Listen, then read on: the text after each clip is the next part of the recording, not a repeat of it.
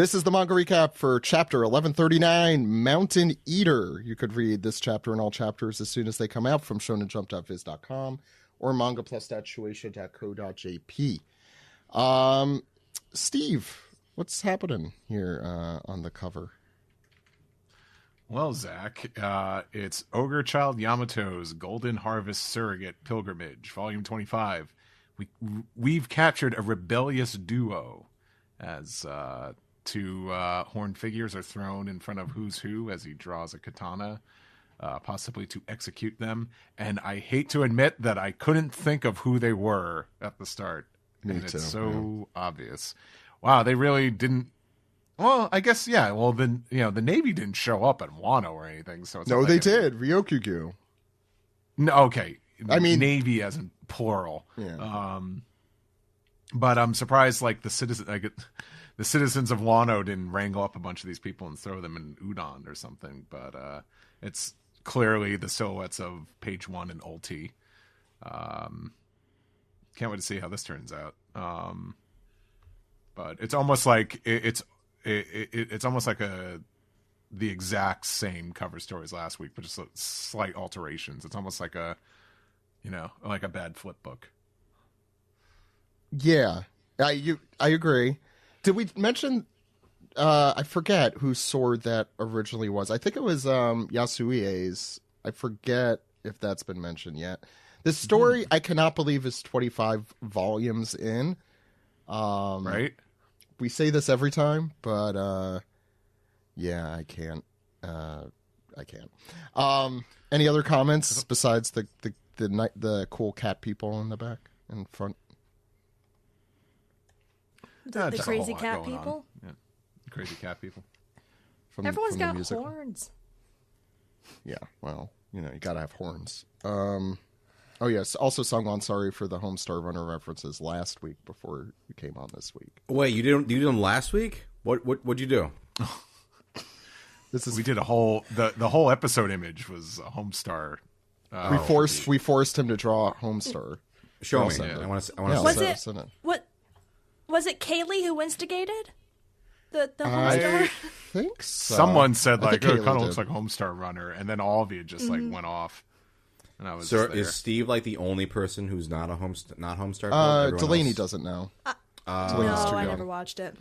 I'm a young'un. I liked it. That's incredible. I think Kaylee said, "Hello, Mr. Emu," or something like that. Yeah, that's about it. Yeah. Wow. And can you name any of these characters, Steve? Oh yeah, now that you've drawn them, I might be able to now. Let me pull the website back up. Yeah. I mean, there's Strong Bad. Sure.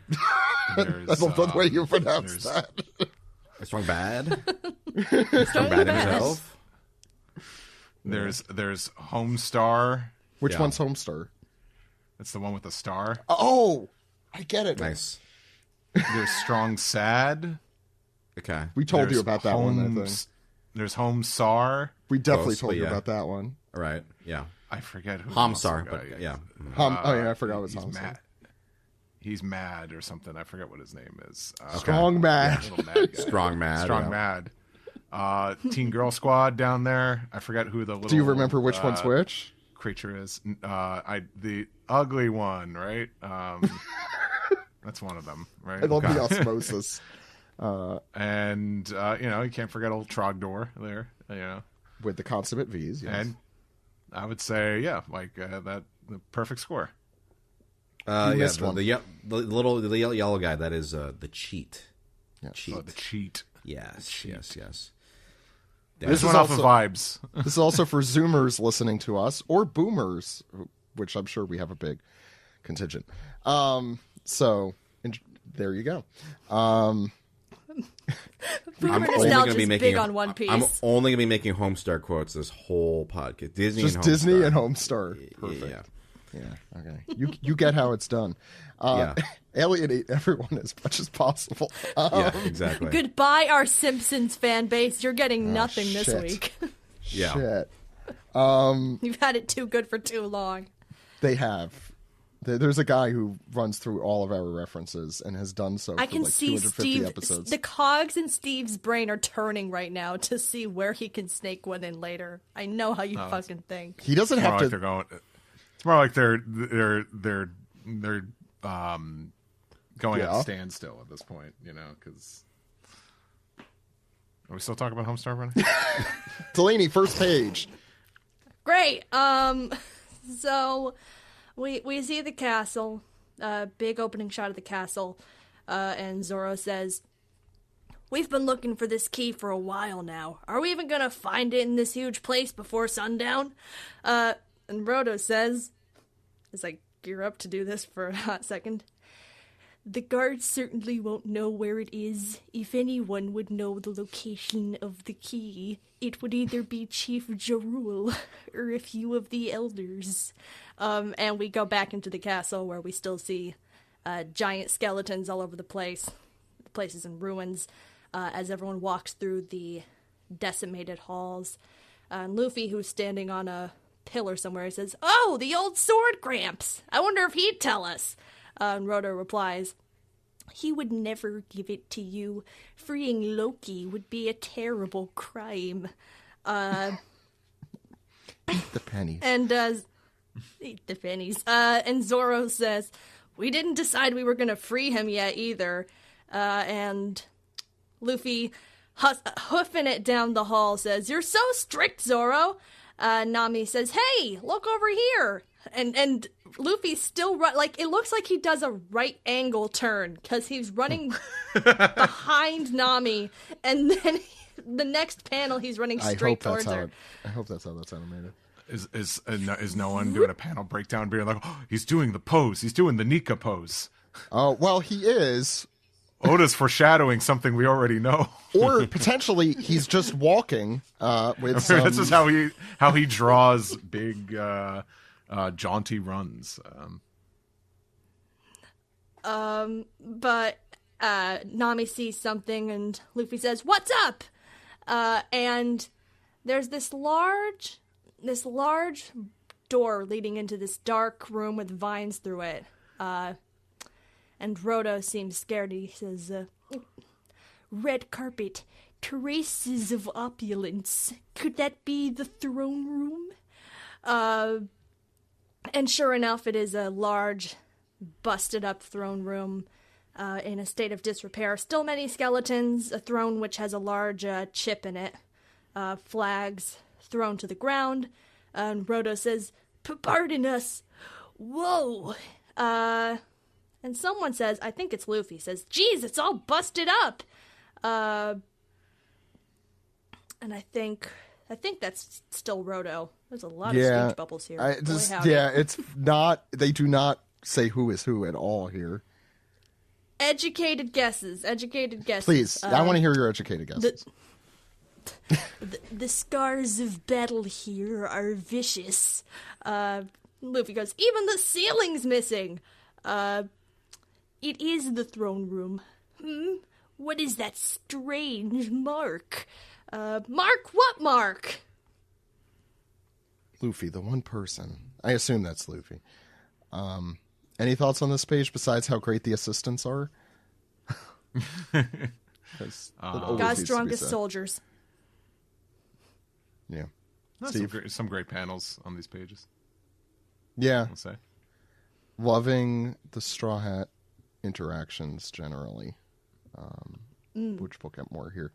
The next page, the original trio here, the East Blue trio, Luffy, Zoro, and Nami, sit atop or on the hands of Roto, as they say, "Oh, you're right. Looks like some sort of magic circle or out of a book or something." Nami says, "Magic what? I know I've seen this somewhere before." And Roto's explanation, I don't think I could do a St. Cloud, but I'll try. "It's the thing they use in the ritual demon summoning in some other country." And everyone's shocked. They call demons? That's what this is for? And I think Roto is saying, "Well, what's this doing in the throne room? That's eerie." And Luffy, forgetting things, says, I feel like I've seen this somewhere. This hellish-looking star. If only I remembered. And meanwhile, and by the way, I think people have noticed that he saw everyone but Saturn, I think, appear back in Egghead through those. And then in the background, Straw Hat Luffy. Everyone's looking around. It's not a PA system. To the Straw Hat Luffy to the principal's office, please. Actually, you know what? It better be a PA system. Straw Hat Luffy, please come to the front of the store. Straw Hat Luffy, your mom's here to pick you up. Please bring you back to the front of the building. There it is. Then Zoro, Nami, and Roto all go, ooh. Someone's in trouble. You know Zoro's smoking a joint in the back. He's not in that classroom. Well, there's a One Piece High School spin-off series, the AU series that's out. Maybe that happens, Delaney. Yeah, maybe he smokes a joint in the bathroom. That's a great A-plot. It actually is. I've been hoping to be stick with it. And Roto's like, rest, spirit of the dead, rest. Thinking that this PA system clearly is a ghost. And I think this is Roto's, or this could be, I don't know. It feels Usoppy, but he's not there. Saying, who is that? Show yourself. Are you a demon? I knew this castle was haunted. But it was Old Man Jenkins the whole time. Well, actually, that's what happens. And they decide that Roto decides that they need to flee too. And Luffy's like, no, don't run. We have to see what this mysterious, scary thing is all about. And here comes an axe. And I'm sorry, and this is all Sungwon and Steve's fault that I got into Zelda. But now I'm just thinking of how the axe is like the weakest thing that you could throw at someone. Like, come on, what is this guy doing? And so anyway, he jumps out. That's the first thing that popped into my head. That's just awful. The stick is the weakest thing you can throw at someone. Or torch. Maybe they throw a torch at them. No, the torch is on fire. No, a torch that's not on fire. Yeah, that's a stick. So a stick then. You could say that. Completely unrelated. The voice you guys are doing for Roto. What is it? What are you saying? Saint Cloud? What is this? Oh, from Venture Brothers. I don't know if that. Not his thing. Yeah, I have not seen it. What's the voice like? Just like very. Give some voice direction. I actually have an authentic prop from Star Chaser, the Legend of It's Krillin. pretty close. Very awkward nerd who's just Yeah. into I like it. pop Yeah. culture, Who's and also very self-centered about his. Yes. Anyway, yeah, Penis. I said penis. I did not get he that gets them far. all. Anyway, he flies out of the way after this giant axe comes at him because he's a giant and it looks like the same size as him. I got so confused by this panel the first time I read it because I thought it was a different character completely. And I kept thinking it was, God, who the hell was the freaking guy from Stampede? Not Douglas Bullitt, but the other guy. There's another guy in Stampede who's original to Stampede. Yeah, the guy who organizes the whole Pirates Festival. The hell's that The guy? top hat guy? No. That movie. He has a silly name that I can't remember at the top of my head. But I just looked at him like, is this a new character or something? I got completely thrown Wait, a off character for a in One Piece had a silly name? Thank you, Delaney. You stole my joke, but yes. Yeah, Steve, please. Oh, take it from here. Yeah, well, Nami's falling. Everyone's falling because Roto got scared, and then we could continue. I got distracted by the axe. But Nami is falling, but Luffy grabbed her out of the air and placed her in Zoro's arms, and somewhere in the distance, Sanji's heart snaps in two. It's always Sanji with you. He senses something, disturbance. Like she just lets out a little woo. Thanks. And Luffy notices a figure off in the distance, sitting on the chair. And I think Rose says, "Forgive me, ultra rare Nami." And she says, "I'm going to smack you." But Luffy notices this human, this former pirate living in Elbaf, and it's the mysterious man wearing the like, I don't want to say straw hat because that gets confused. I forgot the name of this hat here, but like the Casa. The Casa, Mikasa Sukasa. How do you forget Little Oars Jr.? I mean, no, I remember the hat. I just don't know what it's called. But Roto says, it's Sir Ya, but why are you here? And he says, I felt some very abnormal hockey coming from the castle earlier. It seems to have left, but now I find you here instead. And this is, we get an introduction here. This is Mr. Ya. And he's wearing sunglasses. He's got an Aloha shirt here, wearing shorts by the look of it, hairy legs, and just big, they're back. Spiky long hair and a big beard and a knot here. But we got a close up on him, and he says, "I've heard stories about you, Straw Hat Luffy, including that you took care of Kaido. Boy, I'd love to go traveling around Wano again." And then Luffy's like, I could tell. Surya? And Roto's like, he goes by Mr. Ya in Elbaf. And he says, you went by the school, correct? Did you not meet a teacher? It's like, this is Roto saying like, oh, you met Ripley, right? He is her husband. And Luffy's like, oh, so you're the dad of the giant shrimp. And he says, giant shrimp? I guess I am.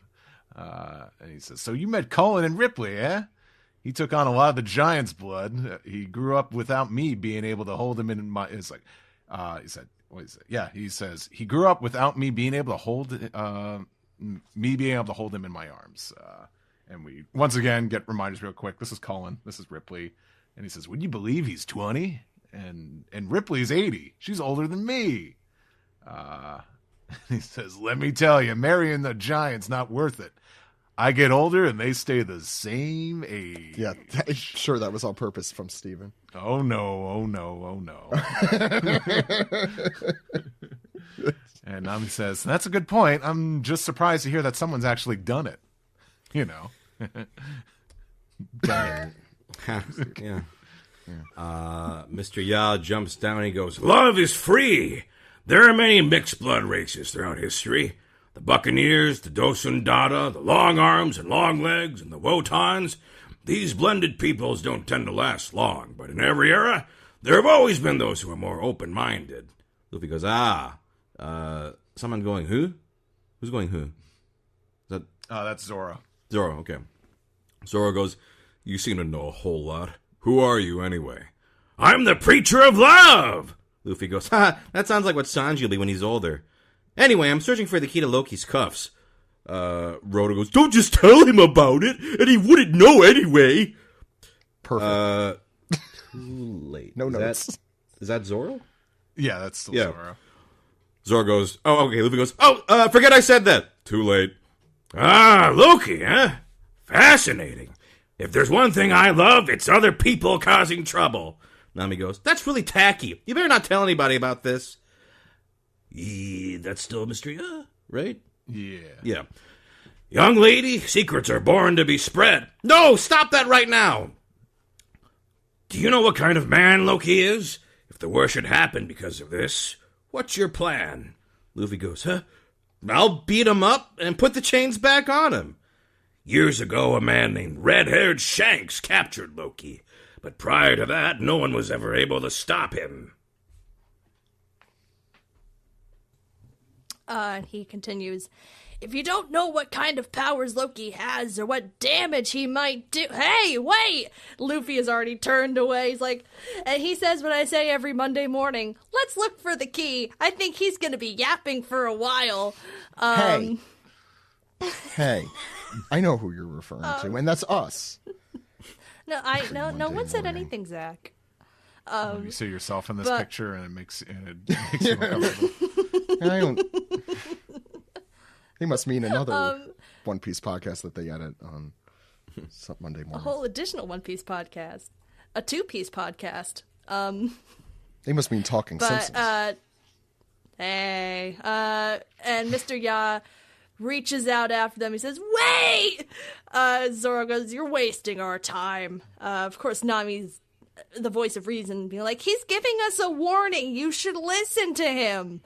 And as they all walk away, Roto says, "I'm sorry, Mr. Ya. They're just..." But Mr. Ya is grinning from ear to ear, and Roto is surprised by this. He goes, "Huh?" And Mr. Ya seems to be remembering, silhouetted Roger? people, I think. Yeah. Silhouetted people. Kind of one of whom silhouetted strongly- people with distinct features. Schmodger, yelling at There you go. two of his crew members. We don't have That's Shanks anymore. That's so now we have Schmaley and Schmaley. Scopper. Schmaley and Schopper. Schmaley and Scopper. And Schmodger's yelling, "I'm schmick of all your schmornings. Are you afraid?" And I think that's Schopper saying, "I didn't say that." And then butting Actually, it's heads my and yelling, schmin and "If you wanna-" schmashmat, actually, is what he would be saying. Yeah, Right? My schmin. Anyway. If you want to schmop me, you'll have to do it by schmores. Then I think also Schmopper yelling, "I'm showing you to be aware of the risks, idiot Roger." And back in the present, he says, "Hey, Roto, go up to the throne and push it." And Roto goes, "Huh?" But before we see what happens, we cut back to the party in Elbath, where someone is saying, Wait, "In they're the in old Pirate Elbath. King..." It's in the town. Back to the party. I'm not giving you the geography. Why not? They're just outside the castle. It's like right there. Because I have free time, Zach. I Oh. don't know. They're in the village. And someone's saying, "In the old Pirate King's crew, there were two others who were especially strong aside from Roger himself." And Usopp says, "Oh yeah? I'm guessing it's Raleigh and someone else?" And one of the giants continues, "That's right. One time Roger the captain needed to rest and heal, so he and the other fellow went to a hospital in the mountains. Unfortunately, it got surrounded by a bunch of enemy pirates, but this fellow went out on his own and took down hundreds of enemies with just his 2 axes." And Usopp screams, "By himself? With 2 axes? But there's more. In the place where he fought, there was only the bald mountainside left behind with not a single tree standing." Usopp screams, "What? That seems a little excessive."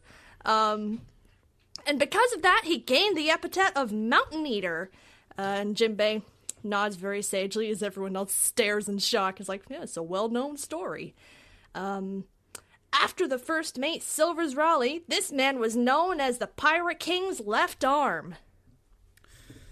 We go back to our Luffy crew. A hidden room? A treasure chamber? Nami goes, I love you, Mr. Ya. Treasure. That's... I need, like, a version of the chapters that just a little... A script. A script of, like... Like a roadmap. Is this Rodo saying Yeah, I this? believe so. Okay. Because Rodo. that's the only person who would... How did you know about this, Sir Ya? Exploring's my thing. Luffy goes, whoa! Nami goes, treasure? A treasure chest room? They're all empty. No, this is Mr. Ya. When it was a treasure room, Nami goes, you lied to me. Hey, don't blame me. It's an abandoned castle. The perfect target for burglars. But look. Is this still him? Oh, a key. No, Or that's is that... Luffy, I think. Okay, Luffy goes, oh, a key. Mr. Ya goes, here's something no burglar would care to take. Luffy goes, yes. Mr. Ya goes, in other words, releasing Loki is something even the wicked dare not do. So, will you still take this key? Luffy goes, huh? Probably Usopp. What? Yes, he's here. He's been living in Elbaf for over 20 years. Really? A legendary figure who stood shoulder to shoulder with Roger and Rayleigh. Then take it from me if you can. The left arm of the Pirate King, Scopper Gaban. To be continued. Scopper. Scopper. Perfect. Yeah. Sungwon, I most like your Chris Sabat impression. Thank you. This is Zoro Yeah. at that point. Yeah, no, I know. Yeah. and the senshi, but with more more texture, aged and aged. Yeah. And party flavor. Barrel aged senshi. Barrel aged Right. senshi. Barrel aged. A spiked age with senshi. Yeah. Now I'm getting hungry. Yeah. We're thirsty. Anyway, thoughts on the chapter. This was a short one. 13 but we had 4 weeks in a row somehow. So yeah. Sungwon, what did you think? It's fun. I think it's kind of lost on me because like you guys are like the One Piece experts. When you saw Mr. Ya, were you like, that's Copper Gaban? Was that like obvious to you? It was to Zach. Well, we've been talking about it a lot. That's the thing. Sure.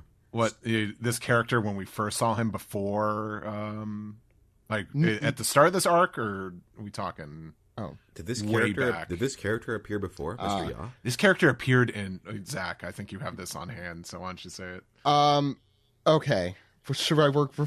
So, this is really a good example, I think, of like a reveal that is really good for the more casual reader. Which I think I may have said. I kind of wish, like, I was in your shoes and a lot of the guest shoes. They get to just read a bunch and then, Right. But when you read week to week and you're forced to really like, And you do a full discussion of it. Yeah. He first shows up. Let me find the chapter number, unless Steve, you have it offhand. It was in the cover story, The Decks of the World, right after the time skip. You see Crocus on twin capes sitting with a mysterious figure. Okay. And that is this guy, because he's literally wearing the same freaking thing. And I think probably just for that purpose. And at that time, I didn't really think it was Scopper Gaban, because for like really old fans before my time, like back in Steven's time and Greg's time, it was Scopper Gaban was like kind of the what do you call it, the everything answer to like your theory, like oh that's who that is. That's who that must be, that mysterious thing. It's Scopper Gaban. Right. Well, because he was named Early. He was named about 13 years ago in like one of the data books. Was he? I thought it was he- before that. I I'm think that's gonna when look he this up. officially got his name, because he appeared like he appears in like Buggy's flashback about getting when he ate the devil fruit. He definitely appears there. Right. I'm talking about this old version of him. So when- It first appears in that cover story arc. But he's also been in Elbaf. He showed up. He was the one who was sitting on the shore saying, what was it again? Like, hurry up already. yeah, something like that. And then my he's problem is I been in the always background. read this in chunks with like, maybe sometimes like weeks or months in between. So sometimes I won't remember these small details. The funny thing is about Scopper Gaban is I don't know if you remember this, Steve. I was at the One Piece Tower in Japan, and there was like art of like Roger's crew or something, and I was just like, who the fuck is this guy? And I like texted you. I was like, Yeah. who the fuck is this? And you're like, oh yeah, that's Scopper Gaban. I'm like, who the fuck is Scopper? Who the fuck's Scopper Gaban? It does We sound all like know that. Scopper Gaban. Yeah, does it's the sound made up. classic. Yeah, Scopper Gaban. I was like, okay, sure, whatever, Steve. If you don't know the answer, you can just tell the truth. Scopper Gaban. Yeah, I was like looking around the room. Just like, Chopper. You saw a chopper figure, and you're like, Scopper. And then you saw like Saban's Power Rangers figures or something. Yeah. Gaban. So, Steve, I want to say you were right that his name was first revealed, according to One Piece Wiki, in 2012 in One Piece Blue Deep, which was the last, like, I think that was the last, like, real the data book. what like really kind of first drew attention to this character was he had like a line in like chapter 0, episode 0. I think he And had a then, line like- in Bucky's flashback or something. He was there. He's definitely in it. And then like nothing for a while, and then he kind of was like prominently in the Odin flashback with like Sure. the Roger Pirates. Right, He right. was pretty, like prominent in there. So and I think even before that, people were like thinking like this guy's got to be something, right? He's going to be big. And Well, the reasoning, and I think it's reasonable, is you have gold, silver, and he's copper, and that, I think, naming convention. I didn't even think of that. Wow, I didn't think about that. Shit, that's pretty cool. And Stephen, the translator, would also like to mention that the Ya comes from, because his name in Japanese is, I think, Gyaban, like Gya, which I wouldn't have gotten. I was thinking that the Sir Ya was good, though, because that was probably Yasan, and so it probably said something like that. So it kind of has the same sound. Okay. But, yeah, yeah. And his laugh also kind of, I guess, might be his name, because it's the Ga Ha Ha. Although Ga Ba Ba is already Dory? Brogy? One of them? Isn't that Ga Ba Ba Ba? Steve, you're the laughing expert. Sorry, Sung Won, go ahead.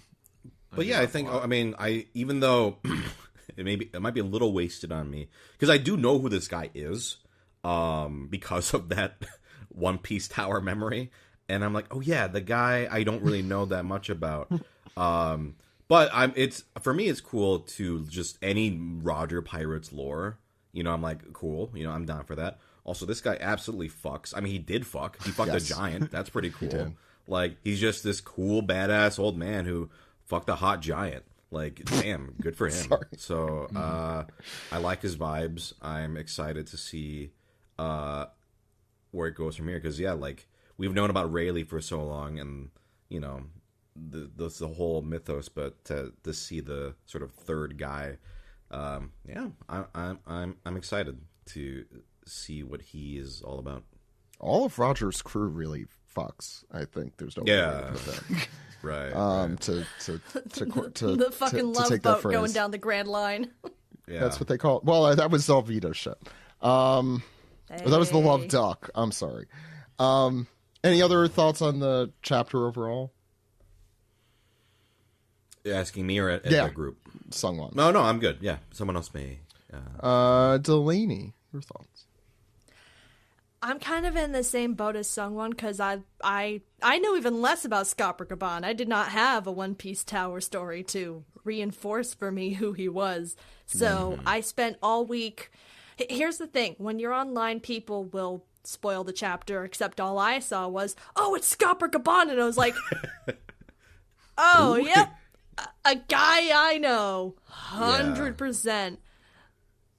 Totally know this one. And I here's the thing, I love him to bits. Part of me in the back of my head, and this is what a fucking new head I am, is that I was like, man, it would be cool if it was Shiki, just because Shiki is someone I know. Like, someone who I'm aware of as a character in this world and looks like that. That being said, I love the shit out of this crazy old man who introduces himself as the preacher of love. Like the love guru. Let's not go that far. With his... to my timely 2007 reference for in the mid-aughts today. Yeah. Mid-aughts. And the rest of it, the rest of it's quite quiet, but obviously the big hit is this old guy who did fuck a giant woman and just seems like a cool party dude. Also, to answer the question that we posited at the beginning of this podcast, and I have now solved, Roger Lumiere, Rayleigh, Mrs. Potts, and I guess now Scalper Caban is Cogsworth, because they're bitching at each other in the flashback, from the look of it. Whoa, that's an interesting... I don't know Cogsworth. I'm not the expert here. We got 3. I'm picking from 3. No one's Chip here unless there's a... Okay, Steve, Mr. Scott! Is it Skogsworth and Lumi Ray? Yeah. Okay, you're writing that one down. I'm not going to spell that anywhere close to correct. Delaney, any other thoughts? Or castings?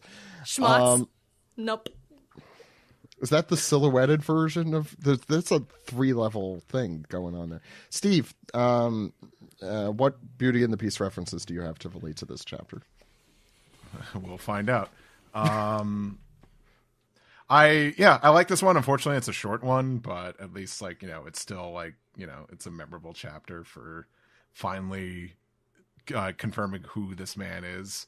I find it funny because even when I saw the box that said Mr. Ya, and I'm like, oh, he's still not committing yet. And then by the end of the chapter, it's just like, it's him. It's Gopher Gaban.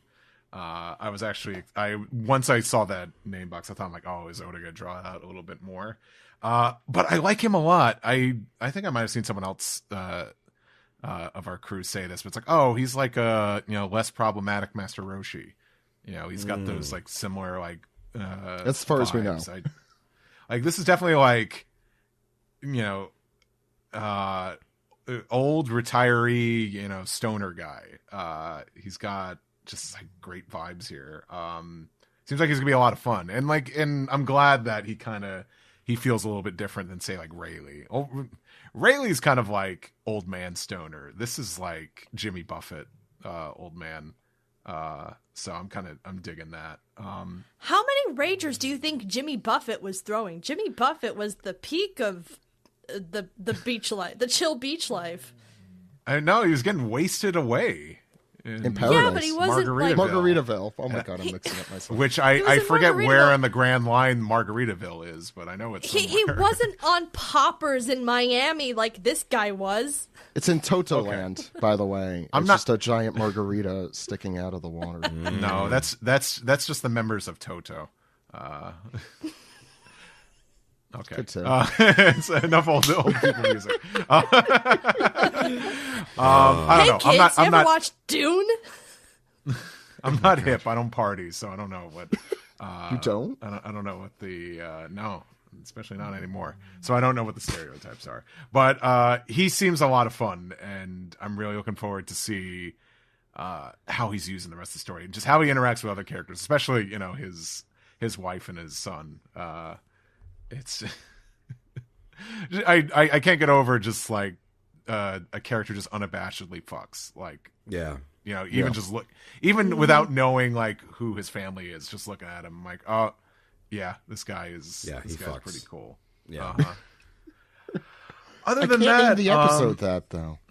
Yeah. No, too bad. How right it's cool. He's just like, hey, mixed blood races, hey, let's all, love each other. Like, that's cool. Yeah. I'm a fake One Piece fan, though, and I don't know what are the Dosun Dada and the Wotans. So can we talk about that? Sure. I know why I'm phrasing it like that. Okay, so the Buccaneers are... So I was going to say I was going to come in and do all the things that the audience listening is yelling at us to talk about. Sure. Because I could hear it from the future. It's just... Anyway, Buccaneers are Kuma's race, the now extinct or nearly extinct race. Okay. There was no indication they were of quote-unquote mixed blood until this. Long arms and long legs similarly... Wotans, I remember them. Yeah, Wotans we've never heard. We have a new one. Oh, we have. I'm pretty sure. Do you remember Big Pan, Big Bun from the Foxy Pirates? Oh, he was. Oh, that's the combo of a giant and a mermaid. A giant and a fishman. Yeah, that's a Wotan. Oh, okay. I'm gonna verify that real quick, but you're right. Yeah. You're right. Mm-hmm. Okay. Apologies. See. And Davy back fight, super important. Davy back fight, we all agree. Is agree. Amazing. Yeah. I do want to note, who was it on our? This came from. I think Reverse Eye Patch noted that the Dosun Dada might be a combination of. I think like a giant and a Tontada or something like that, or a human and a Tontada, because not just the way it's said. Well, yeah, don't think too much. Dosun, this Wisdom Pythagoras apparently on our. I need to give credit because this was not me. Dosun, the sound of like a big thud, and Dada could just be a different way of saying Tada, like Tontada, maybe. The reason he points this out is that Machweiss, the very memorable character from the Doflamingo family, one who has the exact same power as Ms. Valentine, and has a beaver tail, And the tail thing makes people, it makes it so it's possible maybe they're related to Tontadas, because they also have those. Very memorable trait of the Tontadas that I always forget about. Or it's just some mysterious new thing that Oda just threw in there with no explanation, which is totally possible. I don't, like, Steve, unless you remember someone from the Davy Back fights who I'm forgetting. No, that one is that one is new for me. So I feel like it's gotta be one that maybe we just aren't. Yeah, because it feels weird for it to be the only one that is a new one. You know what I'm saying? If the other 4 are all established ones, maybe it is just like a different naming convention kind of thing. I don't know. Or, yeah, maybe he called it some, or maybe it's probably something we have seen before, but don't know the name. We don't know. Yeah, we didn't know we don't there know was a for name sure. for it. Yeah. Yeah. Checking what the fan wiki says, and I think they say the first time it's mentioned is by Gabon here. So You're right. Again, I mean, the wiki has some accuracy. I don't know if it's like your wiki, but the One Piece wiki. Anyway, yeah, I don't know what to. It's a weird time and place to throw that in, but I get it. I mean, he's talking about, whatever. I like Zoro's reaction there. I don't want to know all this fact stuff, though. What were we talking about? Love is free. The fact that he fucks, and was there anything else? What a great thesis statement for a character where he leaps down from a giant throne. He screams, "I love interracial marriage," and that's his first strong opinion that we get about anything in the entire series. Like, none of this, like, well, what does it mean to be the king of the pirates? It's like, no! This shit's amazing!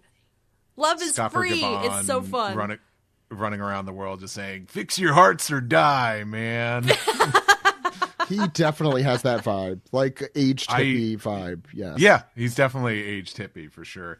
I do want to say, fighting over, like, is this like a trope where it's like, because this feels like this is like very Hunter x Hunter too, with like there's like you gotta. It's like the old man saying you gotta go through me. This feels like such a thing, but like fighting over key. This is so video game. Yeah, this is totally like boss fight to get the last dungeon key. Elbaf is very video game, like the arc. I feel like, I mean, Oda's a gamer. I think I don't know specifically what, but it wouldn't surprise me. A gamer at heart. Yeah, when he's got time. He's got the spirit of a gamer. I mean, we did lead with Legos. We did lead with Legos, and then the Legos came out, and he's very excited about that. Or they're coming out; they were announced. I wonder, because I wonder if it was already a deal. I think the it Legos was were going to happen, or him putting it in the manga. Lego was like, "Hey." I don't think it was the other way around. I reckon they had it locked. I reckon they had just locked. Yeah. So he could They probably just do it signed like it off without worrying scot free and not have to worry about getting sued or something. I don't think Oda even thought about the possibility of getting sued. To be fair, I don't think Oda thinks do you think that. Lego's gonna go after Oda because he put Lego bricks in One Piece manga? No. I don't know how litigious Lego is. They're not Lego. They're Mega Playmobil Blocks or whatever the hell. Yeah. They're doing. Oh, that's true. Yeah, the Mega Blocks. We have those. They're definitely not as good. They're fine. They're Magnetiles are a thing we didn't have as kids that are a lot of fun. Sorry, I'll get back to that later. What other things will fans yell at us for not mentioning? The demon summoning thing. I did want to mention with Steve. Actually, did you have anything else that you wanted to say about the chapter? No, that's about it. You could go ahead. I'll be the exposition guy. The demons thing is always interesting because we've talked about it a bunch a while back. Actually, last week with the mural, the idea that demons and like a hell exist in the One Piece world really took root for the first time in Film Red with that literal demon, top musica. And so this piqued my interest. Of all the things in the chapter that kind of piqued my interest, that, no answers there, but it's interesting, the idea that it comes, that in Elbaf, they think it comes from a foreign country or foreign place, and that it summons demons is interesting, since the 5 elders literally are demons. But we don't really get any answers there, but it definitely raises some interesting new questions. I'm trying to think of what else I will get yelled about for not mentioning. I don't think it sunk in for me until you phrased it like that there is a hell in One Piece. Hell is real in One Piece. Well, and I wasn't processing that when I watched souls are Silver Red. real. Souls are definitely Souls are real. because Brook had that whole thing. I don't know if There hell. is a god. At least he said he was. Usopp? God's on the moon. We've established this. Oh, yeah, there's several gods. Well, yeah, to be fair, we talked about that at ad nauseum last week, but there might be many gods. It's probably not a Christian hell, but it might be a Buddhist hell. I don't know if there's anything super important besides that. It was a very short chapter. I enjoyed it. The Scopper Gaban, I am not so on edge about Scopper Gaban, and I'm almost a little disappointed that was the reveal. I was really hoping specifically the person talking to Crocus was Yorkie. I think that would have been a really fun, who was Brook's original captain who got sick and couldn't go along with them before they died. Because that would be a really fun thing for Brook to find at the end of the Grand Line when he comes back to see Laboon. But I guess. I mean, I don't have a. It's not. I don't think that was just me. Yeah. I don't have a compelling argument to why that's not a great idea. I think seeing Laboon enough is enough. I don't know. I agree. I just was thinking about that. Although you're making me think that maybe Laboon's going to be playing he must be playing an important role in the final stuff because of that. But then again, Oda's Oda, and he can't let go sometimes. No. He loves keeping people alive. So. Well, because then he thinks of a new use for them too. I get it, except for Pell. I don't get that. Never will. Yeah, but the only interesting thing, I guess, is now we have someone who does know what the One Piece is, who's in the room with them, and who knows a lot more about the things to come, which seems increasingly important with the events of last week. Which have been very, we've been into really deep lore, and this is middle surface lore kind of stuff, which is maybe why I'm not as hyped this week about this. I'm not really ever that person, but it was good. I've been enjoying this stuff from Elbaf. Wow, that was eloquently put. Any other thoughts about this thing? Well, yeah. When you put it like that, when you actually take a second and think about it, the implications of this guy being so close to the finish line to the One Piece is kind of zonkers, Well, why did he wait so long to introduce this character, and why in Elbaf did Oda want? Well, but that's what I'm thinking. It's it's so close to the end that it's I'm not this is not chapter speculation. That's not my bag. I don't care. But it just, when you actually process it, especially as someone who did not know who this person was about 5 hours ago, or 5 years it's ago. He is a forgettable name because, because he was just someone kind of mentioned offhandedly, maybe once or twice, and in data books, he's not. I think it's actually probably. I don't think Oda is intending for the reader to be I know who that is, but might have a vague recollection of. It sounds familiar. I saw him at Tokyo Tower, or what. If you saw a silhouette at Tokyo Tower, like, if you know the name, I'm sure this is very rewarding for you. Also, the more we say Scopper Gaban, the more it keeps doing the cycle of, this is a real name that this character has, and this is a fake name, and someone is playing a prank on me. As you said, One Piece Someone is names are lying to never me. silly. They're never silly. That's why Monkey Never, D. ever Luffy is funny. the main character of the series. I mean, do you think the intention of this is that the average reader is supposed to know exactly who this is? I don't No. get that sense. I don't get the think sense so. that it's like, oh, this is a cool. It's more like a rewarding people. If you do know it, you're like, oh, that's cool. But for the average reader like me, you're like, I mean, I knew about this because of that One Piece Tower thing. But if I didn't have that, I would be like Delaney, be like, who the fuck is Scopper Gaban? Like, or I don't. Maybe I wouldn't even. I don't know if I would even react that way. I'd be like, oh, this is a character I've never really heard of before. Okay, it's a new character, you know. But then to kind of have that extra layer of, oh, you know, if you've been paying attention and stuff, then it's like, oh, that's kind of cool in retrospect, right? Like, You're right. But it's like one of those situations where when you know too much about a thing that it like spoils you on it. That's what this kind of feels like to me, because I think it took away the climactic element of it a little, because I was just like, okay, I kind of know this character has been being talked about as the person who's been walking around Elbaf for the last bunch of chapters. Yeah. So, oh, and here he is.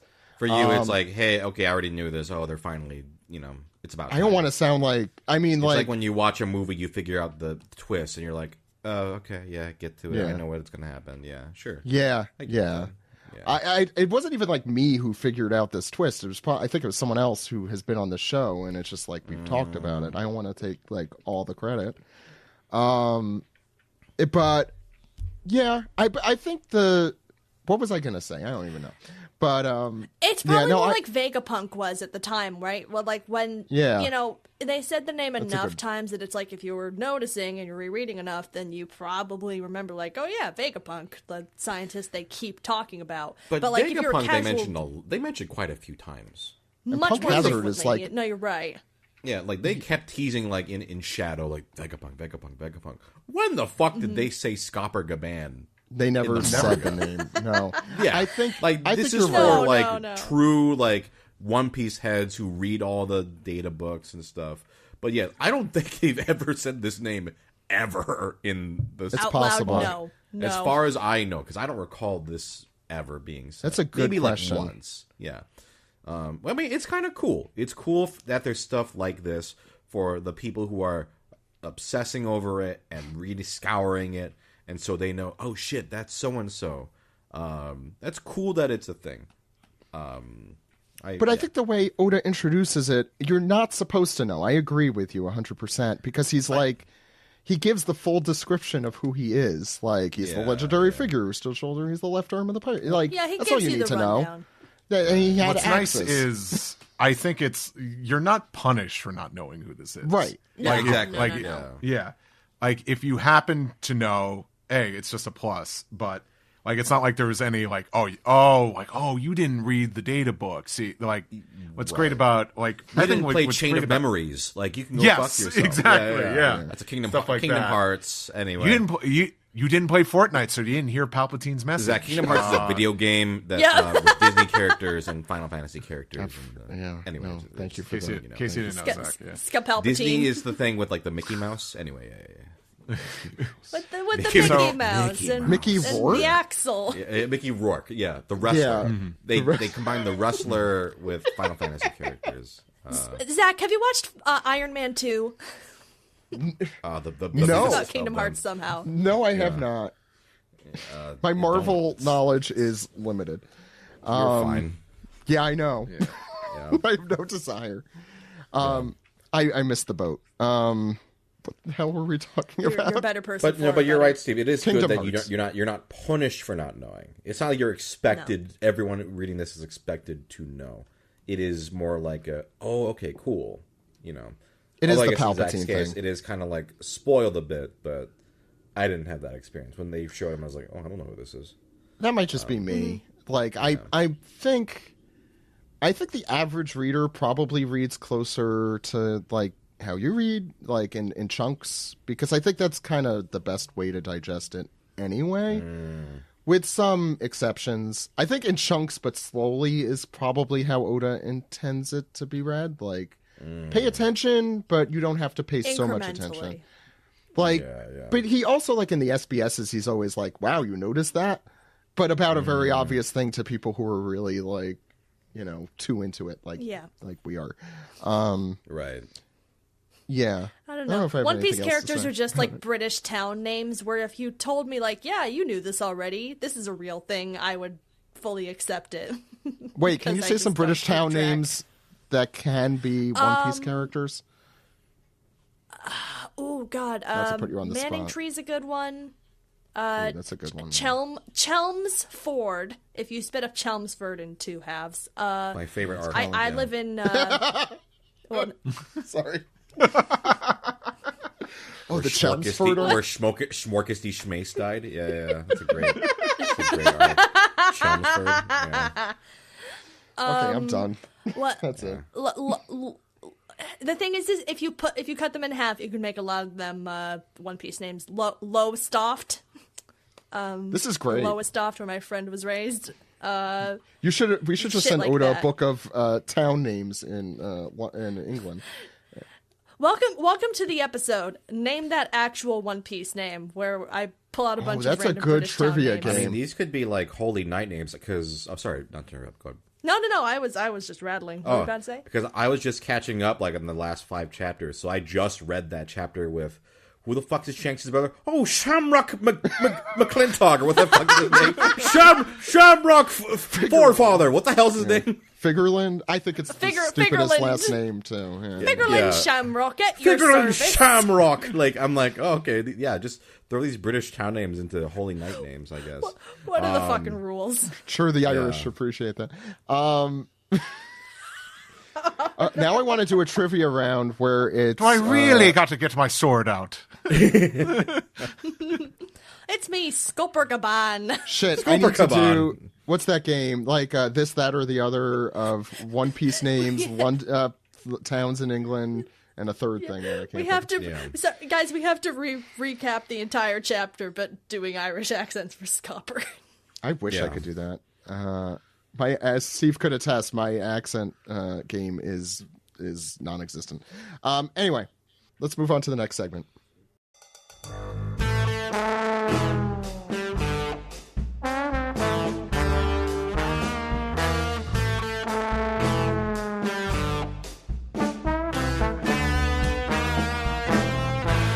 This is the manga recap for chapter 1140, Scopergaban. You can read this chapter and all chapters as soon as they come out from shonenjump.viz.com. mangaplus.shueisha.co.jp is also a place you can find it legally, free, worldwide. Comes out the same exact time as it does in Japan. That's all pretty cool, right?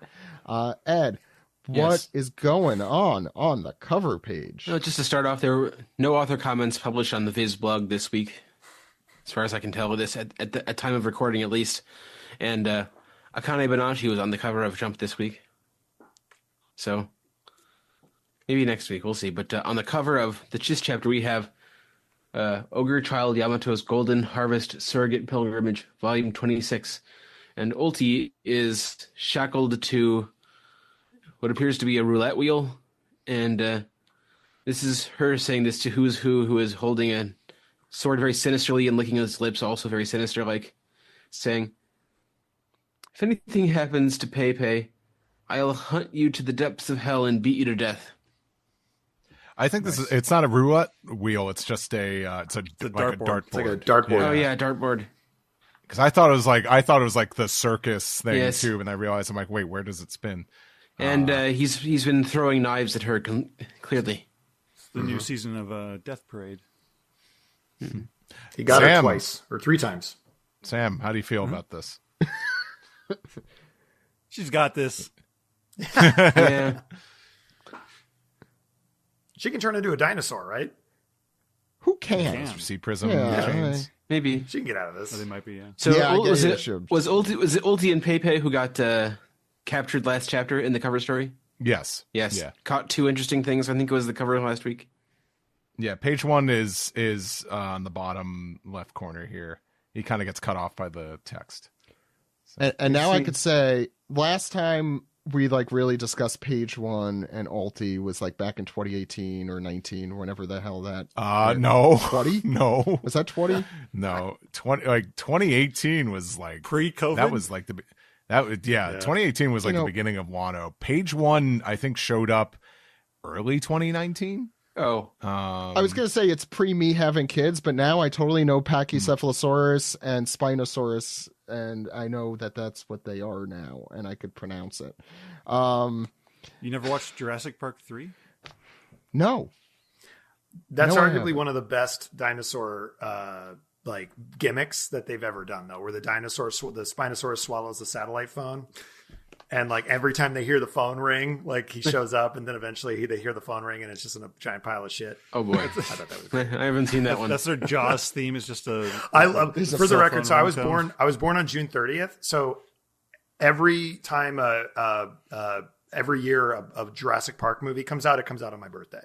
Oh, So that's my tradition. Is whenever there's a Jurassic Park movie, I go. I didn't realize they always come out on June. They always come out like right on that weekend, that 4th of July weekend. I mean that makes sense Yeah. because it's like Isn't that wild? it's a that's the blockbuster weekend. I haven't seen any of the Jurassic World movies either. Any thoughts on this cover from anyone else besides Sam? Since I know Sam's opinions. I want to see Ulti beat up Who's Who. I want to see everyone beat up Who's Who. I'm still disappointed that Who's Who has his fingers aren't still broken. Yeah. Yeah, I wish. Do we Truly know where- wish that's. Yeah. Do we know where Yamato went at this point? I assume he's watching it. Hanging around in I the forget background with Tama, Yeah, Or they're looking in the unclear. lurking in the window. Yeah. That's what I'm interested in. Is when he's Yamato? going to show up and kick ass. It's the tradition of cover page stories to not feature the cover page protagonist all that much. Yeah. So the Right. Germa 666 one recently is a really good example of that. Any other thoughts? All the cat folks in the background. Any other? We're good. What? You sure? They Yes. look awesome. They Wow. look very Okay, cool with Ed. their little cat hats. Please Okay. get us away from the cat So den. still in the treasure chamber, Luffy is saying, "How come we have to take the key from you? Just give it." And Rodo over on the side is like, "Sir Ya, what is the meaning of this? What's wrong?" "Can't do it," Gaban says, and he's laughing. He's having a little fun with these kids. And Luffy charges in. "Okay, that's it." And then we have somebody remembering, I guess this is Zoro remembering Colin saying, "My dad used to be a pirate. He can even hold his own against Elbaf warriors." And Zoro's like, dot, dot, dot. Zoro thinks Serious look on his face.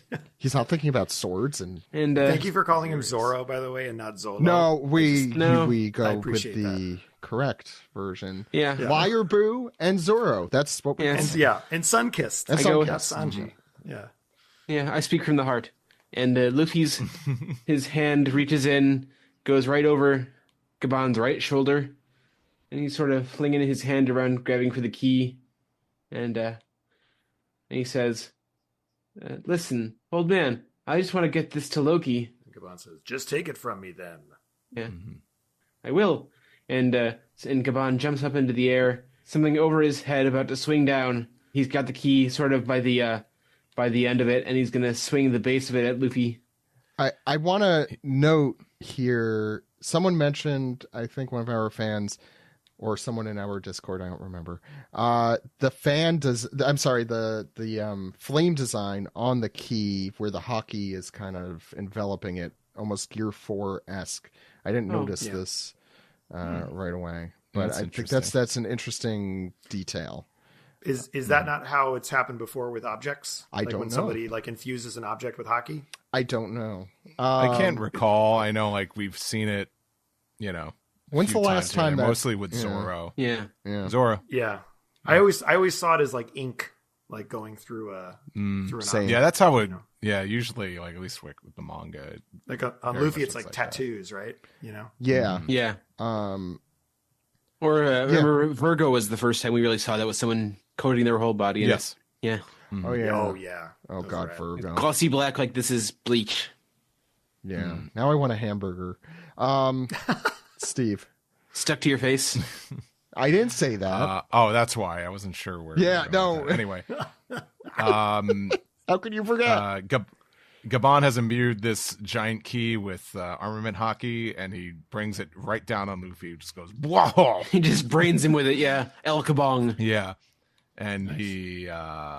He twirls back in the air, and Roto here is like, "Wait, Surya!" And Nami with this big expression here. She's like, "Are you kidding me, Luffy?" Really like this, like really like just that elongated mouth is really pushing her. Like, seriously, come on. You're getting your ass kicked by this random old guy. Like, what are you doing here? You're an emperor. And Luffy storms out of the rubble here. He's pissed, and Gabon, who's still jumping back, he says, it's like, that's a nifty straw hat you got there. He's like, it'd look better on you than a helmet, I bet. And Luffy, who's doing like a gum Gatling, but just more like a gum grappling or something like that. Just a bunch of hands. That's a pretty good one. As Gabon, and not my best, but Gabon is dodging. He says like, yeah, because it's the treasure I'm holding for Shanks. Now give me that key. And Gabon retorts like, you're only holding it. He didn't give it to you, the cheapskate. And Luffy says, no, dummy. That's not what it means. Yeah. Don't call Shanks a cheapskate. You have no idea about him. Yes. You know? Don't insult Shanks. I guess all scoppers are bastards. Not the best. But Gabon laughs, and he sticks the key right into Luffy's mouth, stretching out his face. I will steal one from J. Moray Eel from our Discord here. It says, Luffy's mouth can be used as a lock tool. Uh-oh. I thought it was funny. Yeah. And Gabon, sends that key right to Luffy's mouth, stretching out his face, and he just says, you like to talk, boy. These are the panels that I appreciate the most, by the way, in One Piece, where it's Agreed. like, they just go full Tom and Jerry. Yes. Oh, yeah. Just, get silly. You seen that the anime episode where the giant lady, the filler episode where the giant lady goes into Luffy's body about that? and gigantifies him? She's wearing like a skin suit. Oh, it's like your favorite thing to talk about. I do remember that. That was, but that wasn't an. That was either. I think that was film said filler.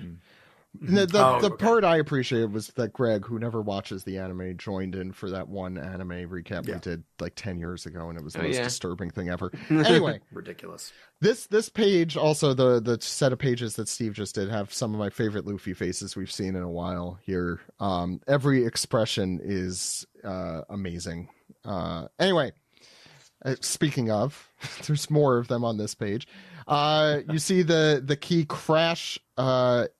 I guess Luffy with the key in his mouth crashing. You see his little legs sticking out from underneath the key, as you see Scopper Gabon now wielding something else in each hand. Don't know where he got those, but Zoro notices he has 2 axes in either hand, perhaps from the cover of volume 111. Very similar. Yeah. And what a cool and fun panel this is, as he gets them ready in place. And Yaso Takeru is the attack name. I wonder if that's why they call him Mr. Ya.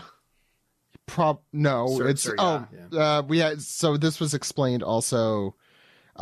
It's because in Stephen explained it, I'm sorry, I think a few weeks ago. It's because his name in Japanese is Gyaban. So there's the ya in it. Okay. But this might be related to that. Not dismissing that entirely. Anyway, what a Luffy face. What a freaking... Can I say something though? When I read this earlier, I was actually kind of surprised with that face, because I was like, that's the most off-model Luffy face I think I've ever seen in the comics. Luffy's face is now with Gear 5 regularly off-model. I know, but this is like almost like, I don't know, there's something about it where I was like, I looked at it going like, I don't feel like I've ever seen that particular expression before. But maybe you're talking. Maybe it was the Popeye discussion, but I feel like this does look like Fleischer cartoon era. He's like, in despair. And doll. He's in early despair. Tezuka. Yeah, it could I be think that it's just too. the size of the eyes and the proximity. Like, there's just something about it that just I feel is just different. But I mean, again, not bad. Just I was very It almost looks like he doesn't have a nose. Yeah, I was surprised by this, and I was like, that's an interesting panel. It is a very interesting panel. It's funny and weird. I don't know what. It's a Looney compelled Tunes it. face. Yeah. Anyway, here comes Scopper with the axes. Zoro with his, let's just say, very cool goggles, says, "Look out, Luffy!" And wow, this is nuts. You get a ka-ba-ba-ba-ba-bam as the sound effect to Scopper's attack, which slices everything in the vicinity. Zoro blocking this from actually hitting Luffy, potentially. And what happens next, Ed? Well, the whatever tower they're in at the castle is severed and starts to fall. And Roto is aghast. Just a look of horror on his face. Oh, yeah, Nami also with a horrified look on her face next to Roto there. And Gaban is like, he's got a good crew. And Zoro sort of smirks. He's like, yeah, that's me. So Luffy poofs into Gear 5 form. And Gaban's like, indeed, all in white. So it seems like he was expecting something. Can I also say what I love about One Piece is just how, like, when people age in One Piece, they seem to just keep getting stronger and cooler. Like, they don't get weak ever. It's like you see Garp and you're like, oh my god, like like he's like 100. But everyone's always mentioning like, oh, they're past their prime. It's not their golden days. Yeah, okay. It's not as strong as it used to be, Yeah, but then like they're still like just doesn't seem to work that way. Like Rayleigh and Whitebeard, yeah. So yeah, the rubble starts to fall out of the tree. Down all the way to the underworld. It crashes down there. And Zoro's like, you're gonna get it now. And Gaban rightly says, I yield. I relent. What Yes. was it? I don't even remember what I did want to note that it's especially interesting that Luffy has horns. Like he fused the helmet into his head. Oh yeah, cool. On both of these. And I think this might be the first time he is not wearing the traditional Luffy outfit in Gear 5, which had always been something that annoyed me because it's like the Superman just the Hulk clothes. clothes. Well, he had the Hulk clothes. Yeah, how did he? But here he's actually wearing his. Looks like at least most of his outfit here still. Sorry, Matt. What were you going to say? You can see on 8. He's still got the buckles from the Viking outfit and the loincloth. So I guess it's just whatever he's wearing sort of fuses into his body. Except he's not. Yeah, was he wearing a shirt before? Oh no, he wasn't. No. Okay, of course not. Sam. We turn the page, and Zoro's like yelling, "Stop playing games with this old man!" And Gaban's just like, "Yeah, don't get bent out of shape. It's just a joke." And Luffy says, "You can't pass this off as a joke after you tried to kill us." Come on, old man. How many times do we have to teach you this lesson? And Gaban's like, "Well, are you dead or not?" The key you're after is in your possession. And then Luffy looks over his shoulder and sees, yep, the key is on their side of the battlefield here. And Roto says, "Ultra rare Luffy, if you didn't know, this man is." And Gaban just kind of interrupts him, like, "Oh, don't get ahead of yourself, Roto. If Elbaf is still intact by the time you're leaving this island, come and see me again." And he's like, look, giving them one last look as he's picking up his clothes and heading out. And Roto, or one of the guys is saying, Luffy, I think. "Why would we do that? I never want to see you again." "Yeah, you idiot. Thanks for taking us to the key, though. We'll never meet again." And Gaban's having a memory of meeting up with Shanks. Probably recently, because Shanks was just there, and Gaban looks the same age. Yeah, it's adult Shanks, it's old Gaban. Or present day Gaban. Present Gaban day says, everyone. Yeah. Yesterday, Gabon. Wait, Yeah, Shanks, that's what better. makes you think I'm going to trust this guy? And then you got Shanks laughing that off like, haha, good point. Do with him as he will, Gabon. And then we're back at the library. Back to the children. Kids are going, teacher, teacher, teacher, teacher. Look. And what's this teacher's name again? Did she have a name? Ripley. She does. No, No? that's not Ripley. Oh. I'll find it for you. Liar Boo. No, just kidding. Liar Boo, that's it. The kids are pointing up at the sky. Look, it's a bird. It's a plane. It's Superman. It's bird. So you see birds all the time. Bird is the word. It's a weird bird. It's a mystery bird. But the teacher doesn't see what they're seeing. She's just looking at the empty sky, asking, where are you seeing a bird? Matt? So then we find ourselves in the sun world, and we see that it is the arrow bird. And now you're gonna have to help me with their names because they're new, but it's They the are. arrow. Yeah. This is the real lady. test. That's Kunko. Yeah. Kunko, who made that. And someone saying they even have a school served up to us on a silver platter. And then she says, I'll make the call. And then she summons the, and then Shanks' twin brother, right? Whose name is, what's his name Shamrock. again? I'm sorry. Shamrock. Shamrock. Yes. I should know that. And he says, go ahead. And then she basically summons like a demon circle. Uncle Shanksy. Which by the way, I thought was somebody's devil fruit. So this is the first time I feel like we've seen somebody conjure it just randomly, right? We haven't. Yeah. I mean, we didn't. We've seen it. I've seen with it a lot here, of different characters. But we haven't seen somebody else do it. And We haven't actually seen someone make do it. Because I assumed it was is who's the sitting in the Emu? throne? It's Emu? Emu. Yeah. I thought that was her power or his power. Whoever. I don't know. person Let's is. do her. But if it's but apparently I guess maybe it's just like their version of a cell phone or something. No, yeah, this is the first time we're actually seeing someone place one. Conjure, which is cool. We've So seen, that means this is their thing. Yeah. Like So then there's piece a of big technology or something. crackle of black lightning, and then two smoky figures appear, and you see like the energy from it, and smoke comes out, and then a shadowy figure says, "All right, fine, I'm willing to go. Just give me a minute." And then there's another very odd looking figure that looks like it might have a bubble dome on it, saying, "Where are we leaving from? Where's the abyss?" And as the electricity crackles. Steve. and we go this spread here, and a close up of this first figure, an older man in glasses, and he says, "I mean, aren't we supposed to get some time to change at least?"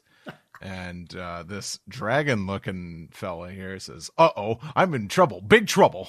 And then we go back to this old man and says, "Can we have an hour? What happens with the other thing? You know, the food situation? We're not letting God starve, are we?" It's like, hello? Weird, the signal's not working. And this first guy here who is didn't get dressed for work today. It's Holy Night. It's a Holy Night from the Shepherd family. This is Saint Somers. So he's related to Jupiter. Yeah, so potentially. Oh. Yeah, I didn't get that right away either. Because he was Shepherd Jupiter. Yeah. Oh, yeah. Interesting. And then this weird fella, another Holy Knight from the Remo Shifu family. That we this don't is, know. Saint Killingham. Hell yeah. What a name. He says, "I'm late. I'm very late. I was half she- asleep. Where am I supposed to go again? And where am I supposed to go again?" See, that's me. And what were you going to say, Matt? Is Shifu? Isn't no? It's Shenron. Never mind. I'm thinking like the name of the dragon from Dragon Ball. Yeah. Yeah. But Shenlong, no, Shenron. Yeah. I feel like the name Shifu we've heard before though. Possible. I haven't actually. I Then- should have probably done more research on this, but Then Gunko here is blushing, kind of looking to the side. And we see her and Shamrock looking at Somers and Killingham. And Somers says, "What is it, Gunko? Are you in my house? Why are you in my house? Why are you in my house?" Hey, that rug really tied the room together. He sees Shamrock too, and both Killingham and Summers go, huh? That is such... We're in Elbaf? Sorry.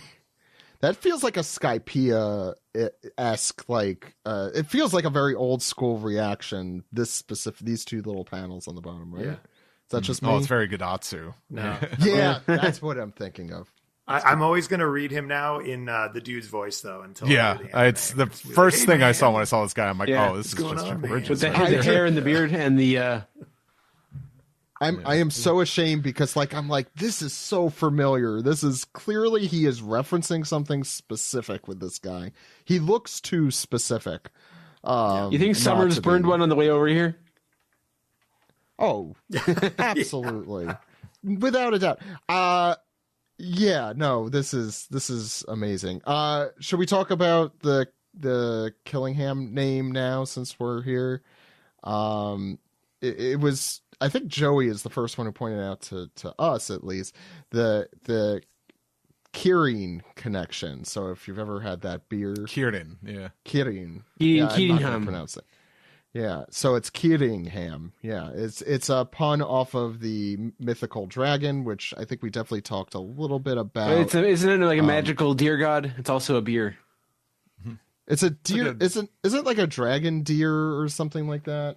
It's like a unicorn in Final Fantasy. I thought you said we were having beer. No, I said Killingham. Yes, that's exactly. I said dragon deer. So that's interesting, and we'll talk about probably a little more at the end. But just pointing out that connection before. Yeah, they don't seem very happy to fans. be in Elbaf. Well, they weren't expecting it. Yeah. I'm not even supposed to be here today. Yeah. This is like, if there was like a Zoom meeting and I was working from home and then all of a sudden you just like transported me to work. Yeah. Oh my God, it is a Zoom call. I'd say I don't like that's that's pretty close to like how I dress when I work at home. It is how, yeah. Who needs basically. pants? No, exactly. Who needs pants on Zoom? Oh, I wanted to note though, he's not. He has no pants and really no shirt, but he does have his cool robe on. Yes. On the back. It looks like he's wearing swim trunks, I think. No, I think those are look like boxers. boxers. Yes. Those are boxers. Right. And he has little hearts on them, so boxers. And he's not hanging brain, so he's not freewelling it at least. Well, thank Yes. Thank you, Ed, for putting that. God. Yeah. He came with furniture too. He's got a chair and a chest. It looks like. Yeah, he was like starting to pack and then didn't really finish. Yeah, we're getting to that next page, 16. Who's got that one? Yeah. So on the next page, we see we see Saint Summers pulling Mark up Summers. Stephen Summers, the director of The Mummy? No. Any Host of Double Dare. other references? Any other references? here? I love the Double Dare reference. by Yes, the way. we all appreciated the Double Dare reference. Double Dare 2000 or Double Dare the original? Anyway, OG. yeah. Putting his pants on now is like, who grabs my entire room, sofa included? I mean, really? Stephen definitely. Honestly, now. I hear Stephen translating that specific. Niles, this is the worst portal you've ever conjured. Meanwhile, God, with this, so Killingham, interesting here in just that he walks like a man, with a interesting, cool looking trident, that's all askew, but he has the head of a Kirin. It's just a very weird, disturbing looking image there. He has if we haven't noted, he has the bubble around his head. So this is the land of the giants. It's huge. Very surprising that the land of the giants would be large. And Shamrock knows, who the hell are you? No, we only needed one here. Why are there two? And Killingham says, because you're going back, Commander. Shamrock responds, I am. Orders from above is the response here. I guess Mark Summers got filled in here The dude, Mark Summers. This is getting it's a hat on a hat here. So that's the deal, and assuming that Shamrock filled him in with whatever we also don't really know, and says that the situation in the Holy Land is getting rather dire. Everything's gone wrong since the Reverie for some reason, so your presence would really benefit us there. A nice. It's good to hear that things are going badly in the Holy Land, you know? Yeah, well, not to them. Fuck them. Couldn't happen to nicer people. Yeah. Couldn't happen to nicer people. Yeah, exactly. Couldn't have happened to a bigger sack of crap. And Summer, well, all of them collectively. Saint Summer says, so what's the situation? What's the mission? What are you doing here in an unaffiliated country? What are you paying a visit to Harold's grave? Get to that later. Saint, put a pin in that. Saint Summers now is dressed, and he looks fancy now. Thank God. Still with the dude vibe. With his thigh-high boots. They have that. That's just, I think, the Holy Knight. I like that he has medals on his frickin' boots and thigh. Gotta have medals. What is this, North Korea? And also, yes. Also, the rose thorn hilt. Not hilt. What do you call that? Pommel. Whatever it's called. Oh, there you go. Saying, okay, I got it. I understand. You want us just to kidnap some kids, take them to the Holy Land, but they're a little big to stuff into sacks. Let's get Candlejack on this one. He's got a big enough sack for all those kids. Scream. Don't say his name. Killingham is despondent because they can't travel through the Abyss. It's our first time getting a name for that. The Abyss pentagrams. There you go. So that means we'll have to sail back. Boo, boring. Yes. They don't have the mark of the beast on them or whatever. Yeah, that's like your JR pass and travel the Abyss. Yes, the JR pass is just like the pentagrams that these. Anyway, and Gunko is seemingly angry that I guess the formalities have been swept aside for Killingham here, and Shamrock's like, look, with your powers, you could make it into a game. A squid game. I'm sorry, it's just a full circle there. That's the end of the chapter. The big cliffhanger is that we're also back next week with another chapter. All right. Matt, first thoughts. What were your thoughts on the chapter overall? Well, first of all, I forgot that, now I remember that Luffy doesn't know who Gabon is, right? Yeah. So I think that's kind of cool that Gabon's just sort of testing him just to make sure he's worthy of doing whatever he's about to do. Gold, silver, copper. Probably going to cause some chaos. I love that. Mm-hmm. I really like seeing. I love when they sort of peel back the layers a little bit when it comes to the world government. So like the Abyss pentagrams, we have a name now. We know that it's not from a devil fruit because I didn't know. I thought maybe somebody was sending them, like they had an operator, but it seems like anyone can summon them, which is very interesting. Because that would basically make the assumption that they have black magic in this universe. But dark magic, work sucks no matter where you are. Yeah, yeah. And I really like this Killingham character because I always like when they introduce a weird non-human, and it's always that sort of question of: is it a human that ate his own? Or is it just a dragon person, another dragon like hybrid human character? So those are my takeaways. I think it's really cool. But now we also know what their mission is, which is to kidnap children, giant children. Boo. Which is bad. Kidnapping children is bad, people. Even giant children. Even giant children. Especially giant children. Sam, your thoughts on the chapter?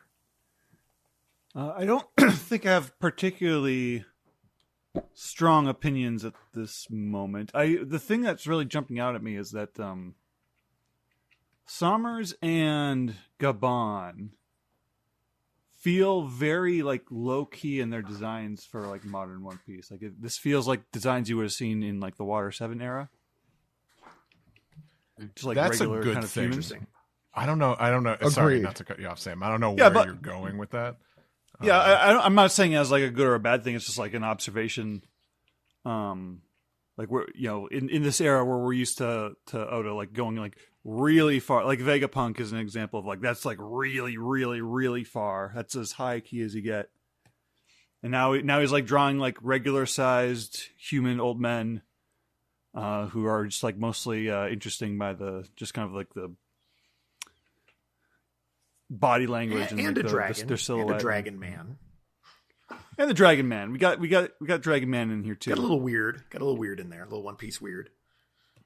But yeah, I wonder how much of that is just like reining it in a little bit, or are these like maybe designs that have been cooking for a while because they're related to something else? Yeah, because Gabon, at least, he was initially drawn, God, at this point, 15 years ago. Didn't he used to have black hair? Yes, he was young once. I think I tend to think like less is more sometimes, especially with designs, because Oda has definitely over the years really piled on some details here. So I think that this is like, this is a great balance here. But they're two old men, and then here's this big dragon guy with like a mane of like flames by the looks of it. Should also mention that, and a gas mask. But, yeah. So for every like old man who's just like, chill, then you get, crazy stuff like Killingham over here. Which he like also looks Summers like he just has feels that, like. I'm sorry. Oh no, I was just going to say Killingham also seems to have that smoke kind of crest or wreath. That's or what I was going to whatever. say. Yeah. Like the Awakening. Which usually so it could be a zone or just Yeah. so who knows? Yeah. That's my guess. I feel like that's a strong assumption to make. Yeah, Summers just like feels like so like directly. This is just some like one-off character that CP9 would have been reporting to over the phone or something. Yeah, like it's almost uncanny how not modern One Piece it feels.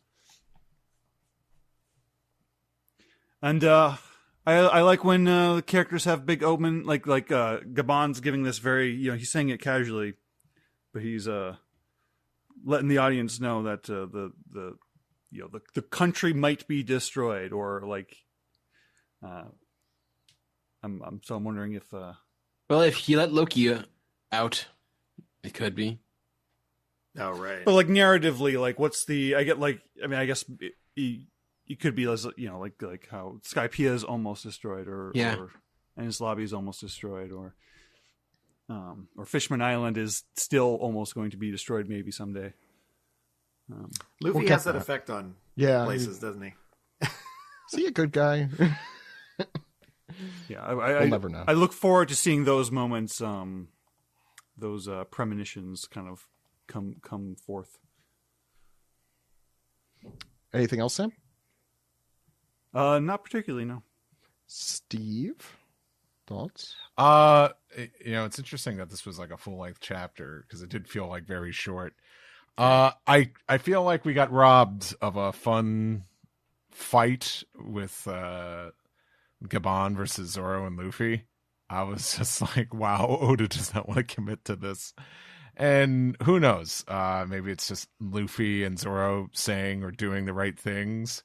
Or maybe just Oda doesn't want to like spend his time doing these things anymore. I think he sees what the anime does. Like, cool, let them drag this out for 20 minutes. Like, I don't want to do it.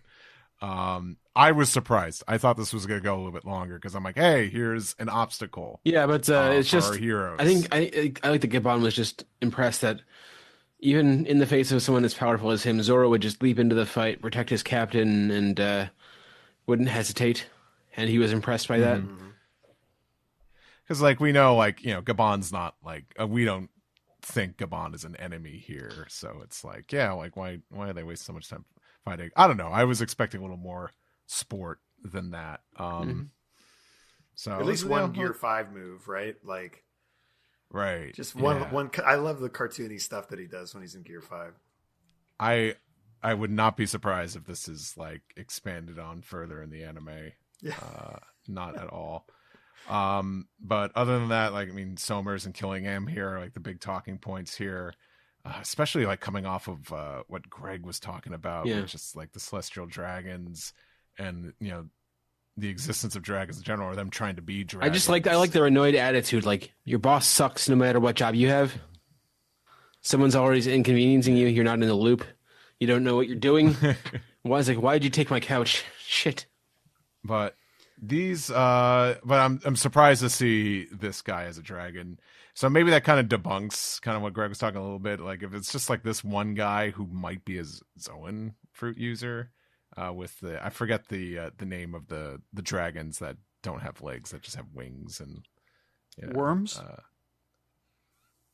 What do you say? Wyvern? Worms. WWI. Oh, WYR. Wyvers, I think is Wyvern. worms. Sound like you said worms at first. I'm like, no. There's a type of dragon-like creature it's spelt differently, but it's pronounced WYRM. Just thought it was interesting here for sure, and like it seemed like he was late. I'm not sure if he thought he was on his way to help or he was doing something else, but interesting here. And no, Summers was just hanging out at home watching TV, smoking a joint, probably his day off with his. But I'm talking about Killingham. Killingham though looked like he, like, I don't know, maybe he was. Do you reckon? No, but he's still surprised that they're in Elbath. So I wonder if he was up to something else before he got called in. Yeah. Do you reckon he's a celestial too because of the bubble? That's like an interesting point here. Is like he's got a bubble around his head and a gas dragon. A gas mask on, and it's not lost on me that you were previous, artist on Xiaolin Showdown. He kind of looks like I know he looks like Dojo. Yeah. He does. The stars are aligning here. Maybe Wayne Knight will voice him in the the dub. Yeah. It's a good choice. Yeah. Oh, and there's the other little work sucks bit is like, oh, Gunko, you can kidnap the children and take them with your powers. You have fun with it. Sweet. Yeah, I'm curious like with it's an easy, Shamrock. like it's an easy thing to do. Yeah. Big kids. I don't know. Just put like just get a giant van that says free. Yeah, candy fly away on a bird. Say you have a giant puppy in this van with no windows. I don't know. Don't take my ideas. No. I'm curious why Shamrock is being called back. Probably so that he doesn't interact with Luffy. Yeah. Conveniently here. But I hate that they're like, hey, let's do another God Valley. It's making my skin crawl here. So it was a fine chapter. I wasn't really impressed with it, but I am looking forward to seeing these two goofy holy knights here and how they'll interact with the rest of the characters. Ed, thoughts? I mean, as much as I do enjoy Killingham and Summers in particular, but I just love the sort of their sort of attitude about this of like, it's my day off, man. What's your problem? That amuses me a lot. But other than that, I'm impressed by Zoro sort of fighting off Gaban, blocking his attack, and showing no concern for the castle. The castle is falling apart. But overall, it's a good time. Especially, I do enjoy Summers, and who knows where this is going with the kids maybe getting kidnapped.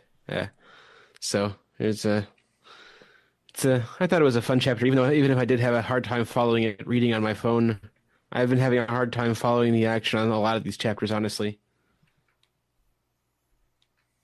So, yeah, that's all I've really got to say. Zach?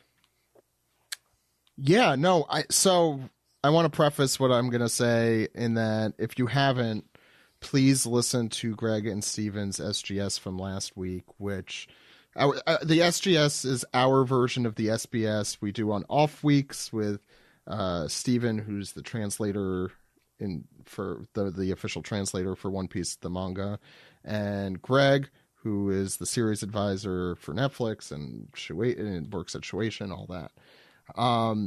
And that discussion, and Steve, talked a little bit about it. Greg is sort of the godfather of American One Piece fandom. He had the first One Piece fan site.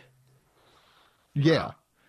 And that discussion really kind of opened my eyes regarding the Celestial Dragons and kind of their role and perhaps even their backstory.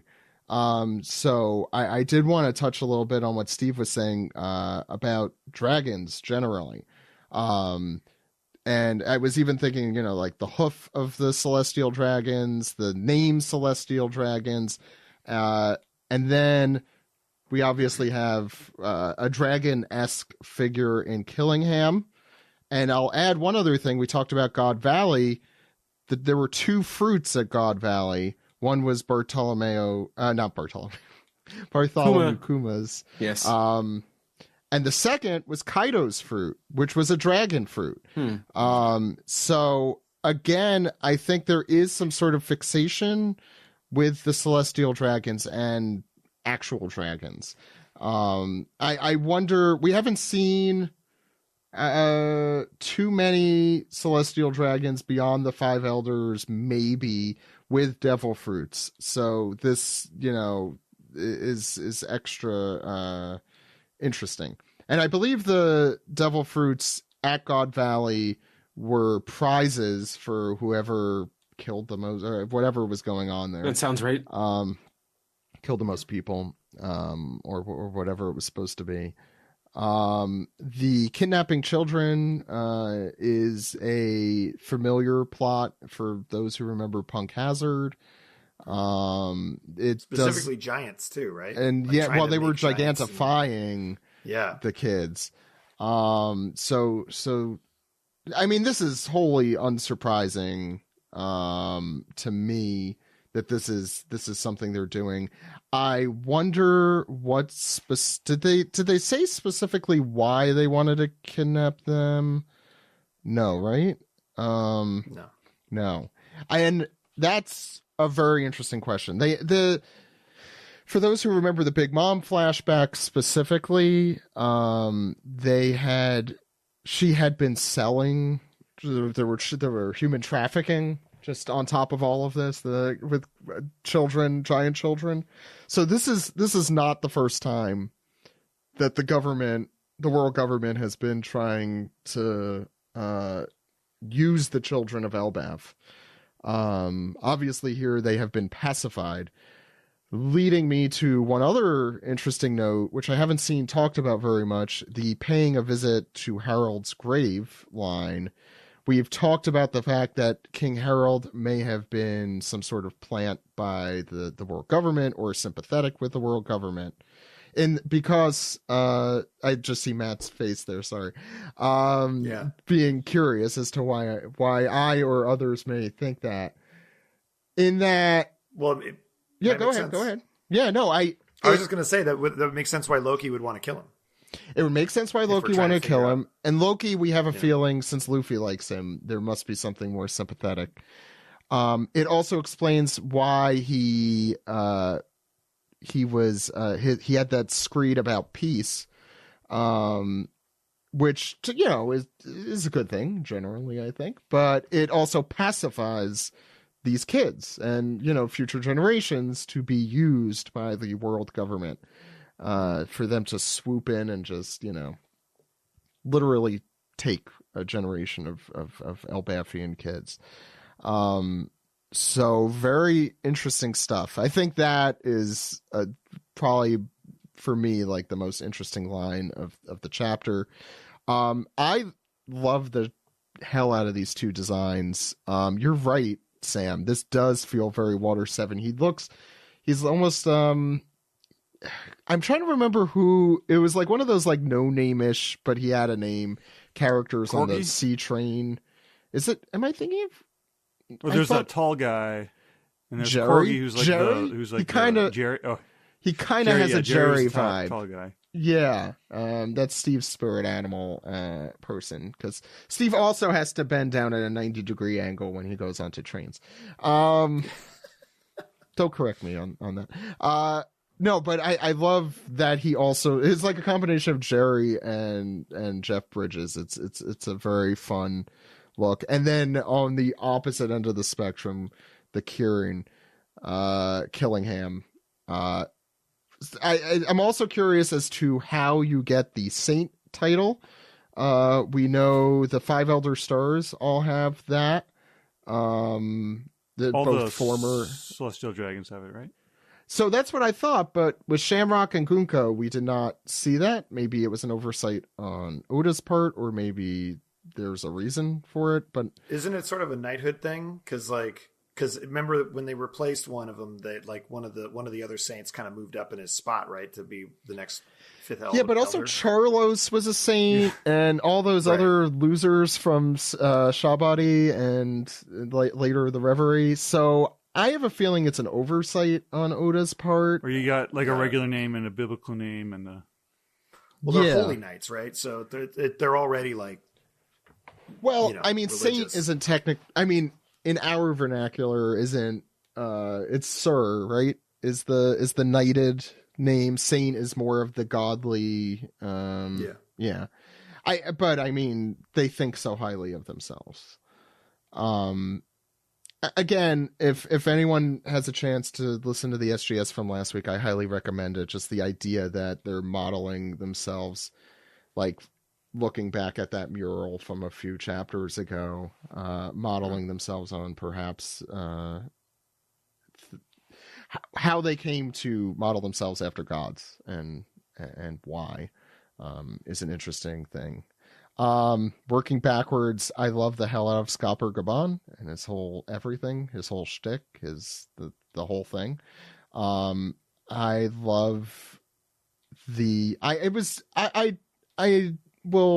I don't know, disagree with Steve, but I'll have a slight point of contention in that I don't think Oda was trying to get out of that fight. I thought like the cliffhanger of him having a fight with Luffy and Zoro was like, oh, this is just going to be this, basically. A couple pages of like, oh, let's see what you could do, and let's have a little test for this kind of thing. Like, Rayleigh never really...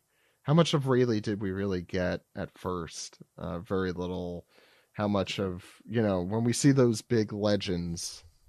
But even so, it was so quick. It was like he committed to it.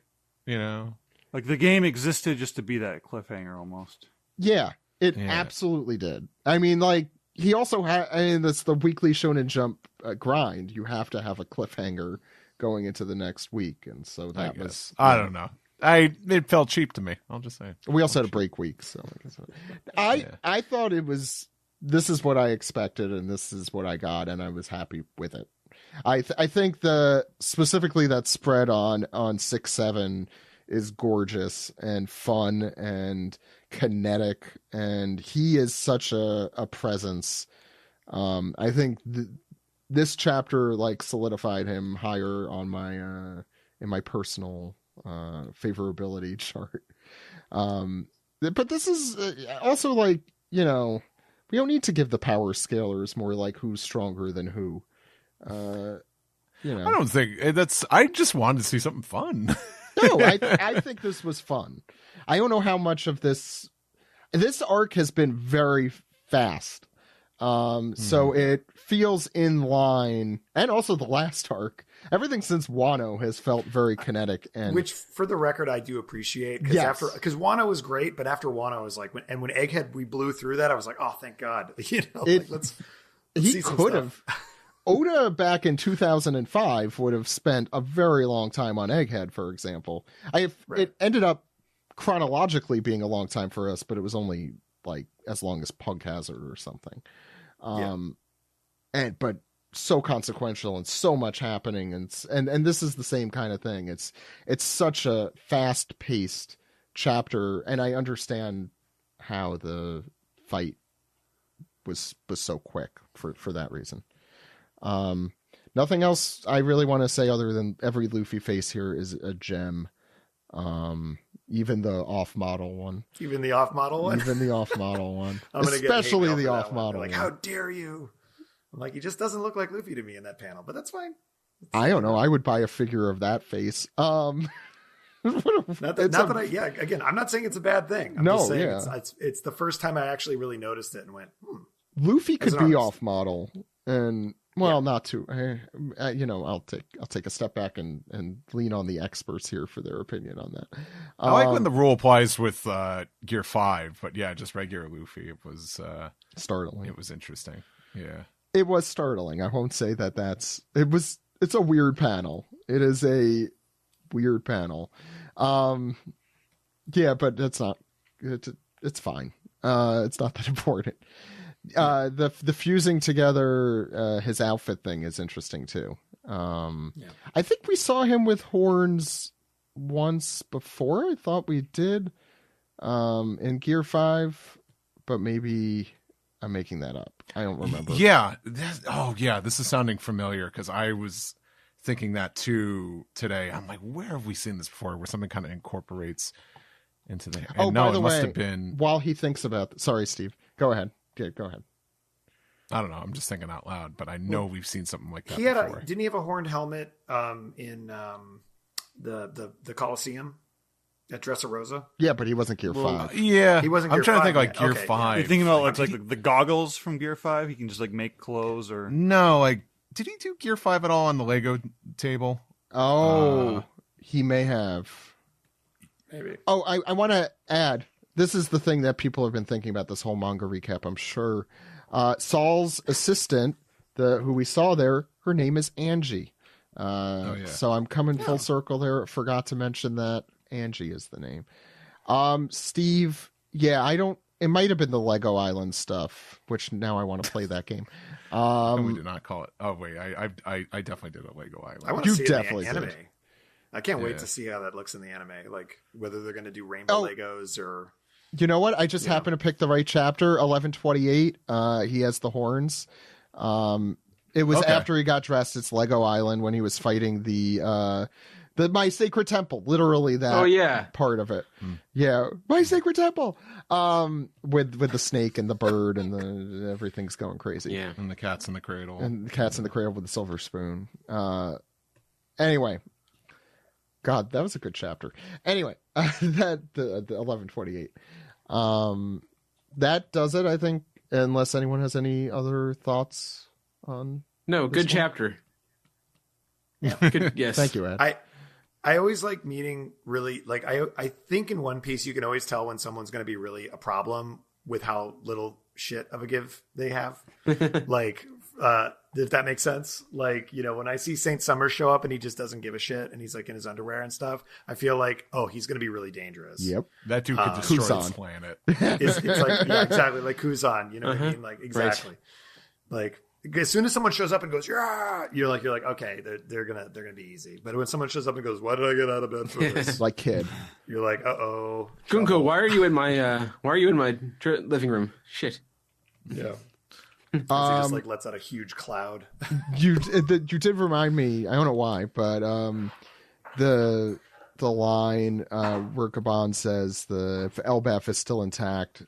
Greg has also been mentioning, and then we've been mentioning the fact that the beginning is so happy and good for everyone. It does not bode well for Elbaf. I hate to derail the ending of the segment. Just saying. I forgot that Gabon said that. The fact that he said that, he must know that some shit is going down, and he knows they're going to need Loki. Oh my god, I forgot to mention this too. Sorry. No, this is this happens every week. Who was it? Was it Somers here talking about? What are you going to visit Harold's grave? I said that already. Why would? Yeah, we talked. Sorry, about that. Do you have a full? Yeah, Elbaf isn't even part of the world government. Yes, you were probably. But the fact that, why do they care about Harold? Because that's playing back to something I've said previously, where I feel like Harold was trying to it had ties with the world government to try to bring Elbaf in, and that's why Loki killed him.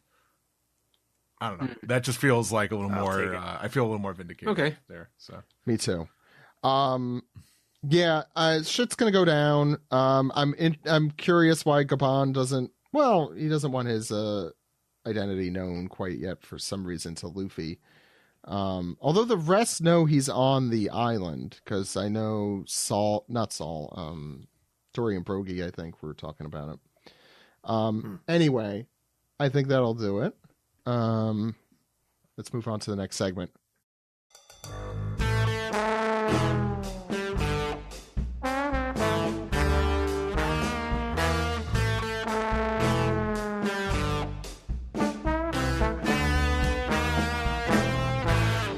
This is the manga recap for chapter 1141, An Older Woman.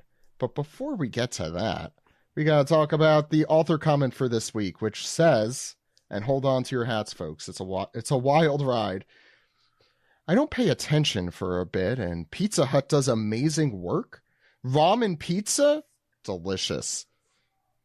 I had so many feelings throughout that. As a New Yorker, I have to be snobby about this, and I will be. Carbs. That I agree with. Nothing else in this do I agree with. I think. Yeah, go ahead. The dude's in Japan. I'll let him off. I'm gonna look this up. Yeah, but I want to give a shout out to one of our fans who did on Blue Sky post to that, Jedmund, who said, I follow my king to the ends of the earth, but I don't know if I'd follow him to Pizza Hut after this. And summarizes my feelings on the matter. Yeah, it's rough. Did you look it up, Jill? I can't remember. I don't know if I've had Pizza Hut in a little while, but like maybe it's gotten better, like kind of like how Domino's got a little bit better a long time ago. Yeah, they did. That was a while ago. Yeah. Stuff like Pizza Hut, though, I found it. Sometimes you need trash pizza because sometimes that hits like at 2 a.m. Oh, I totally get that. But pasta on pizza grosses me out on several different I forgot levels. about that part. Yeah, that's too much. Too much. Yeah. I'd give it a shot. And also, I would add, remember that a lot of these chains in Japan are just very different and offer very different things and taste very different. And hopefully on the next SGS, all of you fine folks could ask Greg some questions about that, because he is a purveyor of American chains in Japan.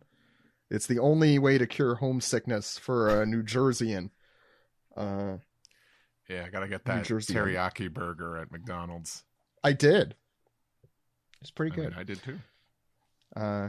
Look, it was no banana milk, but it was pretty good. That's for all the that's for Jill. Anyway, Jill, do you want to tell us what's going on the cover page? Yeah, so on the cover page we here have Ulti still stabbed to the wall, or to the dartboard, I think, rather. And the title is Ogre Child Yamato's Golden Harvest Surrogate Pilgrimage, Volume 27, Can't See Through the Tears of Anger.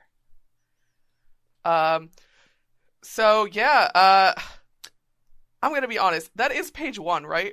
Yeah, that isn't someone they dressed up as page 1? No, I knew it was page 1, but you couldn't for the life of me, like if I saw this out of context and didn't know, no way. It's so unrecognizable. I like zoomed in too. Yeah, I thought based on the title, maybe there was someone else there and they were like fucking with her. But oh, I see it. His head is turned to the side. Mm-hmm. It like clicked suddenly for me. Because I thought his head was straight up, and it looks very bizarre if you... Okay, sorry. Things just clicked for me. Right here. Anyway, I love the kill, which I assume was in the original. Excellent English sound effect. Any thoughts, Steve? I just feel like this one's like a little redundant. Reminds me of A little? Yeah. It's the same thing happening at a different angle. Mm-hmm. Well, now they moved Pepe to be in front of Ulti. Yeah, I thought maybe there'd be something in the background here, but it's really just poor Pepe. Yeah, I thought Yamato would be like, peering in from the side at least. But he's I was kind of. I saw this one. I was like, all right, whatever. Yeah. Is this the start of Ulti and Pepe redemption? Yes. I mean, do I dinosaurs for a children's petting zoo? Isn't that the plot? Oh, what's the name of that manga? The dinosaur manga. Anyway, Dinosaur Zoo or something. Anyway, I'm not familiar.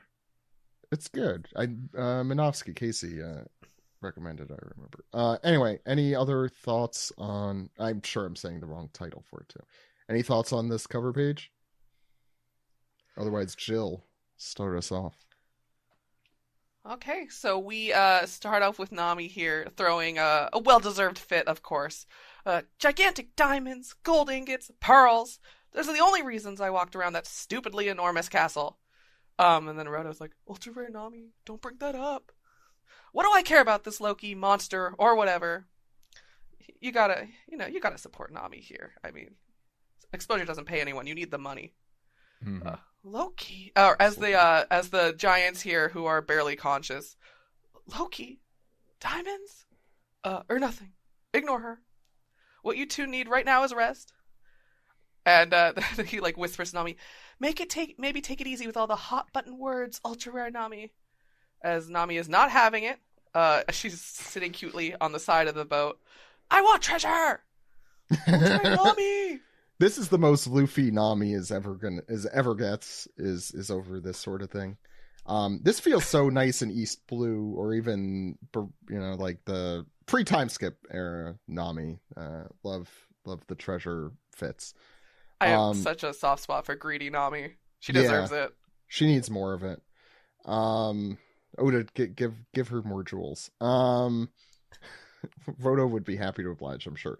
But I'm assuming Roto's talking to the two unconscious giants? Is that? I think so. Yeah, okay. That makes sense to me. Or semi-conscious. So then we hop over to Frankie and Ripley? Yes. Is that her name? Read that in fanfiction this morning. True. Nice. Yeah. So back on the Adam Tree tour. God, I love a good tour. Shut up, Zach. There's more to see than I have even imagined. As Ripley's explaining. So as you can tell, we live on the branches of this enormous tree, each of which has its own long history. And we get this diagram here of like a tree pointing at the house that says houses. So super useful. Oh, that's a tree. No, I'm kidding. And there's some dude named Adam there. What? Oh, there should be an apostrophe. It's Adam's tree. Okay. He owns it. Fucking hate it might be landlords. at the end of the day. It might be some guy named Adam. Probably. So then we get this really cool view of a branch that has been clearly sawed off, but it's like hollow and burnt. And as Frankie goes, whoa, what's that one? Long ago, there was a village called Haugen on that branch. One day, lightning struck the village and started a fire. But when a branch gets old, the fire just never goes out. In order to ensure that it doesn't spread to other branches, they had to cut it off, village included. We can only hope they evacuated them first, so just dropping right into the ocean. This is not ominous. Right. As Frankie goes, boy, that had to be a real tough call to make, said Guy, who cut off all of his body parts and replaced them with metal. I guess even Adam could get old decrepit. You might say that the vulnerabilities of Elbaf are fire and lightning, in fact, and this is not foreshadowing. It's just what we tell everyone on this completely normal tour. You better not kill me with a gun. That would be really bad if that happened. Yeah. Not one day before my retirement. Death, my weakness. My one weakness. Not being alive. Steve, what's next? During the feast in Western Village, which is that's odd. Now is this like kind of like a flashback? No, it's been going on this whole time. But to say during the feast, like, yeah, we know the feast is still going on. No, I think, yeah, that is a weird way to put that. I think, or, I don't know what other word I choose there. That's why I'm thinking. Well, maybe continuing the feast. Yeah. Yeah. At the feast. You could say at the feast, right? Yeah. Back to the I don't know. We'll get back to Steven if he jumps on later. Yeah. We'll I make want sure to to let him know. Stephen Paul about we'll this, give him our peace of mind there.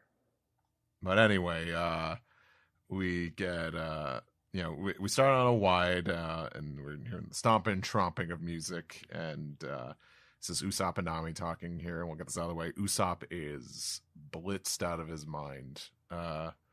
He burps and says, "Where you been, Nami?" I don't see Lily or Zoro either. Lolo is an inspired choice, Steven. Yeah. And Nami says, "Probably exploring." And he says, "Okay. Nice. I imagine like him trying Maybe to do it's like a nice. Fonz or something. Yes, Nice. Nice. Yeah, this was a bit hard to decipher. First thing in the But morning, you know it's supposed to be. I get it. I speak drunk. He burps those again sweet, with sweet a heart drunk words. emoji. He says, "Yarrow, this is our genuine area." Genius. I think it's. Genius. Should I try? Wait, Yeah. I should dub Steve here probably. I should have. Yarrow. I should That's have. our genius rehearsed navigator. a little bit more, but I'm winging it. Yeah, it's fine. But Yarrow goes, and what a beauty she is. And yeah, so it's like, "Hey, watch it, yo, perv. Shay, what's your ideal type of woman?" By the way, that means what he's actually saying there is, hey, young man, please describe to me your ideal mate." That's This what is he's going to saying. take too long. Oh, you're right. Okay, I'll stop. And he said, we're basically doing the page twice. He says, "Whoa, Shasha, my favorite type? An older woman." You know, and comical, just like close above him, he says, "An older woman." And Usopp jumps and smacks the sword that's sticking into his head. He says, "That doesn't even exist. You're the oldest person in the world." Smacks him on the hilt of the sword, and Yarrow just goes, "Yow!" And this gets a negative response from the other giants here, and Dory here snatches up Usopp like a toy. He says, "Hey, don't touch Chief Yarrow's sword, Usopp." And he says, "No, you shut up, Dory." This is like when you get too. Sorry, go ahead. You know, something. You never invited me to your house once. I loved you, man, and you didn't even. Is there no hero who will draw his caliber from its sheath? And Brogy over here says, "You better not. He'll die of blood loss." And Brooke, whose head is in his crotch. Yeah, this one took me a little bit. I'm like, is his head in his crotch? I think it's in his crotch. He says, hoo. He's singing. He's like, hoo, boy, he's really wasted. And Nami says, "So are you." Which is weird because skeletons have no blood to thin out in order for them to be intoxicated. Skull. It's not even detail. Skull fact. I'm not trying to be funny here. That's serious. Yeah, That's no, the we excuse he uses when he gets pulled over for the Yeah. DUI. But officer, Yeah, take my. you can't take test my my blood. Yeah, test my blood. It's coming up dry, sir. My eyes were Touch your- closed. I no. promise. Touch your nose. Yo, boy, I don't have a nose. I guess you're free to go. Marines hate this one handy trick. And there's a whole BuzzFeed article: "Be dead and don't have any organs." That's Top 10 how devil you... fruits to get out of crimes with. Ooh. I'll write that down. Go ahead.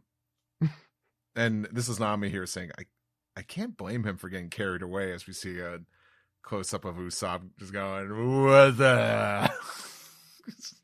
Oh my god. And now Nami has sat down next to Jinbei here and says, "It's been his lifelong dream to come to this place."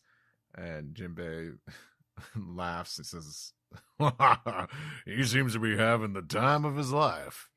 By the way, it's his lifelong dream to come to this place, see these people, and make an idiot out of himself. He's drunk. He's gonna burn bridges. He's on the Straw Hats. They're used to all smacking the shit out of each other. I know. Yeah, they all doing their Three Stooges routines. But then we pan down to at the feet of a bunch of these giants, and Sanji's looking around, he says, sorry, our birthday boy, Sanji, says, wait a second. Where did Gerd go off to? Steve, you're still going. Oh, okay. Sorry, I forgot our order, so it's all right. Yeah, no, there's a lot of people, so it gets confusing. So the music fades as we cut away to a different part of Elbaf here, and this is Gerd here reading off, a bunch of things wrong here. She says compression fractures in the limbs, and this one seems to have been injured by something sharp. Could this have been caused by some small but powerful human weapon? What happened? Explain to me. These are the castle guards. That's not a good sign. And Roto here says, I swear I was only going there for inspiration in fashioning the details of my block castle. When I noticed shattered gates and the guards on the floor inside. And Gerd just gives this fucking look. This glare says, "You look awfully sweaty. Is it hot today?" And Roto squeals, but says, "I wish you'd stare at me forever." And I think this is Gerd saying, "Let's wake the guards up so I could hear what they have to say." And Roto protests. He says, "Give them plenty of rest." And Gerd says, "Well then, just have to report to Chief Yarl." And Roto says, "But why ruin such a joyful feast?" And he continues, it wouldn't be right to bring unconfirmed fears to the village's attention when everyone is already in such a festive mood. And another glare from Gerd as she turns back to Roto, and Roto thinks about waiting for the ultra rare Straw Hat's return. And if everyone finds out about this business with Loki, Roto will be treated like an accomplice to this, and that's no good. He says, "I've always wished we could release Loki and have him leave this island forever. Let him rampage elsewhere for all I care." And he continues to to dwell on this. He says, "There's just one thing that troubles me. I don't think it's right to ignore the report of an intruder who looks like red hair." And we see Gerd leaping up in the background here with a big battle axe, swinging it down, obviously, on Roto's head, and says, "Out with it already. Tell me what you're hiding." And the pervert says, "Punish me." For a second, I thought that was like a flashback of Shamrock, but no, that's actually Gerd coming. No, can we also put Roto on a boat and kick him off the island? Why not just murder him? On the next page, we go to the underworld, and we have Zoro and Luffy talking here beneath the bridge to Roto's creepy Lego house. Anyway. And they're like, "Hey," Zoro says, "Hey, Luffy, this doesn't quite match what you were originally saying." And Luffy's like, "Yeah, something's different. Even the animals got messed up. You guys okay?" And much like what are those, the differences thing from highlights? Luffy is trying to figure out what's different about Loki here. And Loki, maybe it's the gushing blood and unconsciousness that has changed here. As he's like, "Loki, what happened? I have this giant key. Isn't this a cool giant key? Who did this to you?" Zoro looking up in his stupid goggles saying, "This giant's huge." And Luffy's like, "Talk to me, Loki." Noticing some steam coming out of his Loki's nose, and that he is indeed breathing. And Zoro's like, "Wait a second here, Luffy. Don't use the key yet. Something's wrong. Look how hurt he is. He's not going to be able to cause any damage." Oh, I'm sorry. That's I'm never guilty of those, I feel like. Look how hurt he is. He's not going to be able to cause any damage. Come on, Zoro, help me. And Luffy tries to lift the key, but oh no, it's too heavy for him. Help me, as he falls backwards, I assume. And Zoro noting that, the cuffs are made of sea prism stone. Which is interesting. Does that indicate that he does indeed have a devil fruit. Loki. We go to the strong world animals as Zoro backs away from them and says, what's with these huge animals? And Luffy just saying, wait, chill out. Calm down. Jill, what happens next? So clearly Zoro is the one in charge of the brain cell for this chapter. As he and Luffy are arguing. Well, we'll get there. And Luffy's like, a giant is dying, man. We have to save him. And Zoro's responds, that's not my problem, though. I've never talked to this guy, and I've only heard bad things about him. All I know is that if an orange-side super giant starts raising hell, it's going to be a major problem, even for Elbaf. As he climbs up Loki, he's just like, give me a second, as Luffy just looks on. And then he kicks him in the face, I think, or the stomach. He kicks him somewhere. As Luffy is just like, what are you doing, Zoro? But it works. It works. Loki wakes up, probably not in a great mood, but you know, that's just how life is. Sometimes you gotta go to work. As a shout rings out across the wasteland of, ah! So Zoro's like, okay, so injuries and blood are real. He's not acting. He wipes the blood from his fingers. Yeah. He's faking. Let's punch him in the stomach and find out. I bet these aren't even service animals. They're just random friends he has. Jesus. As Loki, not having a great time, as you wouldn't be getting woken up. What do you think? And then he slumps over.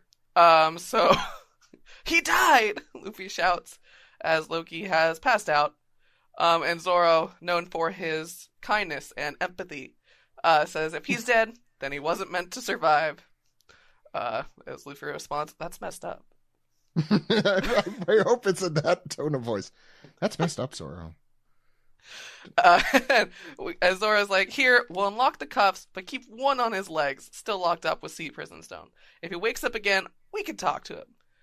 Luffy's excited. All right, maybe I'll go call for Chopper. And Zoro, to whom every distance is 10 times as long as to anyone else, goes, no, it's too far to the library. It's probably next door, to be honest here. It says, though, I'm pretty sure there was a doctor at the feast in the village. Hey, it's Gerd. We now know. And we are on Loki's right arm, I think, forearm, as Zoro says, if that's how they find out we freed Loki, though, we're gonna get kicked out of here. And Luffy now, the fatalist one, saying, if it happens, it happens. I'll go find the doctor. We'll need meat too. Can't get better without meat. And Zoro's like, hey, if you want meat, there's plenty over there. All those animals who were super injured, let's just murder them. And Luffy's like, not uncharacteristically, but we see him get somewhat irate over that, saying, no, don't ever say that again. They're my friends. I controlled them with hockey, and then they liked me. And I'll hunt different ones in the mountains who I don't control. And Zoro's just like, meat is meat. And no, those are friends, and you don't eat friends. I think we've all learned a lesson here today. It sounds like someone had to actually give this talk to Luffy. Like, he was going to eat a dude. And the Garp's like, no, Luffy, you don't eat people. It's time to talk about the birds and the bees. The birds don't eat the bees. That's the key, because they're friends. Charlotte Linland never got this discussion. Clearly not. Oh my god, that's true. Luffy, the key difference between Luffy and Big Mom, Luffy's not a cannibal. That's the key difference. He does try to eat pretty much every villain, though. So, yeah. But they're not friends. But not Wapple. That was the other way around. Anyway, Luffy's like, look, the doctor comes first. You wait here. I'm sure that'll end up well, Zoro. Stay here. And he says, sure. And then Luffy notices screaming from above. He's like, wait, that was my entrance in Marineford, as a boat comes screeching out of the sky. As Luffy seemingly shocked about that. Oh, I did not notice Sanji here earlier. But now I'm noticing a little tiny Sanji floating above Hiruden, Roto, Stenson, and Goldberg. Yes, I've remembered all of them. Steve, give me some sort of prize. I mean, they're like the least Japanese names in this arc, so. Well, I didn't say I couldn't pronounce them. I just remembered them. I'm proud of you, Zach. Thank you, Jill. And this is Roto first, saying the island clouds will disappear down in the underworld. Right, so they're on the Svar, I think it's not Sven. Sven is a person. And Hiruden answers, all we need is a bit of buoyancy before they vanish. So they are crashing full speed because the island clouds we are now have some, I don't know, confirmation. We haven't really talked about it, that they don't work in the underworld. Sanji is saying, don't worry, Gerd, I'll save you. Gerd is fine, and does not need saving. Stenson saying, we don't have the time. I'm sorry.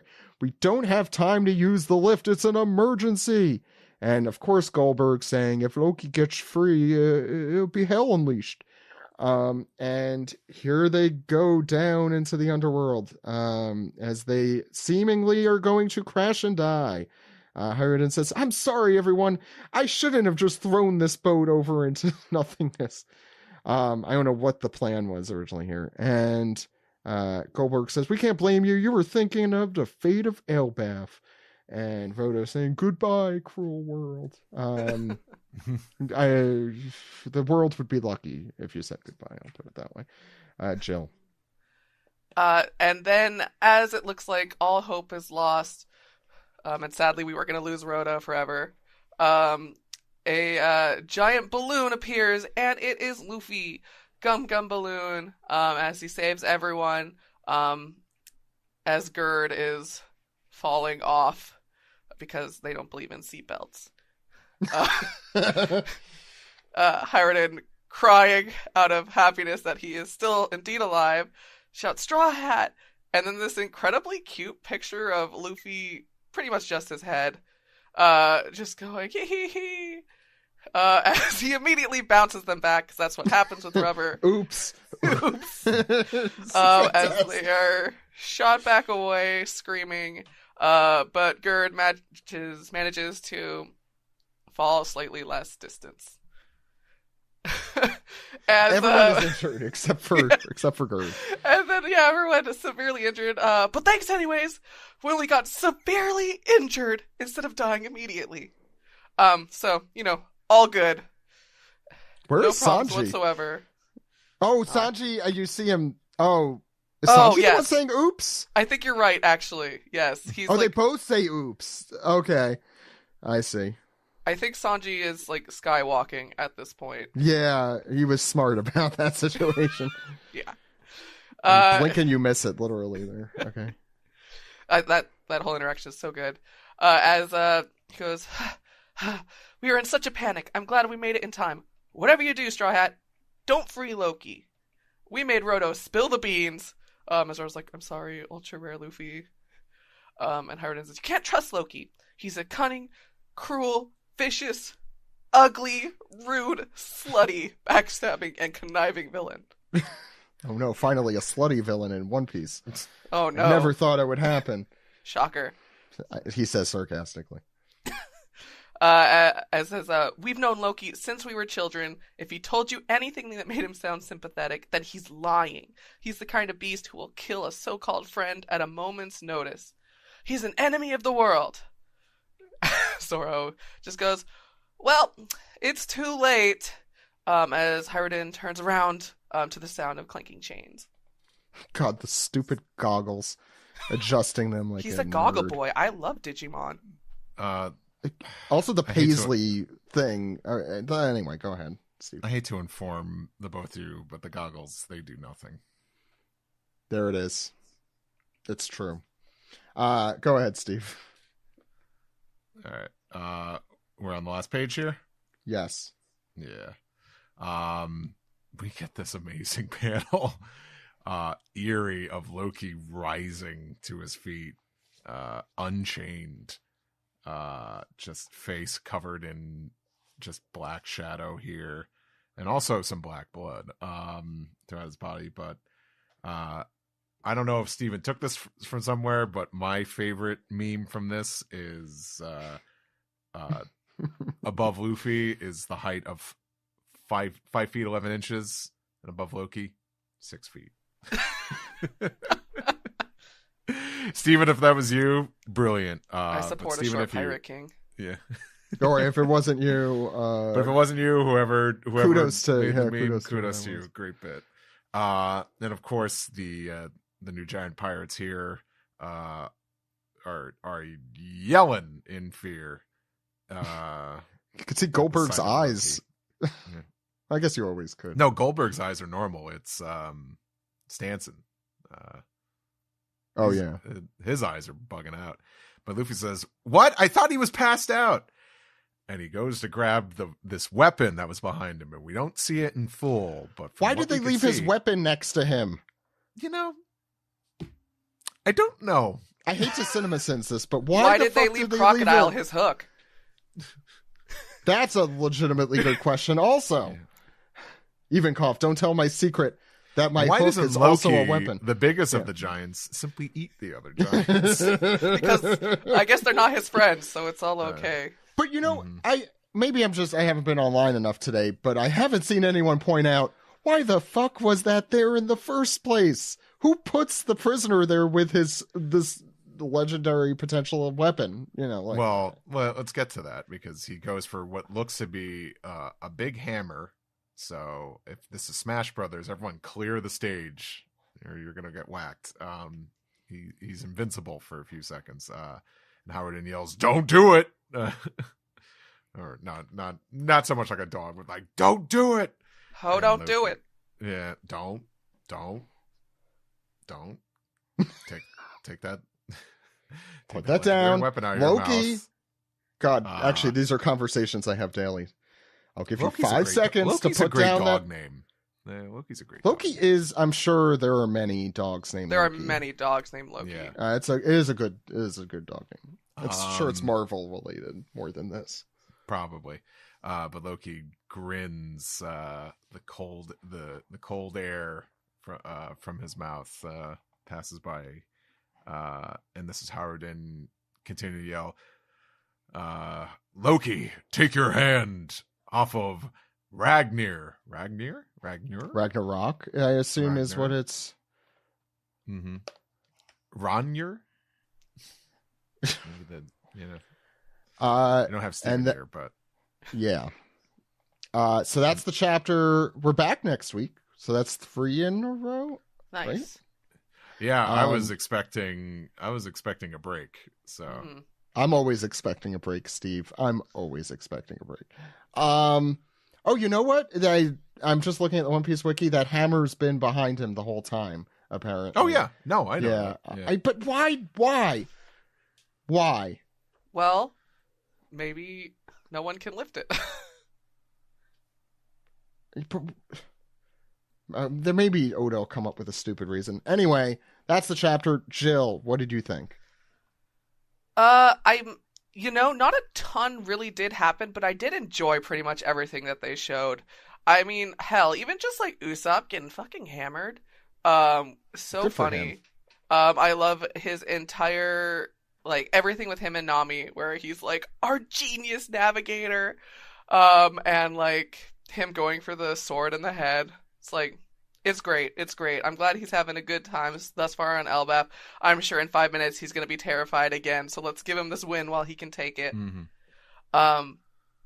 But yeah, I thought everything's been pretty fun. It's not often that Zoro and Luffy aren't on the same page. So I thought that was pretty good interaction there. Because on one end, Luffy always does have good intuition, but we'll He's see. an idiot. Sometimes He is an idiot. The one brain cell thing is absolutely true. We'll certainly see how this goes. But yeah, I thought it was good fun. And my God, that last page, that shot of Loki and Luffy is like, what a standout panel. The art direction on that's so good. I'm just so excited for what's coming up, man. I really want to know what Loki's whole deal is.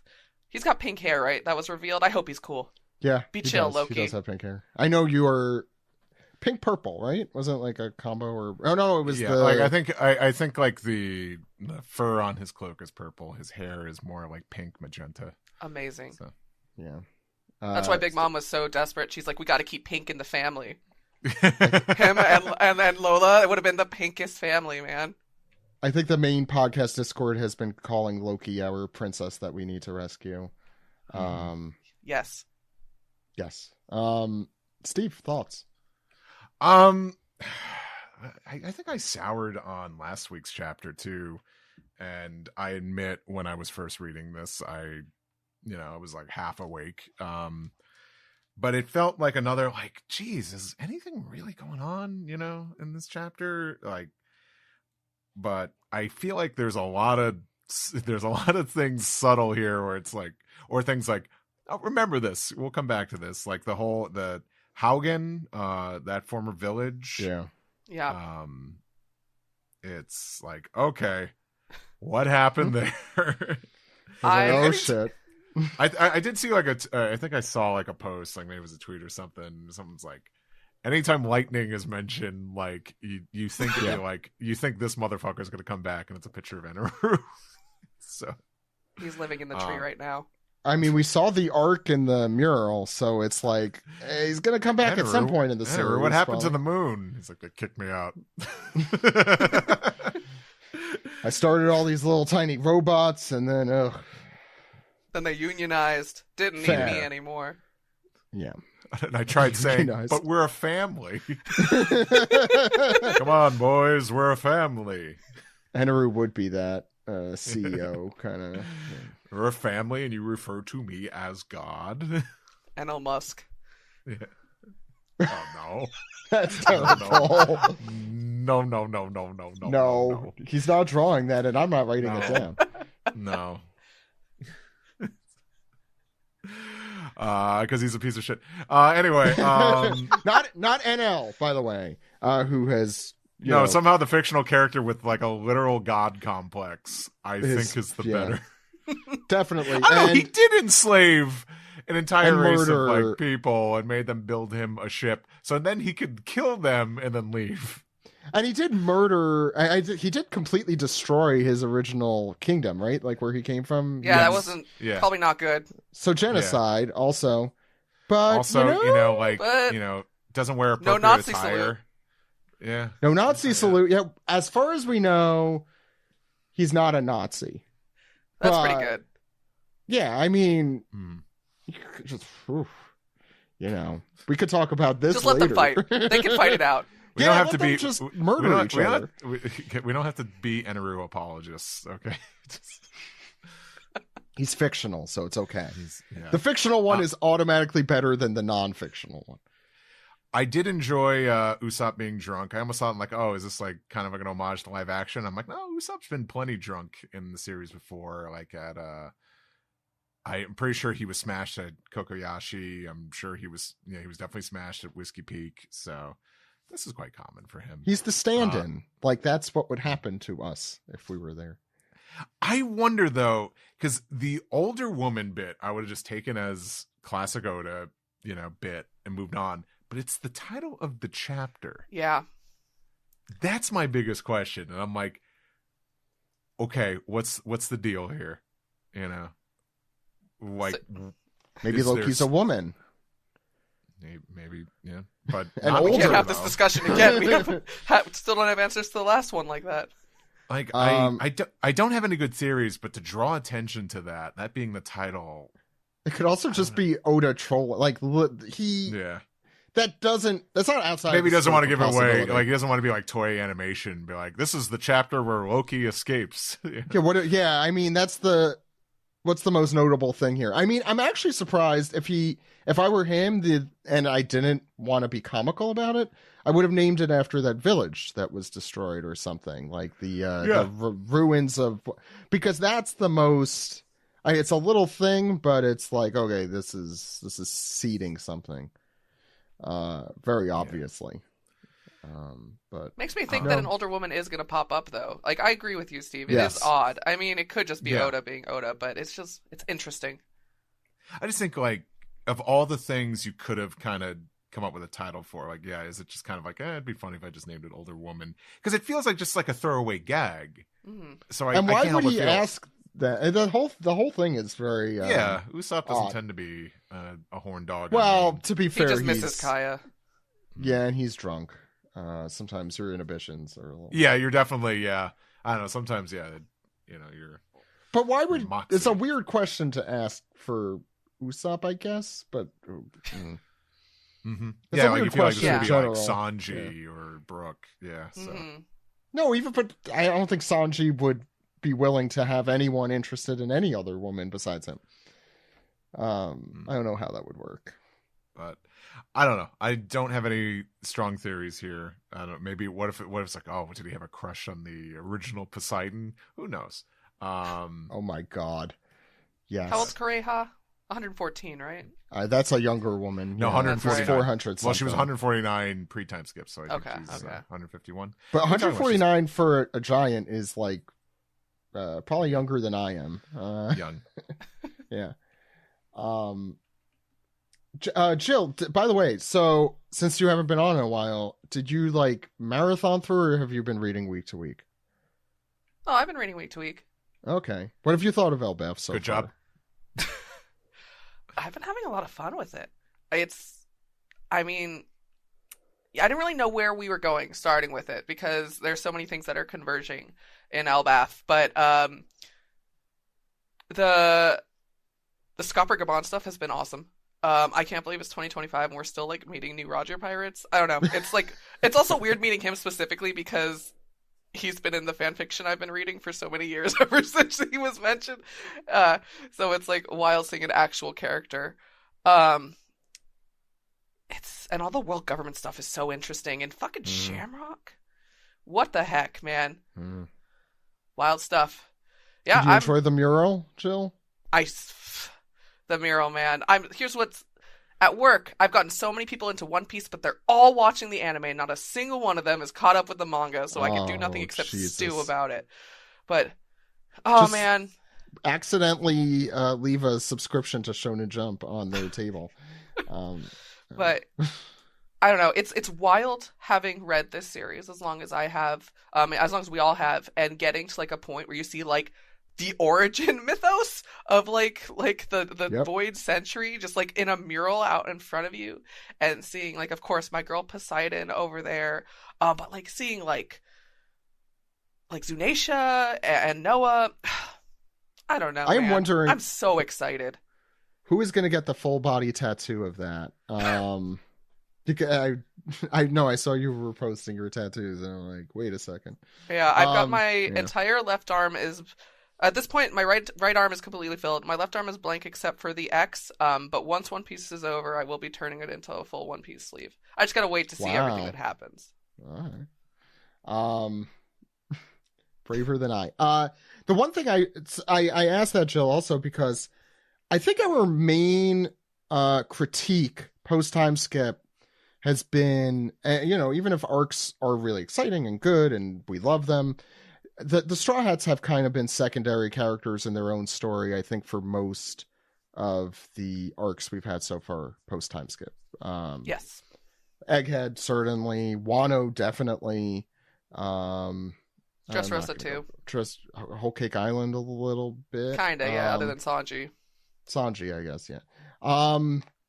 This definitely does not feel like that to me. Not only did we have a lot of the stuff with Robin immediately, and it feels like we're really like with the Straw Hats in a way I feel like we have not been since, I'm going to say, like Thriller Bark, for me at least. Like the that's why I really enjoy this chapter, because the interactions, the realness of Usopp and Nami and Sanji and Brook, and I'll name the rest of them, and the rest, Zoro and Luffy particularly as well.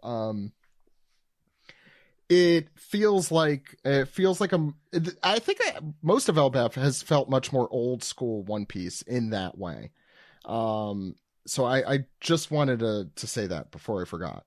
Yeah, no, I see what you mean. Because if you think about it, everything from Punk Hazard all the way up to Wano is like fulfilling, like the Alliance. Like we're going after Kaido. This is the step one after the other. Like we're doing this for a goal. Now we're on the Straw Hats on an adventure. Like they don't know what's gonna happen there, but they're gonna just get there because it's the next step on their journey and fulfill Usopp's dream and everything. So yeah, we're not here to save the country, although I'm sure that's what's gonna happen. Yeah. I think this is a backward kind of arc. I think Greg talked about this, how dire it is that we're having the party at the beginning, because that shows that we're not going to have it at the end. We're not having a second Elbaf party. Yeah, for some reason. I just want to say, because it came up in this chapter, I think that tree is still burning. I suspect it's going to be some like Silent Hill stuff where it's like the fire never ended, and Elbaf might actually just burn to the ground entirely. I think it definitely will burn to the ground at the end of this arc, unfortunately. But I mean, I really think it's that red herring of Loki being the bad guy, and the real bad guy is the government. I mean, we're at the point in the story where the world government is the antagonist, and it's going to be the antagonist going forward, because I mean, Blackbeard aside, at least, because they weren't in Wano, but it was like starting to head that way. I mean, we had CP0 and kind of in the background, but then you had Punk Hazard, then you had Egghead and the government. They were the villain there. And here it's already starting to set up with Shamrock and Gunky Funko Pop, Gunky Pop. Sorry. So I have really appreciated this arc just to go back to that, because like Fishman Island was about the fishmen and that whole thing. Punk Hazard, it was, I guess, Law and Luffy. But Dressrosa was so about, those characters and the Grand Fleet and Rebecca and Kyros. And then you had Zoe is his own thing. But Whole Cake Island with all of them, and Wano with the whole Kazuki stuff, and so on and so forth. So it's been really, I just want to say this chapter kind of encapsulates that we're moving away from that, and I'm happy about that. It's also it's like very fairy tale, because like they're like a giant island, they're all dressed up in their giant outfits. It's more like adventure, One Piece, like fun stuff. I've been excited for Elbaf, the Viking stuff, and it has not disappointed yet. I really need to do a reread, because the one thing about this podcast is it really I don't know, it makes it very difficult to kind of absorb a larger story when you're in it week to week, at least for me. And like when you discuss it and like you put it, you throw everything at it, and then you put it away for a week, and then you come back to it. So I'm just like curious how it feels marathon, it should be read in volume form. That's how Oda writes it for the most part, except for the cliffhangers at the end of every chapter. That said, the interactions with the Straw Hats for me are what make this chapter. Luffy and Zoro, Usopp, and Brook, and Jinbei and Nami, and so on and so forth. I don't know. I think everything else has been said, except, I don't know a lot about Norse mythology. I don't know if Jill or Steve, you have more of a background in it at all, but the Ragnarok thing is obviously interesting. I mean, I know Greg has talked about it before too, like the idea that we're at the end of the world here, or this is the end of Elbaf, and we already discussed a little bit, but if I remember correctly, from a combination of Percy Jackson fan fiction and elementary school, I think it's like Loki causes Ragnarok, right? Like that's the thing, and he burns down the world tree. So yeah, I believe so. I don't know. And I'm assuming the hammer is supposed to be like Thor's hammer, because that would make sense to me. So I don't know if like it's like the whole like only certain people can lift it thing is also in this, which is why maybe it's left with him. Because otherwise it wouldn't make any sense as to why they're left a weapon with him. That's what I wanted to interject about earlier. It's like maybe that's the reason why it's there. Well, at the same time, it'd be like, well, he could still lift it. So I mean, even story. be near him? Yeah. But I get the feeling. I wonder if we could go with the whole only certain individuals can lift it, and then Luffy will lift it, and it will be incredible. Yes, because Luffy is like good, and I think another thing like I'm like why have the spat with Zoro, and I think it's to like hammer in, maybe not to the audience so much, but to Loki. It's that Loki can trust this guy, Luffy, because of Luffy's a good person. The friends Luffy, aren't food. Yeah. Hear me out. Usopp can lift the hammer, and it becomes the real 10-ton hammer. You know what? Yes. I mean, I think Greg talked about it in SGS, which again, please listen to our off-week SGS episodes if you haven't. But the fact that this really needs to be a big Usopp arc, because this is kind of, and they say it here, like it's his dream to be amongst these people in this place. And he wants to be a great warrior of the sea. That's a good way to do it, Jill. I think that's a good... I love that on one hand we got Usopp who's like fulfilling his dream, loves this place. On the other hand, Zoro and Luffy about to release their prisoner going, if we get kicked out of here, whatever. It's better that Usopp is drunk. It doesn't know what's happening. Yeah, on the other hand, the only experiences he'll have of Elbaf will be hazy and not remembered. Yeah, no, I think, maybe it's just us reading One Piece for so long, but it feels very obvious, the stuff, and we made fun of it earlier with the, oh no, I hope fire and lightning don't come in, and that it is very heavy-handed foreshadowing, which either means it's very heavy-handed foreshadowing or it's a red herring of some sort. I don't know. It's a good question.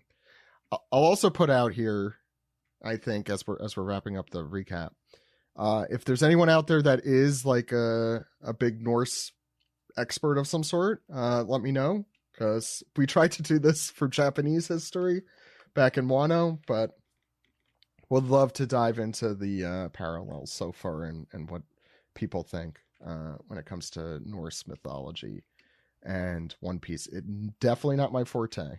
I'll say that right now. Steve, Jill, any other thoughts? It sounds like a no. So right after this, right after these commercials, or if you're on Patreon, this special extra extended segment where we talk about the titles and images, we'll be going through Piece Together. See, now I'm learning how to promote ourselves, and it's really by sticking it to the man. Because bad week to do that. I don't have much to show for it, so. True. No, I haven't seen it yet, actually. Draw some funny images of Sanji being Sanji or something. I don't know. You say that crap every week. Anyway, we'll see you on the other side. You're creative. You're a smart guy, Steve. Yeah, you're smart, artistic. Steve. And handsome. Can you draw me a logo? Can you draw me a logo for my business? How many of those emails? Think about the exposure you'll get. Yeah, Steve, the exposure pays for itself. That's what I always tell you every week. Let's go to commercial.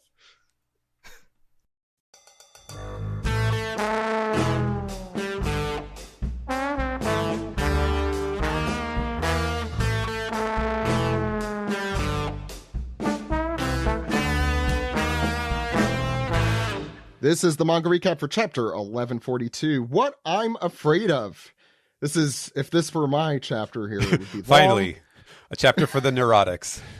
Finally, the agoraphobics. We're here. So what's you're your afraid of agoraphobics? agoraphobics? Most of them seem very nice. Let's go through our biggest fears. We'll start with Abby Denton. No, I don't want to. What's going on the cover page here? Steven, do you want to take it? Sure. This is Ogre Child Yamato's Golden Harvest Surrogate Pilgrimage, Volume 28. Give back the sword and girls, Thunder Bagua! and Yamato is donning Who's Who right in the face. Hey, it's an English don. Yeah. Oh, that's a It's a rare big one. Yeah. right? Project DON. Toriyama style. Project DON. Yeah. Battle Stadium DON. Yeah, exactly. Yeah. Yamato enters the fray of his own cover story with gusto here. Any comments? Back the sword and girls. Yes. The two highest priorities. The sword is loose. Give me Sword back the first. sword, and also the girls. I guess I don't know. Also, is page Not one the girls. Just give me back girls. Yeah. I want a girl. want girls. Give me girl. Well, if I'm being pedantic, it is give back the sword and girls. So the covers both of them. in German. No one does parallelism like that. Except Steven, who's my friend. And who's doing a great job. Any thoughts on this cover story? It's my favorite kind where it just like looks like a good Panel. like single illustration over necessarily just like a single panel in a story. You know, I don't know. I like this one a lot. I think it looks good. It's good, yeah. And it's It's the after impact instead of middle impact. Which is a very samurai movie kind of a way to do it. I feel like every time we see the Thunder Bagua, it's framed exactly the same. I don't want to ruin anyone's view of this, but I cannot unsee the gigantic index finger now holding the the club. Well, like sometimes when you Or hold something, shortening. it kind of smushes the skin out a little bit. Yeah, I and- think so. Yeah, that's actually a reasonable excuse. If when he inevitably makes that excuse in an SBS. Yeah, I'll take my no prize. Thank you. 4 people were sick this week. Hands are hard. Real explanation. Hands are hard to draw. All right. They are. I forgot to mention you could read this chapter and all chapters as soon as they come out on Manga Plus, horizontally or vertically, or shonenjump.viz.com, mangaplus.shueisha.co.jp. Come on. You should know this already. It's free. It's legal. It's available worldwide the same day it comes out in Japan. Anyway, Abby, what's happening here on the first? All right, page? I got to do my best anime child voice. Teacher, teacher, teacher, teacher. That's one of the children, and then a different one goes, "Help us!" And then another one, I think, because I grew up in '90s dubbing, another one would probably just have an inexplicable Brooklyn accent and go, "Teacher, there's a huge snake in the schoolyard." And this kid's just got one big tooth at the top and one big tooth at the bottom. It's really I don't know disturbing. if you've gotten a name for this kid. His name is, what are those mole rats? Like the really creepy Rufus. ones? Rufus the mole rat? The naked mole rat. The naked Yeah. mole rat. Yeah, it wasn't Rufus the naked mole rat. That's it. What's the squirrel Joey, get from on it. SpongeBob? Oh, Sandy. Sandy. Yeah. And Yeah. another one that looks kind of like a tall shark says, "It must be Jormungandr. It's the snake that brings an end to the week." Oh, And so I do want Steven to break down this pun yeah, because I or saw. how it changed. I'm sorry, Sorry. Abby. I didn't mean to interrupt. I know I did see people talking about this first page since it comes out legally on the One Piece site, the first page, and being like, "How is Steven going to do this pun?" And damn, you did it, Steven. Yeah, I want to hear a breakdown. Okay. Well, we didn't finish the joke. Okay, so the punchline is Oh, I'm another. sorry. I'm sorry. You're It's right. the snake that brings an end to the weak, spelled W-E-A-K, the weak, those who are not strong. But someone else, hears the homophone and says, "You mean Saturday? Huh?" Yeah, like the weekend. It's good. It's a good Yeah. line. Ladies So- and gentlemen, the weekend. Yeah. Thank you, Dan. Yeah, it was a weekend pun. So the thing I had to change was the description of Jormungand, which was originally it would have been like the snake of the end times, or the conclusion, or the ending, or something like that. Or like, I guess you would interpret that as the snake at the end of the world or something.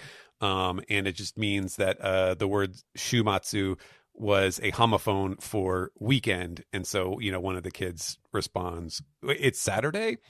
So I basically was like, okay, so Saturday. All right. How do I do a weekend pun? And then I was like, oh, well, week is a direct homophone of, WEAK, week. So, the initial message had to be slightly adjusted, but I thought it was like 90% of the way there already. So I was like, oh, that's perfect. And so, That's really good. It took like 30 seconds to do applause.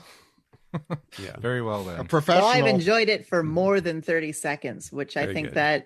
that's better than most labor. It's It's a good return on telescopically effective. investment. Yeah. Yeah. Your joke dollars are getting stretched very well there. And the snake looks really, really fun. It's a good, we haven't seen a lot of fun monsters lately. So it's good to see a wacky snake. And then all the kids are saying, oh no, eek, it's gonna eat us. Everyone run into the school, and one of the kids has like a weird Soga King hat. These are some fun little baby kids, Vicky the Viking babies running from the snake, and their teacher's trying to slow it down ineffectively. And they go into the faculty room of the Walrus School. And someone comes in and yells, "We got trouble, teachers. There really is an enormous snake out there." Presumably because the faculty had been possibly sitting there thinking, oh, these children are making up this giant snake, all the To be fair. thumping and fair, yes. A beast from the underworld. What is it doing here in the sun world? And then the math teacher, Mr. Blade, says, Don't cross him. always someone's trying to go uphill on ice skates. Mr. Blade, he says, I'm the daywalker. He says, I only hope we can evacuate everyone in time. And then the Walrus School principal, Mr. Tusk, says, we should call the chiefs. Wait, sorry, hang on. We should call the chiefs. I'm so upset we're not a video podcast. It's like I'm there. Yeah. And then the language teacher, librarian, Miss Ange, which it isn't quite as funny as Mr. Blade, I have to say. But in the meantime, the children are in danger. She's the serious one. She's the Shemp, the one that no one laughs at. Miss Shep Angie, or vice versa. Oh yeah, you always see Ange in like manga. I don't watch as much anime as manga. Like how is that pronounced? Oh, I don't know. Like in either language. Yeah, this one is. I think is it NJ or is it Anje? I forget. It's not Angie, like an American style. Okay, I'll shut up. But I don't think it really matters that much. Ange. Yeah. I'm gonna do Ange. There, I never know how to pronounce a lot of these sort of anime words. Like that character in that manga that started in Shonen Jump recently, Star of Beethoven. This weird Japanese words. They're very difficult. Kid, Beethoven. He's Beethoven. that had all those symphonies in this. I think it's fun how you can think just make up Beethoven. Make up Is it like Beethoven. two? Yeah. Beethoven symphony. Symphony. Symphony. Just keep saying simp a whole bunch, yeah. Tentatively, I like. I'm excited for more Star of Beethoven. I'm enjoying it. Anyway, the child's crying. He says, "Teacher, it's gonna gobble Aegir up." And there's a little kid, presumably Aegir, sitting there while the snake roars forward, and the kid goes, "Wah!" And all the little kids in the background are going, "Eek!" And yeah, really tiny and really cute because they're little kids. So when they scream, they go. And the snake has a big tongue lashing out because, he's not like a creature you'd see in a seinen, very realistically rendered comic. He's like something out of some kind of a horror story, perhaps. Wow, Mm-hmm. foreshadowing. Yeah, and there's like early on, you can kind of notice that the like shading on him, especially in that first page. Oh wow, yeah, unusual. Yeah. Mm-hmm. Yeah. That's a very good catch. It was very similar. And I think almost like someone Conjuro, I was going to say, someone mentioned that in Discord. I agree that it does. Dennis. All right. Next page, we have one of the teachers charging in, yelling, "Move it!" and wielding a large two-handed hammer. That's the principal. That's the principal. We zoom in, see Principal Tusk making the very, very angry face. And for all my Monster Hunter players out there, he's doing a level 2 hammer charge. That way, when he's running for it, he gets the upswing uppercut, which is only for level 2, obviously. With a huge leap, swings it, protects Ager, Gwarb, and the snake then still reeling. It hasn't actually been stunned yet, but it's built up a lot of stun damage. Which is what the hammer does, being a blunt weapon. And then then we see who's that? But it is Saul running up the tree, saying, "Sorry, I'm late. Watch out, Tusk." And looks like he's just like Henry Cavill, cocking his arms so they could loading up a punch, I guess. Yells out midterm, and then his hand is imbued with hockey. And as a snake is sort of still feeling that hammer blow, looking up at Saul coming down, reels X slam, and then with a big old hockey base attack, smashes him to the ground. Big impact everywhere. Snake yells out this really funny onomatopoeia phrase, which says "Garg, Garg." I saw that anime, giant Georg. Yeah, it's really good. Robot anime. I like that between like Luffy's everything and Kanjuro and whatever's going on with these guys, like Oda's just written in so many ways to do Looney Tunes stuff. Mm-hmm. I mean, it's been not that he was really limited before, but it's been quite a few many years since I was last in school. But that's what I looked at the end of midterm exclams as well. What is it? The wiki says that the Japanese is Kimatsu Shiken, literally meaning demon erasing resolute fist. I assume there's puns that this is not bringing in, but I would love to hear a breakdown of this. Yeah, it's so it is a classic One Piece style attack name where Oda puts together a bunch of cool sounding kanji and menacing and very intense sounding kanji, but they are meant to be read in a way that sounds like something completely different or innocuous. And the funny thing is, like the onigiri. Yes, very similar to that. But the funny thing here is that actually I adjusted the term. So the homophone, like the joke in the name, is that he's actually saying like final exams or final tests. And I came up with the exclam pun pretty quickly, but then I was afraid that it would be too difficult to parse as a school related term. Like if it was just final exclam, I was like, maybe people will think that's like, I don't know, like final rites or something like that. It's like like an Undertaker move or something like that. So I changed it from final to midterm just to make sure that it was something you would not ever confuse for anything that was not school related, because it is definitely a school pun, since Saul is a teacher now. So yeah. That was if there were another speech bubble, you could have given like a test grade at the very end where it's like hits him and then like you failed. Failing grade. Yeah. Okay, discussion question. Is it funnier to imagine that Jaguar was a Marine using school themed attacks and everyone else on his crew were like you're off theme. Like this doesn't make any sense at all. Or is it funnier to imagine him sitting up like after changing jobs and being like, all right, I got to rename all my moves. Oh, yeah. No, see, with a notepad. He was a teacher first and then got drafted. Ooh. So he already had we don't know. Things. Okay, I like it. I don't know what his past was. Do we know his age? No, I don't think we do. You want to give me some time to look through the Beaver cards? The wiki says he's 127. Oh, that sounds right. I don't know where they get it from, but probably the Beaver card. Sounds like a Beaver card to me.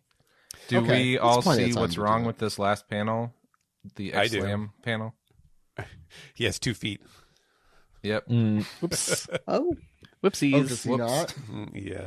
One was maybe it's moving so fast that we're getting like an after image. You know, like when you wiggle a pencil and make it look like it's rubber. That must be it. He's got a little something stuck to his foot. Yeah.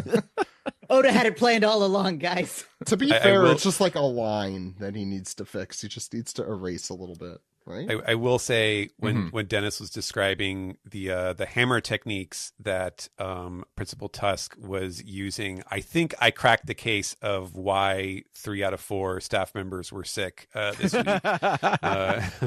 Yeah. Yeah, it is the new Dragon Quest. In Yeah. Japan. Although if they were any good, they'd be using hunting horn. I do like how True.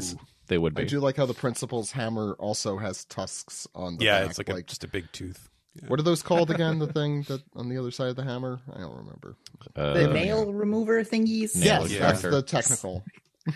You know what? Let's just call them tusks. Yeah, I Nail think tusk. we should. Nail tusk. Yeah, hammer tusk. Hammer tusk. Steven. We could All get to the right. third page here. So, yes, the kids are watching in shock as like, whoa, and they're screaming. We get a wide shot of the school. You can see how big the snake is overall, as it's kind of like its body seems to be sort of undulating through the impact going through its length, and then the little boy Aegir, who you might recognize him because he was in a previous scene. I think he was on the swing with Luffy. He's because he has this very distinct like flared blonde hair, and he is pointing at something, going, what, Mr. Principal? Which I don't know. I guess if I saw my school principal like swinging a giant hammer at a monster, I would probably freak out too. But it does seem like a bit of an extreme reaction in this case. But he gets to his feet and he's doing like he's tapping his back like an old person does and going, "Oh, my back. Thanks for the help, Saul." And Saul is also getting to his foot and says, "Don't mention it. Where'd this snake come from, though?" And the kids are like, Mr. Principal, Mr. Saul." And we get another Oda box for Tusk, the principal, but this time it is revealing 5 pages after the last one. this time it is revealing that he is a former member of the Giant Pirates, so that being Dorian Brogy's crew, not Hyruden's crew.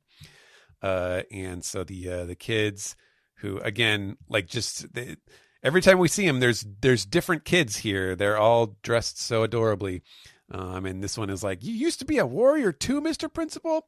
The rumors were true. Mr. Saul is super duper strong. He was in the Navy, right? That was really cool." So, despite their apparent fear of, violence and fighting, the kids are definitely blown away by the display they have just seen. And meanwhile, up on... Are they in his beard? Is that where they hiding in his beard? Yeah, they're in her beard. Meanwhile, up on Saul, who's also By standing Saul's right beard. Robin and Chopper just pop out, and Robin says, "There are monsters like this in the Sun World, Saul?" And he says, "Not really. They're more like the usual wild animals." And Chopper remarks, "It's enormous." Which you'd think they would be used to it by Really now. putting his doctor training to work there, Yeah. Chopper. And Saul, like the character from South Park, says, "Sorry about the scare, children." And they're like, "Thank you, Mr. Saul." And there's more screaming, and someone says, "Mr. Wolf." And Chopper, like the reader, says, "What is it now?" And then we go back inside the school. So this is very frenetic pacing here. Inside the school, we see the gym teacher, Mr. Wolf. Who Doesn't sound like a name people have, Mr. Wolf. Yeah. Maybe it's Wolf Blitzer. What big teeth you Actually, have, the Mr. Wolf? chorus teacher at my school was named Mr. Wolf. Really? There's a very Didn't spend a lot of time in the cute, gym, though. Big guy. There's a very cute graphic novel series called Mr. Wolf's Classroom, which this made me think of. But I mean, I'm I just would making think a callback to a previous episode where I was an idiot. But it's fine. no, Zach, we all heard that. And we You're a decided not lovely to acknowledge person, it. Zach. Oh, okay. We're proud to know you. I Thank would you, think Abby. I would think You're that our friend. Mr. Wolf would be a great name for a choral teacher, since they are so often singing in chorus. But Mr. Wolf is bloodied Oh, hey. on the ground, and they're wondering what happened to you, and he is worse for the wear. It's funny here that the academics are the one kicking ass. and the gym teacher gets his ass kicked. I'm not lost on the irony there. Before we move on, I want to point out one thing. It looks like there's a little girl developing her first little crush on one of the, probably on Saul. I'm going to say it's Saul. You see her going like Kya, and then like little hearts and stuff. It's like the kindergartner's first crush on the teacher. Oh, it might just be like what do you call it? Like you're so inspirational. They're just so happy. Yeah, it could be. You know, Jaguar was my first crush reading this comic too. It's the hat, isn't it? It's the underbite. Okay. Nice. Yeah, I don't know why I would have assumed otherwise. I like orcs. Forget that. What about the children? And everyone's like, huh? Banned. And this is Saul's accent, right? Oh no, or YLVA, that's not a name. That's a name. Right? Ilva. Yeah. That's a name. Ilva. Who's Ilva. Okay, I'm sorry, I'm not Scandinavian, unfortunately. Teacher Ilva and the others wandered off somewhere. And everyone's like, what? Where? And here is the kid who is cosplaying Super Saiyan 2 Gohan back here, saying, oh, are you guys Luffy's friends? And Robin's like, yeah, that's right. And shuffles away after remembering Luffy tortured them by swinging them and a bunch of other things, I think. Robin being like, did Luffy do something to you? Meanwhile, the gym teacher arises, ready to do push-ups, saying, be careful, Mr. Saul, while Mr. Saul uses both his legs, but it's a peg leg. I'm remembering Kiros all of a sudden, and the animators are going to have to go through. Well, he's got that peg. Yeah, so that's true. Yeah. Oh, he's got a leg up on Kiros. Kiros has an invisible leg. Oh. I thought my pun was bad. You mustn't touch the children. Boy, there's some life advice. Did Luffy do something to you? I don't like any of this. Saul questions. This is why I thought it was Ilva was his accent, because which way do Ilva and them go? I can't even. It's like a tongue twister. At least you didn't think it was an organization like the YLVA. Ooh. Yeah. I'd like to stay at the YLVA. Yes. You guys could think of what that stands for. Anyway, that way toward the beach. And they head toward and you see heading toward the beach a bunch of children walking in the distance. And said, Mr. Saul, what happened to them? They fell fast asleep and wouldn't talk to us. And Robin, noting the contradiction here, asleep? You said they were walking. You guys are telling the truth. But Robin being proven wrong immediately, as we see, I do like, this is a fun perspective shot actually here of them walking on the beach. And we see what is very likely Gunko's arrow next to them, as they're sleepwalking through on the beach, enjoying the, I don't know what time of day it is. Say sunset, I guess. And they walk on with snot bubbles and all, which, having a baby, I could say is a real thing. I have seen snot bubbles; they totally exist. And they're really, oh yeah. I think I remember thinking, "Wow, my daughter's an anime character." I knew it would happen. Anyway, they're walking forward, and everyone's like, "Come back! Where you going? Blow the horn!" says the principal. "Warn the whole country." And Saul's like, "Isn't that a little overboard here? I mean, the whole country." And principal's like, "This is an abnormal state of affairs, Saul." He should sound like Wilford Brimley. I'm realizing. You gotta get this going to do the voice. All right. Get your fingers up your lip. This is an abnormal state of affairs, Saul. Look at the forest. Better.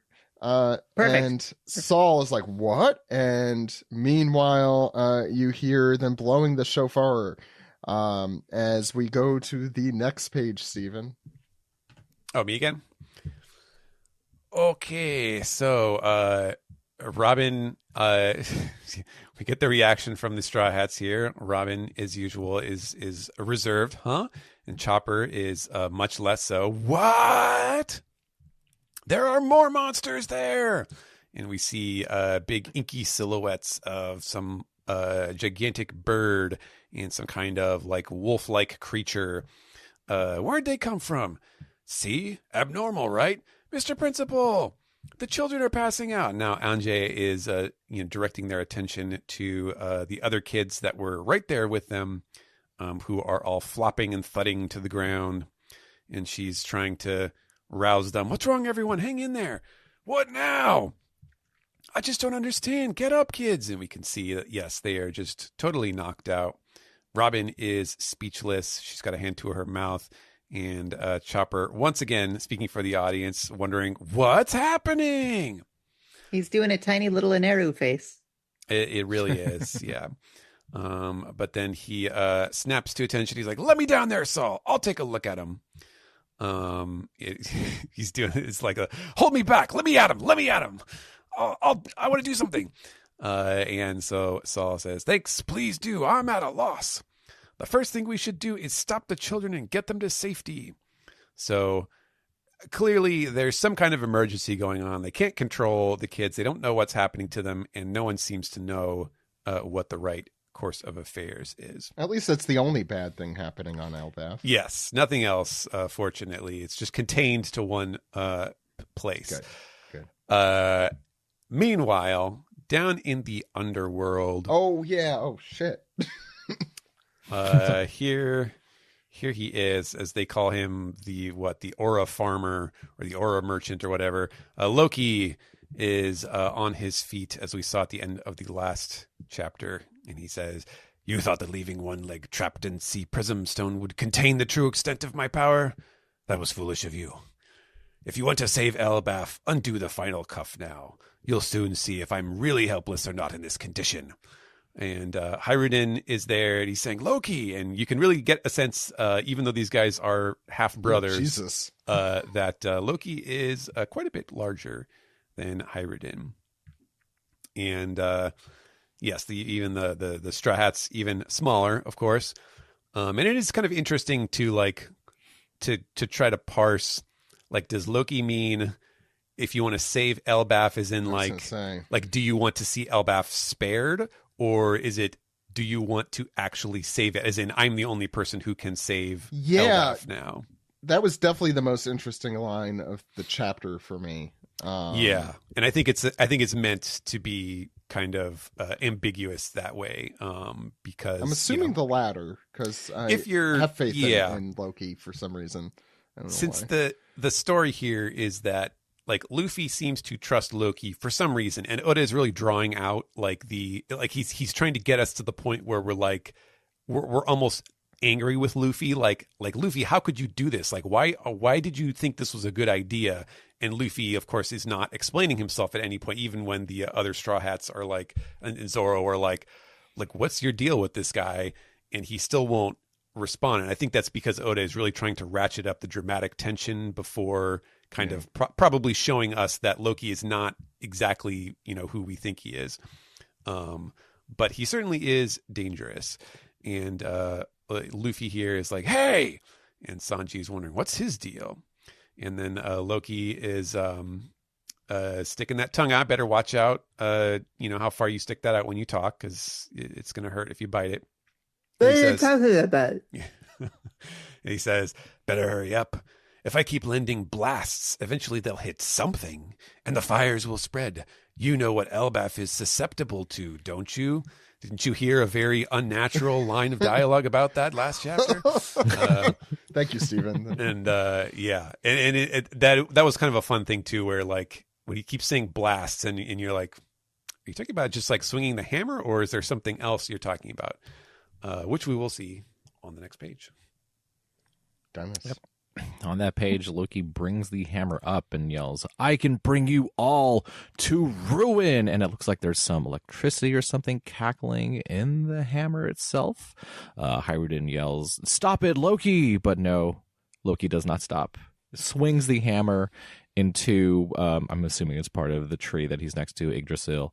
And with like a loud crash is happening, a loud doom sound happens. And it changes the lighting as everyone is dramatically shadowed. You see Zoro, Luffy, Hyruden, and the other giants and stuff there too. Brodo and oh no, I can't remember the name of the other Stanson. Yeah. I was about to say Strusen. Like, no, it's not Strusen. That's a Charlotte family member. Zoro's like, the goggles, they do nothing. Yeah. He only needs a monocle, we know, but Wow, true. all of this is happening while they're looking, and all of a sudden the doom keeps happening, and we see like a fire start breaking out somewhere around Yggdrasil. It looks more like lightning is striking this too. So Well, it's a fire caused by the lightning. yeah. That's how he signals his friend Anal, who's just waiting up above. Anal or Anna? Ainaru. Anaru? We all hear what we want to hear. That's why I prefer. This is why I prefer Enaru. That's why they had to re-record all the episodes I was on during Yeah. Skypea. Abby and her anal retentive comments again. Hey! I'll write it down. Why? No, as anal retentive. Anal retentive. Oh, okay. Yeah, actually, All that's right. good. All right. Uno. So yeah, the King Uno. Okay, please. Loki's weapon, not Mjolnir, Ragnir, bringing lightning, hitting Yggdrasil, and then the other citizens of Alef going, was that thunder? There's fire on the south side of the island. Call Chief Jarl. Did you hear the horn too? All the notifications are going off. Everyone's checking their phone. Like, what's happening? Amber alerts everywhere. Let's go. Anything but fire. We must put it out. Quick, check your apps. Where's the California had to deal with that fire watch earlier? So Elbaf and their It's a fire little too Twitter. yeah. My fan theory for how they minimize thunder hitting their tree is that there's a bunch of giants on all the branches of the tree with little straws, and they're blowing all the clouds away so that they don't go overhead and do a thunderstorm. That's my fan theory. Abby, what's Canon on the to next me, page? folks. Alrighty. On the next page, we're back at the Walrus School, and everyone at the Walrus School should have tusks, but only one man does. And Miss Ange says, "Mr. Saul, Mr. Principal, I recognize those monsters." And Mr. Walrus, Mr. Tusks, Wally Tuskin says, "You do, Miss Ange." And she says, "It was earlier today." And then the harp starts playing because they're entering a flashback, and they do those little foreshortened panels that I really like that Oda does, that I've never been able to describe adequately to anyone. I think the harp is a good description of like the strings. Visual harp. Yeah, visual Yeah, oh my gosh, you're right. That's great. Yeah. Oda does it again. I just want to Does it say, again. I just connected that the Walrus School is because of Tusk. This just occurred to me. Oh boy. Zach. He's a walrus. No, well, he's not literally a walrus. He's just a guy with very long teeth, probably. He has tusks, but the school was named in honor of Wally Tuskett, the friend of Yes, I Mantaro know. Kiniku from Kinika Manise.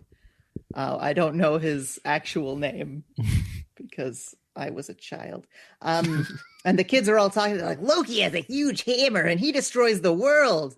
That's his thing, destroying the world. He's always doing it. He's always destroying the world, that guy. Another kid's like, no, he doesn't. The one who destroys the world is Nika, and holds up a big picture of Nika wearing a grass skirt and a little donut shield that's very cute.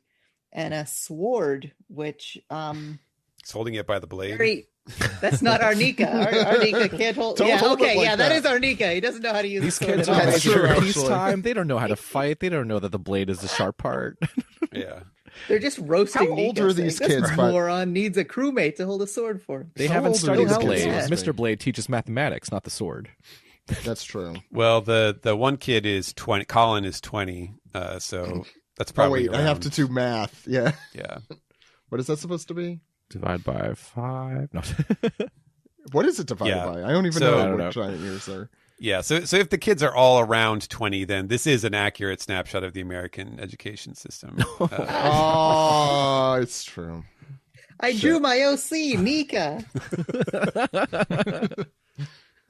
Sorry, go Look, ahead, Abby. and everyone else is like, "Yeah, he's scary. Nika is scary," and another one's like, "Nah, man, Loki's scarier."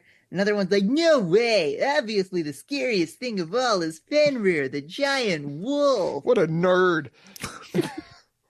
Their power scheme. No, oh man, that guy's drawn so many pictures of the giant wolf. Yeah, Believe you know me, it. You know it. so many outfits, all his little outfits. And Misange is like, "Don't stand on your desks, children." Which, that's good advice. That's good advice. We had a kid in my middle school who would he'd hop up on his chair and yell "Spidey sense," tinkling, and like do the pose. That kid ruled. I think he's president now. Oh. And another little kid does a spooky ghost pose. She sticks out her tongue and goes, "It's ghosts." Another one says it's the undead Draugr. And another one says it's storms. Another one says it's Nidhogger, the lightning dragon, who's always hogging up all the nids. Oh, I hate that Another guy. one says it's Jormungandr. And another one says it's my mom. I know her. Your mom's a nightmare. Your mom says, your mom destroys the world. Misange asks, "Is everybody finished?" That's what you have to do when your kids get excited by something. And little girl says, "Teacher, if I have to think of so many scary things, I'm gonna have a nightmare tonight." And this was Ilva all along. Mm-hmm. And Cute, Misange very says, cute. "Ha ha ha! Sorry, Ilva. I'm happy to see so much personality and creativity in all these drawings and essays, though." What is this assignment? Yeah, I was like, okay, so we joked about it being the chapter of neurotics, but like, yeah, who assigns their kids, like, think of the scariest thing you can think of. Let's all share our knowledge with each other. Like, look, I get Everyone's it. Drawing weaknesses. prompts. Let's go. I get drawing prompts and free form and all that, but like, let's think of the thing that keeps you up at night. Yeah. If this is like a warrior culture, I kind of like it as like, oh, you have to, get used to your fears and address them or something. Not. I could see. Well, maybe they haven't updated the curriculum in decades. Yeah. Again, like the American education system. No giant left behind. Normally, that would have killed in 2005. That would have killed in 2003. I'll write it down. Normally in the Thank you. horror movie, like it's the kid drawing the monster that freaks everyone out, but you don't assign the kids to draw the monsters as part of their homework. So this, I think, would have worked almost as well if it were just the kids talking about this and drawing it separate from an assignment. Sure. I wasn't actually going to bring this up, but this is flowing into something that I was talking about on the Discord. This reminds me very distinctly of a scene from Godzilla versus Biollante where there's all these psychic children and they're like, everyone's drawing their dreams today. What did you dream about, children? And then all of the children simultaneously all raise up like drawings of Godzilla, and it's like this very like weirdly frightening moment. It doesn't sound like yeah. Heisei monster movies are great. It's really great. I was gonna say that also. I mean, there's a lot of there's a few Star Trek episodes like that in a variety of different series. I think Voyager is the one that pops into my head. And where also, kids start drawing Godzilla. Yeah. Oh, that's a good episode. You should watch that. Wesley, stop drawing Godzilla playing basketball. You're a cadet now. It's also very Twilight Zone-y. I know The Simpsons did a play on it, like the all-powerful child kind of thing, and then and that, which it's not quite, but I mean, this does feel very Twilight Zone-y. Yeah. Sorry, Abby, we had... was that it for the page? I forget. There was one panel left. Yeah, and it's just explaining the scene. She says, all of those things that are showing up in the woods are what the children drew based on the prompt of what they were afraid. Okay, so that was the assignment was the prompt of what they were afraid of. What the fuck? And Mr. Tusk, the principal of a children's elementary school for giants who are 20 years old but act like 5-year-olds, and who used to be a pirate on a giant boat the size of a lake, says, but that's ridiculous. You're right. It would have been ridiculous if you didn't do the Tusk thing. Thank you. Sure, yes. Yeah. It's That would have been too verisimilitude far. that I bring to your podcast. He's shocked. He's like, I didn't approve this curriculum. I thought we updated the books. Joey. Oh, the last spread is so cool. It's best. It's so good. Yeah, so here we are on this last spread here where they say, these things are a vision of the world that terrifies the children most. And Saul and the others look on, and I'm going to go ahead and just describe these real quick. Let me get through this, but I'm sure we all have stuff to say about them. But we see a dragon and a, my favorite, a bear with a helmet, and an angry bird. Maybe you've heard of them. A ferocious warrior, looks kind of like a Viking warrior. I think that's supposed to be a Loki. Scary wolf, a storm cloud. I think that's a like tentacle beast in the background. Nika himself, looking real fierce. A kind of tired looking skeleton. Kind of given the Gasha Dokuro vibe here. Ooh, yeah. Reaching yeah. over the treetops. Oh, there's a ghost in the background. I didn't mention I just noticed that. Yeah. Behind Nika, there's a spooky ghost, and then there's another sort of spooky black-hatted creature, and then the most terrifying creature of them all, a mom. The Obahan. Yeah. And they all look fantastic, really great. They all have that sort of like marker gray tone thing that makes them look kind of like the Conjuro drawings, like we were talking about. And you can kind of do A to B, like if you go back and compare what the kids were saying, you can be like, oh, that's you know.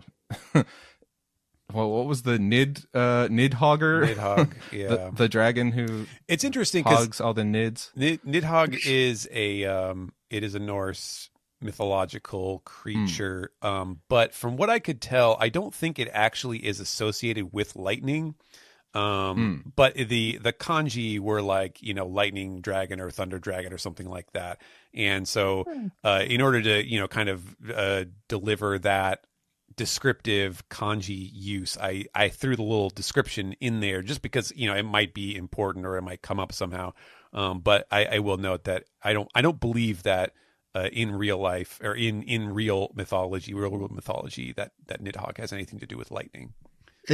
Just using Wikipedia and the very first sentence I'm reading, Nidhogger is the one who gnaws at Yggdrasil. So yes, yeah, reasonable that it would be a fear for that creepy reason.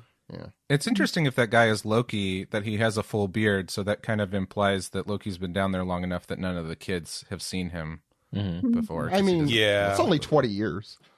Mm-hmm.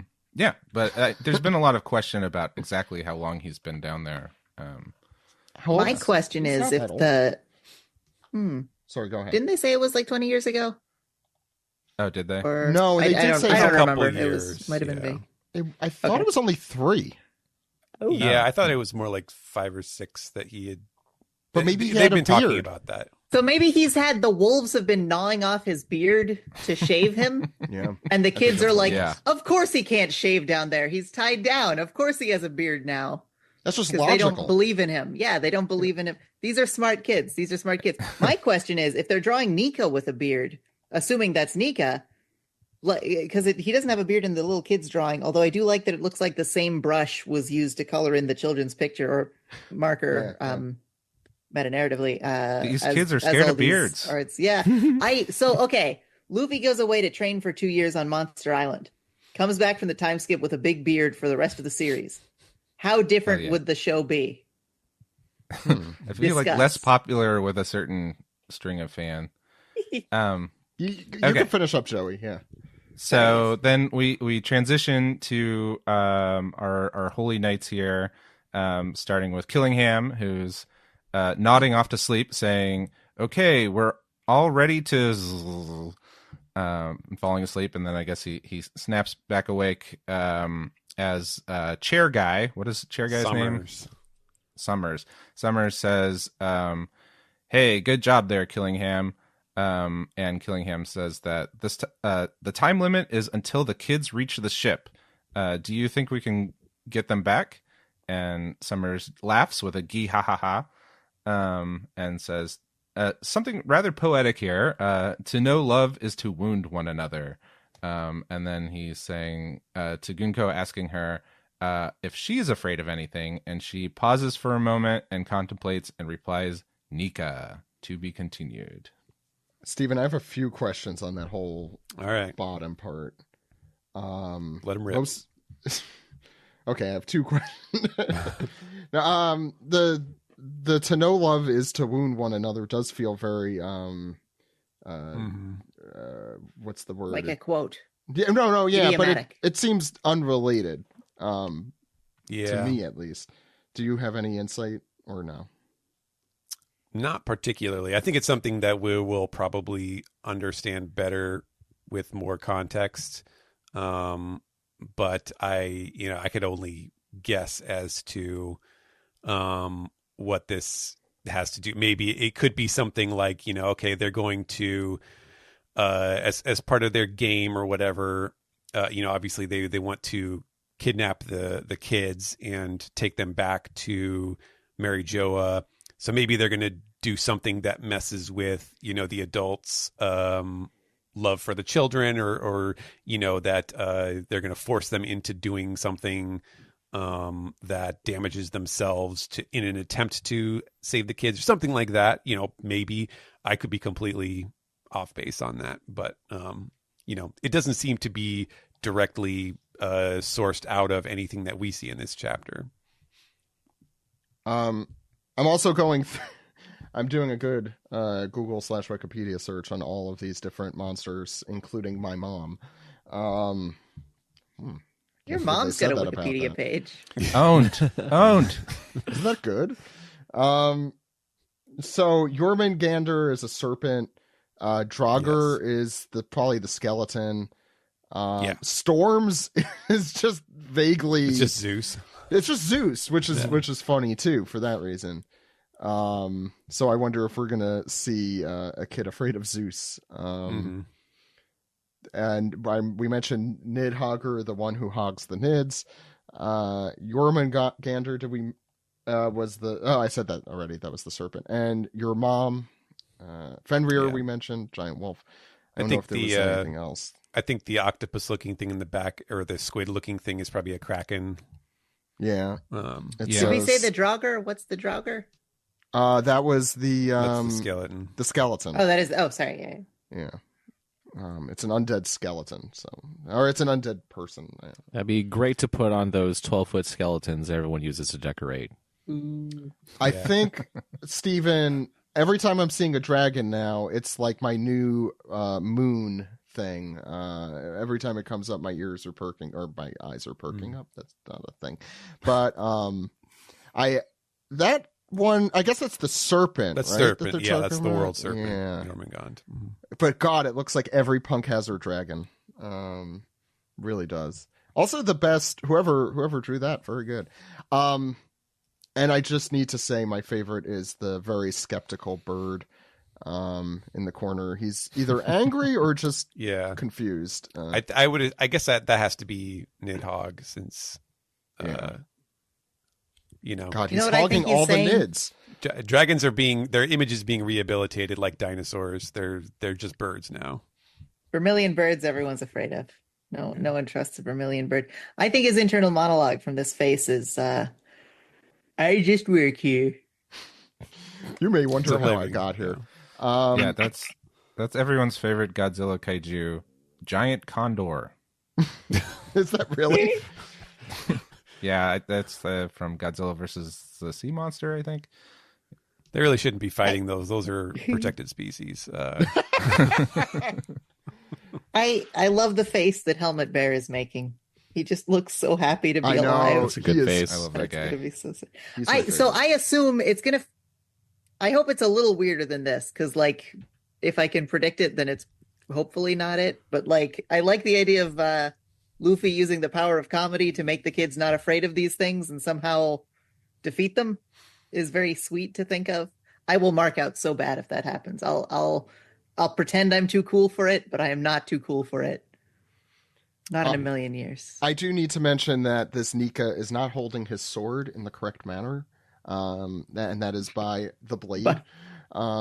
Kids, don't try that at home. Yeah, this is like a stabby Nika. Yeah.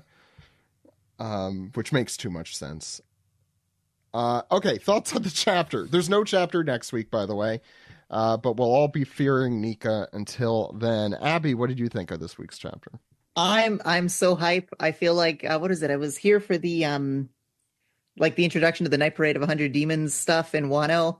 Oh yeah, and you I'm were. very glad I've gotten to be here for every and now here's a big pan across a bunch of monsters ravaging the landscape. I think these are some of the best spreads that Oda draws. Oda and crew draw. And in this case, that small children in giant school draw. It just, you always get to sort of cut loose with the weird faces, and it's a lot of fun to watch. So I'm delighted and excited to see where this goes. Dennis, I thought this chapter was just okay. There's a lot of really good scenes on here that'll obviously build up to more stuff later, but it's kind of like a setting up chapter. I'm just glad that we have a lot of things that are happening here in this, between Loki getting free, causing fires, these monsters that are going on, the kids and stuff.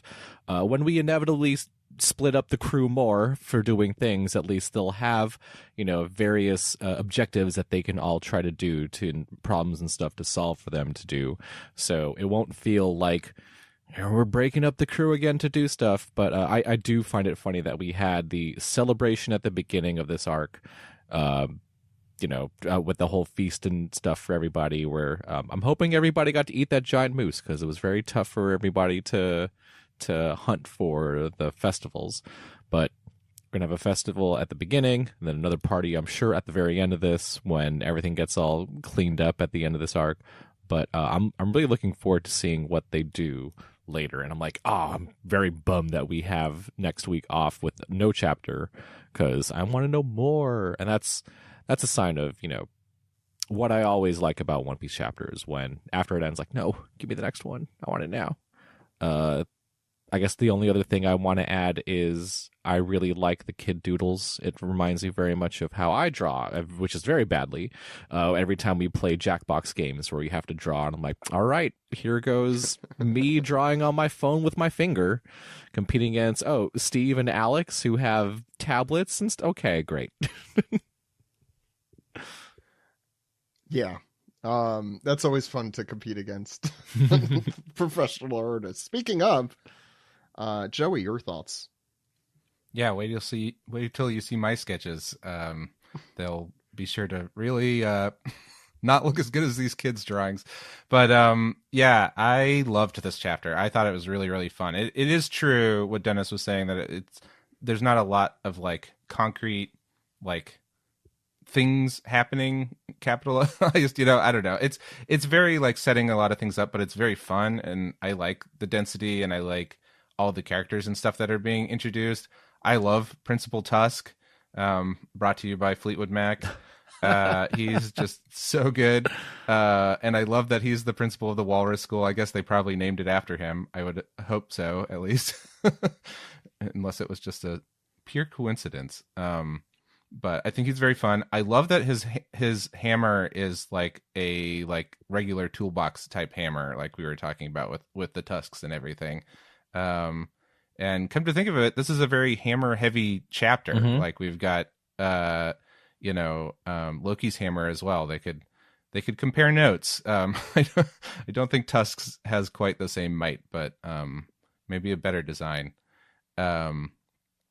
And let's see. I do think the powers on display here are interesting. Obviously somebody is conjuring these creatures from the kids' dreams, and perhaps that same person is putting them to sleep. I was also thinking there's a possibility that maybe Killingham is putting them to sleep, and Summers is drawing the creatures from their dreams or something like that. And Gunko is using her arrow powers to yet again do another kind of nonsensical non sequitur power with the arrows, and it's making me thinking about all this stuff makes me realize that I think last time I was on here I was kind of complaining that I didn't really like Gunko's power very much, and it felt kind of like a JoJo's power, and it felt like it didn't quite fit in the world and it's maybe like a little broken, but like maybe all of the knight's powers are kind of like this, because I also think that like pulling people's nightmares out of their heads and making them real feels like a kind of a stretch for what we know as devil fruit powers too. So we might just be kind of at this like point where we're about to kind of level up the threat and the kind of wackiness and craziness of the devil fruit powers, and Kunko's power will seem quaint compared to everything else eventually. But yeah, let's see. Yeah, I think we've sort of covered everything about Loki. I think, it's kind of unclear what he's doing here. I do still kind of assume that he's, ultimately going to be a good character. And so whatever he's doing, I believe that there's good intentions here. And he does mention saving Elbaf and Steph, but like, it's just very hard to see what it is at this moment, because it's like all they've been talking about is how easily this tree is going to burn. And so now here we are burning the tree, and I don't know where that's going, and it's interesting. And then lastly, I do love these drawings so much. I like Oda's been kind of experimenting with this kind of stuff with like Conjuro and with the mural and stuff a lot more lately, with the kind of playing around the way that you do screen tones, and these look like they were drawn with marker and then converted to tones. So it looks cool, and I like it a lot. I've known people who will like ding even like a very cartoony picture if it has that like the Muppet cutout mouth. Oh, they're like, oh, it's not supposed to look like that. And I'm like, why? It's so fun. And Oda understands how fun those are. Like Nika is usually drawn with those. Calvin in the first Calvin and Hobbes has one of those, and it's great. He looks like a Muppet. It's perfect. All Everyone cartoon characters should just have a big cutout mouth. It's perfect. Yeah, I think that bird is especially Muppety. Oh yeah, yeah, yeah. That bird definitely feels like it's out of a different series, which is good. It's high praise, like to have something like that. I love evil Zeus, though. I can't just stop saying Zeus, but slightly more evil. Steven, thoughts on the chapter? Yeah, even Nika looks like Dr. Teeth in the Electric Mayhem, one of those guys. Totally. With his hair covering his eyes and stuff. Yeah, kind of, it is a fun chapter. It is very chaotic. And it is partially by design. Like Oda is definitely trying to inflict kind of maximum confusion on the readers while still, giving us something that is satisfying, or that is something that you can at least follow and take something away from. But it does feel, it reminded me, like the last time I felt like this was like the stuff in the Lego castle, where, it was just sort of like, what part of this is supposed to be intentionally confusing, and what parts of this are possibly, like human error, or, maybe poor judgment in terms of construction, like scene construction and stuff. 'Cause you do get a lot of just like back and forth. There are so many instances of like, someone says like, hey, oh no, help the kids. And then someone else, and then there's like a little cut in on someone else. And then they go back to the same people and they're saying, hey, we got to help the kids. And it's like kind of repeating the same thing. There's a lot of jumping around where it feels like the attention is very scattershot. Like I'm looking right now at the parts where, they just found Mr. Wolf, like he's bloodied and they're inside the school and they're looking around and he's yelling about the children. And then Oda just kind of pauses for a second to do this little gag with the kid, like asking Robin, are you Luffy's friend? And then he kind of scampers away, which is funny, but it's also like very distracting from kind of the thrust of the scene. And I think there's a lot of small things like that do add up. It's been so Ed isn't on the podcast this week, but he has often said, like at the end of each chapter, like I had a hard time following what was going on from panel to panel. And I think Ed has an excuse because he's kind of recovering from some neurological stuff, but he's not wrong in that I do think the general flow of information in Elbaf, like just in terms of like what are we supposed to be thinking, what is our attention supposed to be drawn to, where are we supposed to be going next, is a little more, it feels a little more random than usual. And I'm still not quite sure if that is, again, like if Oda's doing something intentionally or if he's just maybe trying to do a little too much at one time and it feels like it's a little bit disjointed. But I do think this chapter suffers from a little more of that than the average Elbaf chapter. But aside from that, like in terms of like speculative stuff, I do think from what Joy was saying, it does seem pretty clear to me that looking at the cumulative effects of what is happening to the kids, that yes, they're walking, the sleepwalking is obviously Gunko's arrow, and given that Killingham seems to be a bit of a somnambulist himself, he is probably putting them to sleep. And therefore, Summers probably has whatever power is drawing their dreams out and making them a reality. Although I don't know, that seems like a very strange like devil fruit power to have. So we'll see what the actual theme of his powers are. But he's just Freddy Krueger, basically. Yeah, pretty much. If he has those accordion arms, I'm marking out hard. Yeah, that would be greatest cool. Introduction of a movie character. What if the line "to know love is to wound one another" is because they're also gonna blow up the tree, such that these children that they're abducting, like, are actually getting off better than everyone? Like, they're wounding. I don't know. That's Maybe possible. that's how he's justifying it to himself. Like, actually, kidnapping children is good this time. I don't think these folks really care. Fair. I don't think they do. No. I think it's. I mean, they're. Well, yeah, but you want an evil guy who has like, this is my wonderful reason for doing my evil things, and that seems like a. Yeah, it's still hard to tell too, like what their goal is with the children, if they are, because we've seen in the past, obviously, that it seems like everybody is obsessed with like getting giant soldiers and stuff. It does seem. Oh yeah. It does seem like, at least to the government, it's like that seems to be a more practical thing than like hoping that Caesar's, gigantification medicine works or whatever. But it is a common theme. But it's hard to say if that's what they're going after, or if they're trying to weaken Elbaf in order to make it easier to take over or something. They've clearly, obviously, whatever their goal is, it involves the children, but they have not really explained it yet. And so I guess we're just kind of waiting for that shoe to drop to find out, what the deal is with that. But what if their new project is turning giant children into small children? We have to create a normal army. Counterproductive is what that sounds. A waste of money. Again, like the U.S. education system. Stephen, any? I went to public school. I turned out great. I'm okay. It only took us 40 minutes to set up this podcast today. After That's 800 mostly my episodes. fault. Again, public schools.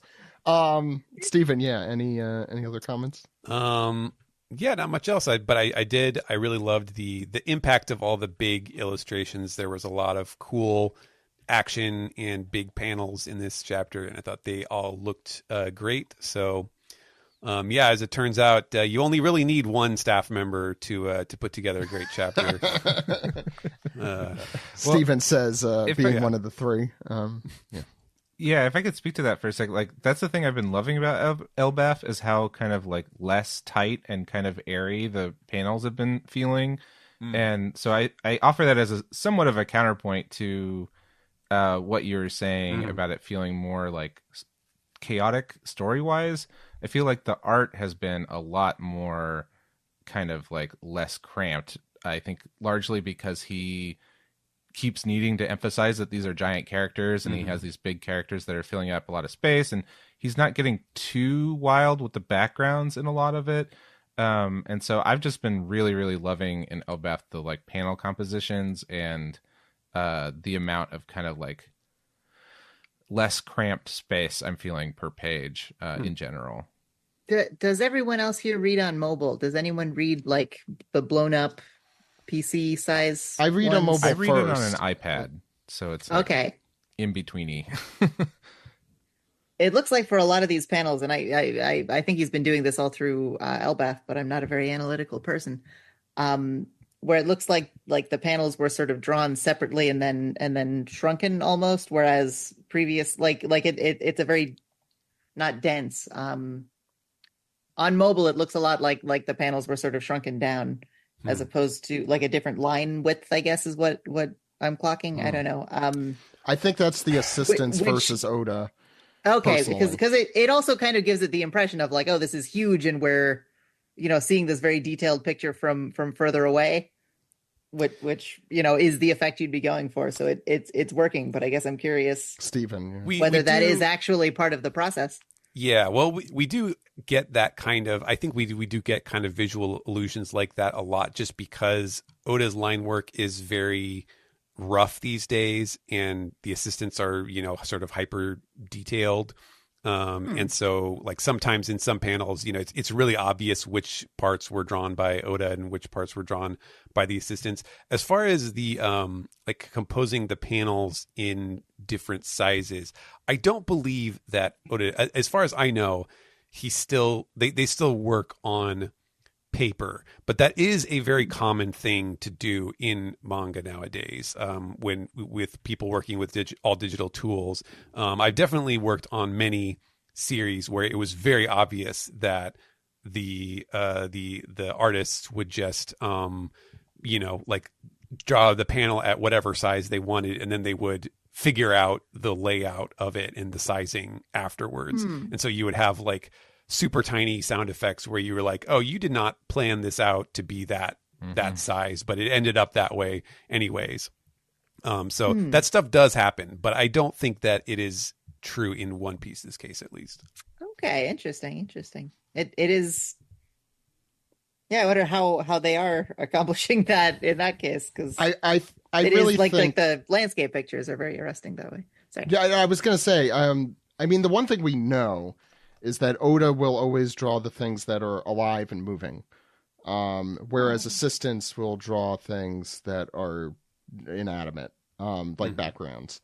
I think more often than not. So I think if you see weird line work in the animate objects, that would stick out to me more. But I think for the most part, it is this chapter. I think definitely does kind of represent how amazingly detailed his assistants are versus how I don't want to say rough, but certainly it is not Oda from 2005, Shades of Cerebus of all things. Exactly. I mean, yeah, it's having a different background artist like Cerebus, but yeah, right. I think that's really what it is. It's that the background artists are not only super crisp, but I think they are using finer tools. They're using like smaller lines, whereas Oda is using generally a thicker line, and so it does cause for occasionally some dissonance between like background and character work, but I think it mostly blends very well. Yes. But I do think that's a thing that bugs me a lot actually in digital art, is when somebody just draws a character and then shrinks them down and places them in an environment and the line weight is all like, doesn't match. But I think what's happening here is kind of the opposite, where they're all like kind of doing the backgrounds probably after he inks these characters, and that it's just a matter of them being like kind of the sharpest, tightest background artists in the biz, and they're just like so good, and it's like such a contrast to the way that he's been getting like looser and looser. Yeah, clicking back to like Egghead, I guess they are still using thinner or finer line brush. It's been going on for a while. But but I do feel like it's been especially pronounced in Elbath, and I'm choosing to believe it's a deliberate attempt to make everything look smaller behind these giant people. It might be. Just to try to be positive. I mean, the smaller line art, like looking at page 13, 12, 13 with Yggdrasil or Adam, like that makes sense that it's very thin line art because it's supposed to convey something huge. And I think that's done well. I also want to say, just to give Oda more credit, since he doesn't get enough out there, he's one guy. These are 3 to 4 people, and very talented people, but I think you have tripled or quadrupled the amount of time to get it done because you have 4 sets of hands doing it versus just the one. Any other thoughts, Stephen, on the chapter? Nope. I'll make mine quick since I think Stephen did hit a lot of my points, but we invoked Ed before, and the thing Ed has been saying for, I think as long as the podcast has been going on, our chapters are usually better when they hold on one scene. When there's like one, story that goes throughout. And when you cut back and forth between different scenes, it can take away from it. That's not always true. But I think Stephen really brought up some good points as to why it's true this week. I really do think his art has been really nice and kinetic, and is particularly in this chapter. And I do agree with Joey that a lot of issues that he has had in the past, with the crammed panels and such, have improved. I'd even say an Egghead a little bit. And there was a lot going on there. So, but I certainly an Elbath. That said, I think a lot of the story construction has been a little messy, at times. So I do see that. Sometimes it isn't, and sometimes it is, but, I do want to give a shout out. Pages 12, 13 that's like gonna be one of my favorite of this arc, I think. Because not only do I love anytime Oda does do there's lightning or light or something that creates shading. I've always been a fan of that. But I do really like, maybe I'm thinking like Steve Urko or whoever here, but how his hammer like hits the tree and the tree is literally to the left of it, of like right where he's hitting it. It gives like a good kinetic flow to the page. I think like it feels like he's actually, you see the cause and the effect. The hammer also looks badass in that first one. I don't know how to describe what he did, but almost the fact that it looks so rough, the lightning, I think is really cool looking. So I do want to, the hammer itself is interesting. It does, I forgot if this was Jill I think it was Jill who mentioned this week. It does look a little like Usopp's 10-ton hammer. Again, Usopp's is more round. Dennis, don't correct me here because I know you're right, but I'm gonna pretend I'm right. No, it is a little more round, but adding the corners made it the 12-ton hammer. Yeah, happy to help. Oh God, but I do like the idea of Usopp using this in the future. I think that would be really cool, and you wouldn't have to update your cosplay too much, Dennis, and that's what's important here. If you, I don't have a hammer. I have the ranged weapons, and I did carry a chalkboard one time. I thought you did one with the 10-ton, but I guess I'm wrong. No. Oh, and by the way, it is called a claw hammer that Principal Tusk had. I was thinking of a ball peen hammer, but that's a different type of hammer. It does not have tusks. For those interested. The last panel is gorgeous as well. I'm pretty sure that, well, my son's 3, he's not 20, but I don't think he could draw this necessarily at this time.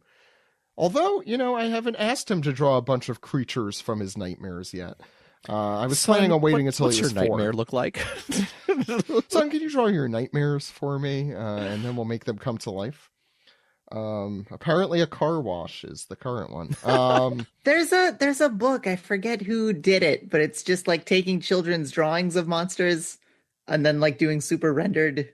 It is a art very of them. cool They're idea. great. Yeah. They're great. Yeah, I don't remember who that is either, but that's a cool book. Thought we were going to talk about a car wash nightmare. Oh, let's talk about our car wash nightmares. I'm only thinking about that because that happened today. Zach only fears agoraphobics. They're coming to get him. As an agoraphobic, I yes. do fear agoraphobics. Anyway. No, but I do really like this concept. I know it is very JoJo-y also, but I think this is a really fun power in a ridiculous way. But Oda, it's One Piece. As I think Abby so astutely put, here's the guy who looks like a walrus who's a giant, who's part of the giant pirates saying things are abnormal here.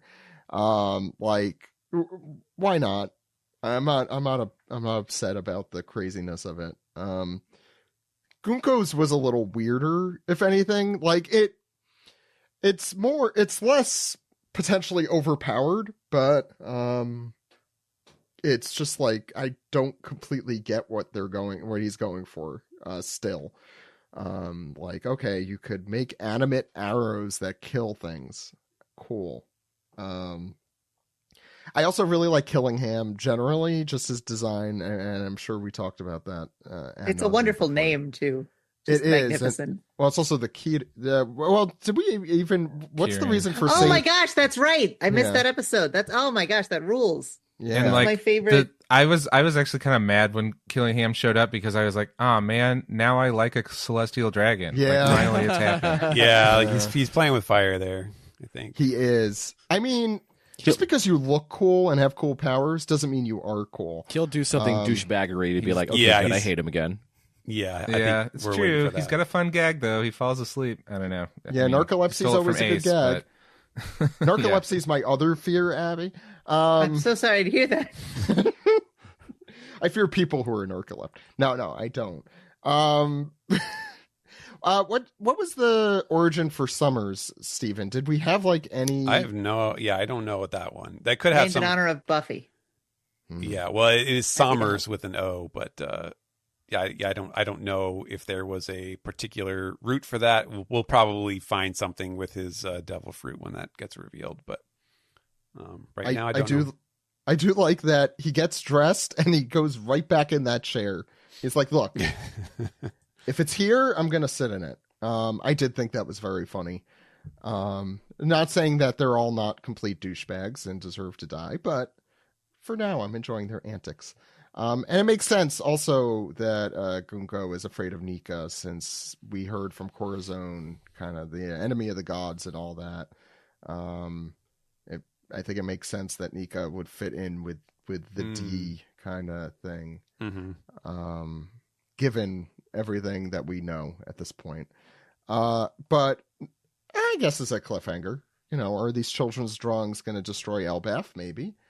We'll have to find out in 2 weeks. Any other thoughts on this chapter?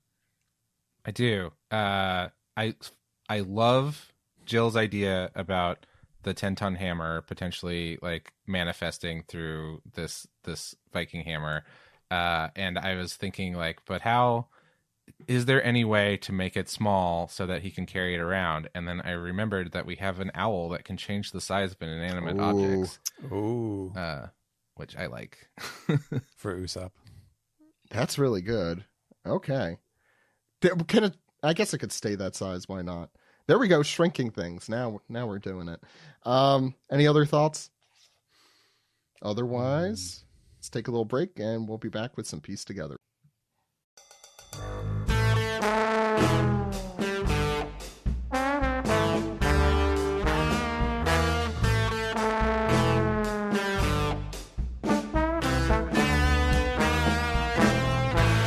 This is the manga recap for chapter 1143, Holy Knights.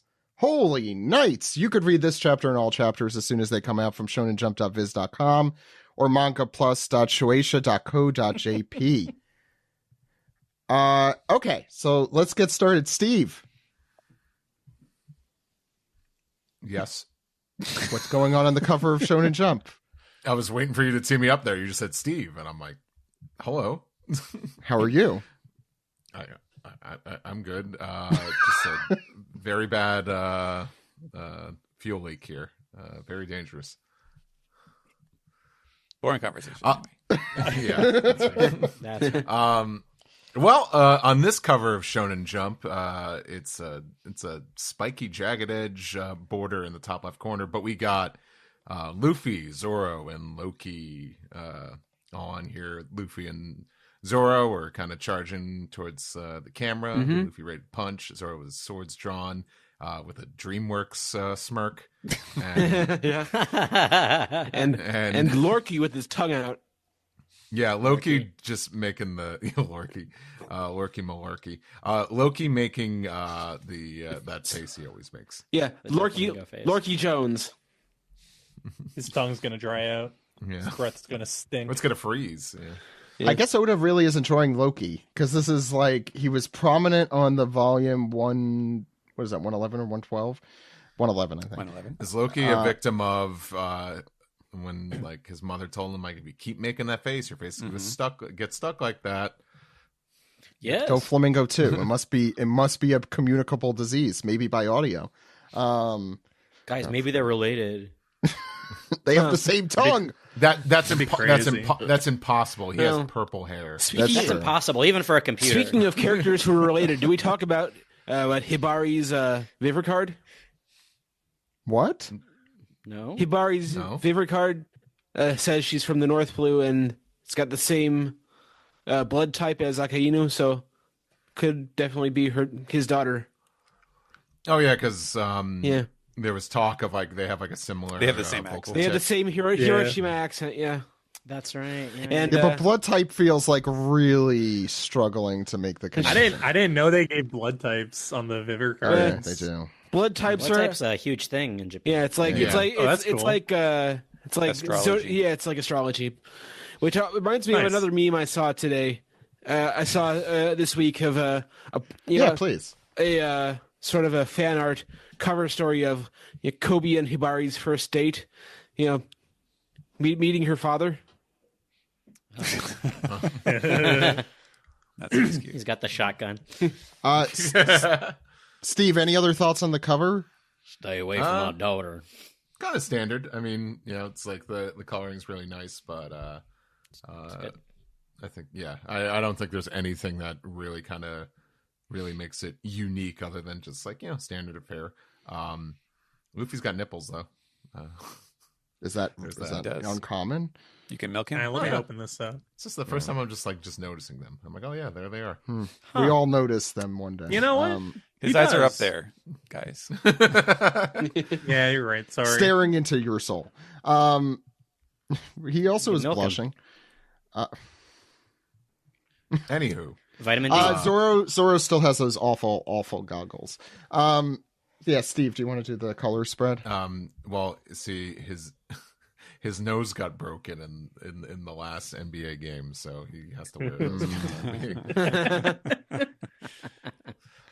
All right, so we got a color spread, of course, this week, and based on a reader request, a Straw Hat crew car chase. So Oda basically doesn't do that. Yeah, they're all riding flying fishes. They stole from Duval, apparently. Yeah, exactly. Except for Jinbei. Fish. He don't need no flying fish. No, he's a swimming fish. Yeah, it's like Sonic R, where all the characters are running except for Amy Rose, who has to drive a car. And there's a little thing on there that says "Speed is the weapon." A lot of times when there's stuff on there like that, it's for song lyrics. Yeah, that's true. Or it might be complete nonsensical. Yeah. Like Oda thinks this is cool, sort of thing. But it could be either. I don't know. But this is kind of fun. Like, actually, some like interesting color choices here. Like, we have like Zoro in blue, Sanji in green. Yeah, it's different. Frankie and Usopp in purple. I think that's trying something a little bit different here. But Chopper back as the backpack for Zoro is great to see. He's his brother. Yeah. Yeah, no, I like no. that everybody's wearing their number. Yes. Yeah. Mm-hmm. But they're also in the place of their number for the most part. Like first place, second place, third place is at least. Brooke looks like he's about to step right off. Yeah, I'm assuming he is. He It's hard can to tell. run on water. People forget. Yes. Like if you zoom in, it's kind of hard to do. But like if you get a real zoomed in look, you can see that Robin is holding like I don't know, like a parfait glass or something like that, like a mixed drink or something like that. But it does kind of look like she's just holding his ankle as he's. I want to know. Cool. Sanji has like a plate and a drink, and how is that not just spilling everywhere? He's a professional. Good question. Yeah, Incredible balance. Professional. And I was going to say, when you're a professional, you could do that somehow. Or he's Spider-Man. And why is he wearing core muscles? And why is he wearing his underwear over his racing suit? That's Zoro's underwear. That's just good old fashioned from the hit Nickelodeon show Doug. That was on the head, right? Was it also over the? No. Oh, you're thinking of Quail Quail Man. Man. Yeah, that was Quail over Man. his shoes. Yes, he wore I am his thinking of shorts, Quail Man. yeah. Okay. Good. My I'm always reference was thinking about correct. Quail Man. I know you are. That's why I brought it up. I'm like, I appreciate Mike's got me here. If no one's got me, Mike's got me. I think someone mentioned that might be like a teapot and a cup of tea. I need to look on Manga Plus because it allows you, I think, to zoom in a little closer. But I don't know if that's true or not. No, it looks like it's part of his clothes. All those people who ship Usopp and Frankie together, you got that. I assume there are people. Gotta wait for the next. we find Thunderdome. that out. Yeah. Oh, yeah. Actually, that would be a good. I have no idea.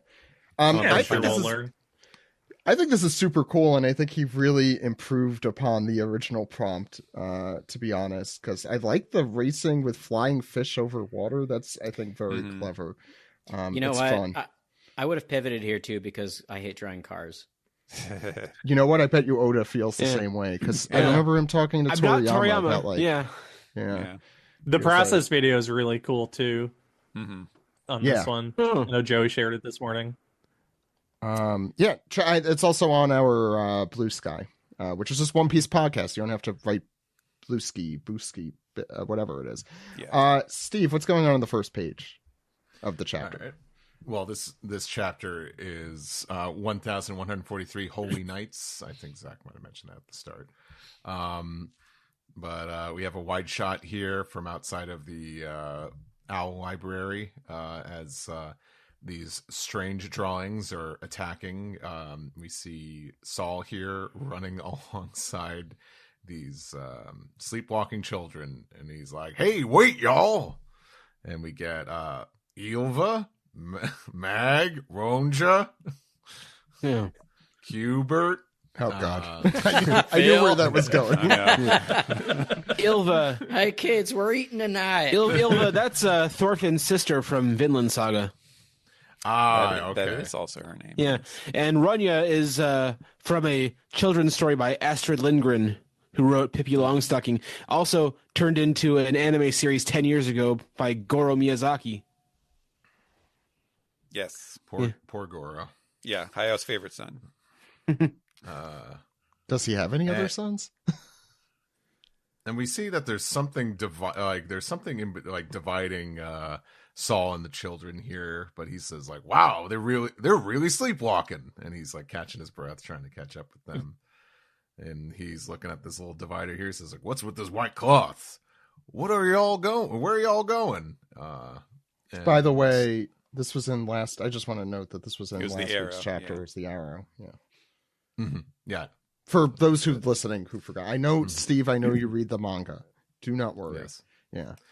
But I should mention that Robin and Chopper here are riding in his beard. And Robin yells out, "Be careful!" You know, like the three birds Peter Griffin was raising. She yells out, "Be careful, Saul! Remember, the other teacher said not to touch the children." And sound advice. Yes. And Chopper adds, "And he was all bloody." I want to taste blood. And Saul says, I know he did, but I don't see nothing wrong with him. It's dangerous for him to keep walking like this. And we just start to see his little hand. Oh, he's got a big hand. His hands start to move as we go to the next page. Ed. Yeah. And he starts sort of ushering them. Come on, let's get back to school. And then he screams out in pain. Yeah. And I'm not sure who's saying this, but they say, what was that? What was that, Saul? What happened? Did something stab you? I'm assuming Chopper and Robin from the beard. To be fair, not the first. Yeah, it's not immediately obvious. So, yeah, because he tries to usher the children, and they're sort of being surrounded by thorn vines. And we guess we hear over, looks to be a transponder snail. It says, this is the Walrus School. We hear, all the children have suddenly fallen asleep, and out of those, 9 of them have started walking. We don't know where they're going. And now in the Western Village, we hear it continue. It says, it's not clear why or how this is happening. And we overhear some giants talking. The kids at the school, my son's there too. And also over the transponder snail we hear, there's also been a surge of strange monsters from the forest. Monsters? Are the children safe? The children are traveling down branch route B, or 8 at the moment. 8. Yes. And we see that this is a transponder pillbug that only works in Elbaf. That's the same size as Jimbei. Well, bigger. Yeah. You gotta get a pillbug SIM card if you want to be able to use your transponder snails in Elbaf. Sort of, it's kind of a PA system, basically. And we hear, and there's a fire too. What's with all this sudden danger? Did something happen back at the school? It's kind of funny how, like, every time Oda introduces a new variant on transponder snails, like, they usually serve a purpose, or like there's some reason they have some capability that we haven't seen before. This time it's just like, oh no, this is just we just use these in Elbaf. There's nothing different. It's just a pill bug instead of a big bug. Wasn't there something similar in Dressrosa where it had like a limit? I think it was more like story reasons, like, okay, they can't communicate easily with beyond that island because A and B are going to happen, and we can't tell C, D, and E. It feels very like, okay, I'm introducing this weird thing here. Yeah, he gave him a name. So the classic transponder snail is, of course, a Denden Mushi, which is like it's a pun based on the one of the traditional words for snail in Japanese, but in One Piece the kanji means like electronic transmission snail, and this one he called Dengo Mushi instead, and that would mean like electronic speak insect instead, but it is Dengo Mushi is very close to Dango Mushi, which is what they call roly-polies or pillbugs. So that's kind of, and you can see where he's got the armor like a pillbug. Yeah, he's got the little roly sections there, which is Dango Mushi. That is super cute. Dango Mushi. Yeah, so it basically dumpling bugs. I was gonna say they're not pill bugs. They're dumpling bugs. Yeah. That's very funny. I also just want to add that it is notable that Nami is the one concerned about the children. Won't somebody please think of the children of all the danger? Yeah, Steven. And so now we see someone has climbed up to the top of one of those buildings in the village and is looking over at the progress of the fire. And he's saying, "Did you say branch 8?" Now, if he was from Southwest Elbaf, he would say the 8, but here they just say branch 8. Boo! Boo! LA jokes on this podcast. And if he was in Whole Cake Island, he'd be saying the Brulee 8. I don't like any of this. But yeah, he's on the lookout. He's like, it's not looking good over there, which is fun. And then we get to the revelers in the party led by Chief Yarl. who is also has his tongue stuck out. He must be related to Loki. Well, he probably is in some way. But he's like, oh no, that's the school where my granddaughter's granddaughter Ylva goes. And the people are like, how many generations is that? And I'll let you know here that what he actually says in Japanese is a term. The word is yashago, but it's a term, like an obscure term for, your great grandchild. And then they're like, what's a yashago? So, it's sort of like, a language joke that is derived from the fact that he's so old that he uses a term no one else would ever have to use. But I was looking around and I was like, man, is there some like obscure English term for, a great grandchild? And I couldn't find anything like that. So that's why I had to kind of adapt it into something else. But clearly, yes, they are in no states to react and respond to an emergency. So Nami is trying to cut them off. I think you've all had enough to drink now. And Brooke, he's still mounted to his crotch, is carrying on. He's like, excellent. I can't wait for Ian to do this. He'll do it. He's giving himself head. There's a lot. Yeah. I'm not writing that. Do I write that down? I don't think I write that down. No.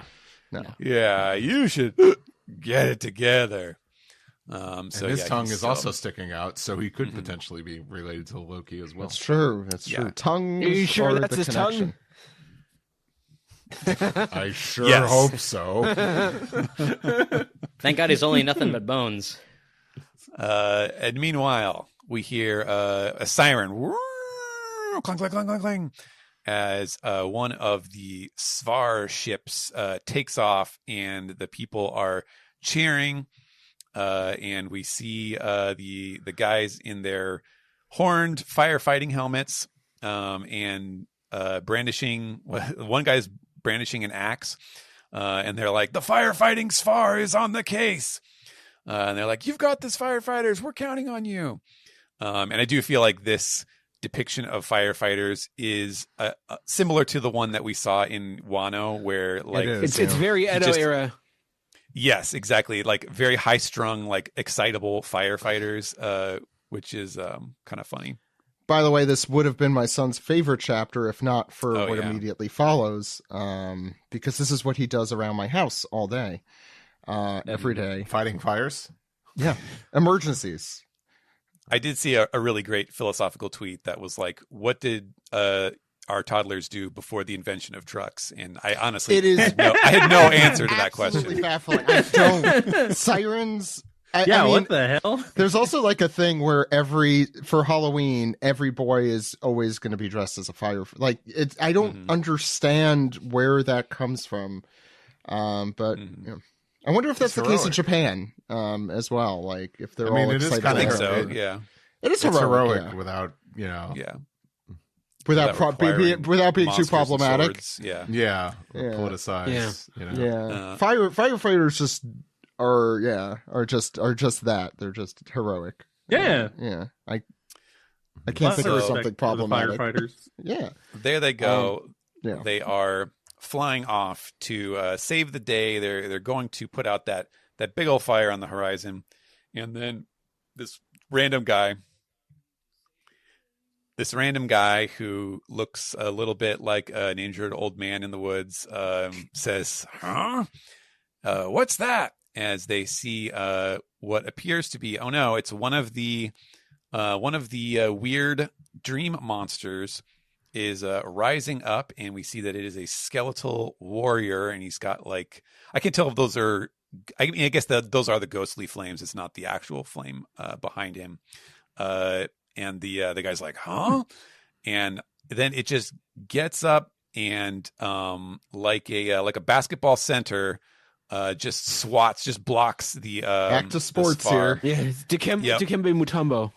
Yeah. Not in my house. And then he shakes it, he waggles his finger. And everybody back at the party is like, whoa! As the Viking Gashadokuro has come up and thwarted their attempt to put out the fire. Seems Who bad. helped more? Who helped more? The fighting, the firefighting Spar crew, or the clicking claw force? Ooh, We don't. they have a cooler. They have a cool ship, though. I like it. Yeah, they're still airborne. They're still good. And they're airborne. Yeah, I don't think the kicking claw force even moved from their spot. No, I think they immediately got their ass kicked. At least they were literally window dressing. It's like there's momentum. It's like we could confirm that Sir Crocodile has a devil fruit, and Vivi and Chuck are like, we know that. By the way, they didn't get an Oda box though. These firefighters, the Kick and Claw Force did get an Oda box. Yeah, the manga moved a lot slower back then. Yeah, I know. By the way, I mean, like this feels like amazing drawing for like a 9-year-old. But yeah. I just love Yeah, that. kid's got talent. Oda's like, shit, I got 2 extra pages. What do? I'll introduce some characters. That's Oda. That's our Oda. Cue music for sitcom. That was the end of the page, right? Yes. Mike. All right, next page. We're back, and we see Saint Summers is chowing down, and he goes, you see how shocked those giants were when they got stabbed by the thorns? Oh, it's just like the famous saying, every love has its thorns. Never heard of it. Clink. Gah! You're so apathetic, Uncle. You know that?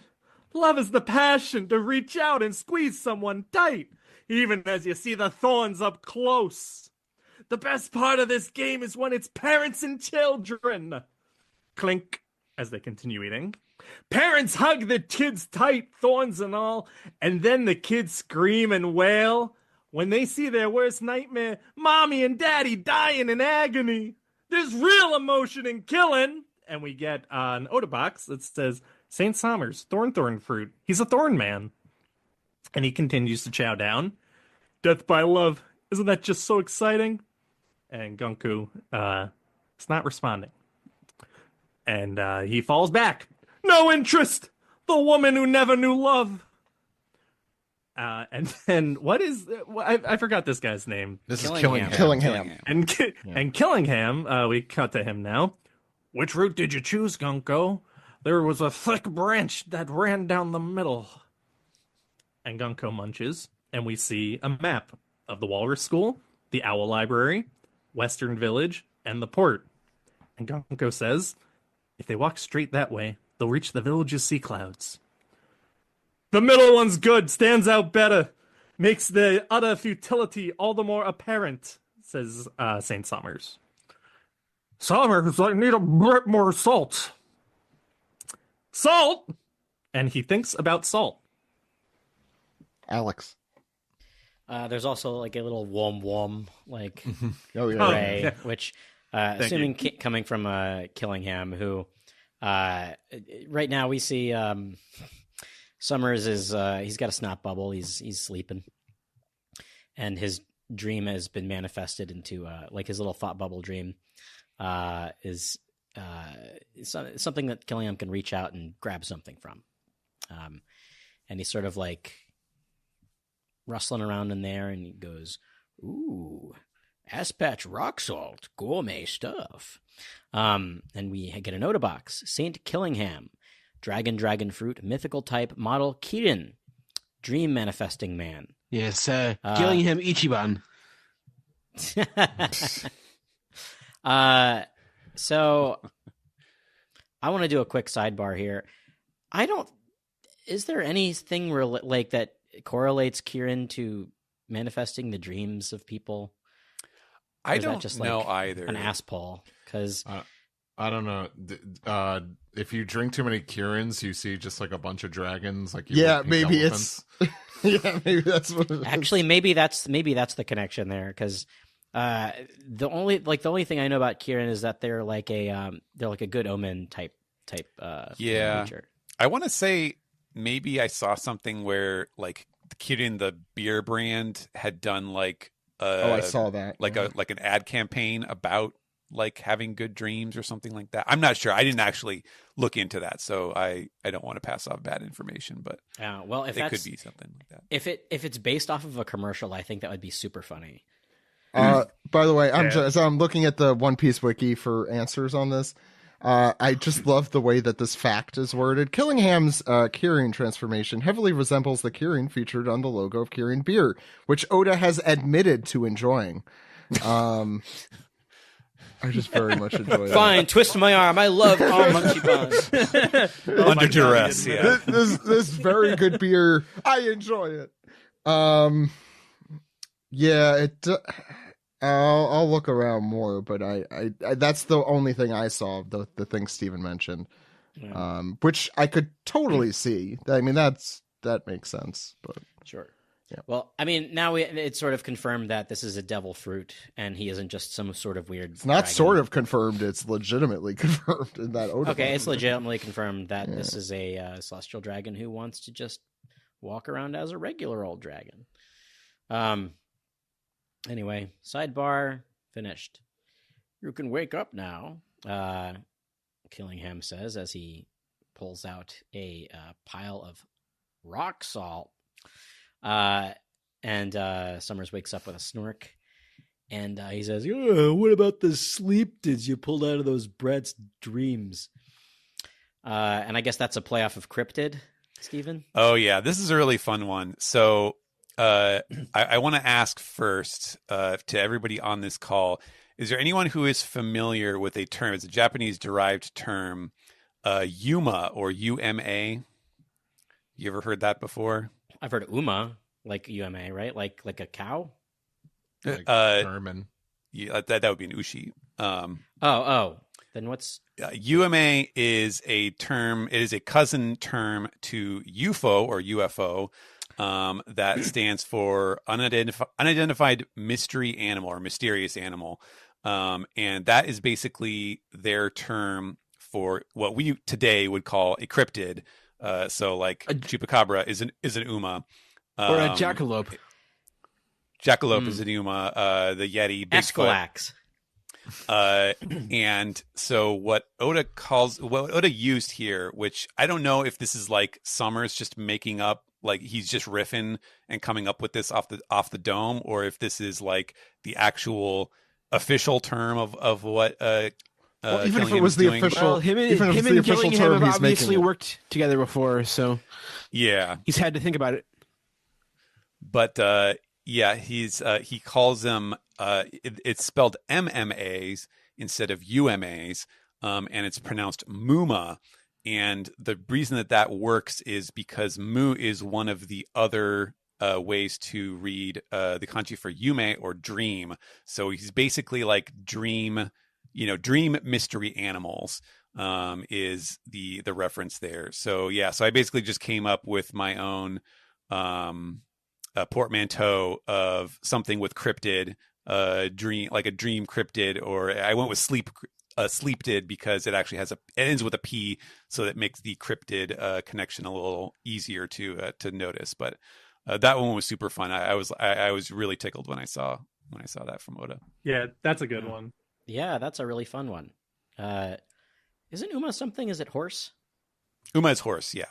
Okay, shit. I got my farm animals mixed up. And that is also why they call her Uma Thurman in Japanese. They don't call her Uma Thurman because it just sounds like a really mean thing to say. Oh, that's funny. Wow. Yeah. You know, really quick sidebar, that's why in Greece they call Charlton Heston Charlton Easton, because Heston means to shit oneself. Oh, cool. Oh my god. Wow. Like now I know how to say they were ahead that. of the curve. Yeah. Like hezi, that's the verb. It's fun. From my cold dead hands. Yeah, that's how funny. appropriate. Yeah. That's like the same exact thing. Get your damn poopy drawers So anyway, he asks about the sleeptids, and Killingham says, I can keep them going at the same time, of course. Hey, this salt goes perfectly with the meal. And Gunko says, I'll try some too. And I suppose this is Killingham's. Anyway, speaking of the giant's boats in the village, apparently they draw rainbows in the sky with those painter rocks. And after taking a bite, we see Gunko's expression finally change. How did she take a bite? Impressed. I don't know. It's magic. she eats with her Through heart. the bandages. You know? Yeah. Maybe literally. Yeah. Real unique culture they've got. So all we have to do is take one of those to return to the Holy Land. Summers is shocked and goes, we've basically won already. It's too easy. This is a baby game for babies. I really appreciated that. That's a really good line. In particular. Yeah. Gunko says, I'm very full now. And all this, 0 calories? And like a commercial, Killingham looks into the camera and says, well, it's dream food, so 0 energy too, ha. Gunko says, don't worry, Summers. There will be trouble. I saw a pirate ship moored on the sea clouds of the village. The Emperor of the Sea, Straw Hat Luffy, is here. And we get an interrobang. Love those. We see that the kids are walking towards the fire there, following Gunko's arrow. And I believe this is Summers saying, the kids are walking right towards the fire. Somebody says, see, you didn't expect this. Not to worry. If they die, we can send more. So, yeah, shouldn't be preemptively killing the hostages. Well, they've got nowhere to be very clearly. Yeah.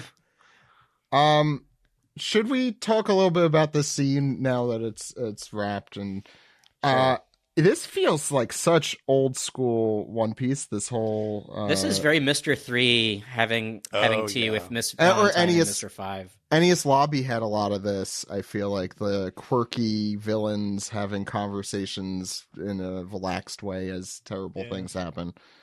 Mm-hmm. I do love that. Me too. It gives them a little bit more dimension. Yeah. It shows that evil people could also be doofuses. I did very much enjoy this. Yeah. Yeah, I'm actually really upset that Oda's making me really like these guys. I mean, you could be entertained by them, but also I think they have really cool designs too. Yeah. I think I do really enjoy Killingham's particularly. I think to me it just bodes like really well for like fights to come along with these guys, especially with like main crew, because us getting like any form of investment in them is good. Yeah, personality goes a long way during a fight too. Yeah. Hint Dressrosa. Well, actually, Dressrosa had a little of that, but too much of that maybe. I really like that Killingham wears like the standard issue helmet, but because his Kirin form has a big long snout, he has to attach like the extra breather on the end because it wouldn't fit otherwise. I think that's really funny. His design's really fun. Yeah, I like how he just can't get a bigger bubble. Kind of looks like a toxic seahorse from Mega Man X3. How does the bubble work outside that whole area, though? Doesn't that only... You know what? Let's move on. What's all right, and we will move on to the other scene of this chapter, where we go down the tree to the scene with Loki, where of course Luffy, Zoro, and Sanji, and then all of Hyruden's crew are there, and they're shouting, "Damn you, Loki!" And he says, "Go on, Hyruden, try and stop me, do ha ha ha ha." And we see him very high shot here, looking downward at Loki, who is holding his hammer Ragnir with both hands, and he's crackling with electricity. There's what appears to be a bunch of blood stains from his wounds on the snow around him, and he's saying, "But no, you can't possibly stop me. You can't even lift Ragnir." And Gerd is worried about the bolt of lightning that he just set off. She's like, I just hope no one gets hurt in the sun world. And Loki says, "They will. The flames will only spread further. So make your choice. Will you undo the last cuff and free me? and he's taking too long to say the rest of his lines. So Sanji and Luffy start talking to each other. It's kind of rude. And Sanji's like, who's this enormous giant anyways? And Luffy's like, he was really badly injured, so I wanted to help him. And then Loki finally composes himself and says, or will you all choose death? I'll only keep taking the lives of those weaklings in the sun world if you don't answer me. And Hyruden's crew is freaking out. We see, Stanson looks worried. Roto's got his hands up like, ah! And Hyruden holds out his hand. He's like, wait, all right. And Loki grins to himself like, aha, I've got it. He's listening now. And Zoro says, don't get suckered in, Hyruden. He's like, oh, Roto or Zoro. And Luffy says, I guess I got to do it. If he can move, I'll stop him. That was the deal. So Luffy's going to take responsibility for the choice to free Loki here. He's going to fight him. But Hyruden exclaims, wait, I don't know what rubber is, and Straw Hat, he'll electrocute you if you get too close. And Loki says, very well then, I hear your answer. And Gerd is like, stop this, Loki. If you hit the children, there's no turning back. I guess with the flames, the lightning is specifically what she's referring to there. And Zoro with his stupid goggles, did I mention? Says, make sure you go easy on him, Luffy, or his wounds will get worse. Luffy, not really responding to that, says gum gum. And Loki, who presumably has seen how this played out already, says, I guess I've lost this one. So it makes me wonder, is he just giving up at this point? I'm like, is he literally just sitting down like, okay. Oh, right, because he was bluffing. It's not even like a future sight thing. Yeah. He'd be a not great poker player. As he looks like he's beginning to collapse, and Hyruden and freaking Roto are shocked as Loki falls to the ground with not even so much as a little whoop punch from Luffy here. And boy, is he large. So he literally purple. just inflated his arm like a balloon and kind of bopped him. Yeah, that's what it seems like. Yeah. Because that Gum Gum Balloon isn't normally an attack. He gave him a sock and bopper. No, it's a gum gum boop. It's a gum gum boop. Like just a little. I read it as he's not even like hitting him. And he just falls over and then the arm deflates. But it could be whatever. Yeah, I think it could be either way. Because usually balloon is more like a defensive thing, like he blows himself up to bounce a cannonball. Yeah, or it's not like pistol or something. Or when he uses it as an attack, it's what, bone balloon or muscle balloon? Yeah. Like Gear 3 style. Gear 3 or Gear 4? Yeah, what's an arm balloon? Like, I guess that's like not even a gear version. I guess that's just like it was just an arm. A sock and bopper. It's putting the balloon in his arm. The arm version. It's more fun than a pillow fight. You said Loki would not be a good poker player, but I don't know. If I was playing Loki, I would be like leaning over like, hey, what does it mean when he sticks his tongue out? What is that? What emotion is that? It just means he's related to Doflamingo, Steven. His eyes are bandaged up, so. Yeah. That's true. No you can never read him. That's not like it's been like that his whole life. Steve, what's next? Time has passed, and Zoro says he really was at death's door already. And maybe this is Luffy saying he was summoning all the strength he had left on a gamble. If his bluff had worked, he would have escaped so that he could collapse somewhere in secret. I don't know. Oda. I don't know who's talking here. Maybe this is Zoro saying, I just can't imagine that working based on the amount of blood he'd lost. And then he says, hey, it's up to you whether you want to heal him or let him die. And then the most jank ass Luffy I've seen in a while says, I had business with Loki too, but he had to wait when I saw how bloody he was. But I had to wait to see when I saw how bloody he was. Yeah, I don't know. He's got a little frog mouth there. Yeah. Frog mouth, teeth or warped eyes. I like it. It's cute. I don't know if it was supposed to be cute, but And Roto here says, it is true, whoever attempted to kill Loki, it is a separate incident from the matter of his own crimes. And then he says quietly, and I think I might know who it was. And then Luffy yells, please, Howardin, help him out a little. I don't want him to die, no matter who he is. And Howardin just looks down.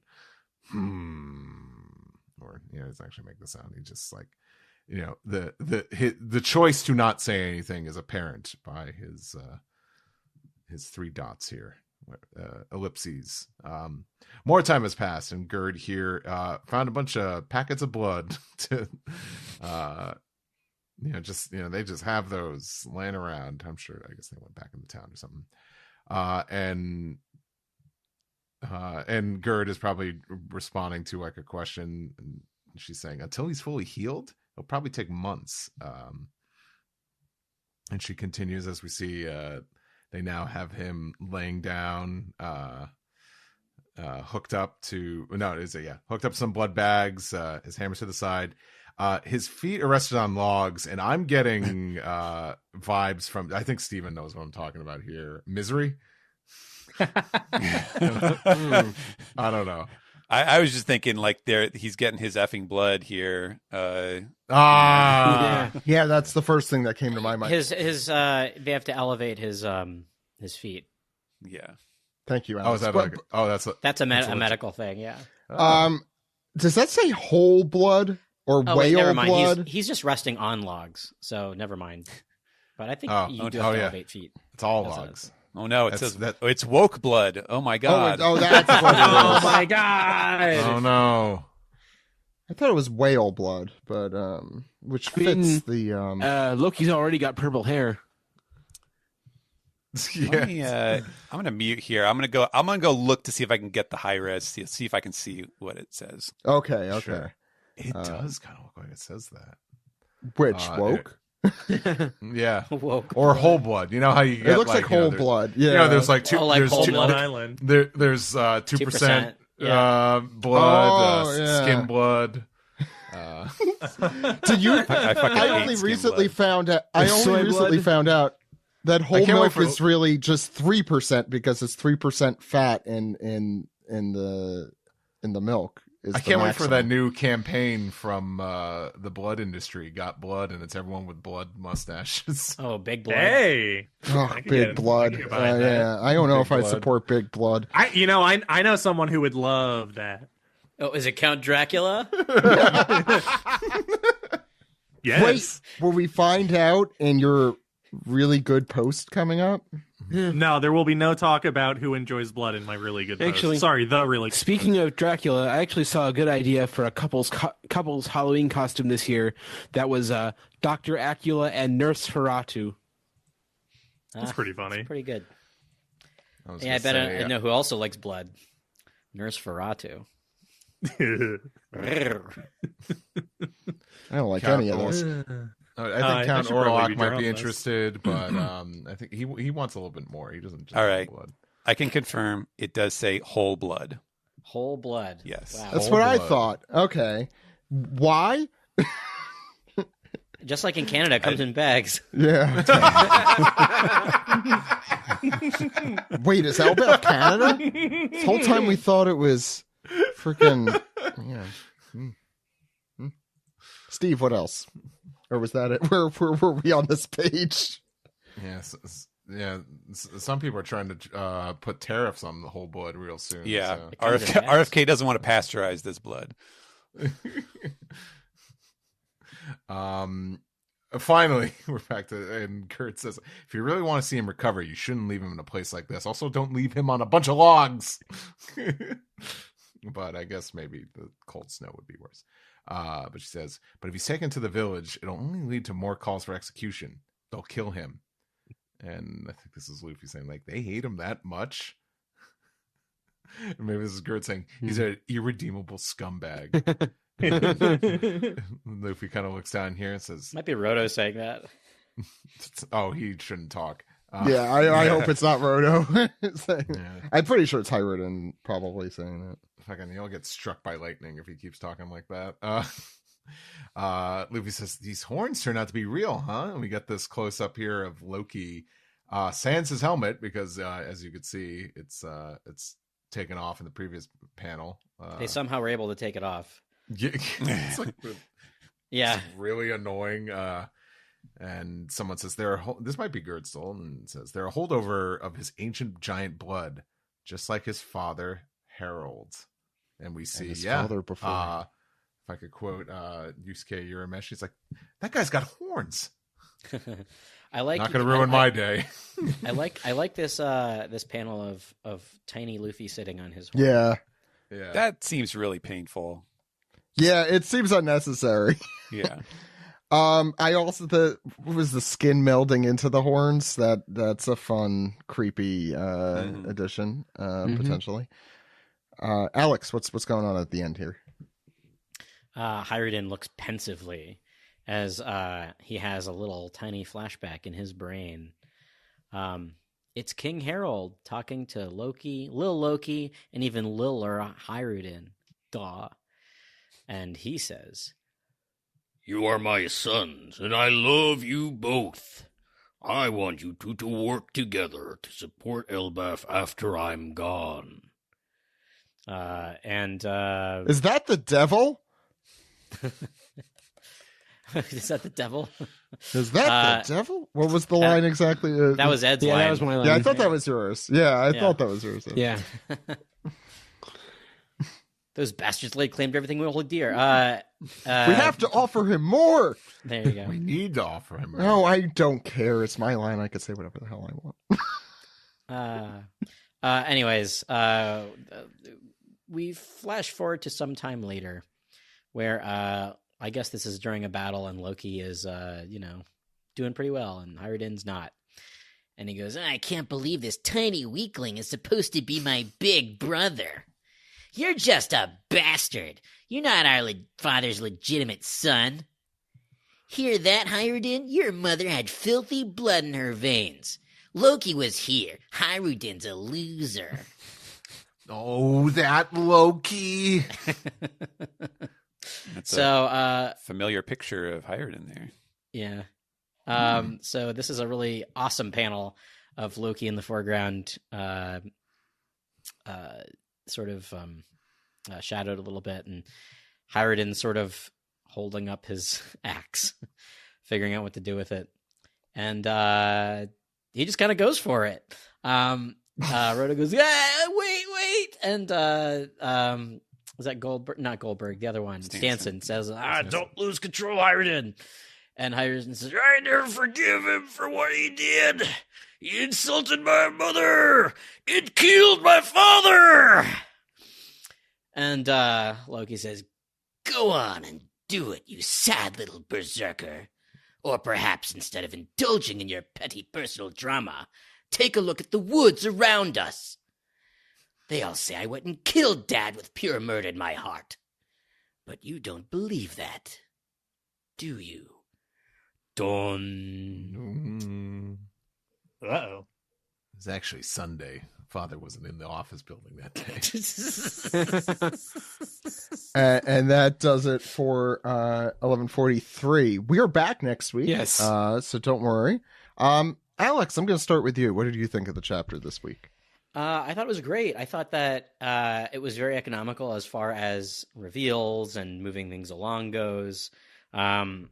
I think there's been some criticism as of late, and my cousin from Greece, who I saw this week, who is following the manga, and has been for a while. I asked him, like, "Oh, what do you think of Elbaf so far?" And he goes, "I think they're moving it too quick. Like everything is, it feels like he's rushing a little bit, and that might be the case. But I think it's for the best. I feel like we still have a lot to get through until the end of the series."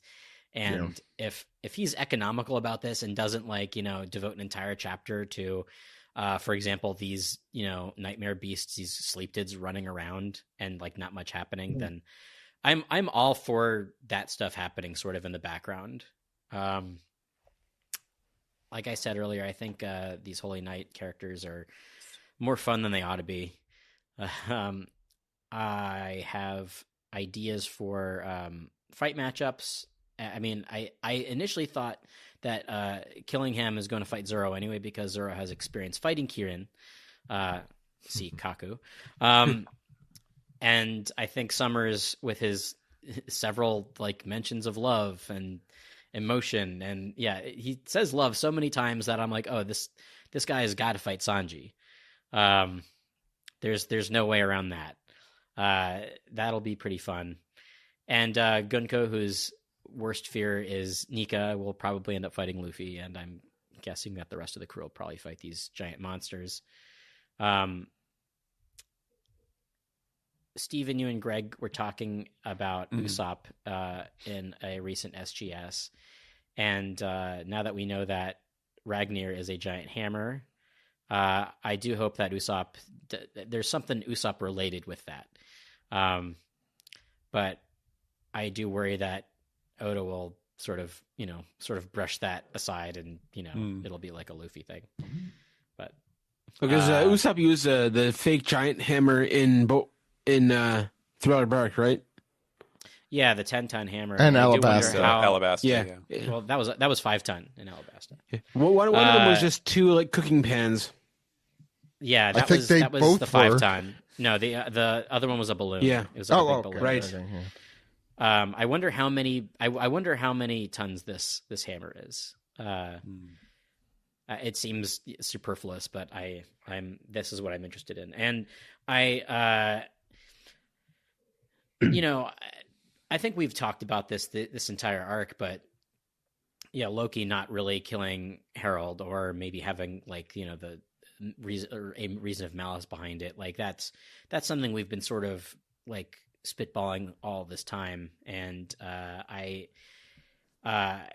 if that's the case, then I'm glad that we're sort of getting around to it versus like beating around the bush. And getting into the drama between Hyruden and Loki is that's interesting to me, at least. It's yeah. So I thought it was a really great chapter. I'm really loving. I'm loving at the pace it's going, and some fun art. And Steven, I think you were referencing that the little Hyruden looks like the Hyruden, I think maybe from like an SBS. Yes. Mm-hmm. Yes. Yeah. Yes. The childhood Kid version. Hyruden. Mm-hmm. Yeah, almost the same pose. Yeah. Yeah. Oh yeah. The firefighting spar, super funny. Like that. Like just the rebound from the giant skeleton. I just love a dialogueless panel.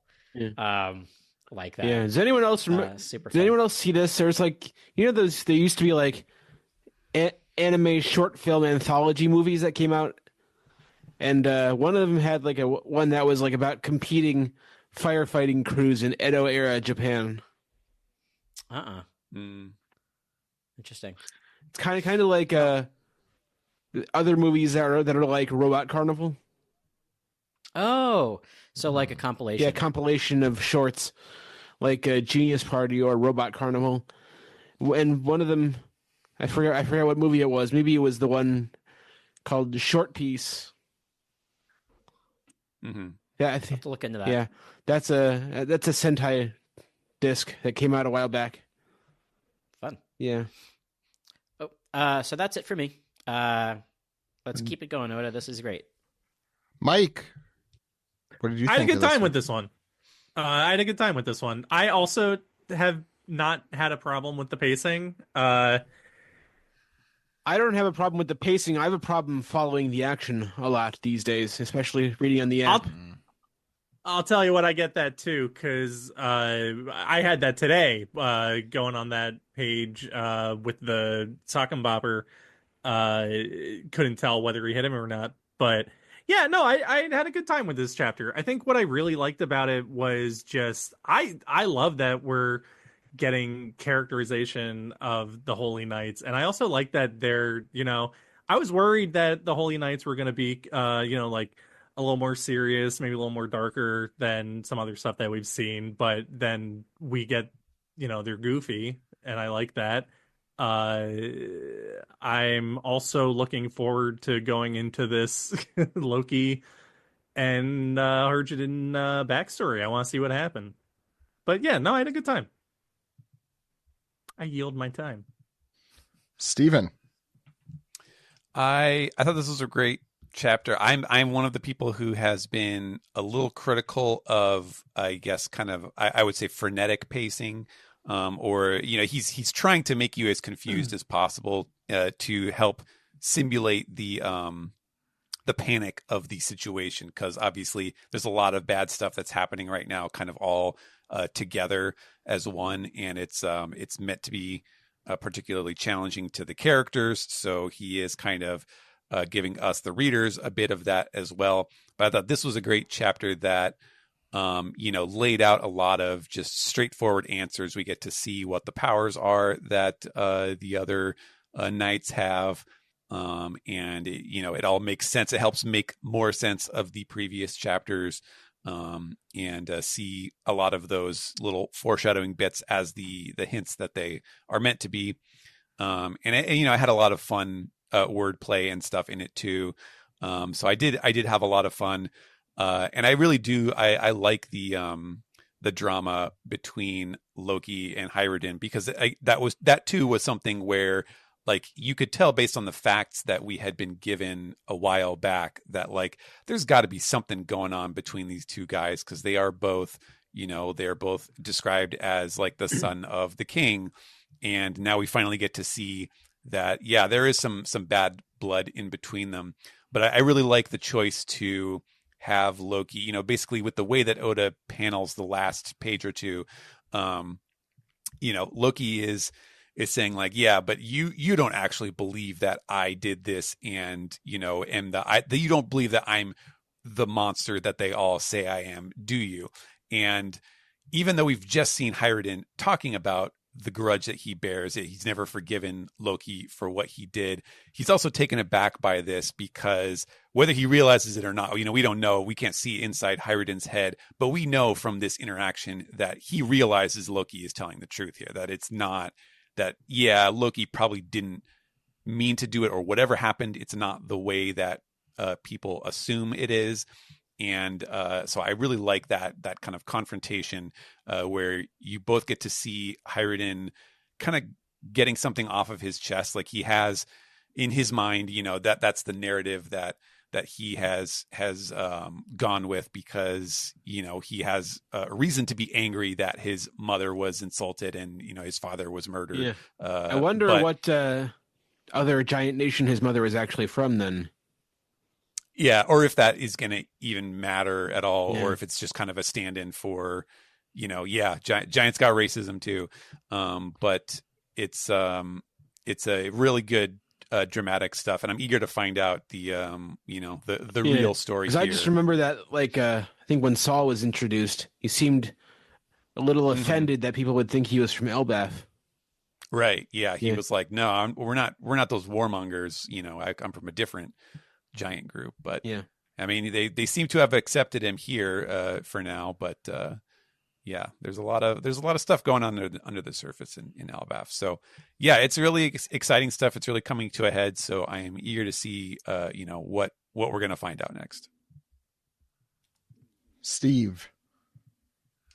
Yeah, this was a dense little chapter here. There was a lot to sink my teeth into. At first I was kind of like, when we were with the knights and kind of just really squeezing the introduction to these devil fruit abilities into these small panels, I was like, is this cramming too much? But I think I kind of like what others have said about it being economical here, with just the whole gimmick of them sitting around eating.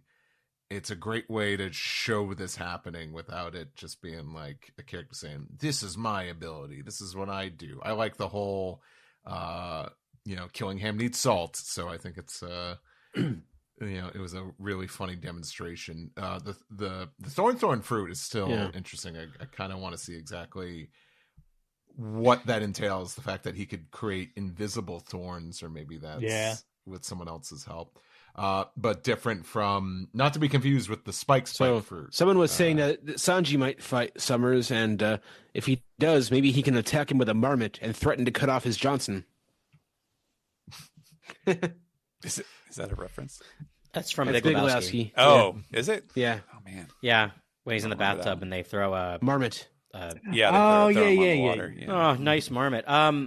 Actually, what is the Japanese term for his fruit, Stephen? Bara bara? It's no, it's the toge toge no mi. Oh. Wait, so- toge Wait, is it? His is toge toge? I thought that was Miss Doublefingers. It Oh, is. no, sorry, you're right. It's iba iba is which is okay. short for ibara, and that's another word for thorn. Ah, okay. So Ed was almost correct. Yeah. But bara bara, that's Buggy. Buggy's. Yeah. And Yeah. isn't Ibarra the girl from My Hero Academia with the vines for hair? Yes.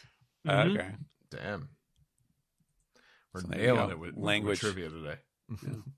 But yeah, I think I think what was done, I think is, I mean, totally serviceable. I think rereading this chapter, I don't see much of a problem with it. I think there's still like some panels I'm not crazy about, like with Saul and the kids, because I wonder, like, is Saul like a smaller giant compared to like the warriors? Oh yeah, because he's like, yeah, I think it's just He's smaller than Loki, I think. For sure. He feels kind of small in like this on You're page right. 4 here. I was just like, oh, I always thought he was bigger. I mean, I also think, I don't know, he's been drawing Saul very oddly. I think in general, since Elbaf, but maybe it's just because I'm comparing it to his art from Ennius Lobby.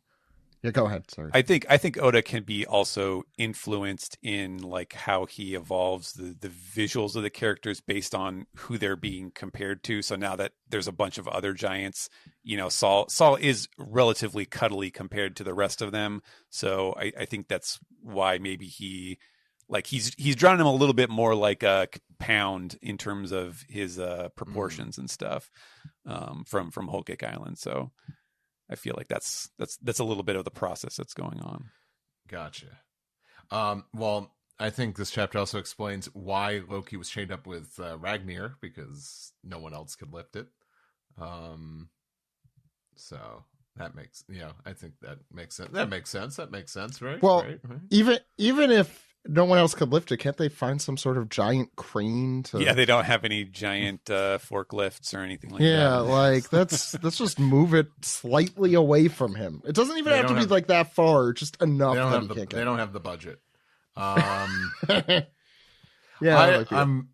I'm intrigued that even in this flashback here that that Loki's eyes are still bandaged up. What's up with that?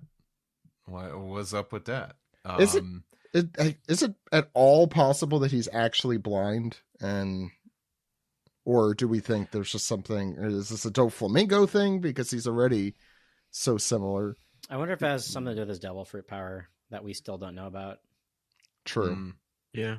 Like long shot here is like, oh, is it covered up nah, I think you see too much of his forehead in this. I'm like, oh, maybe he has a third eye. But, what if he's got like Cyclops powers where just like rays come out of his eyes and they just can't stop? Oh yeah, we haven't seen a Cyclops, have we? In One Piece? I guess they're. Oh yeah, no. But he's referring to Cyclops as in optic. Oh yeah, no, I know, but I got that after I said it. Gene, Yeah, no, I know. Well, the thing though is that Cyclops has concussive optic blast. They're not like, it's not like heat vision or anything. And I wonder if he has heat vision, which would make him a danger to himself and society, especially people living on a giant tree. Ooh. That would explain why it's covered. Or if it's something where fire is involved, but he also doesn't seem to care about causing chaos. So I don't know.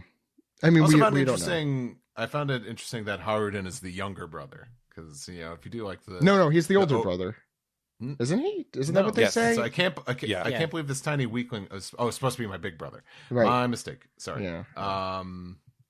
And then scratch what I was going to say there. Okay, I'll do that. So seemingly, Haruden was born before Harold got married to Loki's mother. Yes, that would be the suggestion, I think. Yeah, well, Haruden was also alive during the Big Mom flashback, and Loki was just being born. That's during right. that. Yeah, that's right. So we know he's 63, I think, is when that, which is very young for a giant. But like, what is that even?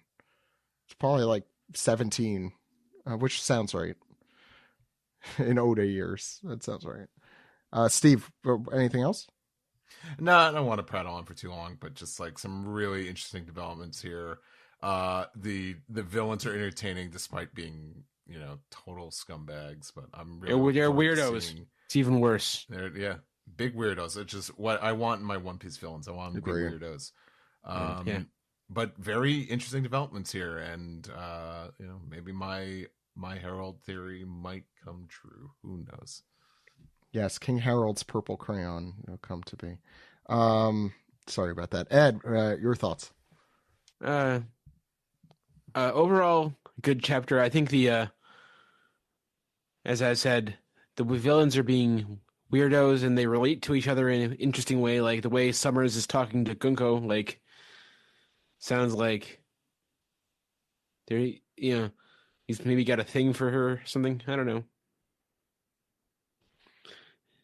And very interesting interactions with Loki and Hyruden, which is very interesting to me, which is going to make the arc more interesting if we get even more flashback of their childhood. So there's that. But ultimately, good chapter, even if I do have a hard time following chapters these days, especially reading on the app. That it, Ed? Yeah, that's all I got to say. Yeah, I don't have a ton to add other than the one thing I'm interested to hear, like if anyone else has this opinion. I feel like we're getting a flashback soon with these two characters, Hyruden and Loki. Mm-hmm. This is kind of the MO generally with Oda flashbacks, especially when they aren't for major characters, is that you get a little glimpse of it and then either a chapter or a few chapters later you dive in. I don't think it would be a very long one, but I think we already have the setup with Harold being traitorous, potentially, in my point of view, very likely. And I think it's something that that Oda would story-wise, like for the reader, would have to reveal sooner rather than later, because it's something that will be probably discussed amongst the Holy Knights or in some regard in the story, because it feels important to the crux of what's happening here, particularly with Loki. And I think Steven or Alex mentioned this too. I think the pace of it is generally benefiting the story because we're not dilly-dallying around things that are kind of obvious on their face. Like Loki isn't what he seems in a good way for him. Like he probably has much more positive characteristics than what did Hyruden call him? The irredeemable scumbag. I don't think there are very few people in One Piece that you could describe accurately with irredeemable scumbag, because Oda makes it even like the worst people somehow somewhat redeemable in the eyes of the story, even if not just subjectively, at least objectively in the story, lifts them up a little. And I don't think Loki's going to be an exception to that. Obviously, the Celestial Dragons are a big exception to that. I think we also talked a little bit about the racism and the different giants. I think that's something story-wise that should and almost has to be, more of a discussion point in this story, because I think because the dynamic between Hyruden and Loki revolves around that, and the ancient giant thing and the horn and Harold pulling out his horns at some point after this, all very, very interesting stuff that I think you need to talk about the different types of giants and why they diverged. And I think the mural once again could, kind of hint to the reasoning behind it. I'll mention this every time. I am one episode of the SGS behind, but Stephen and Greg's discussion on dragons and how the celestial dragons are trying to emulate real ones. How many dragon fruit I mean, I guess all the dinosaurs were the dinosaurs, yeah. But those were ancient types. This was the first mythical type, right? That's true. Yeah. Yeah. So the Killingham connection there. I love the design and all that on the surface level. But very interesting to me to get inside the psyche of the celestial dragons and maybe get at a little more of what happened back then. And then circling back to the very beginning, less important, I thought this was a really good chapter for humor. I thought the stuff I thought Summers, again, scumbag. I mean, that's obvious, but really I thought this was an entertaining, and it's very funny that he was brought in on his sofa. He was sitting in a chair at the beginning when he was looking at all the what were they called? Sleepids. And now they have a dinner table that they're all sitting around for no reason in the middle of the forest. I think that is so, it feels very old school Oda, as I mentioned, which I love. And this character feels like he could have, like Gadatsu almost, like that kind of villain, or not Mr. 3. I guess even Bon Clay a little bit had that. I love that he's beginning. very silly. Yeah. And it looks like, and he comes from elder blood. Yes. And yeah, like the fail son almost. Yeah. I'm very interested to see what happens to these characters. I'm sure they're scumbags. No doubt in my mind that they're scumbags. But they're entertaining scumbags so far, which is all you could really ask for in a story. Yeah. Gunko is the one I've been least sold on. I think Steven ruined her for me, the Soul Eater thing. Yeah. A little bit. And also the no pants thing is odd, as we mentioned, although she's sitting down here. I don't think there's any romantic connection here. I think it's more that this whole melodrama of Sommers being like, come on, you have to understand that to love means to feel pain, and murder's just, that's the strongest emotion of them all. I think Mike did a very good job at he's just one of those oversharing people that it's just constantly talking and just won't shut up. And I think that Oda really nails that personality with him. Yes. I mean, we've all met this person. I mean, it's yeah. And I think it very well done. But I wouldn't want to hang out with this guy ever, but very entertaining in the manga. I don't know if I have anything else I want to say. Were there any other points that left on the table, so to speak? Any salt? Anyone brought salt? No. I almost wondered a little bit with the salt thing. So in Japanese, so when we idiomatically, when we talk about salt or being salty in English, nowadays, that's basically you're upset, right? You're frustrated or whatever. Don't get salty if something doesn't go your way. But in Japanese, salt is more like just harsh in general. I want to say there was Oda did a joke with salt about Sicilian, when he was introduced in I think right. in Zoe, when his whole thing was he was just super not nasty necessarily, but just really kind of harsh towards everyone. And I almost wondered if that was sort of Killingham's response to him giving all these speeches about agony and killing people and stuff.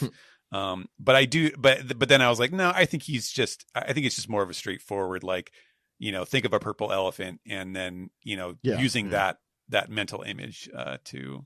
That's what we would take out of Steve's thought bubble right now. I think a purple elephant. He's nodding. I think about those constantly. I assume that's just all you do. Yeah. That and they are on parade. Yeah. I'm also blackout drunk.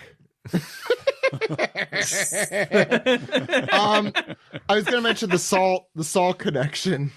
Also Thriller Bark. There's a lot of Salt is a very important device, plot device, at least in the beginning of that arc. And also in combating devil fruits, right? Yeah, I guess sea salt. Maybe. Yeah. I don't know if they've. Was that maybe that was the reasoning behind how they got the shadows out, right? Yeah. It was Yeah. I don't think Oda's ever used that as like. Well, salt doesn't just come from the sea; it comes from Right. lots of places. Yeah. Right. Yeah. Although former seas, a lot of them. Anyway, we'll talk about the origin of salt next time. Let's take a little break and get into some Piece Together. All right.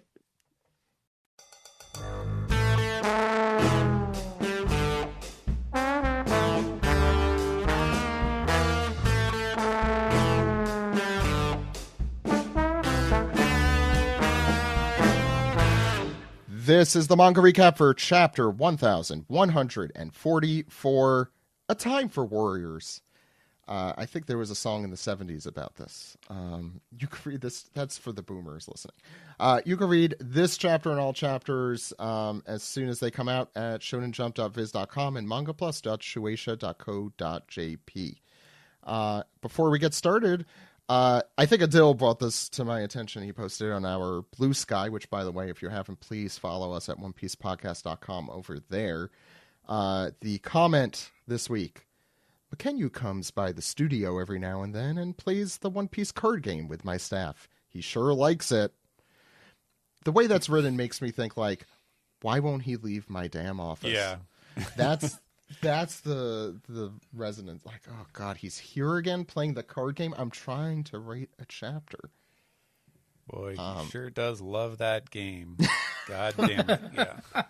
I was telling Ken yesterday I was at the Japanese shopping store complex in New Jersey, right near New York, right near the city. And they had a like permanent installment for the One Piece card game, people doing tournaments and stuff, which for me, having not gotten out of the house enough, was like super, just generally, it was like, whoa. Every time I see One Piece in like such a ubiquitous way like that, I like flash back to myself 15 years ago and I'm like, how is this possible? It's really cool. And McKenyu is apparently also doing that. So good for him. Any other comments on McKenyu bothering Oda while he's trying to work? Not particularly. I have no proof about that, but I'm almost positive. Well, it's a story he shared once, isn't it? Yeah. That McKenyu bothers him? Or that that they played One Piece cards and... Yeah, he shared that before. And I think he's also shared that his studio is near his house or in his house. So that I just assume he's like, oh, I'm going to stay for dinner too. And, just ride on the giant giraffe. I mean, I'm sure he thinks it's cool that, there's a card game that you can play and stuff. But I am really curious, like, what does Oda think? Like, when he sees the cards, is he like, man, I wish I had drawn the illustration for these cards? Or is he like, wow, it's so cool that people are doing all these different styles? Like, I'm just really curious as to what he feels about the look of the cards and everything. No, Oda takes one look at the cards and like, wow, Sam Leach can do this so much better. I wish he was doing it on a side project for me. That is an inside. Yeah, I'm not even addressing it because I don't understand it. I'm a little torn. I feel like it could be either way because Oda is very competitive, as I know Greg has mentioned many a time. He's drawn at least one card. Okay. Yeah, no, he definitely has for the card. But I'm sure like there is a sort of flattery when someone draws something from something. Right. Like, yeah, I mean, like it's like I'm sure he loves seeing all the pictures that come in for like Usopp Gallery and. Yeah, he definitely does. And I'm sure it's kind of that feeling that you would get. It's not like they're trying to compete with him. If anything, I think his competitiveness is about One Piece as a whole. So I feel like as long as One Piece is rocking it, he's like, I'm showing you One Piece is awesome and you're watching or reading it. Yeah, I think I do get the feeling that if he has any of that kind of like internalized anxiety about One Piece, it is in terms of the success and not so much of like they're taking it away from me, like I need to reassert my control over this series or whatever. Because I feel like he's pretty, he's very comfortably in control as far as where One Piece well, they goes. also have the spin-off series like One Piece in Love and the other one, and whatever I don't know what they're all called. Yeah, the high school one. Yeah, and he's fine with that going on. It doesn't affect him. If anything, I think those things, I'm sure he's thinking this helps build my audience in some way, or build off of my audience, or keep them engaged, which I know that's like all of Greg's 80-page treatise, which please check out, The End of One Piece at onepiecepodcast.com. But we have to talk about the only thing Ken is able to talk about, the cover page this week. Hey, I'm only here for the cover page. This is Ogre Child Yamato's Golden Harvest Surrogate Pilgrimage, Volume 29. Minatomo, the carpenter, and the girls are freed. And we have basically that. We have Yamato standing above all the different girls we heard kidnapped earlier on. We have Tama freeing Minatomo. All the other of the, I guess, the ex-Beast Pirates, or the Who's Who Pirates now, are just on the ground defeated. And, yeah, that wrapped up pretty quickly, honestly, after just a beating in the last cover story. I mean, that's all you need. Punch racists, isn't that the... oh, exactly. Yeah. Speaking of... Well, first of all, Yamato, once again, big boy. Gigantic. Gigantic, yeah. Towering over everyone. Also, where's Who's corpse or body that's passed out in a corner? Suspicious. Lives to fight again. It's always I just get a kick out of the fact that Minatomo, who I know is not technically the Minatomo from Volume 1 fixing the door from the SBS. Well, it's like his like cousin from Wano. Yeah, that bothers me a little, but the rest of it is funny that this gag character has like he's still in the story, and so I don't remember seeing this before. This might have been a constant detail that I just completely glossed over, but just looking at this image here, I realized that like, you know, it sort of looks like he's wearing little ribbons on his kimono, like on the breast and the shoulders, but that is actually the kanji dai, which is like big, and that is the word in the word for daiku, which is carpenter. So it's, you know, it's sort of like his little, you know, work uniform, I guess. He's got to get those nails out of his nose. That does not seem safe. Yeah. Someone has to tell him that. What if they're nose hairs? Like old you know what they Roger's probably are. mustache? Like old Roger. You know, I kind of wish that was still canon. It would take all the power scalers down a little notch, I think. Although, probably wouldn't. I mean, I think he still considers it canon. I bet you he does. Even if he's drawn, it does. Yeah, even if he's drawn Roger differently, he'll probably still say like, "Oh no, they still go in his nose." He gets sexier and sexier, but that's still nose hair coming out of his nose. Some of the mustache is nose hair. It just like kind of weaves into the rest of it. This just makes me think of Wanze though, with the noodles coming out of his nose. Yeah. I like the one girl in the background there is like kissing Yamato's hand, like kiss the ring. Like I don't know what she's doing there, but she's like holding Yamato's hand, and like I think it's like, whoa, you're so big. Let me look at your hand and knuckles. Whoa, your knuckles the size of my entire face. I have no idea what's going on. And Yamato also has the sword back too, the one that the whole pilgrimage is for. So at least Yamato is in his cover story now. A thing that has not really been the case. Anyway, is one of these the Chuji women? I How can you tell? Fair. Yeah. I thought the one in the middle might have been, but you know what? Everyone has the same hairstyle in Wano anyway. Let's start the chapter. Alrighty. Starting off here, we have Frankie exclaiming, "Whoa, what is this?" And then Ripley, "Well, what do you think it is, idiot?" And we are... Believe it or not. Oh my God. Ripley's Believe It or Not. Yeah, I made that joke like 6 times already, so it's not... Okay. I wasn't expecting a real reaction. I was expecting a groan. You know what, Zach? Anyway, we are presented with a panel here of a giant. I took this originally as it looked like a giant robot, like almost like a giant robot that's been hollowed out and carved. Yeah. It makes me think about like Nier Automata. I was gonna say it's very Laputa-esque. Yes. That too. Yeah. I love this panel. It's a really this is another rare occasion. I think we had one kind of recently actually, where the first page is like it gets released on Friday. And I looked at him like, oh my God, this chapter is going to be amazing if this is what it looks like. Because this is just my jam. I didn't know what the hell was happening, but I'm like, yes, this. Actually, go ahead. Even that little roll, the rounded structure in the front looks very Star Wars-esque to me too. Like just kind of the way that the details are hidden in the in the rounded part is very Star Wars-esque.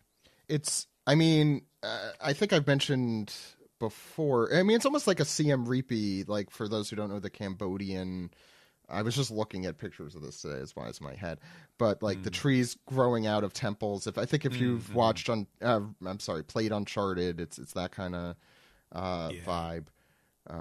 It's referenced also makes in things. Yeah, go ahead. Sorry. Makes me think about just like the stark kind of background quality that the art had in like Punk Hazard. Yeah.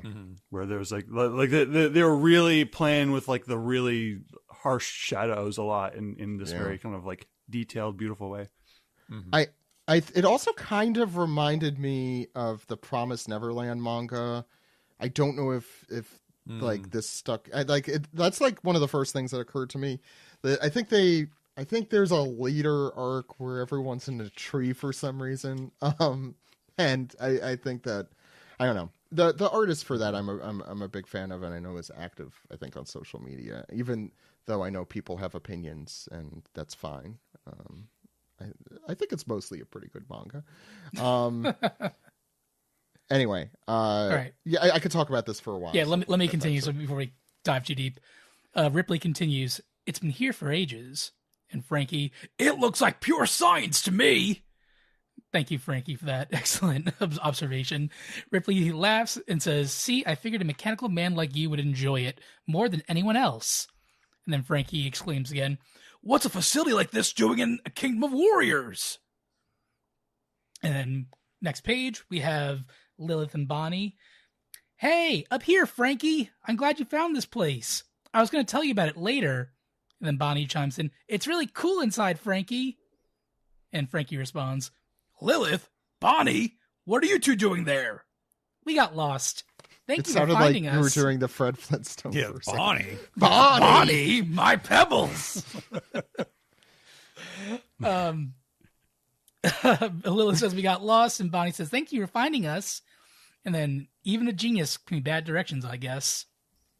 Ripley continues, I'm glad we ran across you then. I've been hearing alarms in the distance, so there's probably danger in the woods. And Lilith says, anyway, listen to this. I can hardly believe this place. By my estimation, this building stood here for at least 3 millennia. So she could do carbon dating, but she can't find her way in the woods. I just want to... Does this mean did Lilith get Vegapunk's ADHD or something? Is that what we're learning here? That's what I think. Yeah, I mean that's what makes her so evil. Yeah. To be fair, geographic memory is kind of a separate thing. I get that, but but also hasn't he invented GPS? I feel like at this point or something like it. Okay, whatever. Yeah. Well, that would defeat Nami's dream if he had beaten her to the punch. Oh, yeah. That'd be a twist. Nami, here you go. Here's a map of the entire world. I already did it for you. And you just see the disappointed anime face thing. Yeah, that's Nami's generative AI. Wow, that's here, Nami. You can color it in. Just stay inside the lines. Yeah. You can finish it up. Frankie continues. What? Don't lie to me. Do you realize how ancient that makes it? And then Ripley says, I can't say she's wrong, though. Even in Elbaf, we have no record of what this building is. So it's been around for over, if not more than 3,000 years. Yeah, so the more we get into Elbaf, the more I want, I know Greg did many years ago, like a timeline of the series for his website. The more we get into this arc, the more I'm like, okay, now I want things like actually written down, and if I had time, I would do it. Yeah, so this is definitely predates by 2 millennia, the Void Century. The Void Century, right? Yeah. And are we like, a very clean way for Oda to do it is that it's like a millennia per era. Right, something like that. It definitely makes you think. Right, it definitely is. I think intended to make you think like, okay, this is from like whatever that first industrial, civilization is that we see in the mural. Yeah. In the mural, with the big buildings and smokestacks and whatever. Actually, I didn't even look at the mural. If anything that looks vaguely like this is in there, and I probably should, and I will. I don't think so. I mean, I don't think anything so specific that you would be able to point to and say this is the same motif as this. But was that 1137? We know the Ancient Kingdom was a highly advanced kingdom. So if this is 3,000 years ago, and there's something before that in the greater One Piece timeline, it would make sense that this giant. Either this was a building or this is a robot that they turned into a building or whatever. Like this seems to be a remnant of the original Ancient Kingdom before everything else. It makes me wonder if there's like multiple generations of Ancient Kingdoms. Like there was an Ancient Kingdom that was a legend in our Ancient Kingdom's time. Right. It totally could is there like be. a cycle of kingdoms coming and going and new ones? Yeah. I mean that's how this world standing is on too. top of it. Yeah, I mean. The real world's like that with civilizations. I mean, how many lost eras are just like under the ocean right now? Yeah. Right. Yeah, that's why I avoided saying Ancient Kingdom because I think that specifically refers to, the Void Century stuff. But I think this is probably not directly related to that. This is probably just a completely different slice of time. I mean, if you wanted to do, I guess you could say like one of those cogs or those machines at the bottom of the thing because they have that similar window. But I don't think there's enough here, obviously. But I know there's people out there who will examine that in detail, and usually that's me, but not now. Sam. And Lilith is saying, well, then that just makes it all the more worth studying. I think I'll settle down and live here. And then Frankie's like, are you sure you won't get lost? Anyway, let me check out the inside too. And then Bonnie's got a big shocked tongue waggy face. And I'm not used to Frankie just like looking small next to somebody else. Right. Yeah. But he's like, oh, what's the matter, Bonnie? And coming up behind them is a big lightning cloud, a big children's dream drawing thing. I like the info boxes are written as like I like scraps these. of paper. I really like, and the font you chose. If this was you, Vanessa, yeah, she did a great job with the making it look like that kids wrote the thing that they're afraid of. Yeah, it's like if the school asked children to draw the thing they're afraid of, and they give them a little like template with the exactly what I'm afraid of that you fill in. It's great. Yeah, I love all of that. Yeah, and they feel like Big Mom's homies a lot too. Well, definitely this one does. This one is very specifically like Big Mom's homie, except less high. Yeah. Well, yeah, I guess. I didn't say more sober. No. I just said less high. Sam, please. Depends on what you're taking. Yeah. Behind you, there's something creepy, and it's a big drawing of a living drawing of a lightning cloud with the nice little the kind of splotchy gray tone, which is unusual for One Piece.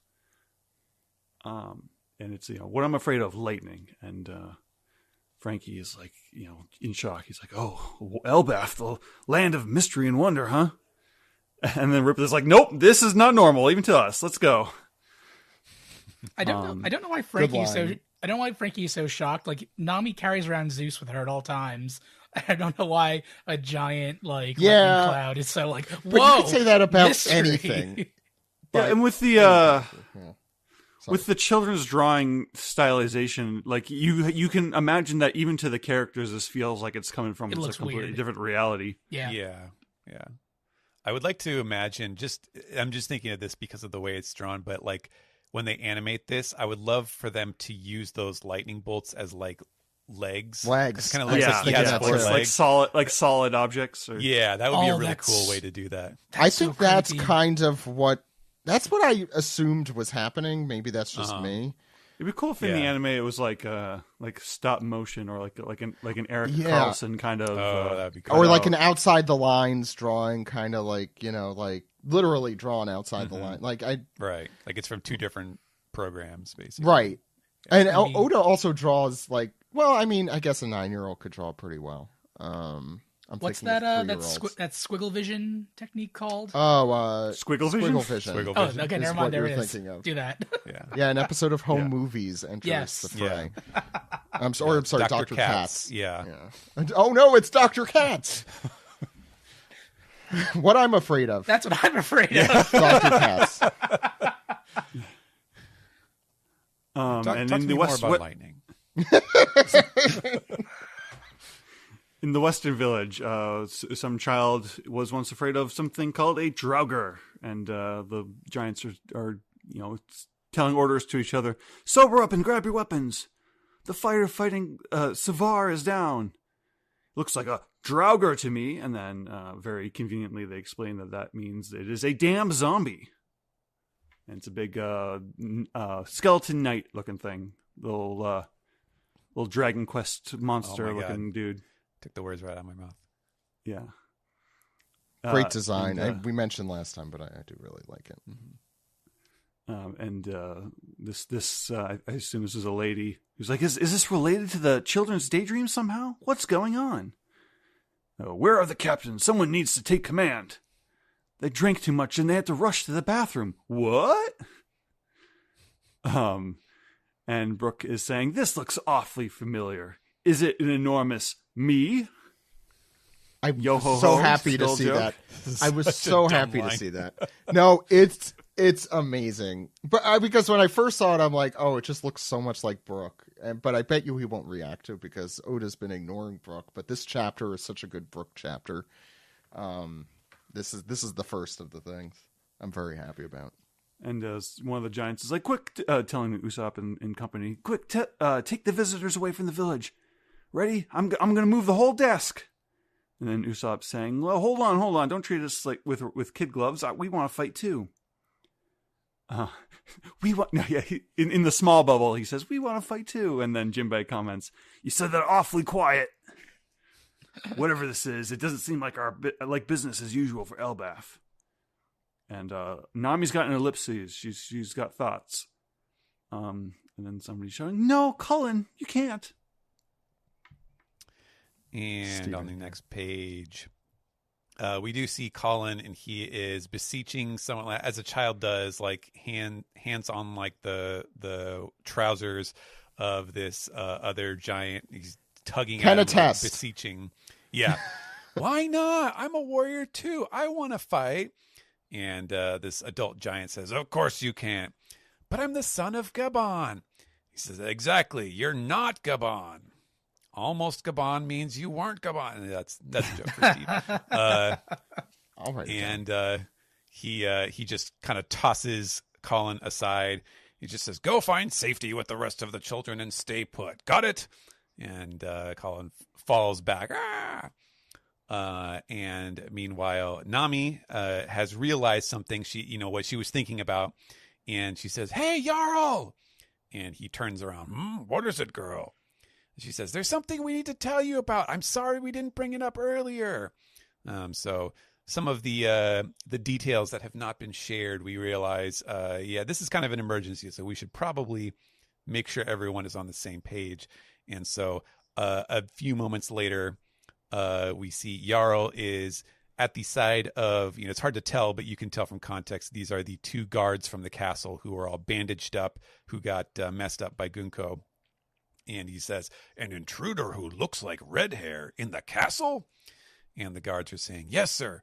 The pair were incredibly strong. One of them used strange powers. And Jinbei, who does read the manga, says, the quickest answer to most mysteries in this world is a devil fruit of some kind, which is really, it's almost fourth wall breaking for Oda to have him, acknowledge that. But he continues, if these phenomena are unfamiliar to you, then there's a good chance that those folks are behind it all. So he basically, in short, yeah, Elbaf is mysterious, and there are some things that I think even we, the reader, don't quite understand yet about how all this seemingly magical stuff works on Elbaf. So we do have to kind of delineate that, yes, there is a line between what is just Elbaf and what is, One Piece in general, magical powers. And so Jarl points his finger. He says, inform the entire country that 2 humans unrelated to the Straw Hat crew have infiltrated. Tell me as soon as they're found. And this one guy runs off. You got it, Chief. And then Brooke sagely points out, because, of course, it was only Gunko and Shamrock who were in the castle. But now we know that there are 2 other people involved. And so Brooke is just kind of helping the story along by reducing confusion and pointing out, do you really think there are just 2 of them causing all of these strange phenomena? Perhaps we should expect more. And so Jarl revises, at least 2. And the same guy, okay, you got it, Chief. And meanwhile, Nami is, she is all in a tizzy. She says, I don't know who these people are, but if they're abducting children in broad daylight, they're despicable. We have to stop them. Very much in character for Nami to want to protect the murder children. them. Yes. And Usopp is wondering, what are they going to demand from Elbaf once they've got the kids held hostage? I've never heard of an abduction like this. And Jarl says, it will not come to pass. They shall not pass. Usopp definitely has heard of an abduction like this because they were in Punk Hazard and ... But whatever. You're right. And so Jinbei says, we'll help too. Just give us a ship and someone to move us around. But Jarl refuses. He says, nonsense. You are our guests. Stay in hiding where it's safe. Probably Usopp here is going, but wait. And Jarl's wondering, now where are Dory and Brogy? And someone reports, they're still in the bathroom, Chief. Bunch of lightweights. We turn the page, and Jinbei is saying, well, if the targets are human-sized, we'll have an easier time looking for them. And Usopp says, yeah, exactly. Let the big guys fight the big guys. We'll search for the intruders. And then Brooke says, the problem is that Elbaf is too huge for us to cover. And Nami, just being the observant one, notices Cullen is pulling a big bag of weapons towards a little rowboat. And he's like, ugh. And then he's making a childhood Link from Ocarina of Time sounds. Yeah. Dragging the puzzle blocks around. Yeah. And then he's waiting for a reaction from the crew. He's like, "Huh? You're not going to stop me? You want to come with me?" This is the most Vicky the Viking Colin right here in that panel. Yeah. It's great. It's just very Vicky the Viking. And with stars in his eyes, he's like, all right, then, I'm the captain. And Nami is whispering to herself, like, oh, it's so adorable. She's charmed by the child being a child. Nami, he's 20 years old. They are the same age. Yeah. Oh, my God, they are. Yeah, he has been on this earth as long as you. That's the thing I don't understand about the aging thing. Like, are they learning slower? Like, what's... Yeah. Oh, look, I'm a kid. I'm a kid for 20 years. Arrested Development, yeah. And we're off. Man the oars, call in pirates. And every time I read this bubble, I think we're talking about Oars the Giant. And somebody's saying, but you're the biggest one here. You do the rowing. Onward. He's not listening. Elsewhere, with our Holy Knights friends, we got the Gunko with tone dial headphones, eyes closed, inner thoughts. Message to all the Sun world: humans unrelated to the Straw Hat crew have been spotted at Aurust Castle. They have demonstrated overt hostility and are considered ... I thought you were singing that for a second. Yeah, for a moment there, I was like, wait a second, were these the lyrics of New World? All the Sun world. No, this is Gunko's listening they're listening in on the. It's two different things happening here. Yeah, on the Giants. Although, yeah, but not Guko. Guko is she's listening to her music. Gunko listens to Smyo Yo Ho, that musical news outlet where they took like the news stories, made songs out of them. Oh, that sounds awful. You don't remember that from like years ago? Oh my god, Smug, yeah, or not backing Smug, up, backing up, backing up, Yeah. backing up, like those songs. No, okay, just me. I was All gonna right, say move on. she's listening to MTV Jaka Jaka Jams. And Sommers, I think, is the one saying, "Yeehaw! It's Gunko's post-meal ritual." And then Gunko says, "No, it's not a ritual. I just like doing it." So we know it's not noise-canceling headphones. Yeah. Like, dude, you're just TDs, huh? I prefer listening to live musical performance. And whoever flubs the first note, bang. Yes, a round of applause. But it's nice to have a hobby you can carry around with you. What's that song you like so much? And she answers, New World, in big bold letters. And then Summer says, "Yeehaw! What, you got a problem with the one we already live in?" Don't. And then why am I blanking on his name? Killingham. It's like, don't make fun of what other people like, Summers.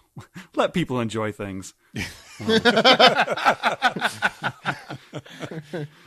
then Summers is like, oh, sorry about that.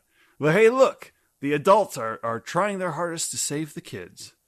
He really is he's like a really annoying uncle who just won't shut up. Like, you go to Thanksgiving and he's just constantly ribbing you about like, oh yeah, what's that song you like? Yeah, that sounds gay. Like he's so annoying. Uncle Summers. Oh my God, you're so embarrassing.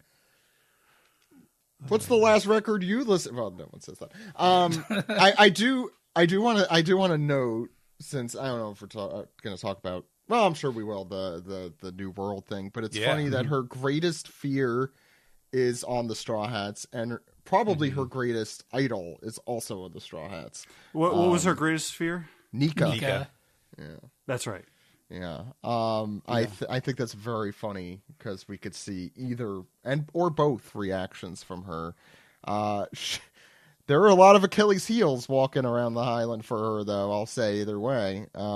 Super interesting. Do you think this is telegraphing the eventual Gunko Brook either like matchup or meetup? Like what happens? Wait, are you shipping? No, I'm not. I'm not shipping Gunko and Brook. But like, what happens when you're the guy AO3 get on it? The public knows that Brook is a Straw Hat, right? Well, that's a good hard question. To say. The Soul King poster is his the wanted poster. The Yeah, poster. they should, but whether Oda writes it that way or not. Look, a good song's a good song. Well, she's able to separate the art from the artist. Yeah, the art from the artist. Gunko's gonna run into Brook and like, who are you? He's gonna put on the feather boa. Oh my God, Soul King! Like, have no idea. A skeleton with. To be fair, it could be any. It's walking the skeleton. Clark Kent thing where he takes off the glasses. Like, oh my God, Superman. There is another giant Brook walking around. So exactly. Yeah, I have seen people point out that this also potentially, it's like, oh well, why isn't she wearing pants? It's because Brook is. He's gonna be like, oh, can I see your? Oh, I already can see your panties. Oh my God, they are a perfect match. It's fated. They are. You know what? Gunko deserves it. Deserves the she's pretty awful. She's in the midst of kidnapping children. I'll add though that Sommer's face really captures what you mentioned, Stephen. That is like on the bottom left, like. Chef's kiss awful. It's that shit-eating grin. Yeah, like God, I have met this person and I hate them. But also really good characterization, just generally. I think that's really great. Ken. All right. Our next page here, we have Saul with 2 shields on his hands, like me with 2 oven mitts from taking a pizza out of the oven. Oh my God, it is. It's Ken. He's getting a pizza. Exactly. And Saul's like, this should keep me safe. Now I'm going to stop him cold. And this is also what I say when I take pizza out of the oven. And we have Chopper and Robin like, good luck, Saul. And then we have a panel here. This just reminds me of, do you guys remember the video game Lemmings? Oh, yeah. So with all the children marching and like they're all following the arrow, it's like he's trying to stop the lemmings from. Are you just referring to Lemmings, the creature? Like you don't have to refer to a video game about them when they're literally doing the thing that Lemmings. Well, I mean, like because he's got the far profile view. Yeah, that's what I was more referring to. Oh, it does look like a side scroller. To be fair, yeah. Okay. And the lemmings in the game are like little humanoids. They're not. They're not fine. animals. I'll leave because I was being an asshole there for no reason. Go ahead. Play more video games, Zach. I am. You're just playing Zelda. You need to expand your horizons. Animal Crossing New Horizons. I did play that. A lot of that. All right. Saul continues.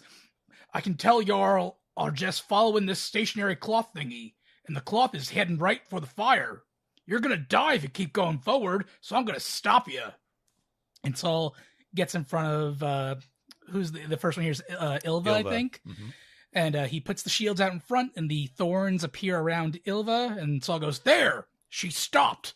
But then, as she stopped, the thorns are poking into her, and the children behind her are then poking into her thorns, and it's all kind of like a traffic jam, like all kind of colliding together. And like an accordion of thorns. And the children are screaming, eek! And Saul's like, huh? And on the next page, no, I'm sorry. Ilva, Scald, you okay back there, Olaf? What a disaster. If you stop one, the others damage each other with their spikes. And so he gets out of the way and lets them keep marching. Robin jumps in. This is awful. It's sadistic. Saul, I think our only option is to search for whoever's powers these are. Do we even know if they're nearby? And Saul's like, I don't have time for that. So he whips out the chain, Indiana Jones style, and tosses it. But the kids are going to throw themselves into the fire while we search. I got to try everything I can. If we can't stop them from the front, I'll start with Bjorn in the back. And so he throws the chain to the kid in the very end, who's Bjorn, and is managing to pull him back. And it seems to work, because Bjorn's still asleep, the spikes are going off, but he's no longer moving forward. And Saul goes, there, I got him loose from the line. Now if we just peel him off one at a time. But then suddenly, without warning... Suddenly, from the side of the branch, I guess that they are walking on, a giant lupine shape, what I'm afraid of, Fenrir. It is the dream monster wolf, is just looming up over the side. He's doing like a Kilroy was here sort of thing with his fingers. He's like, huh? And then Saul wonders, are they working together somehow? Who's controlling this thing and from where? So yeah, it's like the timing is so colossally bad that it has to be coordinated somehow to stop him. Just what he thought he figured out, how to separate the kids and get them safe. And Chopper screams. And then we go to the school where Anjay and Principal Tusk are talking. And she says, Mr. Principal, it's not just the Western Village. Other villages are reporting back about similar monsters. And he says, this is happening all over Elbaf? It seems clear these are devil fruit powers at work. We must identify the culprits. And she says, agreed. Which just kind of raised a question of like, wait, so if they're monsters, like, are these just more monsters from the same class that they just sent them elsewhere around Elbaf, or were all of the villages did they all have the same homework assignment of dream monsters that that they the Holy Knights are taking advantage of? Well, how many villages are there? And I don't know. I think there's only the one school. I didn't think there was another school I think they have a centralized school district. I don't think they're big enough for. He's been very vague. Oda has declined to offer any kind of like solid boundaries as to like how big Elbaf is, how many villages, how many different groups of people there are. There isn't even a name for they just call it the Western Village. So okay, are there 4 villages? Is it Western, North, East, South? Like we don't know. So that's all kind of up in the air. Considering that we haven't seen like the Nightmare Nika, the Nightmare Loki, the Nightmare Mom. Yeah, I'm sure it's just maybe more it's of those. I'm sure it's just more of those monsters elsewhere. I mean, I would also. There's north, south, east, and west, and then obviously the Grand, and who he answers to the Supreme, and then. Yeah, oh my God. I was just gonna say, of which there are 4, and then another 4 above them, or whatever the hell happens next. No, what I was gonna say there are is angels. Oh my God, I don't care anymore. I don't watch anymore. It's fine.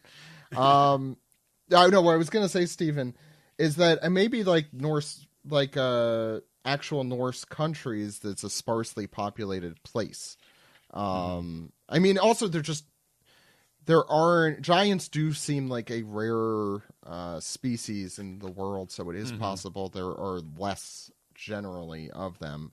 I mean, they're also bigger, so they take up more space per capita. So I don't know. I'm just spitballing. I think Steven makes a valid point, though. Like, Oda is keeping the hierarchy and how this all works very vague. Like, we've only seen two levels of Elbaf. We haven't seen, like, the top level. And I assume, like, the celestial level is like, oh, there's got to be a castle or a king or a leader up there. Like, there's no... But there isn't a leader anymore. It's a... Yeah, you know, that's weird also that because King Hagar, that was his name, Harold. Right? Harold. What am I thinking of? Hagar the terrible. Hagar the horrible. Hagar the horrible. Forget that. Anyway, whatever his name was, he was on the middle level, even though he was the king, seemingly, because that was the king's throne on that middle level. Yeah. Right. And it's weird that castle is very was odd. That castle was just over that village too, so it's like, was he the And- king of that village? And like, Right, you have, right. You I have have two things Yarul, to- like, I have 2 things to posit here before I forget. This makes me think of one of the discussions you had in the SGS, the older woman thing. Like maybe we'll see someone who actually is older. Like I wouldn't be surprised if the astral plane or whatever it was called are like much older, like the guardians of the, you know. I don't know enough Norse mythology, but like basically like the very long-lived their version leaders. of the Aesir sort of or like I Valhalla. pretend I know that reference. The Aesir are the god that's like Thor and Odin and right. and That's I need to read more about Greek mythology at some point, especially with this arc. Norse. Norse. Oh my God, losing it. My brain is gone. I don't know why I say that every week, and it's true. No, the other thing I was going to add to that is we also know there is no king of Elbaf right now. Currently, yeah. So like it does make me wonder if that astral world maybe just is not even treaded upon by the regular giants here in the lower 2 realms. It's very interesting. I think Steven, I think that's very on purpose on Oda's part, that how vague it's been. Like sometimes I don't think that's on purpose from Oda, but he's also very good at being too hyper detailed about where things are. Point in fact, like Egghead, this is floor B2 in building Northwest Central. You know, like it's right. Not gonna. Why are we being told this? Or to put it another way, like it is on purpose, but is the purpose like to buy himself more time to write more of the story to figure it out, or is it on purpose because he has a big plan for how it's going to get revealed? Why not both? Unclear. What is not unclear, however, is that outside of the Western Village, the Draugr is down. The combined force of the giant warriors has seemingly felled this Sleeptid, and it's not come without a cost, though. There's one of them at least is on the ground. They're like, there we go. Draugrs aren't actually supposed to exist, though, and look how much trouble it was just to stop one of these things. So just one of many monsters here. They're going to get the wounded to the village, and meanwhile we see the big dragon that roars and unleashes a lightning bolt on some of the giants. And this is the Hogger of Nids, Nidhogger. And then we get the I was going to say the Oda boxes, but the child boxes, is that doesn't sound good. Oh, either. I don't like that. No, wait, no, that's also no, that's worse. Delaney, cut that. Oh, that was bad or worse, yeah. No, Delaney, do what you want. Zach wants the footage isolated.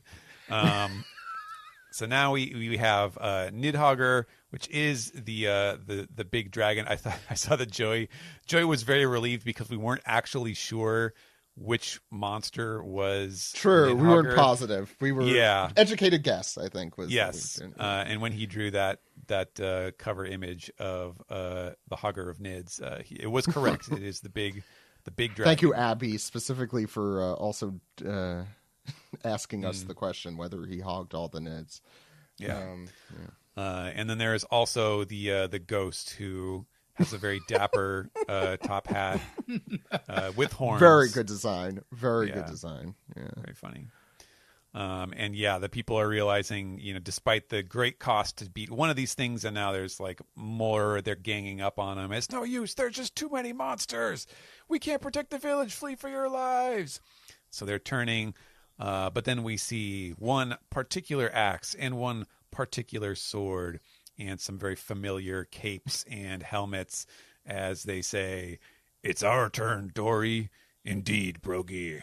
By the way, this is the only technique they do together. This is the third time we're seeing it.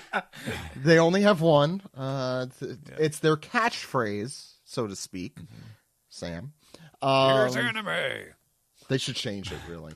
Hello, anime nurse. is what they yell when they Hakoku sovereignty. And I love this panel. I love both of the panels here. I'm almost upset that they overlap each other because they're both very good.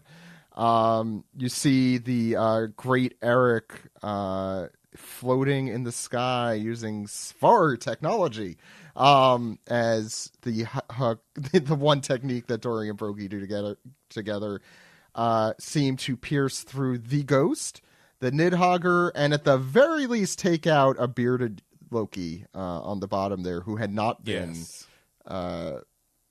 child Oda boxed, lacking another term for that. Do I write that down? No, I don't. And everyone's like, yeah, the captains. I mean, the giant pirate crew. Yeah. This is, I assume, them evaporating the apparitions here. Yeah. It's not. Gotta be. I assume it's not the most clear of the reaction panels there. I think that's what it is. And then posing after their Hakoku sovereignty catchphrase, they say, "Sorry for taking so long. We had to puke up all we drank." So. Such a shame. This is their triumphant return to the party. Sorry, we had a puke. It sounds like you keep saying hot cocoa sovereignty, so I just imagine them puking it out and then rallying with hot cocoa. Here we go. Get some hot cocoa. That'll get us. Oh wait, this was a terrible idea. Brogy, why'd you suggest the little marshmallows? Is running. We'll exterminate all these monsters. Isn't that a catchphrase from something? It's Sam's catchphrase. You folks help the children. Actually, to be fair, they've exterminated monsters in the previous arc as well, or tried, at least. Mm-hmm. And we get another shot of the great Eric on the other side of the page here. I love this ship. Love it. Love it. Love it floating in the air, too. Excellent. Here's the person announcing the merchandise as it comes out. It's the Great Eric. Svar edition. You're going to get it now, all you random monsters. And someone here is saying, why'd you bother to even sober up? And again, by sober up, we mean puke. I want to make that clear, underlined. That's not sobering up, although it does help the process. Anyway, randomly, here's Scopper Gaban, which, to be fair, that's how he always comes into the scene, randomly and unexpectedly. Well, if you look in the I was bigger going to say, picture, you can see that he is actually the one asking them why they bothered to sober, because he's sitting on top of the shield there. I'm going to be honest. I did not, even upon read, like, it very hard to see because he's just a little dot. But I assumed it was him. But also, why is he here?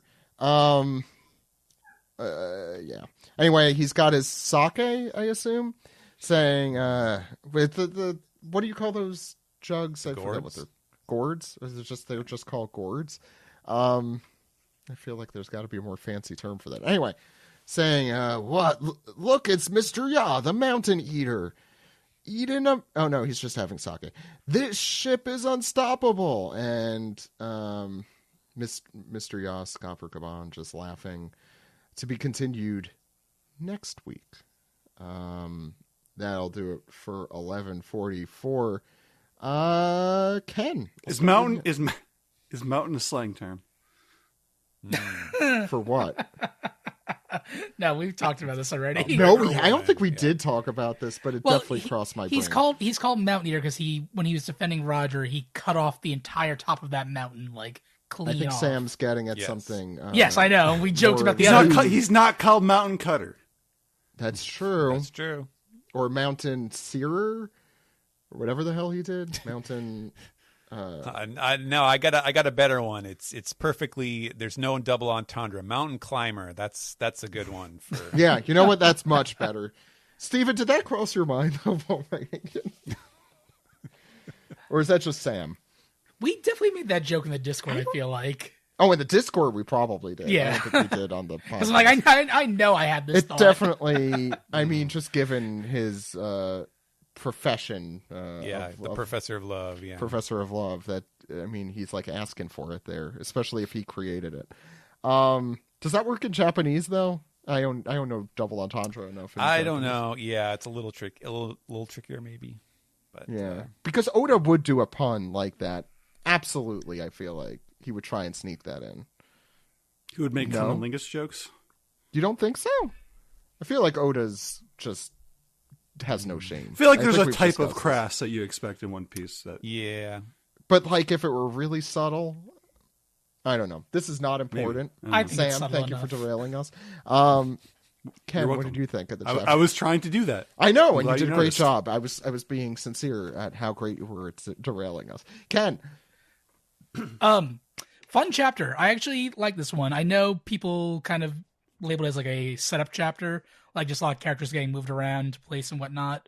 But I liked it. There's a lot of stuff going on in Elbaf right now that I'm finding really exciting. I'm really curious about the what'd you call them, Steven? The Sleeptids? That's the name? Yes. Yeah. I'm really curious about what their power level is, because we had that thing last chapter with the salt. We're like, oh yeah, the salt 0 calories and provides 0 energy. That's good. It's made out of dreams. So originally when I saw the Sleeptids, I thought, okay, these are just gonna be big, terrifying creatures that are gonna be more of like psychological warfare. And like, oh, we better not touch that. That's a Dragor. Or like, oh, it's the Nidhogg. Don't go near that. So I'm surprised that these things seem to be corporeal and actually fighting and doing damage to the towns. Because I figured, like, okay, if the salt is no energy, no calories, what does that mean for, like, is, like, the stronger the nightmare, the more powerful they are? So I want to learn more about Killingham's power and how these things actually work more than anything else. I love the stuff in the oh, go ahead, sorry. I was just going to say, it does seem a little strange that, like, we've had a bunch of sort of fights with them, and like you would think if there was going to be sort of like a surprise, like, oh yeah, these are the 0 calorie versions of these things where they're actually just kind of pushovers, like Usopp illusion style, like we would have seen that by now. So it is kind of strange that Oda hasn't, I guess, specified that a little more in these fights. Yeah, because like the only, like, if you go back to the chapter, like most of them are just kind of like standing there like scary and imposing in most of the panels, but the Nidhogg actually fires like some kind of blast from its mouth, and it seems to do damage. Like, all right, is it actually doing damage? Are these giants like really hurt, or is that like, ow, like did somebody just like flick me? Like what? Like Right. I can't tell. And then the fact that Dory and Brogy are able to take them out in one hit at the end. I don't want to like say like, oh, Dory and Brogy, that's not a strong attack, but like, all right, they were taken out with a hit. So I did think it was notable how like the giants were talking about like how hard it was to take down that Draugr.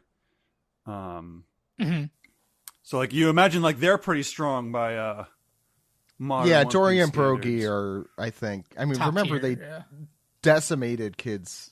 Like the just reminds me of like one of my favorite things about the Oars fight is like all this effort to like take him down, and then obviously he just like gets back up again, and like, you know, each phase of the fight is manageable, but it's like the onslaught of like one after another.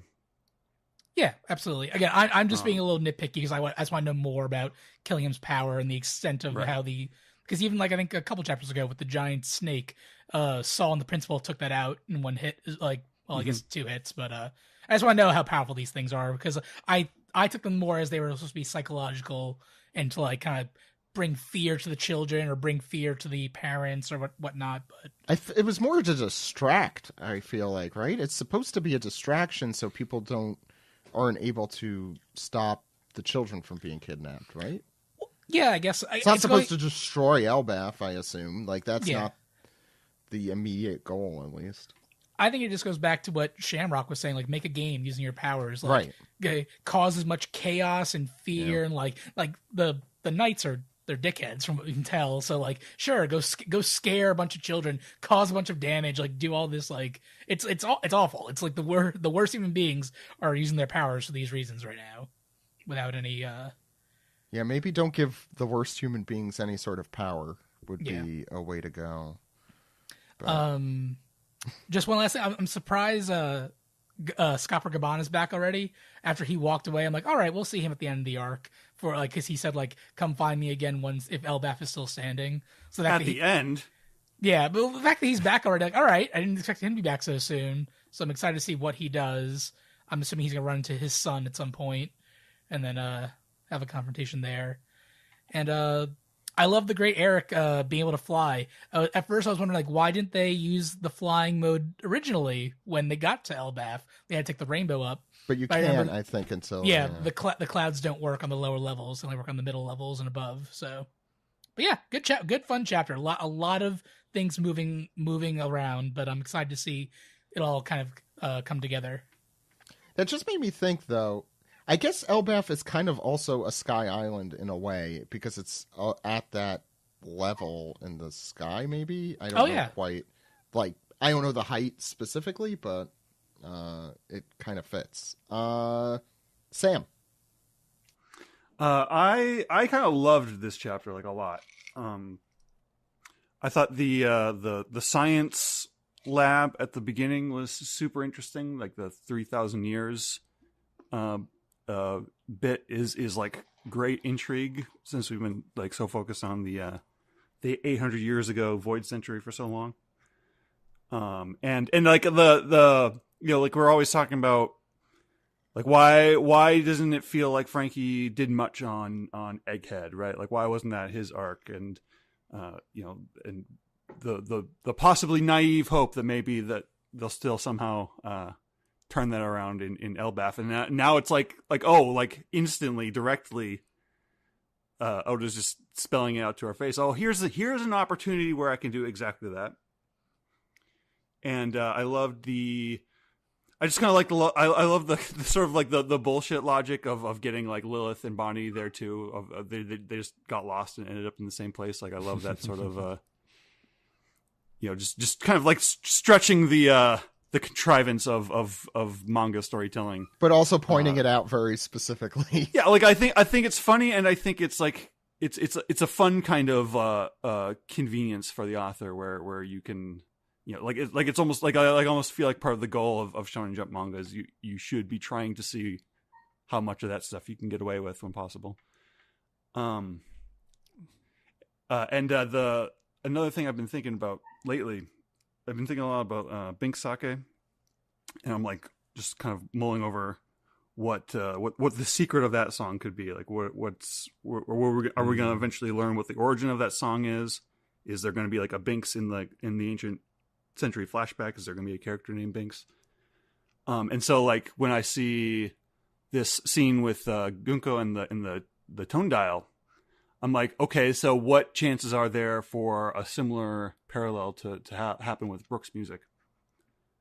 Where there's like a kind of we were witnessing the origin of a sea shanty in the future, and at the same time also we're getting this very fascinating dynamic where even within this group of fascist cops, basically. Even among them, there's a spectrum. There's a liberal teen versus the conservative uncle dynamic, which is fascinating. And now I'm just imagining cops listening to very leftist music, and I could totally see that too. Yeah, without realizing hell yeah, Bulls on Parade. It's such a sick song. Yeah, yeah, I'm positive that's a good example. Yeah. And so I'm just I'm thrilled to find out where the Gunko Brook what the developing storyline there is going to be is something I'm super excited about, and I'm fascinated about where like Sommers is going to go. I wasn't here the last couple chapters, but like the whole Love Thorns Hedgehog's dilemma power. Is like I'm like how emotional is that going to be? Is this completely like just a aesthetic thing where it's or is there ever going to be like a actual like an emotional painful reality to it, right? For our heroes. So yeah, like I like every page, and I love the final spread. I kind of love the doubling up of the. We see the Great Eric twice, but like once far away for the action panel and once like close up for the establishing shot. I think that's just a cool kind of visual rhythm. Anything else, Sam? That mostly does it. I think there's probably some other thoughts I'm going to be having, but we have time. It's just a lot of little things that added up to just a great chapter. Yeah, I guess I would say it's a chapter that's well executed, but I think because of its placement, there's only so much it can do to move the story forward. Like obviously the very ancient sort of precursor civilization building, if you will, is very exciting, but we don't actually learn anything about it in this chapter.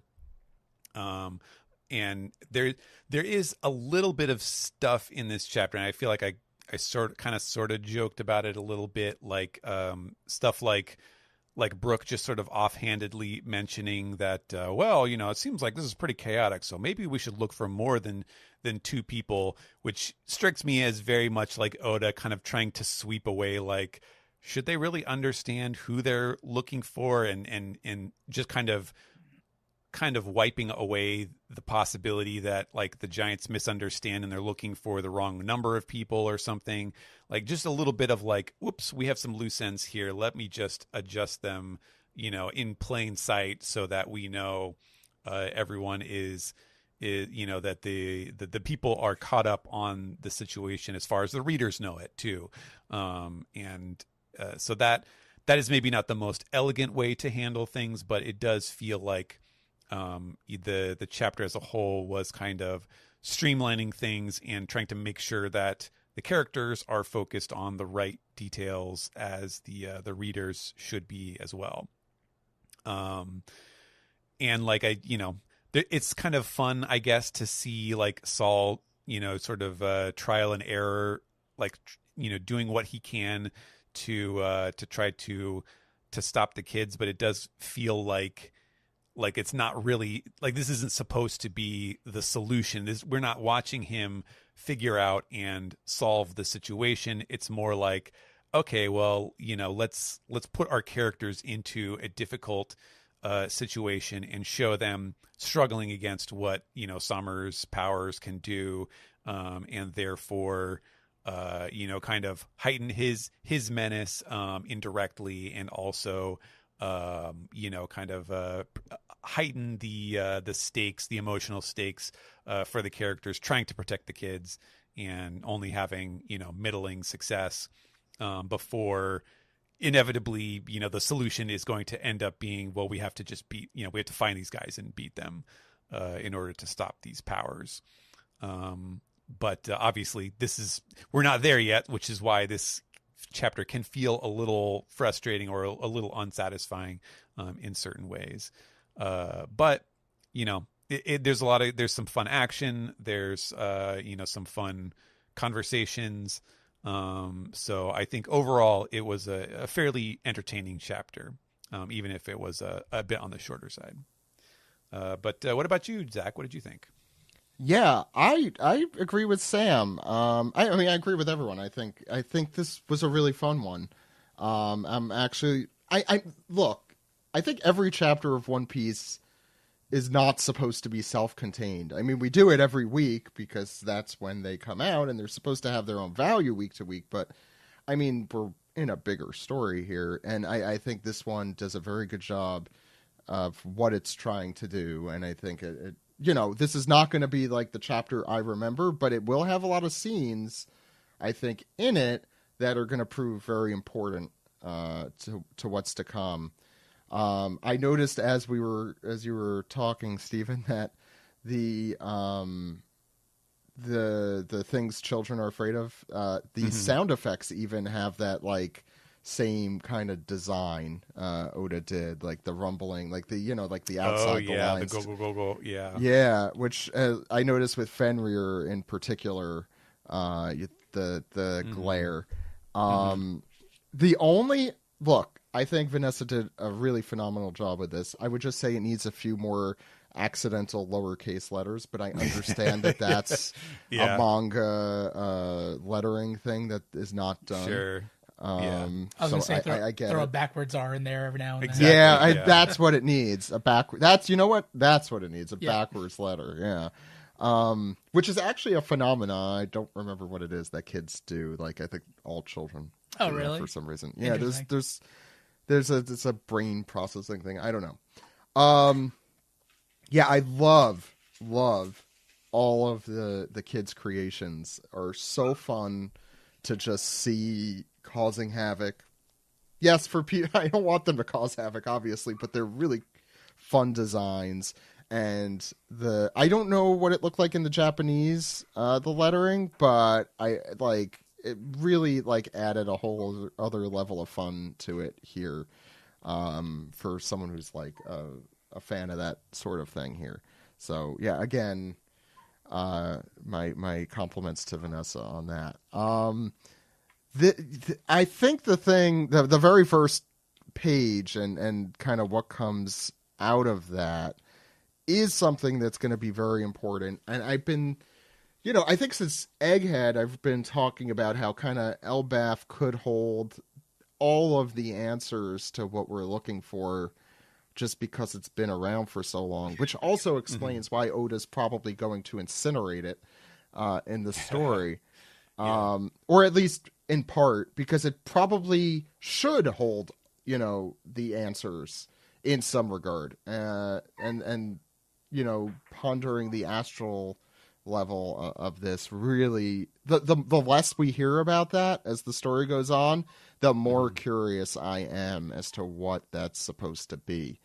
I think we talked about the Tree of Might kind of tree that you see from outside the surface. Look, I don't think that's scientifically going to make sense, but I could see that being possible in One Piece. It's not completely unreasonable here that it goes into space. I'm going to talk about space and the moon here. This is my job. So yeah, that mural really sparked something, I think, in me that had, I think we got some of that during Egghead, but that Endgame stuff is so much fun. And this just adds a little grain of salt on top of that, or whatever, just sugar. I don't know. Frankie is very funny throughout this too, because he's just the reader pointing out how this you getting lost doesn't really make any sense in the story, and there's a lot of fourth wall stuff there. I think I'm trying to think of what else that hasn't been discussed. Oh yeah, Brooke. Generally, this was a really shining moment for him, even though he wasn't really in it. He got his really lame joke in. Love it. The stuff with his music actually, getting through to someone who is his enemy and a shitty person is really fun story-wise. And it's actually, I think, so Alex, who, I'll mention it now. I want to congratulate him because he had the baby in the time between, yay. Sorry, I'm doing this unceremoniously. I was going to say later. But also very well timed. He was on the podcast last week, and it happened in this time. But huge congratulations to him and his family for that, which I'm sure we'll talk more about at the end. But this is like such an Alex thing, because I think he's been waiting for, like, the one thing we haven't seen about Brooke is his fame and people recognizing him, and why isn't he more of a presence in the world? And we're finally getting a little of that. It took like 10, 15 years, but here we go, a little morsel of famous Brooke. And I want to see more of it, but I think this is the first little bit of that. I want to see more of it.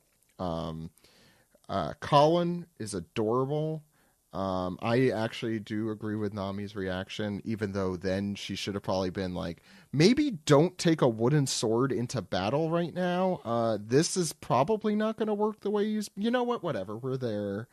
I guess we'll be the babysitters as we head into a ferocious battle. But yeah, I think we talked about a little, the tea party is these that I was going to say CP0 that the Holy Knights are having is very funny. They are very funny, distinct characters. But they are fucking awful people. And I think Oda is doing a really good job doing both of those things. Gunko is the only one where I'm like, you're humanizing her too much. She really shouldn't. Like, I know Oda loves making his villains turn into good guys, but like Celestial Dragons, I feel like you can't. And I know we had Don Quixote, what's his face? Mjosgard. But like, that one I think is more earned. I get it.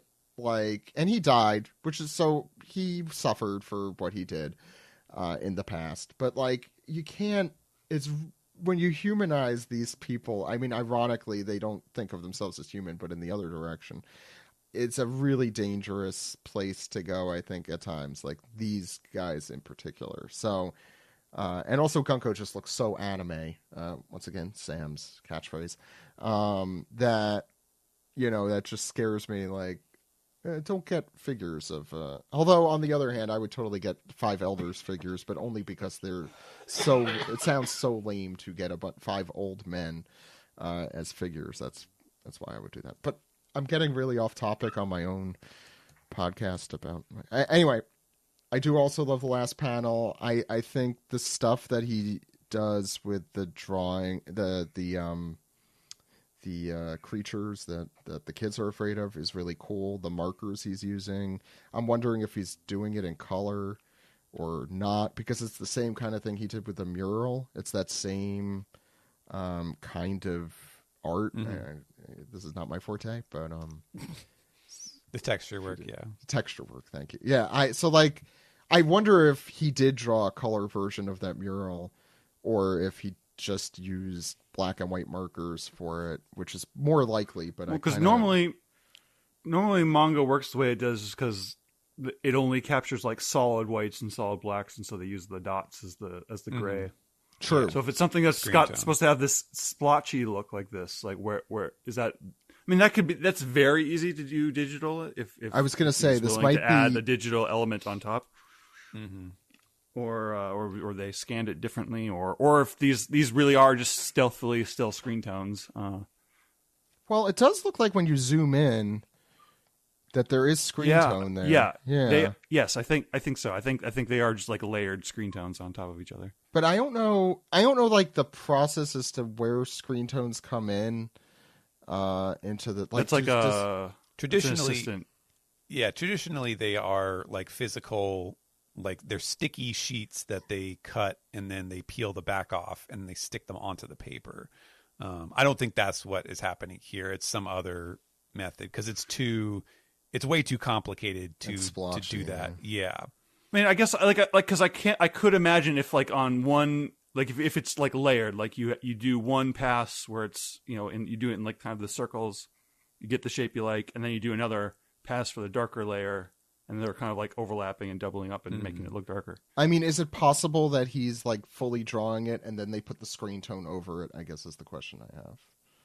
Yeah, I mean that's normally he usually he like inks it, and then when they're doing like filling in the blacks and stuff, that's also where they're putting in screen tones.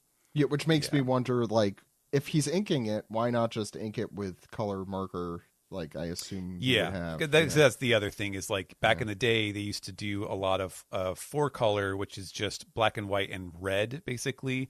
Like if you've ever seen some old like manga from the 80s or before.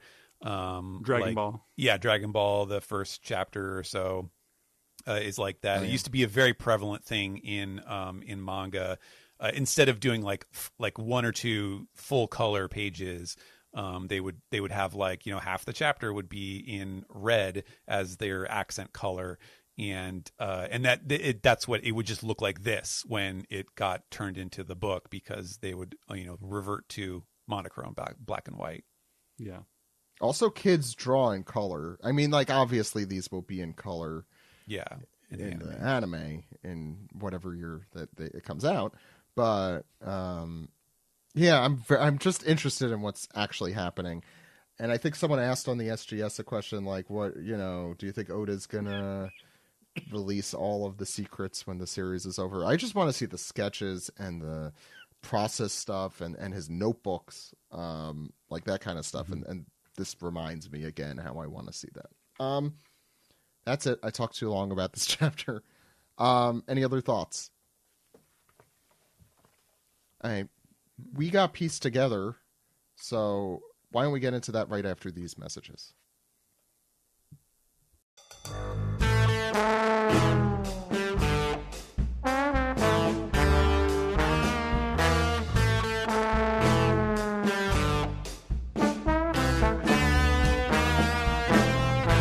This is the manga recap for chapter 1145. Wildfire in Forest Sector 2, Branch Route 8. If you want to get to the scene, you can read this chapter as soon as it comes out for free, legally and worldwide at shonenjump.viz.com or mangaplus.shueisha.co.jp. Before we get into the cover story, we have a little something special here on the front. Ed. Yes, this is a color spread, but it's not by Oda. It's by Midori Matsuda, who is a animator who I think has been an episode animation director for the One Piece anime and various other Toei animations. Yeah, I looked her up because the one thing that the One Piece wiki is very good at is like keeping track of like the principal contributors to anime episodes. So she has like you can click on like the category of episodes that she was involved with. And I believe her first like work as a chief animation director was in like Dressrosa, and then she's taken part in I don't know probably 10 to 20 episodes over the years since on One Piece, as well as doing key animation and stuff on some of the movies, some of the films I should say. In the more recent years. He's also working on a lot of Pokemon movies. Yeah, I saw Pokemon Inazuma 11, which again not qualified to speak personally. The Luffy Law anime original episode. I'm trying to remember which one that is, because that could be any episode. and more. But as you said, a lot of Pokemon. Oh, Yokai Watch movie, the Yokai Watch movie. Yeah, no, I think what a cool honor also to be able to do this for the return of the anime. Yeah, if you want to talk about what's in the cover here, cover page. The burger that Sanchi's holding, because that's what I want to talk about. Well, it's the Straw Hats setting a bad example for the children, staying up to 11:15 p.m. to watch the anime. It's not just bad. It's not just a bad example in the video store. It's not just a bad example for the children. It's also a bad example for the parents who want to go to sleep before 11:15. They also have the big Radiation King TV with the what looks like wood paneling and knobs on the front. I love all these TVs. This is like that episode of Cowboy Bebop. I'm trying to remember. Do you know which one I'm talking about, though, with all the old TVs? Is that the one where they go down to Earth and look for a VCR? Yeah, in the subterranean Earth, they look for Beta and VCR. Yeah, I love that episode. But no, this is fun. I think this is actually teaching the children how to have a good time with their friends. So I'm going to be on the positive side of it. Kids stay as late as you want. At night? Yes. I'd rather them do that than be out there making trouble. But they're also drinking what has to be alcohol. Oh, that's definitely apple juice. Come on. It looks like tea. It's steaming. You can't prove anything.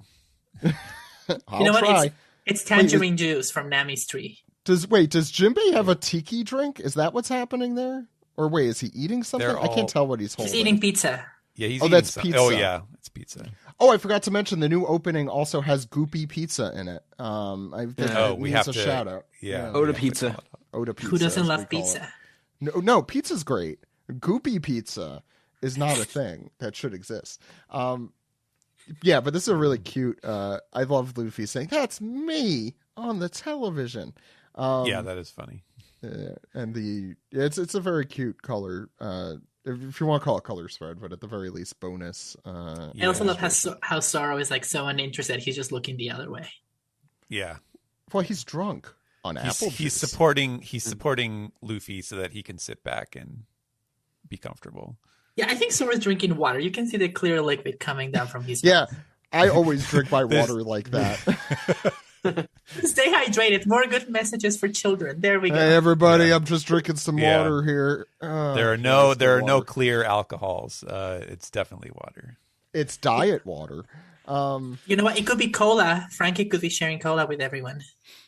From his chest cavity? No, from a fridge. Well, Frankie's eating a burger, as you do. He is, yeah. And I want to see him use the tiny hands to hold a burger, though. No, that's a big burger. Yeah. Why is he squishing it with his big gorilla fingers? Because it's a big gorilla burger.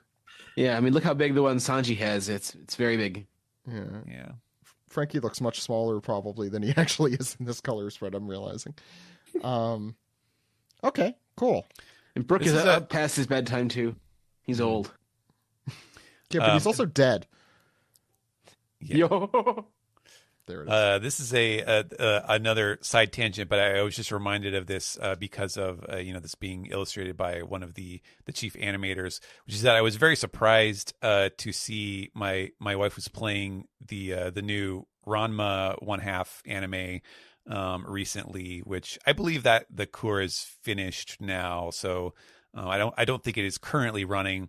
But my eye was caught by a familiar name, which was Konosuke Uda, which if you don't, it was the original that, chief animation director of the One Piece anime from like the beginning. Yes, he was. Yeah, Oda called him out in an SBS, very early SBS, where he was talking about how the Konosuke Uda was like the superstar who made sure the anime felt like One Piece and so on and so forth. So I was like, oh wow, he's still active. So yes, there's a lot of One Piece animators getting good work now. I'm trying to. He was like the series supervisor. He was kind of like the showrunner, I think. Yeah, pretty much. Nice. Yeah. I'm sure this has been mentioned what the still specifically, what episode, or if it's from the new opening, or what specifically of Luffy on the TVs. But I am positive the internet has figured this out. I would put my guess that this is from the fight with Lucci. Chances are high because it does look like it's over the city in Egghead. Yeah, I mean, that could have been in an opening or something. I don't know specifically, or if it's just a random still from an older episode. Okay, I think we're good talking about the anime for a little bit. Let's go into the cover story. Steven, did you want to do that? Sure. Yes, as Zach mentioned before, this is chapter 1145, Wildfire in Forest Sector 2, Branch Route 8, which is, it's odd because I don't think they actually mentioned Forest Sector 2 at any point in the chapter.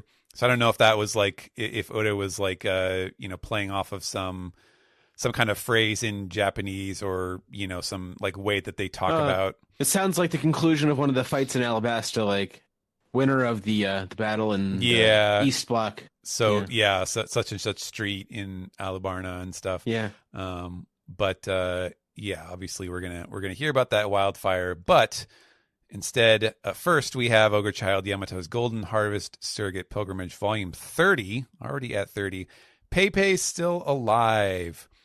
And you could tell how much everyone else cares about this by the way that Yamato is conspicuously facing away from Ulti and Page One. Yeah. And Yamato's got the sword that was stolen by Page One with the circles on it. Yeah. So I think this is literally the flip side of the previous cover page. Oh, you think so? Okay. Yeah, because that makes sense. He's looking at he's probably looking at, I forgot, all the people who were just knocked out, and in the back, this might be what's going on. I assumed that's what was going on here. Mm-hmm. It also explains, because he was also holding the sword in that one. Yes. Yeah, that's true. And he's got his club tucked into his knot thing back there. Yeah, it's a weird perspective because it's like going to the right, but also to the left, and I guess it's I'm gonna look at the other one just to make sure if I make sense. I'm happy to see more Yamato action. I want him to come back to like the main story. Yeah, I think it is, because in the front, in 1144 it started with Minatomo crying in the front with Tama and those three the three women who were very happy to see giant Yamato. So this might be right after that, because you don't see those. You don't see the girls. But holding everything in the same but inverse way from the other angle, so that makes sense. This is just a very random question, but does anyone remember what the number episode of the anime was that they just aired? 1129. They're very close still. All right, so it's not. I was like, what is this 18 on the number on the side here? I don't know what that is. It's 1124. That was close. Oh. So it's not. Yeah, so he's not doing an anime reference there. But there's something... Oh no! But there was a big dartboard in the background. Remember, or something? Oh, like it's the dartboard. Okay, it's just the points on the dartboard. Okay. Yeah, nothing's. It looked like a Battle Frankie number or something. It was very conspicuous over there. But okay, I mean, it might be. One thing doesn't negate the other. Steven, I'll let you keep going. All right. We get some action here on the first page of the chapter, as we see a large kind of shaggy-maned dinosaur lift its head a la Jurassic Park, play the recorder song, brr, brr, brr, brr, brr, and it's going, grrr. And in the foreground, we have Goldberg with his big club, and he's holding up his shield, which we have noticed before seemed to have a rather homey-like expressive face. And this time he actually talks to it and says, "Here it comes, Nash." And the shield goes, "Huh? Wait.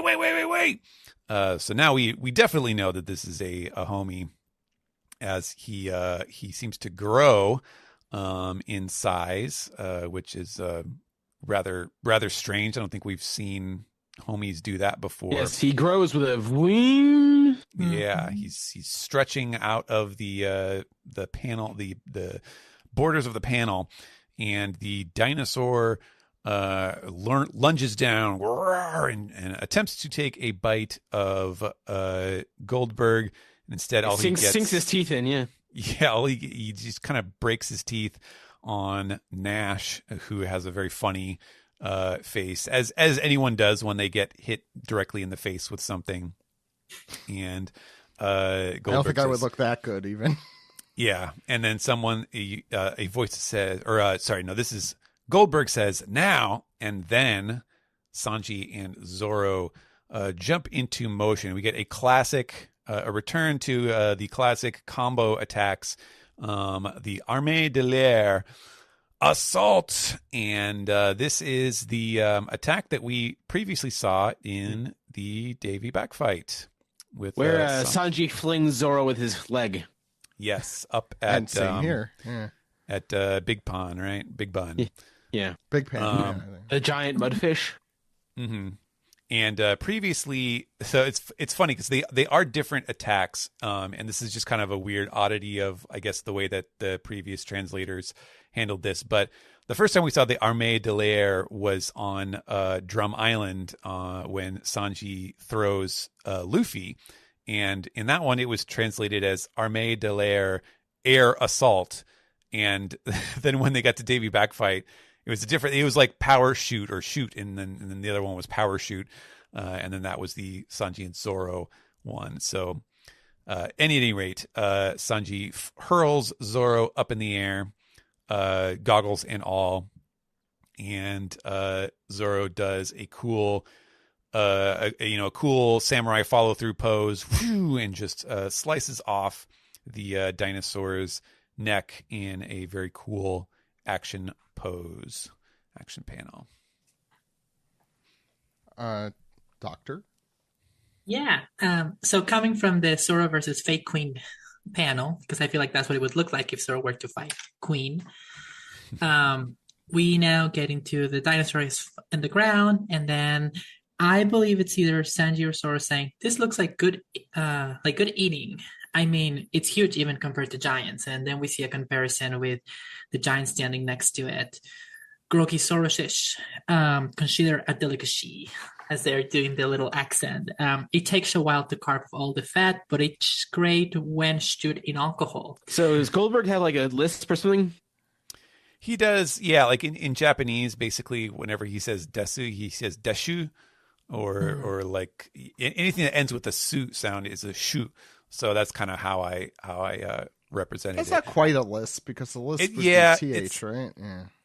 Yeah, sure. I mean, if you want to get really technical about it, I'm sure there are certain definitions that this does not fall under. I will point out that I thought, like, that's a really weird name to call it a Grogisaurus, and I was like, that's also really weird coming just after I was looking up the attack name from the Groggy Ring. But it turns out this is actually one of the animals from Strong World, the Grogisaurus, which I did not know. Yeah. Yeah, I assumed, I just looked it up, but yeah, the Grogisaurus is yeah. We've had almost exclusively the Strong World animals in Elbaf, which is interesting, fun, cool. I'm glad Oda is using those really great designs that he put together a decade and a half ago. So it's good to see. There was an art book of character designs from Strong World that I think I have over here on my shelf. It's still available at I see it. Very cool. I think I've seen them at like Kino and stuff. It's in with my color walks. Yeah, go ahead, Doc. Yeah, so then we have a panel with Sanji. He says, "Yeah, but you didn't bring any of that with us, right?" And then responding to that, "There is a whole shed of cooking tools in the hunting shed. Let's look for some aromatic herbs on the way back." And then Sora says, "Hey, what's the deal with that guy? Is he the devil fruit?" Asking about the shield. And just like we were inquiring before about looking like a homie, this actually confirms it. As it is said, that shield came to life like that way back years ago when my dad went on the expedition to vanquish Big Mom. They're like, "Big Mom? Oh, so he's like Zeus then." So they're comparing the shield to Zeus, so we can see then that it is an actual homie. And then the Giant's saying, "What you guys know Oh no, I think this it's is Shield. Nash. Yeah. Yeah, Nash is saying, "What do you guys know, Mr. Seuss? He's like one of the most exalted homies, and now he's a manservant to our navigator. So I think it's pretty cool that we see another homie kind of connection. I like the mythology amongst homies being completely and utterly. Yeah, there's a hierarchy. Of course, Zeus and Prometheus being the highest. Yeah, we knew Zeus, Prometheus, and Napoleon. Were the, and now Hera, and now Hera. We're at the top of the food chain, but it is funny how it's immediately been. I was very taken with the phrase "most exalted homies" or "most exalted homie." Like goated is mid now. Like we have a new term. It's meh, MEH, most exalted homie. Instead of goat, it's the meh. Yeah. Then we change now to the underworld where Loki is like laying down. But first, the first panel is like, Holy Knights. That's right. They showed up here. Holy Knights. Sorry. That's just how I heard that just now. So then we see like, Gordy's helping Loki. Then Harridan is like looking at him. Loki's still looking bigger than everyone else and the hammer in the back. But then we start with the dialogue. Humans from the world government? You're saying that's who beat you this badly? That is what I'm saying. You must have given them reason to seek revenge when you were rampaging beyond the sea. Don't be stupid. And then we go to Luffy. If I had gotten far enough to run into them when I was out there, I'd be king of the world by now. I think that's Loki saying that. Yeah. And then Luffy responds to that. Knights from the world government? And then we hear from another bubble, hey, you guys. And Luffy's just like kind of surprised about hearing about it. I think we made the joke last week that it looked like he was trying to keep his legs elevated. But it's his whole body, so it's not on the cold snow, which makes sense. And we hear a, hey, you guys, like this is the Goonies. Yeah. Mm-hmm. Exactly. It basically is.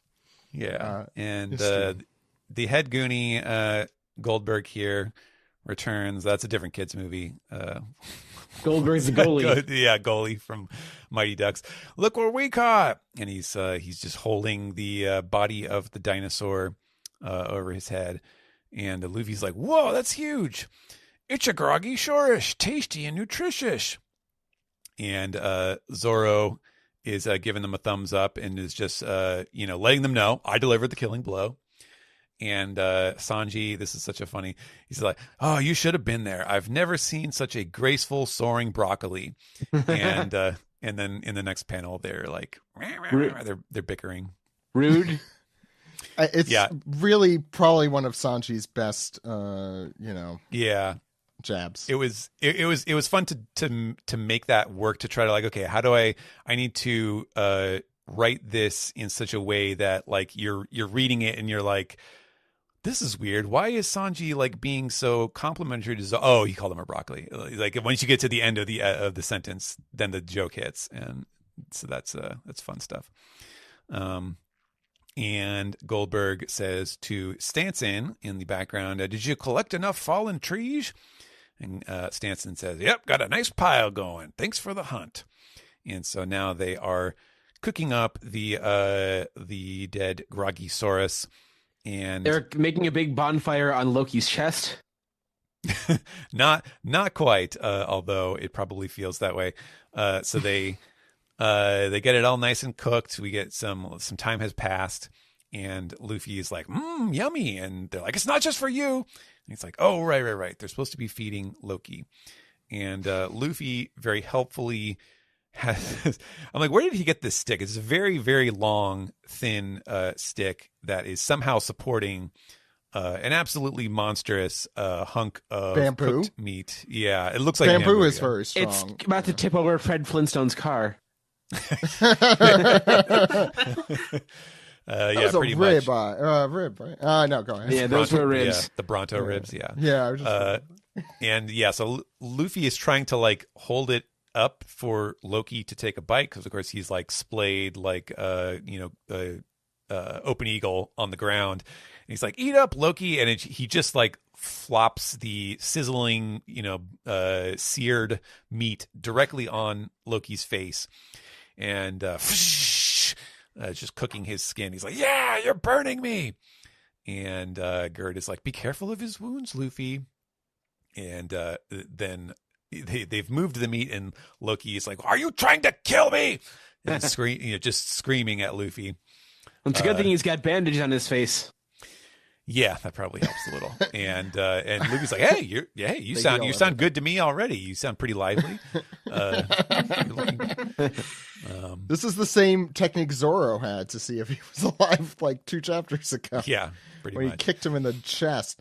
I just want to mention I really like the sound effect lettering, I guess, above the it is burning his face, I guess.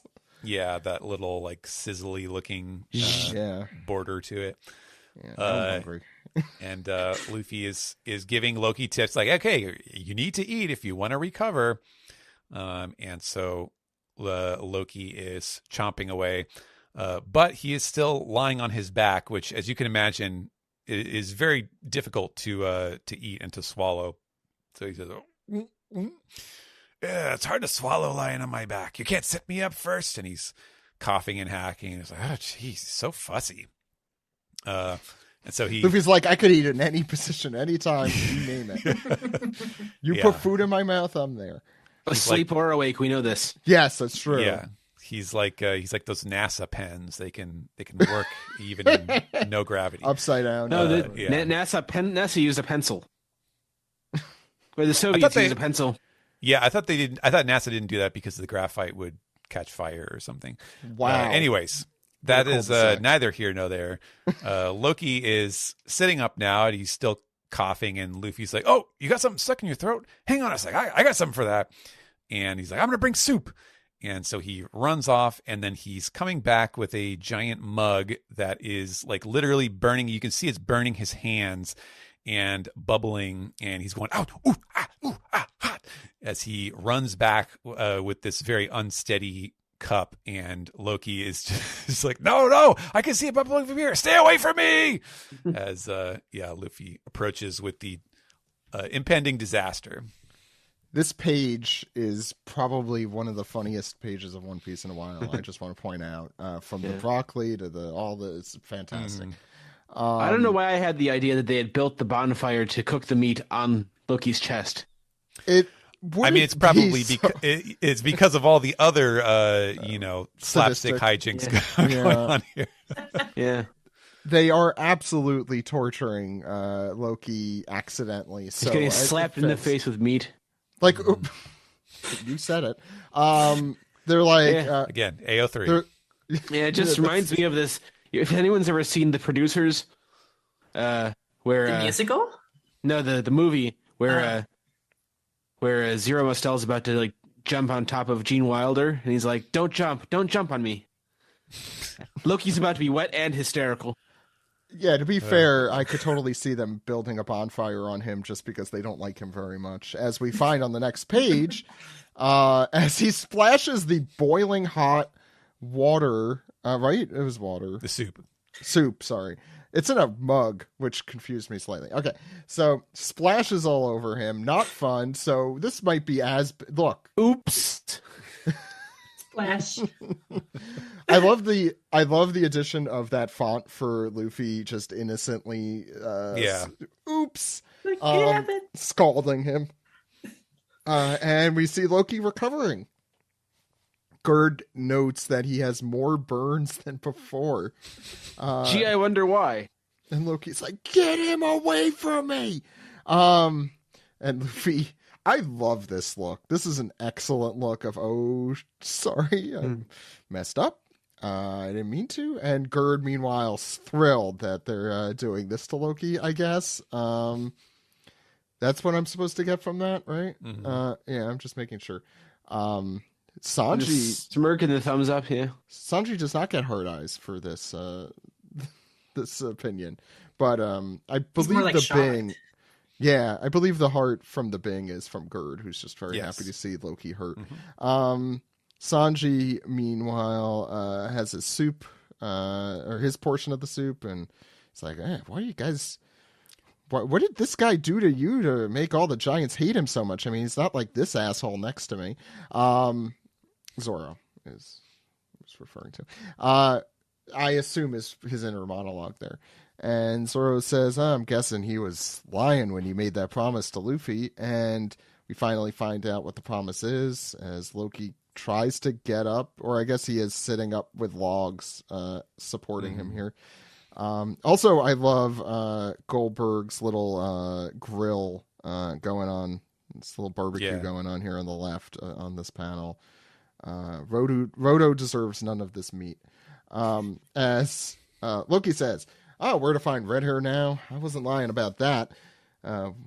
And Zoro, I believe, saying, we'll be the judge of that. Go on, tell us. Loki's like, why should I have to tell you when you haven't upheld your end of the bargain and unlocked my last chain? You really want to meet red hair that badly? Well, I suppose I understand how it feels to idolize a pirate you met when you were just a lad. And with this, you have Hyruden staring blankly at Loki here.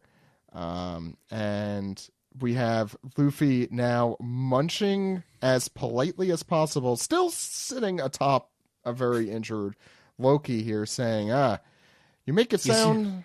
He's got the big overbite like he's Iyami or something from Osamatsu-kun. Yeah, and sorry, you have Luffy chewing his hunk of meat, saying, you make it... Well, I should do this properly. You make it sound like you feel the same way. And Loki responds, yes, I did, and it pains me that I was only a boy at the time. And in the background, you have Loki walk in and saying, take me with you! As we find out the silhouette. We only have so many fully silhouetted characters in the series, and so this one's probably Rox, I think it's fair to say. I think we all immediately thought that. Yeah. That was my first impression, too. I think was also my second and third impression. Anyway. With the hair, kind of looks like previous silhouettes of Rox. Yeah, he was in that one opening for some reason. He says, I didn't... How does Rox sound? I didn't come here to meet a whelp like you. Stop making me repeat myself. Sorry, Watch as that is the official voice. These are the voices I'm doing for Noah for reading time, so that's pretty bad. Steven? Okay, and so then Loki challenges our mysterious figure and says, fight me then! And he turns with his eye, with one eye visible here, and says, what? And then we see a smash cut to Loki beaten and bloodied on the ground. And we see a somewhat familiar mustache silhouette there as another figure says, you don't have to use a blade on a kid. And the Shut fighter, up, Newgate. The fighter says, shut up, Newgate. So there's your hint number 2 that this is Rox, since he was on a crew with Whitebeard. Hint is such a strong... it's such a weak word for what this is. Very, very telegraphed. Who else could it be? Yeah. But he's notably about half the size of Whitebeard, so that's kind of interesting. I'm not sure. Based on the... Whitebeard big. Yeah, Whitebeard is very big, and based on the perspective in that first panel of this little mini flashback, he looks like he's probably about the same size as the other people, other humans. Whitebeard's not the size of a giant. He's like 40 feet tall or something like that. I don't think he's that tall. I thought the Whitebeard 40 feet was like the giant side, or like a small giant. But well, he might be as tall as a small giant. That's not so ridiculous. No, he's not that tall. Okay, I'll look it up. He's like 12 or 13 feet tall. If I had to guess. 12 or 13 feet's like a normal guy in One Piece, right? To be fair, I kind of thought that this... Oh, here comes Kirsten. Oh, here by the I way. am. I should have introduced. Kirsten's joining us. Hi. Hi. Hello. Hello. My read on this panel was that Rox just kicked Loki's ass and immediately stormed out, and Whitebeard stay behind to be like, Whitebeard. hey. Yeah, that could be true. By the way, so what was your guess, Stephen? You said 12 feet. Ed, what did you say? 40 feet, maybe. Okay. I'm saying 20. Can I say 15? Dr. Gomez, there's a reason you have the PhD. 21 feet, 10 inches. So there you go. Oh. Yeah. How tall are giants, Zach? Give me a giant and I'll look it up. Should I look up all Dorian Saul? Broggie. Saul is a smaller one. Dorian Broggie, I think, are larger giants, right? Yes. Saul is 64 feet. So yeah, still, like three Whitebeards. Close. Yeah, notably larger. If you stack 3 Whitebeards on top of each other, that's really the measurements we should be using for things. I'm going to start measuring everything on Whitebeards. Yeah, 3 Whitebeards in a trench coat. Yeah, there it is. 3 Whitebeards in a trench coat would not be anywhere near as tall as Loki is. However, he is the biggest boy of them all. And as he eats, he is saying, "I was born in the wrong era," which I feel like this is a very Chuny bio. Loki listens to classic rock. Yeah, exactly. His music was better before I was born. So meanwhile, we switch to a larger set of panels over on the left side of the page as Dory and Broggie are in the midst of a melee with all of the sleeptids. And they're like, the Draugrs are like soldiers. So many ghosts, too. Just the thing kids would be afraid of. And then we get the great Eric on its little cloud oars, and they're like running over one of the Draugrs, just like completely flattening it. And we see the weird bird thing, and the Loki, the dream Loki is trying to smash the ship with his hammer. And we see, of course, the bear with the helmet, ready to fight, which is very adorable. Is his name Da Bear? Da Bear? Yeah. We have at least 3 Illinois-based people on this episode. Da Bear. Da Bear. Yeah, sports. Yes. To be fair, I think that's also an SNL skit, right? That's really what that it is. is. That is to the SNL skit. the super fans. Yeah. Yes, that's right. Yeah, although this is Norse, so it could be more like Durgan or something like that. Yeah. Durgan Bergen is its official title. But Dr. the Gomez, Latin maybe this is your fear realized. Sports, it's Da Bear. You know what? When I was in college, I was a cheerleader and I was a dancer for Illinois State, and I never learned anything about football. So I called the Bears the big Cubs because I feel like they're just like adult ones, like, from the baseball to the football, but that's all I know. It's more of a basketball school anyway. Yeah. Illinois? Yeah. Yeah. And we do, and we have the Minnesota Viking Loki on the left with his horn helmet. Can we do one episode where we don't make sports references? Well, were there like a new collaboration with the Lakers or with different Lakers, the Seattle Mariners, the Red Sox. The Red Sox, So when is the one with the big Cubs coming? Oh my God, if they did that, I would lose my mind. I would so get into sports for that one. Get into sports. I would learn go to a game and collect the merch. Yes, exactly. You can't make me care about sports unless it's the Cubs, and then I care. I mean, I like the performance that the players put together and their costumes. I think that's actually very cool to look at, but that's all I know. This is not really related, but Steven, that clip that you sent me from was that the Yankees? We didn't talk about that. We forgot to talk about that. The Yankees announcer talking about Monkey D. Luffy, and it was the greatest. Yeah. It was the greatest 2-minute clip I've ever seen. Yeah, and it was someone so poorly informed. He was reading that one sheet like a champ. Yeah, he's like, I'm going to read the start of this Wikipedia page. I'm going to get through it. I don't give a shit.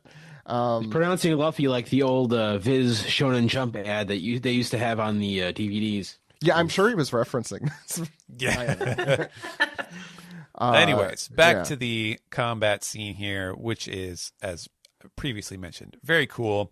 And the Loki the Dream Loki attacking the ship is met by none other than Gaban, who leaps off the side with his axes twirling, and he says, "I'll handle him." And they're like, "Mr. Ya!" And then we get a cool just snapshot of him with a triumphant grin on his face, which is kind of funny. And then he slices through the magical phantom Loki, and we see right through it. I just got what that it was. I did not understand what we were looking at. Oh, we were looking at. Yeah, for some reason it's very dark. I don't know why. I guess it's because he's wearing furs on his back.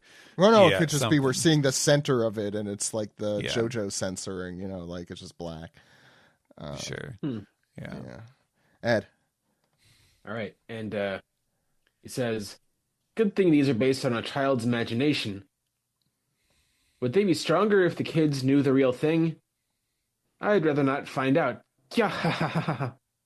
And here there are more of them now. 3. A trio of abnormal voices. They can try to hide, but I still feel them. Is that Gaban saying that? Yes. Yeah. So he's referring to Summers and Gunko and Killingham. Mm-hmm. Yeah. Right. So back at the firefighting team, we hear, "Open the sea cloud hoses." And they do, and water starts to flow out onto the fire at a very forceful. Mm-hmm. And that's Saul who says, "Firefighters, I'm so glad y'all made it. Could you pick it up a little?" One of the firefighters says, "The valves are all the way open. It's the strongest stream we've got." And then the children are still walking. We hear the firefighter who says, "Put out the fire. You can do it." That's Saul, yeah. That's Saul, yeah. "You can do it. Get them flames out. I'm begging you." And I guess this is maybe this is Summers speaking. He says, "Yeah. Look at that, Gunko. The kids are about to burn to death. What happens? Will they wake up?" The perspective, I guess it should have been obvious, but I still felt like, whoa, that's a really big wolf when you see Saul, like little tiny Saul, standing on top of the Fenrir. What a cute little big pup. boy. I like that he has a little bump on his head. Yeah. No, that is anyway, we go to the next page as this asshole says, Gunko says they'll wake up from the heat, wail and cry for their parents and be consumed by flames and burned into bones, I assume. And you see the kids continue. Oh, that would be convenient for me, wouldn't it? Yeah. And the kids, aren't you supposed to be taking them as hostages? The last chapter they said, "Oh, we'll get others if they like something like that." But you're right, Ed. It's not an efficient way to get hostages, at the very least. You don't preemptively kill the hostages. Yeah. So Summer's definitely the one responding here. How about that? Now that's emotion. And someone from underneath the sea cloud says, "Sea cloud," as he in a familiar way, like bed sheets around him, snuggles deep into the sea cloud. It's the little bear from the Downy commercials. Yes. Trying to get cozy. The little bear with teepee on his ass. We don't have to draw that. Wow, I was painting such a nice, adorable picture, Ed. It should be teddy bear, and then you just throw some TP on him.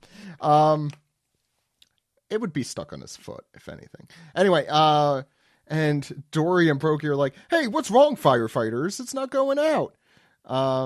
And sorry, all I thought about was my son through this whole chapter because it's firefighters, and that's literally the only thing he knows how to talk about. And when he hears this in 10 years, that's all you talked about in the year 2025 and 4 and 3. And we see, we're at max output. There's nothing we could do. And Saul runs, "Stop. Won't somebody stop the children?" And Summers is doing his super evil laugh. I do really like that panel in particular, bringing home how much of a dick he is. And whose leg in particular is this supposed to be? Saul? That's the kids. Yeah, I think Oh, the those kids are the stepping into kids? the fire. Yeah, they're walking into the fire. They're about to be burned. And we see a shoulder throw. And it's the beautiful Jinbei with his comfy towels trying to smother the fire up. But no, they're actually sea clouds. And he says, that should do it. Was that in time? And did I time that well? Are they dead? And we see Colin Ship saying, Colin from Colin Ship, I assume, saying, over here, hop on. And so Jinbei does a hop. And goes back onto the ship as everyone's like, yeah, way to go, Jinbei. And Brooke takes his guitar out. I got the chills, even though I don't have... Wait, no. I don't know if that he was... starts playing the guitar like, widdly, widdly, widdly, wow. Yeah, that's what I was going to say. Kirsten can As do a it. professional guitarist, I can say that's exactly what guitar sounds like. Yes. Yep, perfect. Yeah, thank you. Take Connor my non-existent looking behind job. him.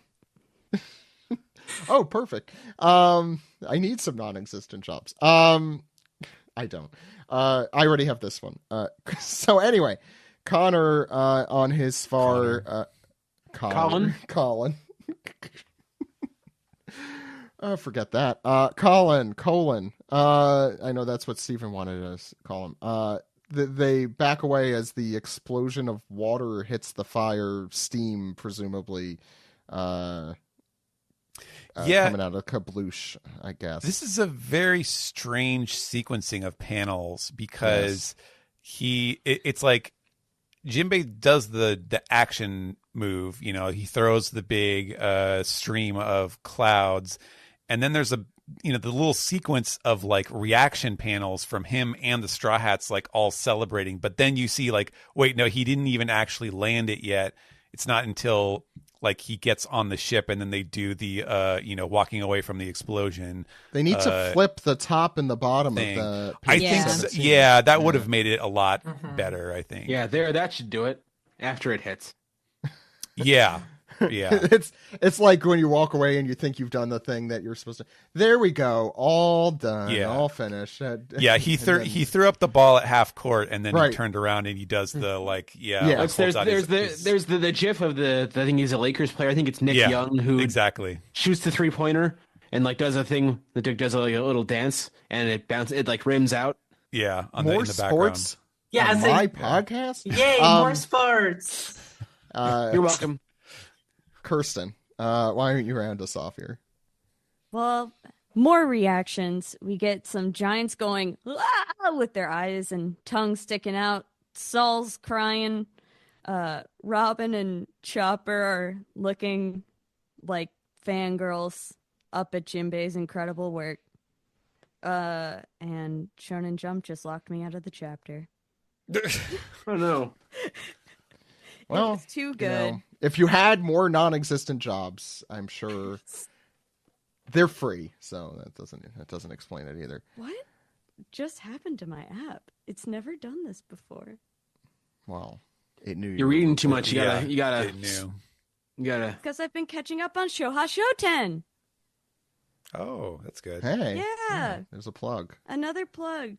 Great work, Steven. Should we talk about Akana Banashi while we wait for Kristen? Okay, I got it. Oh, okay. Damn it. We can, though. No, hey, go ahead. Such disappointment. Probably one of the firefighters saying, the wildfire in Forest Sector 2, Branch 8, has been put out! And, victory. Yeah, indeed it has. We see kind of the smoke evaporating as everything looks hunky-dory. The kids are walking above the kind of like water vapor as people say, the kids are all safe! The children weren't harmed by the flames, but they're still marching onward! And Dory and Brogy and them saying, that was a close one! We believed in you! Well done, firefighters! And then the firefighters saying, it wasn't us. As they're calling the guardian deities of Elbaf. But at least there's... Elbaf's bravest. Right, Zach? Yes. Elbaf's a mess? Can I take a break from firefighters for one night? That's all I'm asking for. No. All firefighters, all sports. Yeah, it's perfect. That's what we're going to name this one. All firefighters, all sports. This one's made for 5-year-old boys exclusively. All firefighters, all sports. Kirsten, go ahead. At least they're all safe. No kidding. And then Chopper saying, "Did you see that, Robin?" And Robin saying, "Jimbei must be nearby." And he sure was. I didn't name my cat after Jimbei for nothing. And indeed, we go back to Colin's spar saying, "That was so cool, Jimbei, so cool!" Someone else saying, "Thank you, Jimbei." And Jimbei just being, "It's nothing." Just remember, Colin is 20. 20, yeah. Yeah. Oh, yeah. Through all of this. For the rest of the series. Just remember that. Colin then saying, "The kids at school all hate me, but I still think of them as my friends." Just, what a guy. Nami saying, "That's so sweet, Colin. We're going to save them together." And Colin with a tear in his eye saying, "Yeah! But not so fast." Then they'll have to be my friends. Thank you, Ed, because I was thinking around the same thing. I'm like, is that really a sweet thing to say? I mean, that seems more of like a codependency thing. Yeah. Yeah, but go for it. Maybe if he saves them, then they'll realize that fighting and being heroes is cool. And he was I think right all that's along. probably what he's thinking. Yeah. But oh no, somebody's on the ship. And it's Gunko. And she says, "So I suppose the school isn't the only place." And Colin goes, and everyone on the Straw Hat's like, "Ah!" And Gunko finishes, "To find a perky child." Like, girl, put on some pants. Yeah. Yeah, I've been saying this since the beginning. Yeah. But the combination of talking about finding perky children and being in a state of undress is very disconcerting. It is, but with Brooke there, we finally get to see how much of a what's his stage name again? Soul King fan. Yeah, that she really is. So Oh. that I really do look forward to. I assumed you were going to The panties. Yes, joke, yeah. Yes. Yeah. But our theory last time was that's the reason she doesn't wear pants. Is because she's such a fan. I don't know if it's so he could see, but it's... Yeah, she got the inside dirt. She reads the dirt sheets. Yeah. Well, no, it's in one of the songs someone pointed out. I forget which one that he makes that joke. Yeah, pretty funny stuff if true. But we'll get more to that in a second. Ed, can I start with you? What do you think of the chapter? Well, it's good that the children are safe, and seeing everyone's reaction to Jimbei is very Jimbei is cool, and everyone recognizes this. You love to see that. I don't know what to think about Loki, but overall, good chapter, I thought. But I mean, Loki taking abuse is funny, but not really sure what he's going to be doing going forward. I don't have much else to say. Well, he's going to be the place where you make your bonfires, obviously. Yeah.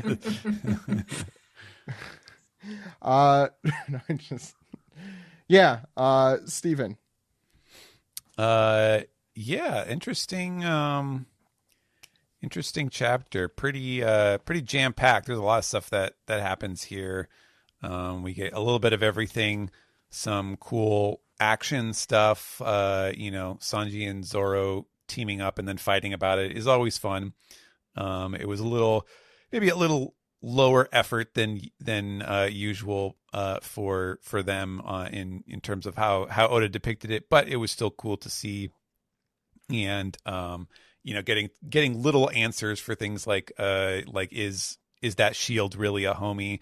And then finding out that it was, which is really cool because it just strengthens the narrative. I guess and there was an expedition to go after Big Mom that Goldberg's father was a part of, presumably after she killed Yorl. Yeah, it could have been that, or yeah. I mean, I guess it's more likely that than anything to do with Loki and Pudding. Interestingly, right? though, because it would have been it would have been years ago. I'm just thinking though, we saw Rox was there with Whitebeard. That also means Big Mom must have been because Big Mom was part of the Rox Pirates at least at some point. So maybe there is some relation to that event and the Rox Pirates specifically. And or maybe she wasn't there because she was like, yeah, I got trouble with the Giants or something. I don't think Big Mom would be one to. I don't think she has that kind of introspection. I don't think she would have figured that out. I also just was going to say, I feel like we're setting up now with that, maybe for a Rox flashback because of that specific fact that Dad Goldberg, when you start mentioning the parents of the people that are in the present time, I feel like that's a very yes, Mr. Goldberg. Yes, yeah, my father, please call him Mr. Goldberg. He was a lawyer, giant lawyer, but is still a lawyer. Yeah, go ahead, Steven.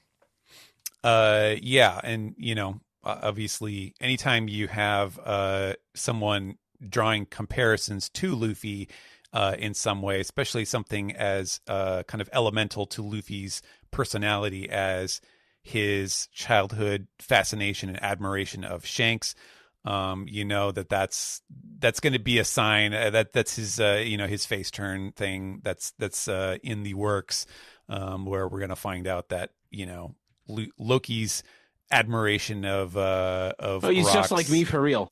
Yeah, totally. But that will be an interesting kind of contrast to Luffy's.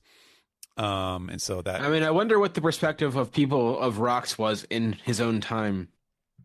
Yeah, I don't know, and like it definitely reminded me of like, okay, Oda, you have to be careful, otherwise we're going to be setting up for another 15 chapter flashback to explain what a badass Rox was, the same way that we had to do that for Oden when he was really puffed up in the present day story, and it really required quite a hefty commitment to fully depict that in the past. So yeah, we'll see where that goes. Yeah, I don't think I could guarantee at this point. But yeah, not too surprising with the saving of the children. But at least it puts us in a position where, because Summers and Gunko are watching the children, and of course the Straw Hats are rushing to save the children, it puts them in a direct, crash course here on the little ship, so we could finally get to. Yeah, and Luffy is still looking for Shanks. Yeah, Luffy is lost, but the Straw Hats at least have found the bad guys, and so hopefully we will start to get some resolution on this. And won't somebody please think of the children? Yeah, they should cover her up. That's what they should do for the children. But yeah, that's all I have to say. Dr. Gomez, your thoughts? Yeah. I'm along the same lines with everyone for this chapter. If we do go into like a Rox flashback, I would want to see a reveal finally of the face and the whole, look. That'd be something cool to look forward. I am actually very intrigued by Nash because before Namigatsu's, I kept thinking like, if Big Mom gets knocked out or if she falls into the sea, does the power wears off? And it didn't happen. But then if there's a homie from way before that's still with the Giants, why is her devil fruit so different than Sugar's? Because when Sugar got knocked out by Usopp, then all the toys went back to normal. I don't know. That just intrigues me as like, as an academic, I want to get the right answer and story research. Convenience. Yeah. Yeah. That's my guess. Probably. I'm going to believe that there's something more intricate. You should send that as an SBS. I mean, you are like quadrilingual. Yes, a polyglot after 3. After 3, it's just polyglot. Okay. Yeah. Okay. I would love to do that, but I want to know why her Big Mom's devil fruit is so different, or maybe it was something to do with because she ate Mother Caramel that made it different. I don't know. Now I'm just diverging. I like the chapter a lot in the sense that, the kids are safe. I always feel very tense when kids are in danger, and I would like jump into the screen and save them. I I'm gonna jump on this theory that Gunko is an actual spy from the Revolutionary Army because they all wear goggles on their heads. And I saw this online, and now I believe that's what it is. And I'm gonna die on the hill that she is a spy and she's not evil, or she was just brainwashed. That's all I have for this. Kirsten. I like that theory a lot. Yeah, I mean, I feel like for me, like, and I wrote this for my column for the blog last week, but like, I've kind of liked Gunko from the start, and I've had weird feelings about that because like celestial dragons are the worst and evil, and I feel like this is kind of the first chapter. I mean, when she says like they'll wake up from the heat and wail and cry for their parents and be consumed by the flames, like that was sort of, I was like, okay, no, she's I remembered that she's evil, and my sort of like, oh, she listens to music after she eats. She's just like me, though. Went away for a bit. So if Gunko turns out at least to be like a spy or a good guy, I would be elated. Yeah, I mean, it's just like all of these last chapters have just been like good times. Like they just feel like fun romps. They go down pretty easy. I love Luffy rushing over with that hot cup of soup. So funny. Just trying and failing to help. Yeah, like it's just a good time. My main thoughts has been like, as someone who's been sort of finding a lot to like about certain aspects of the Holy Knights. So Luffy is the Schlemiel and Loki is the Schlemazel. Yeah. Is that accurate, Zach? Well, no, I mean, because that's isn't it the joke that the Schlemiel is the guy who spills a bowl of soup at a fancy party, and Schlemazel is the guy he spills it on. It was about soup, wasn't it? It was, yeah. I don't know. I don't remember what TV show I heard that on. Parks and Rec. It was. I think that was a Ron Swanson. Yeah, which is weird. Why would he know Yiddish? But okay. Yeah, yeah, yeah. Ron Swanson. I'm gonna defer to Ed on that. It might be. Yeah, I did like Parks and Rec. Kirsten, sorry, go ahead. I mean, yeah, I was basically done. Yeah, great chapter. Good time. Go Jinbei. Schlemiel, Schlemazel, Elbaf Incorporated. Sorry, I'm trying to think. Anyway, yeah, no, I really enjoyed this chapter. It's a really funny one. I think I mentioned, Steven, the page you read earlier. It like, not only was it like good classic One Piece, which I think we've been saying about Elbaf generally, that it feels very from a different era of Oda's writing, which is, for me, complimentary.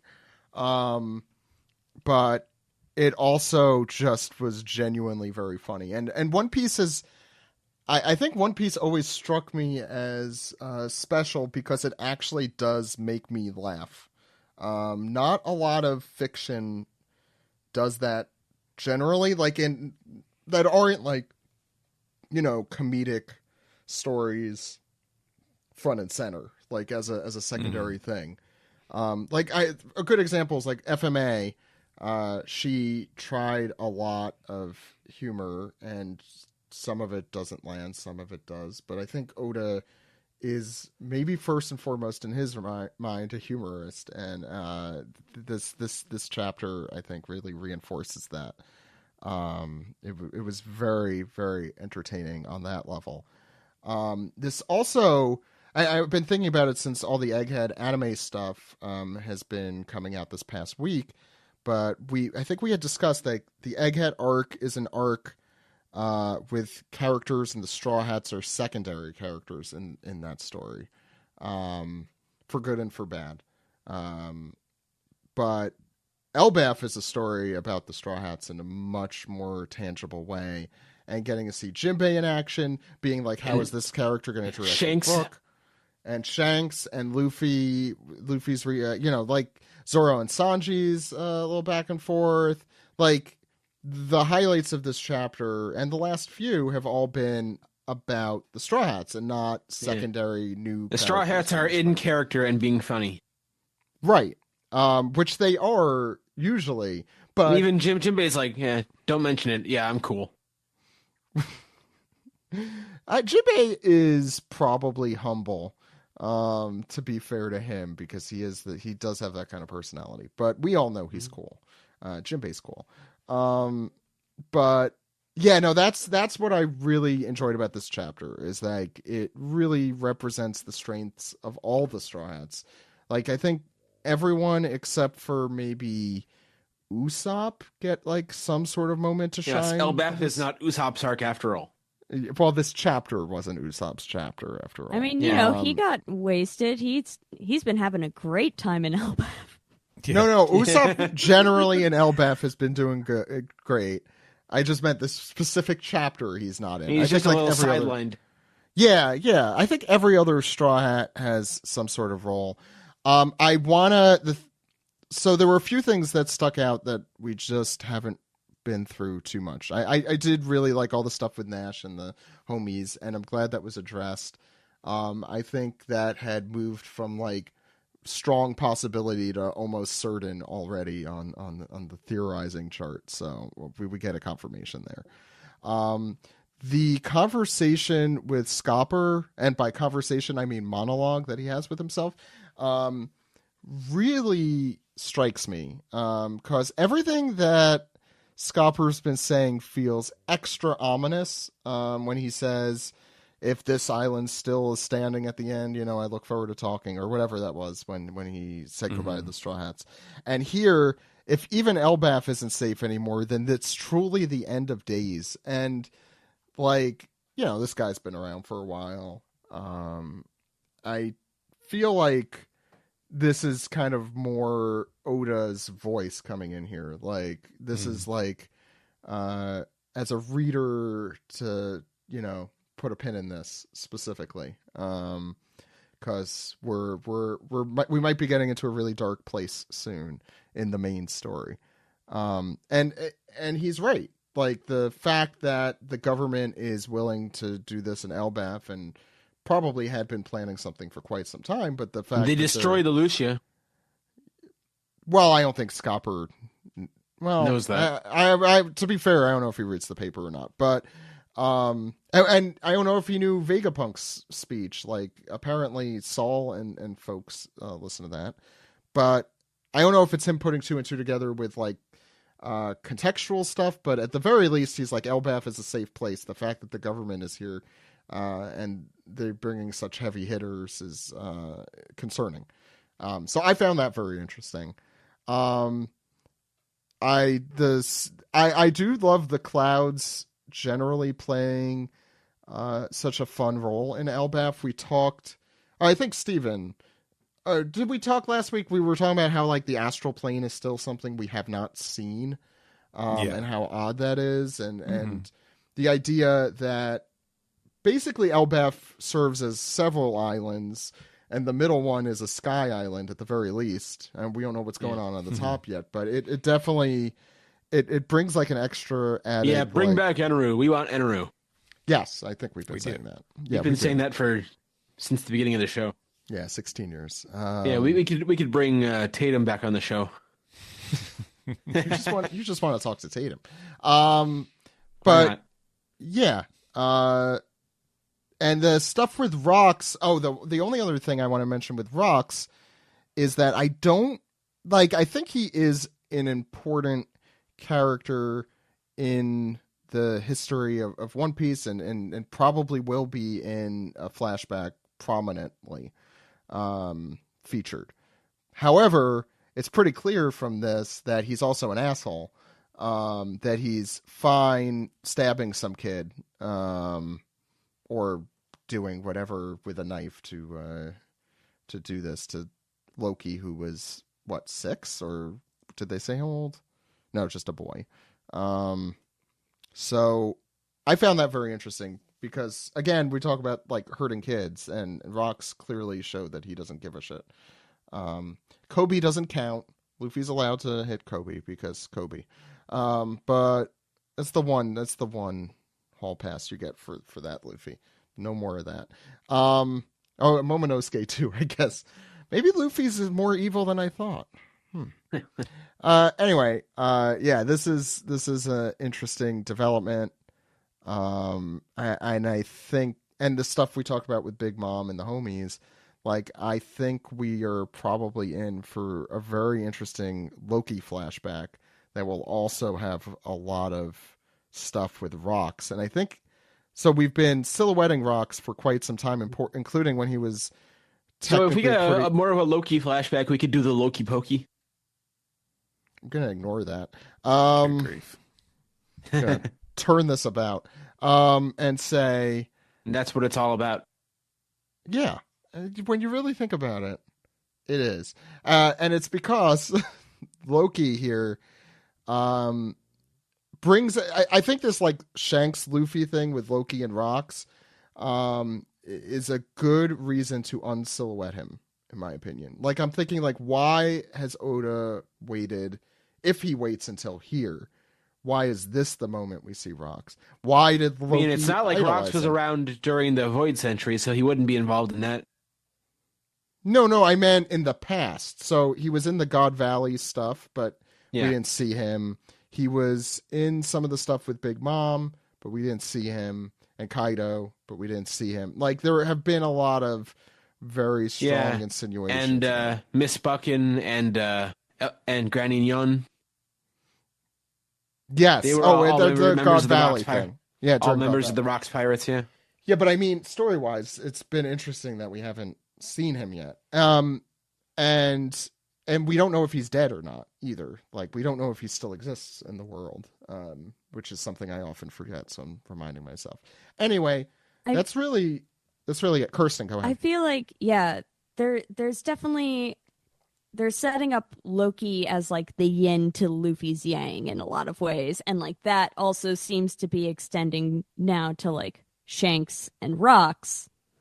And I'm very excited to see where that all goes. I meant to mention that in my own recap, but yeah, and I think Loki's like, we talk about the endgame stuff a bunch, but like Loki is clearly having his about face, his heel turn, I believe is the proper term.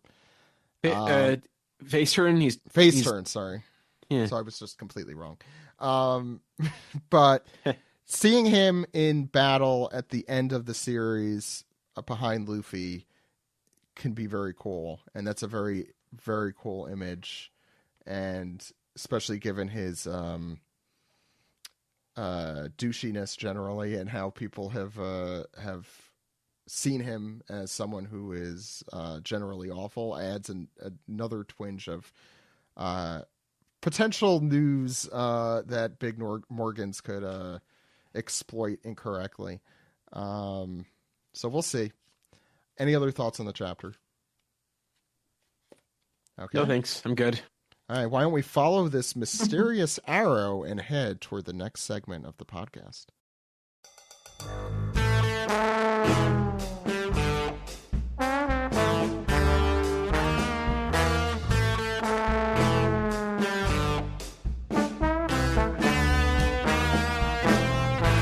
This is the manga recap for chapter 1146, Motion and Stillness.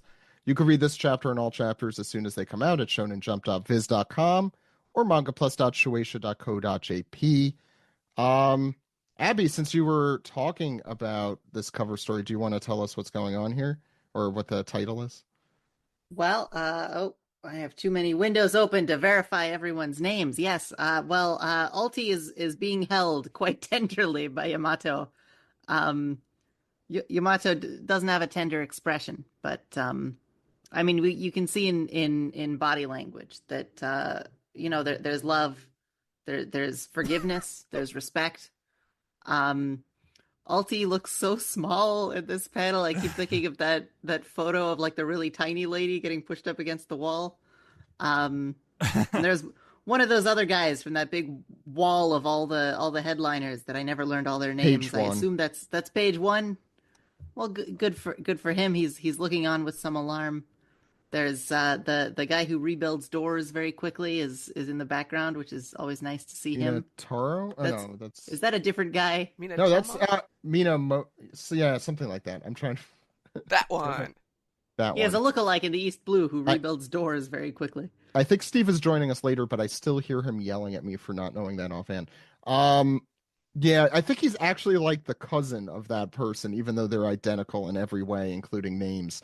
So I didn't even know they had identical cousins, but it makes me miss him even more. Yeah, so this is Ogre Child Yamato's Golden Harvest Surrogate Pilgrimage, volume 31. We've had 31 of these. I'll never forget the debt I owe you. I'll be your follower for life. Yeah, Yamato, as you mentioned, Abby, is huge, and I think we forgot how big he is. Well, I guess I thought Ulti was already like freakishly tall. I mean, like Oda one of the just... One Piece giants, and Yamato's. I just like the tears. I think Ulti's in like the normal human height. No, I think she's. No, I think she's larger. She's larger because I think larger than the average human. But Yamato is also much larger, and also Oda doesn't care. It just draws things the way he wants them to look, rather than So Ulti is 5'8". Ulti is 5'8". Wait, that's Ulti's my height. Really? I'm Bullshit. taller than Ulti. Not to brag. Yeah, same. I don't understand that. We can tell this is taking place in Wano and not Elbaf because Yamato is not being drawn with like a giant line thickness and just getting resized to appear Yamato's on the only panel. 8'8". I thought Yamato was only taller than 8'8". Yeah. Short king. shrimp. Short king. Like Short king. like Brook height, basically. Yeah. That's not really... It is Brook height, and Kinemon are around that, They all had some growth issue. So I think we also... For those who didn't listen last week, please listen to our off-week episodes because they're a lot of fun. Stephen went through the SBS from volume 111, so that's the most recent one that came out. And they talked about Ulti and Page One being siblings, who their dad was the former warlord who Ace had killed and was briefly mentioned in like a movie or something, or like an off-screen the novels, thing, I think. or the novel. Hanafuda. Yeah. So just know that their dad was super emo looking and is exactly like if Oda was a 15-year-old boy who was going through some rage issues. That's It's like an ankylosaur. Hanafuda, according to the wiki. Why no? Hanafuda. He worked for Kaido. He was a warlord. Yeah. He's cute. You think he's cute? Ulti's dad. Okay. Well, I don't know. He's got a big stick. He's got a big mace. That's classic cartoon stuff. That's Vicky the Viking showing through. I know Ulti is a no, not Parasaurolophus. The Pachycephalosaurus. Yeah. I only know these because I have a 3-year-old. Page One is an Allosaurus, right? Or no, not an Allosaurus. No. He's a Spinosaurus. Yeah. Sure. Yeah. Spinosauruses are probably the creepiest looking of the dinosaurs. So the wiki has pointed out, and I'm horrified to realize this, that Hanafuda, Ulti's dad, is the only confirmed dead warlord, which just sounds like there have been so many of them. You'd think more of them would be dead. We need to. No one really dies in this comic, I guess. They need a culling of warlords. Is what you're saying. You can die in the past, but you can't really die in the main story. The final arc. They're gonna start dropping like flies. Oh my god! I would love it if it's just the bad guys win, everyone is dead. Oda has been saving up his massive kill count for the final arc, and just for he's warlords. like, oh, people don't die enough in my series. Well, check this out. Every fake out is just like going into like a piggy bank. Yeah, well, that's a saving up for a later. rainy day. Yeah. I mean, that's what happened with Ace and Whitebeard, kind of. I mean... I'm convinced he killed Ace and Whitebeard off at the same time because people kept saying that he killed no one in the series. 100%. Although he had always said that Ace was someone... Anyway, Jill, Ace is dead. I don't know if you've heard. What? Really sorry to spoil I don't know you there guys. are going to be spoilers on this up-to-date manga podcast. What the hell? I Jill feel like has there's shirts a hole in my for heart that. now. Jill, you were talking about wearing your Ace is Dead shirt at some I point. can't. I feel like I morally can't wear that shirt because, like, back in the day where people didn't read One Piece in America, like, sure, no one knows what that means. But now, like, there are people who are reading it for the first time, and I'm like, I can't even wear it to work. I accidentally spoiled Ace's death to a coworker the other day. She's like, "What?" I was like, "Were you reading it?" It's an actual problem. I know. That is an yeah. actual problem. Let Jill wear her spoiler shirt. I know. I've created. You know what? We're suffering from success. Yeah, That's basically what it is. That's what that is. It's very hilarious So, that I'm gonna make a quilt out of it. I feel like 10, 15 years ago you could wear that shirt no problem, but now so many new people are getting into the series. I have a friend of mine that's like, "Boy, I sure hope nothing bad happens to Ace. I really like him." I'm like, "Oh." So Derek, buddy. the little bit of trivia that I'm sure Jill remembers as well is that so when the manga chapter came out, the week before, I think, the official merch store for One Piece online came out with a shirt of like the Breakfast Club, like "Don't You Forget About Me" with Ace walking away saying "Start living or start dying" or something like that. Oh my God. Start living before you start dying. In English. And in like a nice tropical pink color, I remember. It was just so we all got spoiled. The merch store. That's crazy. Zach, you don't understand. I literally used that bag. I used it today at Ren Fair. I have it here right with me. One moment. I'll take a picture. You should. I would hate love to go that to a merch. Ren Fair and spoil people about Ace dying or the existence of printed comic books. That's Jill. That's Jill. That's our You Jill. know what? I don't even think about it. I guess it's kind of a spoiler, but even if it's not like it says Ace No, is it doesn't dead say or has Ace his is bloody dead. body on it. You should show your other Ace is Dead stuff. We should post those on our description. Yeah.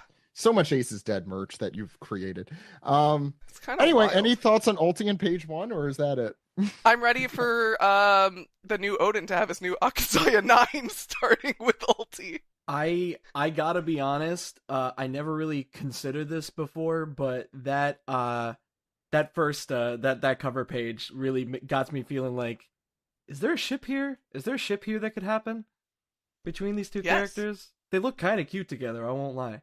I don't care if there's a ship to be spoken for, but if Yamato at 8'8" wanted to hold me in this similar way, I completely agree. I'd be fine with this. You know, we all he agree can, with that. I completely agree.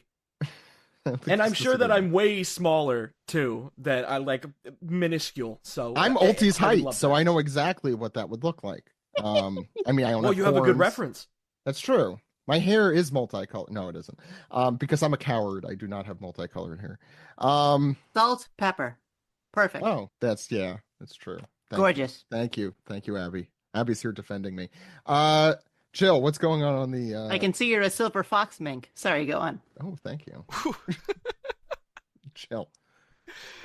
Okay, so we go immediately to the scene with the Straw Hats and Gunko Pop here, with Usopp shouting, "Hey, who are you?" Jinbei,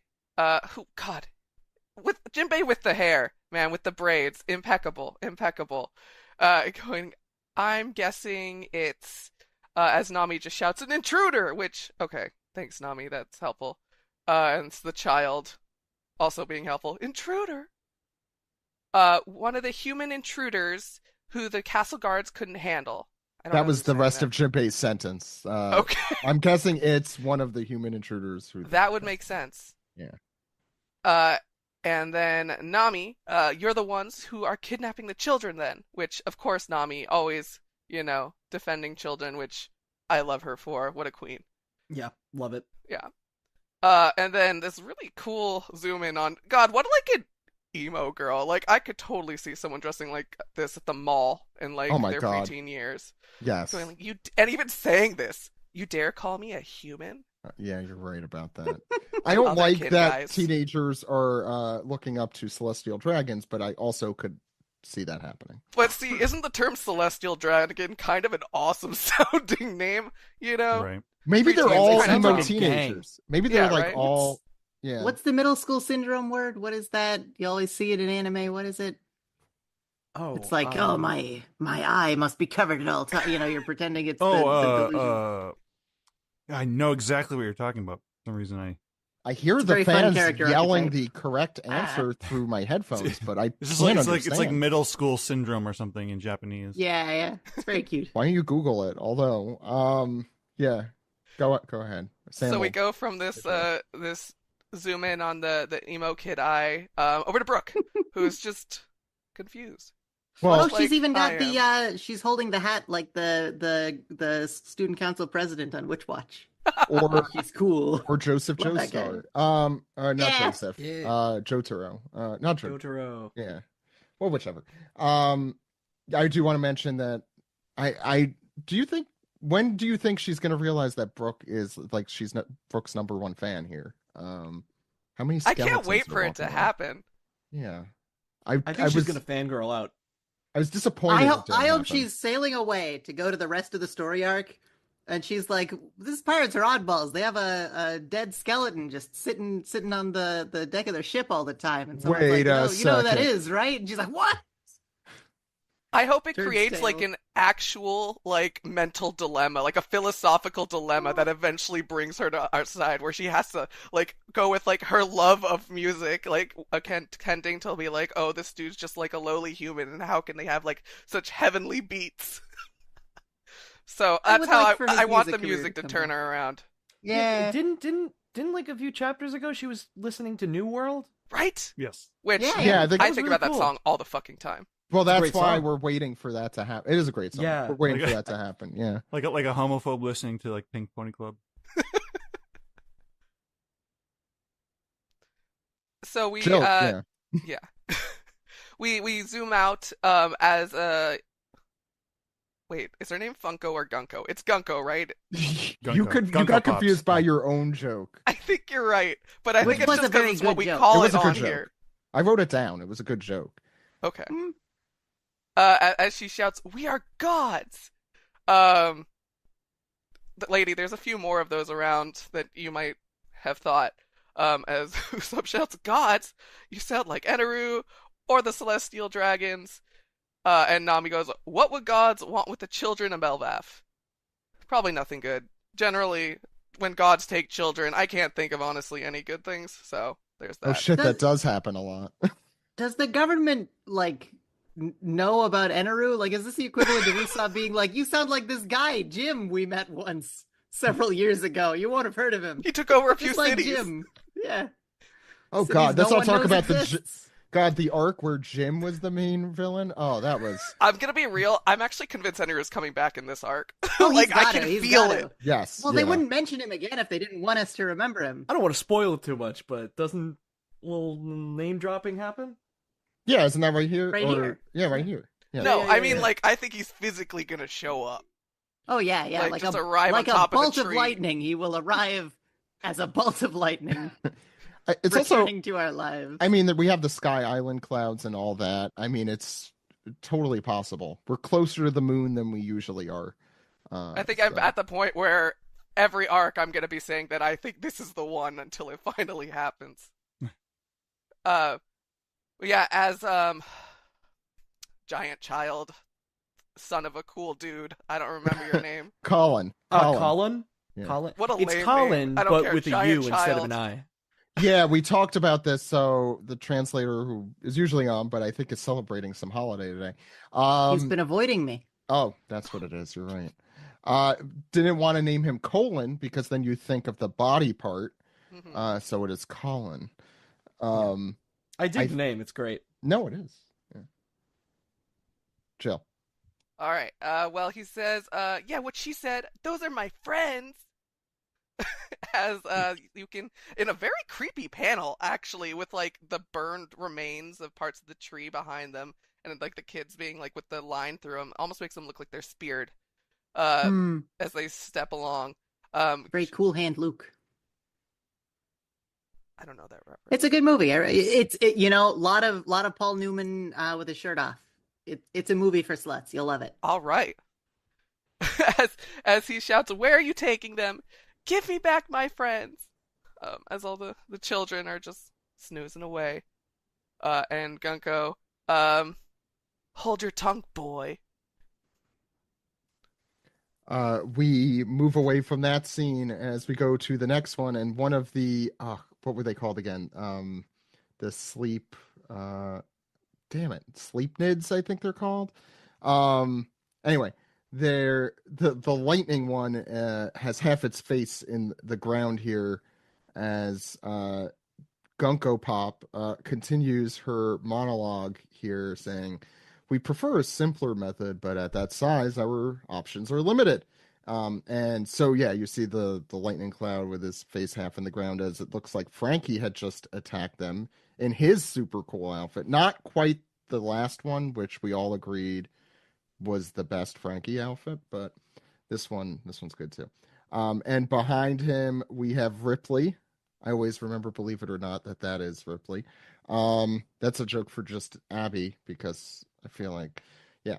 And we have Bonnie, and we have the favorite girl of Sam. Why am I forgetting freaking Nami? Right, Nami. God. Caribou. Caesar. Yeah. Caesar. Anyway, and there's an increasingly large cannon. Wait, was it really Nami? Because I was trying to go for who would no one ever remember. Okay, phew. Oh, no, I was this just is going with Vegapunk. Sam's favorite We're talking about girls. Lilith, thank you. Vegapunk Lilith. Or Lilith Vegapunk if you have a Western sensibility. And we see Gunko here standing atop the giant boy's ship, saying, so they'll just have to walk the plank. No, and yeah, I'm surprised we haven't had any walking the plank in this series now that I think about it. Yeah. Anyway, one day. I can't think of any examples, actually. Yeah, That's that weird. feels like a real pirate. We've never had a devil fruit user drown. There's going to be like a giant plank that leads to the end of the world, and Is Luffy that has to bridge they're walk it. making? Yeah, do you think that eventually when they when Oda reveals the eye patch character, we'll get our first walking the plank of the series? and a good old R. I mean, Yeah, good old Blackbeard is R. Blackbeard is the closest to that, so I could see him doing both of those things, to be honest. I hope they set all that up and they get out a guy, peg leg eye patch. He has a pirate. He says, walk the plank. And then all of these guys with like the power of gods are just like, no, and obliterate him. And that's the end of it. Amazing. We waited 2,000 years for nothing. Amazing how off topic we're getting this week. It's fine. That's what we're here for. Anyway, Gunko continues, we will take them to the Holy Land via an appropriate route. And Nami, not Lilith, put two and two together, saying, the Holy Land marries Joa. And Jinbei's like, oh, you are a celestial dragon then. Oh, and Usopp's like, oh, you mean those ugly, annoying people that I crushed one with my butt? Everyone forgets that happened in Shabari, but he crushed one of the Charlos's dad with his butt, which I think is a way better way to get back at that kind of tyranny than punching a guy. Like he fell straight on his face. Oh yeah, I remember the color went away from the animation for that scene. Oh really? And he squishes him with his butt butt in slow motion. Yeah. It all the should've. intense. Oh, it's great animation. Poor Usopp. In probably one of the more interesting panels of the chapter, Brooke is the one who puts two and two together here, saying, I suspect it's something above that, the Holy Knights. And Gunko, the very same, confirming Usopp's suspicions. Anyway, someone's tapping Usopp on the shoulder as he says, does that mean you're capturing all those kids to turn them into slaves? And Usopp notices an arrow is pointing at him, and we don't get a Bugs Bunny fourth wall joke thing going on here, but this is Gunko's arrow power. As Nami says, you'll do no such thing, takes out Zeus. Usopp, meanwhile, running away from the arrow. Very funny panel there. Abby, what happens next? Well, next, Nami starts charging up a really cool superpower. She goes, thunder, shark, tempo, and Zeus turns into a lightning cloud shark, and he looks real cool, and I want him painted on the side of my plane that I own. Is this in my imagination? Is this Zeus and Nami's first time doing this attack? Yes. Yeah, I haven't seen it. Unfortunately, it's very cool. They had to ask Jinbei if it was culturally sensitive, and he gave the A-OK. That's true. Hey, okay with me. It's fine. I Whoa. give you the pass. He's here. I like to imagine it's voice. one of those things where Jinbei just had to weigh his options, and he's like, "It's not worth fighting with you about this. Yeah. Do what you Like, want. is it culturally insensitive? Maybe. Do what you want, landlubbers." But once again, Nami has a lightning attack. A victim it of is- respectability politics. I wash my hands of this in seawater. Go ahead, Abby. But unfortunately, Zeus goes, huh? Because he gets turned around by Gunko's magical arrow. And Gunko announces, one day, the world as we know it will cease to exist. I don't even know if my microphone is picking that up or if it sounds like I'm Julie Kavner. Homer, Yes. the world's going to die, Homer. Mr. Burns. And then she says, the world's going to end. Or so we thought, which is, I think, it's not as ominous as she wants it to be. The world's going to end, or so we thought. Good news. Or maybe not. Yeah, we're gonna It's be ominous fine. to her since she wanted the world to end. I think it's. I'm sick of these edgy tweens. That's what she is. And poor Zeus, now a shark, is being forced to chase Nami with this magic arrow power. And he yells, "Run, Nami! Look out!" And Nami's, it's like this cool high contrast panel. Nami looks cool. And then, oh my gosh, poor Zeus, he's electrocuting his target. And you see a skeleton going, ah! And Zeus yells, "I'm sorry, Nami!" And he's crying. And a little cloud version of Zeus with a little baby hat, just to remind you who he is inside. And the shark is crying too. The Shark is lightning crying. shark. A lot Because of I guess. Oh crying, my a lot of gosh, he screaming. is. Oh. Well, that's Zeus And too, I Gunko. assume. So. Zeus is double crying. He's like Yes. crying in the crying in the form and crying in the speech bubble. And but then Brooke gives the thumbs up and says, "No, it's just me." And Zeus is like, "What, you?" And pretty good Zeus gag. says, "Thank you." Yeah. They're doing the thumbs up pose together. Yeah. Yeah, I assume Brooke would have his tongue out if he had one. No, not everyone's going to do that together. Thank you. Yo. And Gunko's, we're seeing flashbacks to all the people of O'Hara and what's his face, Dr. Vegapunk, and she's saying, but a small number of humans realized it about the world ending. And they warned the world of the danger. You know, she's not even paying attention to all this funny slapstick with Brooke. She's too busy keeping her monologue that no one really Come on, the knows humor the is provenance important of. here. Like, Yeah. don't just. Yeah, come on. I like the width of Usopp's jaw when he has this mustache beard combo. Like when he had his mouth open on page 5, he looks very funny, and here again he's got his teeth gritted and he throws his mouth open. And I don't think we usually have seen his mouth looking this sort of cartoonish.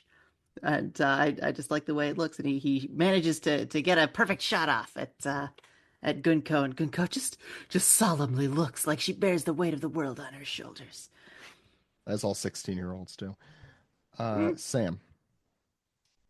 We turn the page, and Usopp is getting a bullseye with his attack into the big skull cloud coming out from Gunko. And they're shouting, "Oh, you thought we'd be intimidated by celestial dragons?" and then they see the remains. Her like top half has just been blown off. She's like perfect cell after the Kamehameha. Like, oh my god, you didn't have to be so gruesome, Usopp. And then Usopp immediately goes into praying, "Forgive me, I didn't mean to blow your upper head half off." But I hate it when that accidentally happens, guys. Yeah. Oh. Yeah. You apologize to the enemy that you just killed. you killed him too hard is the problem. Yeah.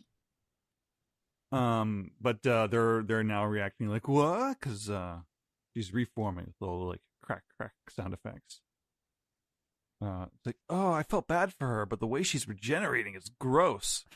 That's Nami. And Brooke says, "You're right. It's really creepy seeing someone come back to life." That's such a stupid And then like somebody's ellipses right below that. I'm assuming Nami. They're like, I could comment, but I'm not gonna. And now, yeah, so Gunko says, and now, with Nami and Usopp, big goofball screaming, scared faces. Ah! Yeah, that Nami one is fantastic. I haven't seen a Nami that surprised in a very long time, I feel like. Mm-hmm. She's saying, and now it is unstoppable. And then she gets up on the side of the ship. No one can stop it, which means the same thing as what you just said. Just reiterating, like, just in case in the second that you just heard me say, just in case if you want to know how unstoppable it is, I'm gonna reiterate it to you as I attack you with an arrow, with an arrow pointed at your face. It's unstoppable and it can't be stopped. We've covered all our bases. Boo. She ate the tautology fruit. It feels like she's kind of trying to be badass, and she's like, "It's unstoppable. It can't be stopped." No, she totally feels like a middle schooler. Like some kid who's just like, "I'm a holy knight, guys. I need to. You guys are not as cool as me because my church says that I'm going to heaven."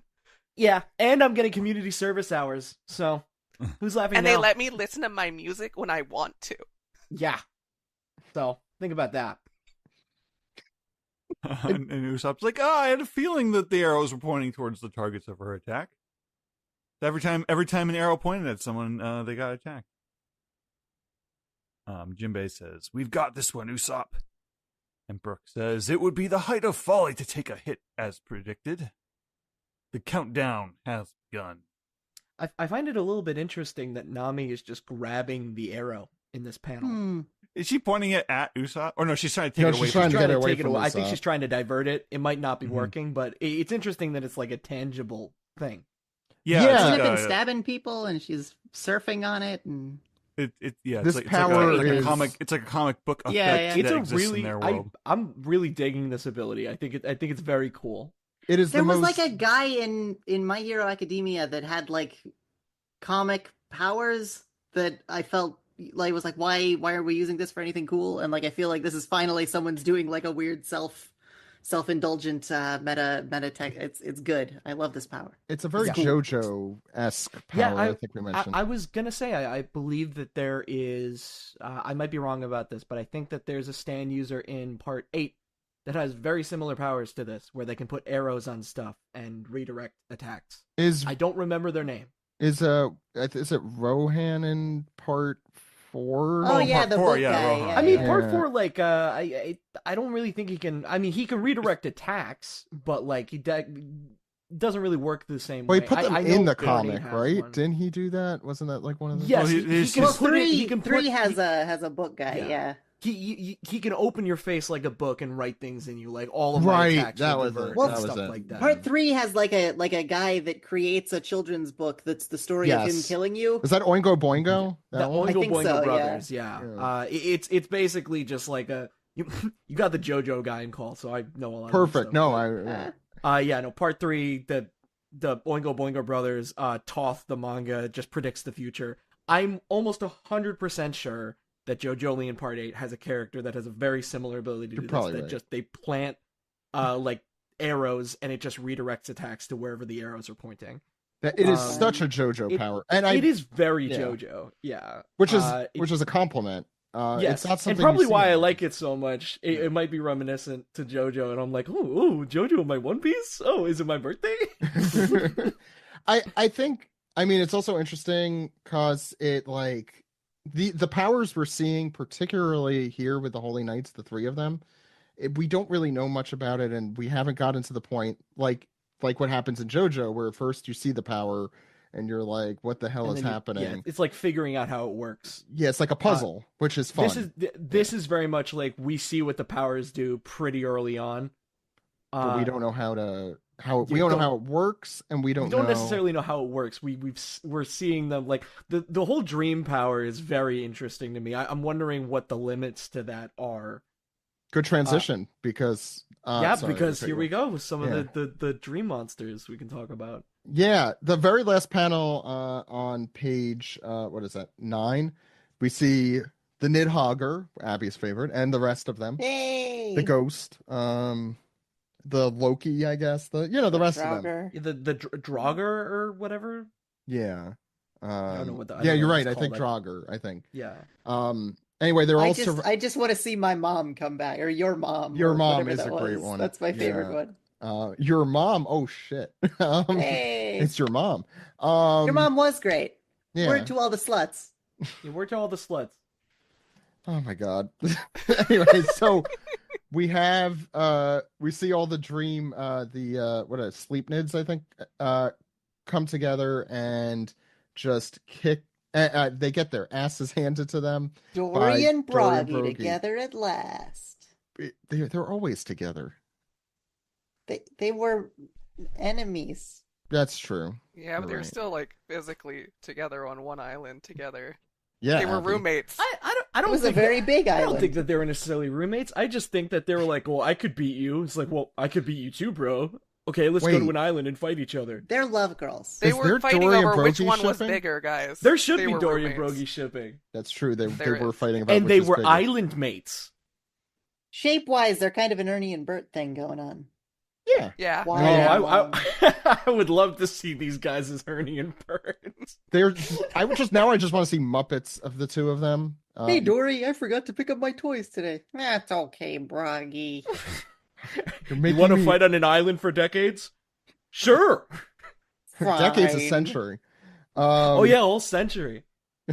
Just a century. century. Yeah, those things come and go. That's true. Anyway, yeah, what a cool panel. I love this one. Yeah. Like freaking Dory, like literally ripping the head off of the feathered one, the bird like one, I forget the name of. Maybe it's Trogger. With the sword through its head, and Broggy axe. What a great.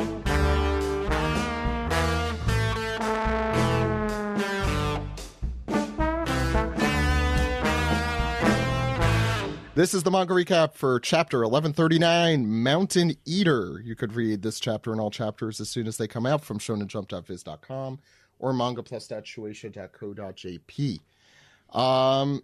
Steve, what's happening here on the cover? Well, Zach, it's Ogre Child Yamato's Golden Harvest Surrogate Pilgrimage, Volume 25. We've captured a rebellious duo as two horned figures are thrown in front of Who's Who as he draws a katana, possibly to execute them. And I hate to admit that I couldn't think of who they were at the start. Me and too, it's so obvious. Wow, they really didn't. Well, I guess, yeah. Well, then, the Navy didn't show up at Wano or anything. So it's No, they did. Ryokugyu. No, okay. I mean, Navy as in plural. Yeah. But I'm surprised, like, the citizens of Wano didn't wrangle up a bunch of these people and throw them in udon or something. But it's clearly the silhouettes of Page 1 and Ulti. Can't wait to see how this turns out. But it's almost like it's almost like the exact same cover story as last week, but just slight alterations. It's almost like a bad flip book. Yeah, I agree. Did we mention? I forget whose sword that originally was. I think it was Yasuie's. I forget if that's been mentioned yet. This story, I cannot believe, is 25 volumes in. Right? We say this every time, but yeah, I can't. I can't. Any other comments besides the cool cat people in the back and front? The crazy cat people? Yeah. Crazy cat people. Everyone's from got the musical. horns. Yeah, well, you gotta have horns. Oh yes, also Sungwon, sorry for the Homestar Runner references last week before you came on this week. Wait, you did them last week? What'd you do? We did a whole the whole episode image was a Homestar. We forced him to draw Homestar. Show me. I want to. See it. Was it Kaylee who instigated the I Homestar? think so. Someone said I like, think "Oh, it kind Kaylee of looks did. like Homestar Runner," and then all of you just like went off. And I was So just there. is Steve like the only person who's not Homestar? Delaney else? doesn't know. No, Delaney's too I young. never watched it. I'm a youngin'. I liked it. That's incredible. I think Kaylee said, "Hello, Mr. Emu," or something like that. Yeah, that's about it. Yeah. Wow. And can you name any of these characters, Steve? Oh yeah, now that you've drawn them. I might be able to now. Let me pull the website back up. Yeah. I mean, there's Strong Bad. Sure. There's, I love the way you pronounce that. Strong Bad? Strong Bad himself? There's Homestar. Which one's Homestar? That's the one with the star. Oh, I get it. Nice. There's Strong Sad. Okay. We told you about that one, I think. There's Homestar. We definitely told you about that one. All right. Yeah. I forget who. Homestar, but yeah. I forgot what Homestar. Mad. He's mad or something. I forget what his name is. Strong Mad. Yeah, little mad guy. Strong Mad. Strong Mad. Teen Girl Squad down there. I forget who the little. Do you remember which one's which? Creature is. The ugly one, right? That's one of them, right? I love the osmosis. And you can't forget old Trogdor there, with the consummate V's, yes. And I would say, the perfect score. Missed one. The yellow guy, that is the cheat. Yeah. Cheat. Oh, the cheat. Yes. This one off of vibes. This is also for Zoomers listening to us, or Boomers, which I'm sure we have a big contingent. So there you go. Boomer nostalgia is big on One Piece. I'm only going to be making Homestar quotes this whole podcast. Disney and Homestar. Perfect. Yeah. Okay. You get how it's done. Alienate everyone as much as possible. Exactly. Goodbye, our Simpsons fan base. You're getting nothing this week. Shit. You've had it too good for too long. They have. There's a guy who runs through all of our references and has done so I for can like see 250 episodes. The cogs in Steve's brain are turning right now to see where he can snake one in later. I know how you fucking think. He doesn't have to. It's more like they're going at a standstill at this point, because. Are we still talking about Homestar Running? Delaney, first page. Great. So we see the castle, big opening shot of the castle, and Zoro says, "We've been looking for this key for a while now. Are we even gonna find it in this huge place before sundown?" And Roto says, as I gear up to do this for a hot second, "The guards certainly won't know where it is. If anyone would know the location of the key, it would either be Chief Jarul or a few of the elders." And we go back into the castle where we still see giant skeletons all over the place. The place is in ruins as everyone walks through the decimated halls. And Luffy, who's standing on a pillar somewhere, says, "Oh, the old sword Gramps. I wonder if he'd tell us." And Roto replies, "He would never give it to you. Freeing Loki would be a terrible crime." The pennies. And eat the pennies. And Zoro says, "We didn't decide we were going to free him yet either." And Luffy, hoofing it down the hall, says, "You're so strict, Zoro." Nami says, "Hey, look over here." And Luffy's still it looks like he does a right angle turn because he's running behind Nami, and then the next panel he's running straight towards her. I hope that's how that's animated. Is no one doing a panel breakdown, being like, "Oh, he's doing the pose, he's doing the Nika pose"? Oh, well, he is. Oda's foreshadowing something we already know. Or potentially he's just walking with some... This is how he draws big jaunty runs. But Nami sees something and Luffy says, "What's up?" And there's this large door leading into this dark room with vines through it. And Roto seems scared. He says, "Red carpet, traces of opulence. Could that be the throne room?" And sure enough, it is a large, busted-up throne room in a state of disrepair. Still many skeletons, a throne which has a large chip in it, flags thrown to the ground. And Roto says, "Pardon us." Whoa! And someone says, I think it's Luffy, says, "Geez, it's all busted up." And I think that's still Roto. There's a lot of speech bubbles here. It's not. They do not say who is who at all here. Educated guesses. Please, I want to hear your educated guesses. The scars of battle here are vicious. Luffy goes, even the ceiling's missing. It is the throne room. What is that strange mark? Mark what mark? Luffy, the one person. I assume that's Luffy. Any thoughts on this page besides how great the assistants are? God's strongest soldiers. Yeah. Some great panels on these pages. Yeah. I'll say. Loving the Straw Hat interactions generally, which we'll get more here. On the next page, the original trio here, the East Blue trio, Luffy, Zoro, and Nami, sit atop or on the hands of Roto, as they say, "Oh, you're right.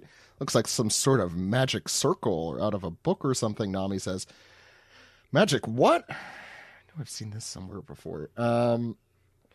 And Roto's explanation, I don't think I could do a St. Cloud, but I'll try.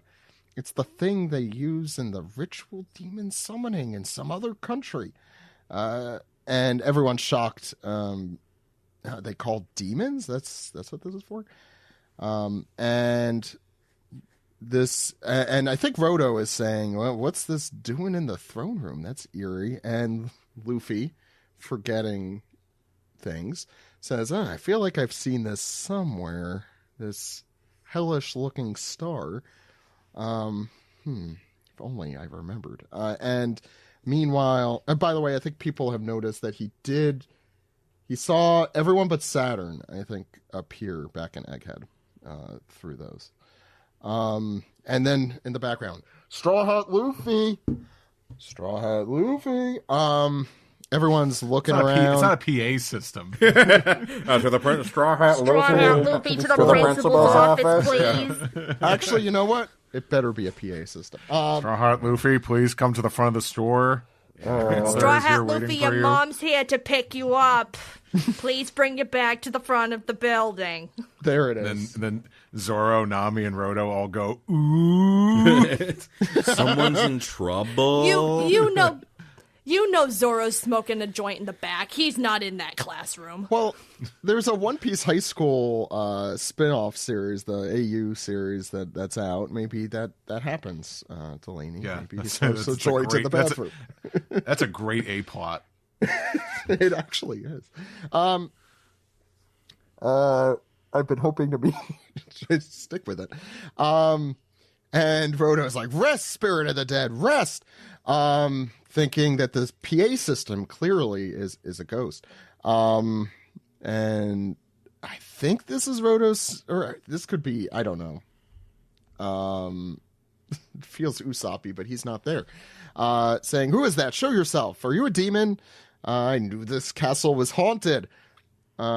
But it was Old Man Jenkins the whole time. Well, actually, that's what happens.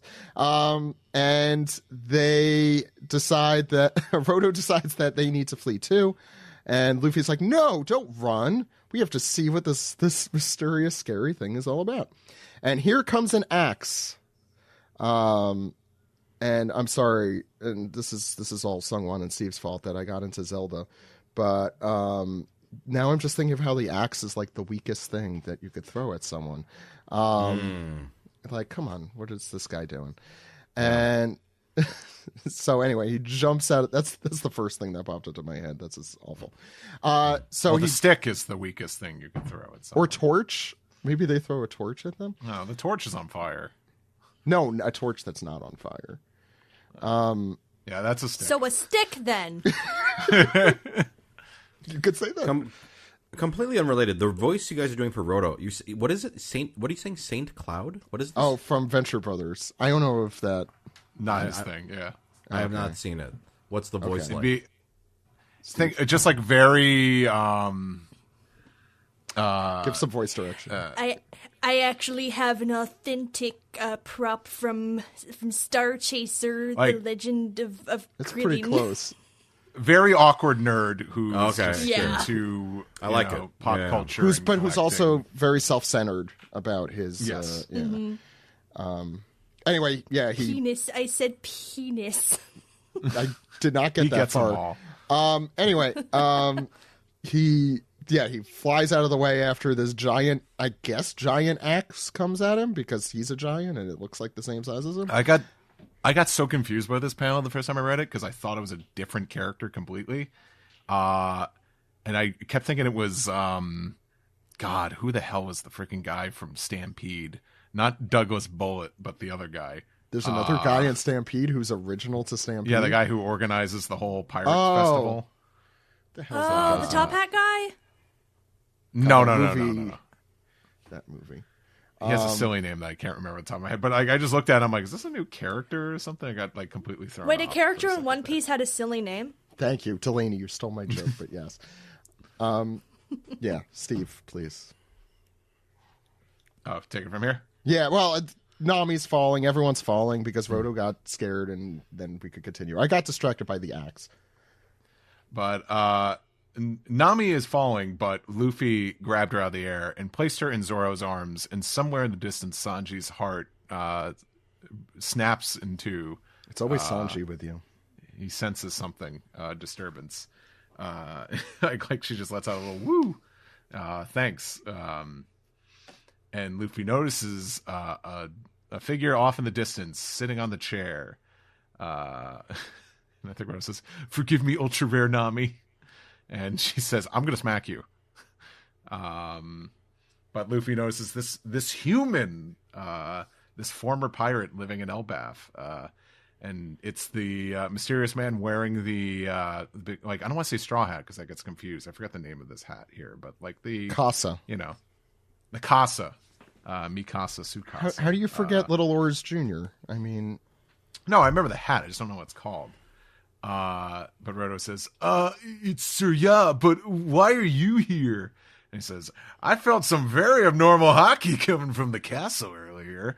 It seems to have left, but now I find you here instead. And this is, we get an introduction here. This is Mr. Ya. And he's wearing sunglasses. He's got an Aloha shirt here, wearing shorts by the look of it, hairy legs, and just big, spiky long hair and a big beard and a knot here. But we got a close up on him, and he says, "I've heard stories about you, Straw Hat Luffy, including that you took care of Kaido. Boy, I'd love to go traveling around Wano again." And then Luffy's like, I could tell. "Huh? Surya?" And Roto's like, he goes by Mr. Ya in Elbaf. And he says, you went by the school, correct? Did you not meet a teacher? It's like, this is Roto saying like, oh, you met Ripley, right? He is her husband. And Luffy's like, oh, so you're the dad of the giant shrimp. And he says, giant shrimp? I guess I am. And he says, so you met Cullen and Ripley, eh? He took on a lot of the giant's blood. He grew up without me being able to hold him in my... It's like, he said, what is it? Yeah, he says, he grew up without me being able to hold him in my arms. And we, once again, get reminders real quick. This is Cullen. This is Ripley. And he says, would you believe he's 20? And Ripley's 80. She's older than me. He says, let me tell you, marrying the giant's not worth it. I get older and they stay the same age. Yeah, I'm sure that was on purpose from Steven. Oh no. And Nami says, that's a good point. I'm just surprised to hear that someone's actually done it. Dang it. Yeah. Mr. Ya jumps down and he goes, love is free. There are many mixed blood races throughout history. The Buccaneers, the Dosundata, the Long Arms and Long Legs, and the Wotans. These blended peoples don't tend to last long, but in every era, there have always been those who are more open-minded. Luffy goes, someone going who? Who's going who? Is that... that's Zoro. Zoro, okay. Zoro goes, you seem to know a whole lot. Who are you, anyway?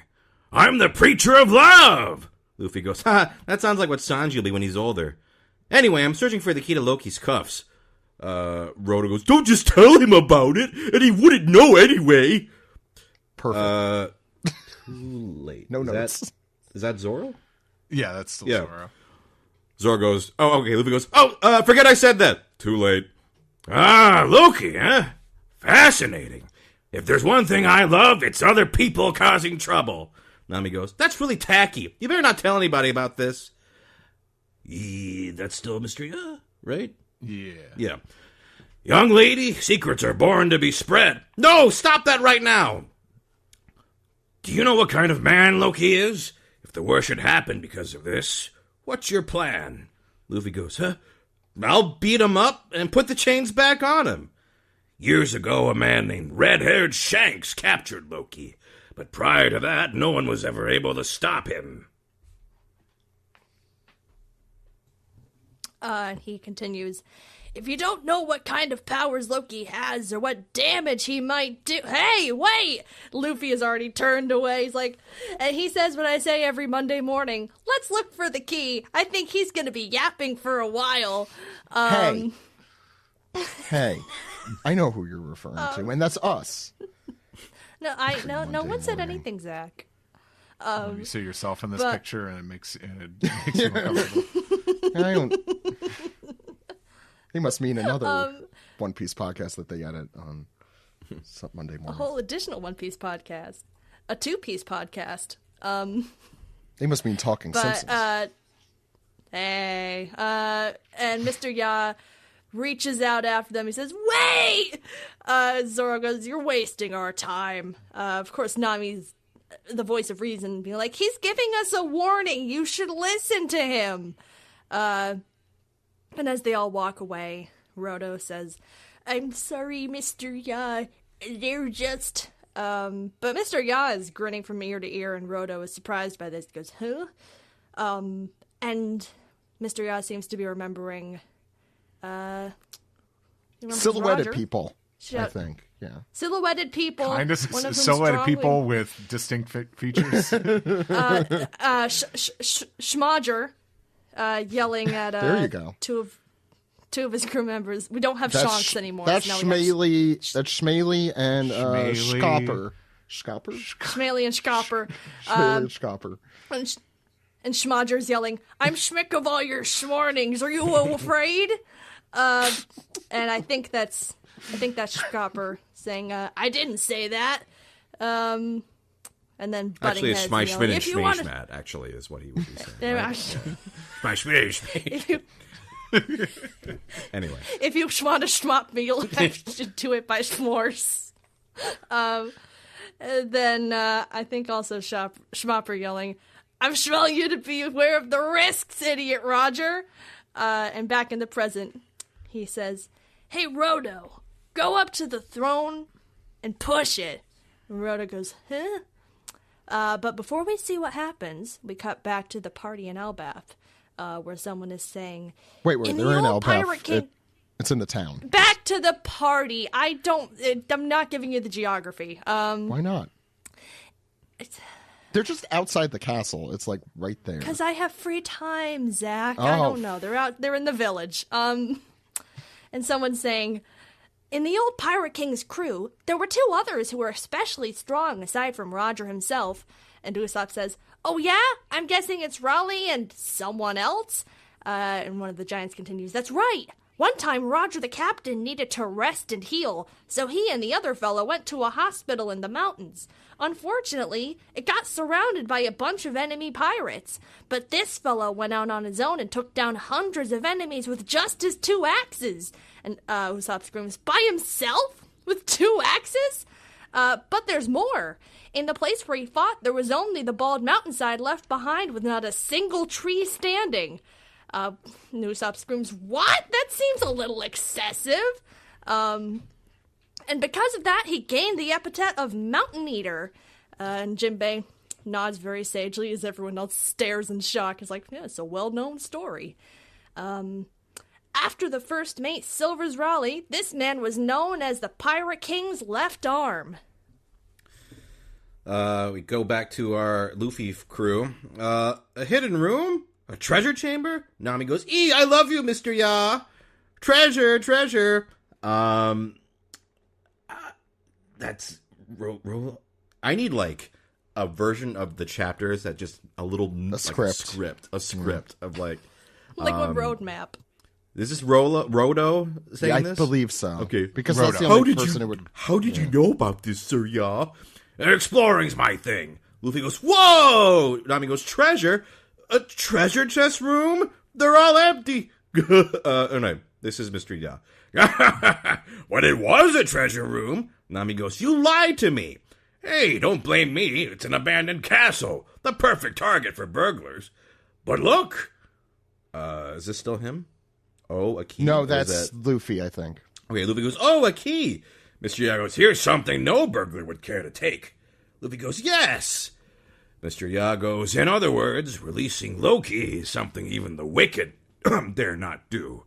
So, will you still take this key? Luffy goes, huh? Probably Usopp. What? Yes, he's here. He's been living in Elbaf for over 20 years. Really? The legendary figure who stood shoulder to shoulder with Roger and Rayleigh. Then take it from me if you can. The left arm of the Pirate King, Scopper Gaban. To be continued. Scopper. Perfect. Yeah. Sungwon, I most like your Chris Sabat impression. Thank you. This is Zoro. Yeah. At that point. Yeah, no, I know. Yeah. And the senshi, but with more, more texture, aged. Yeah. And party flavor. Barrel aged senshi. Barrel aged senshi. It's like a spiked age with senshi. Yeah. Now I'm getting hungry. We're thirsty. Anyway, thoughts on the chapter. This was a short one. 13 is, but we had 4 weeks in a row somehow. So, Sungwon, what did you think? It's fun. I think it's kind of lost on me because you guys are like the One Piece experts. When you saw Mr. Ya, were you like, that's Copper Gaban? Was that like obvious to you? It was to Zach. Well, we've been talking about it a lot. That's the thing. Sure. What this character when we first saw him before, at the start of this arc, or are we talking? Oh, did this character appear before Mr. Ya? This character appeared in Zach. I think you have this on hand, so why don't you say it? Okay. Should I work for? So, this is really a good example, I think, of like a reveal that is really good for the more casual reader. Which I think I may have said. I kind of wish, like, I was in your shoes and a lot of the guest shoes. They get to just read a bunch and then, right? But when you read week to week and you're forced to really like, and you do a full discussion of it, yeah. He first shows up. Let me find the chapter number, unless Steve, you have it offhand. It was in the cover story, The Decks of the World, right after the time skip. You see Crocus on twin capes sitting with a mysterious figure. Okay. And that is this guy, because he's literally wearing the same freaking thing. And I think probably just for that purpose. And at that time, I didn't really think it was Scopper Gaban, because for like really old fans before my time, like back in Steven's time and Greg's time, it was Scopper Gaban was like kind of the what do you call it? The everything answer to like your theory. Like, oh, that's who that is. That's who that must be. That mysterious thing. It's Scopper Gaban. Right. Well, because he was named early. He was named about 13 years ago in like one of the data books. Was he? I thought it was before that. I think that's when he officially got his name, because he appeared like he appears in like Buggy's flashback about getting when he ate the devil fruit. He definitely appears there. Right. I'm talking about this old version of him. Yeah, so it first appears in that cover story arc. But he's also been in Elbaf. He showed up. He was the one who was sitting on the shore saying, what was it again? Like, hurry up already. Yeah, something like that. And then my he's problem is I been in the always background. read this in chunks with like, maybe sometimes like weeks or months in between. So sometimes I won't remember these small details. The funny thing is about Scopper Gaban is I don't know if you remember this, Steve. I was at the One Piece Tower in Japan, and there was like art of like Roger's crew or something, and I was just like, who the fuck is this guy? And I like texted you. I was like, who the fuck is this? And you're like, oh yeah, that's Scopper Gaban. I'm like, who the fuck is Scopper? Who the fuck's Scopper Gaban? We all know Scopper Gaban. Yeah, It does it's the sound made up. classic. Yeah, Scopper Gaban. I was like, okay, sure, whatever, Steve. If you don't know the answer, you can just tell the truth. Scopper Gaban. I was like looking around the room. Just like, Chopper. You saw a Chopper figure, and you're like, Scopper. And then you saw like Saban's Power Rangers figures or something. Yeah, Gaban. So, Steve, I want to say you were right. That his name was first revealed, according to One Piece Wiki, in 2012 in One Piece Blue Deep, which was the last, I think that was the last, real the data book. What, really kind of first drew attention to this character was he had, a line in, Chapter 0, Episode 0. I think he had a line in Bucky's flashback or something. He was there. He's definitely in it. And then nothing for a while. And then he kind of was prominently in the Odin flashback with Sure. Roger Pirates. Right. He was pretty, prominent in there. So, and I think even before that, people were thinking this guy's got to be something, right? He's going to be big. And well, the reasoning, and I think it's reasonable, is you have gold, silver, and he's copper. And that, I think, naming convention. I didn't even think of that. Wow, I didn't think about that. Shit, that's pretty cool. And Stephen, the translator, would also like to mention that the Ya comes from, because his name in Japanese is, I think, Gyaban, like Gya, which I wouldn't have gotten. I was thinking that the Sir Ya was good, though, because that was probably Yasan, and so it probably said something like that. So it kind of has the same sound. Okay. But yeah, and his laugh also kind of, I guess, might be his name, because it's the ga ha ha. Although ga ba ba is already Dory, Brogy, one of them. Isn't that ga ba ba ba? Steve, you're the laughing expert. Sorry, Sung Wong, go ahead. But yeah, I think even though it might be a little wasted on me, because I do know who this guy is, because of that One Piece Tower memory, and I'm like, oh yeah, the guy I don't really know that much about. But for me, it's cool to just any Roger Pirates lore. I'm like, cool. I'm down for that. Also, this guy absolutely fucks. I mean, he did fuck. He fucked a giant. That's pretty cool.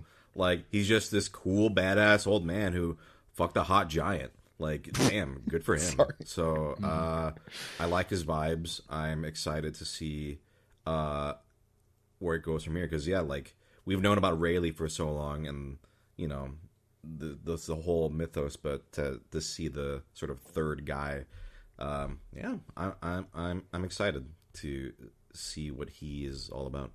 All of Roger's crew really fucks. I think there's no way to put that. Right. The fucking love boat going down the Grand Line. Yeah. That's what they call it. Well, that was Zelvito's ship. That was the Love Duck. I'm sorry. Any other thoughts on the chapter overall? You're asking me or at the group? Sungwon. No, I'm good. Yeah, someone else may. Delaney, your thoughts? I'm kind of in the same boat as Sungwon, because I know even less about Scopper Gaban. I did not have a One Piece Tower story to reinforce for me who he was. So I spent all week. Here's the thing: when you're online, people will spoil the chapter. Except all I saw was, "Oh, it's Scopper Gaban," and I was like, "Oh, yep, a guy I know, 100%. Totally know this one."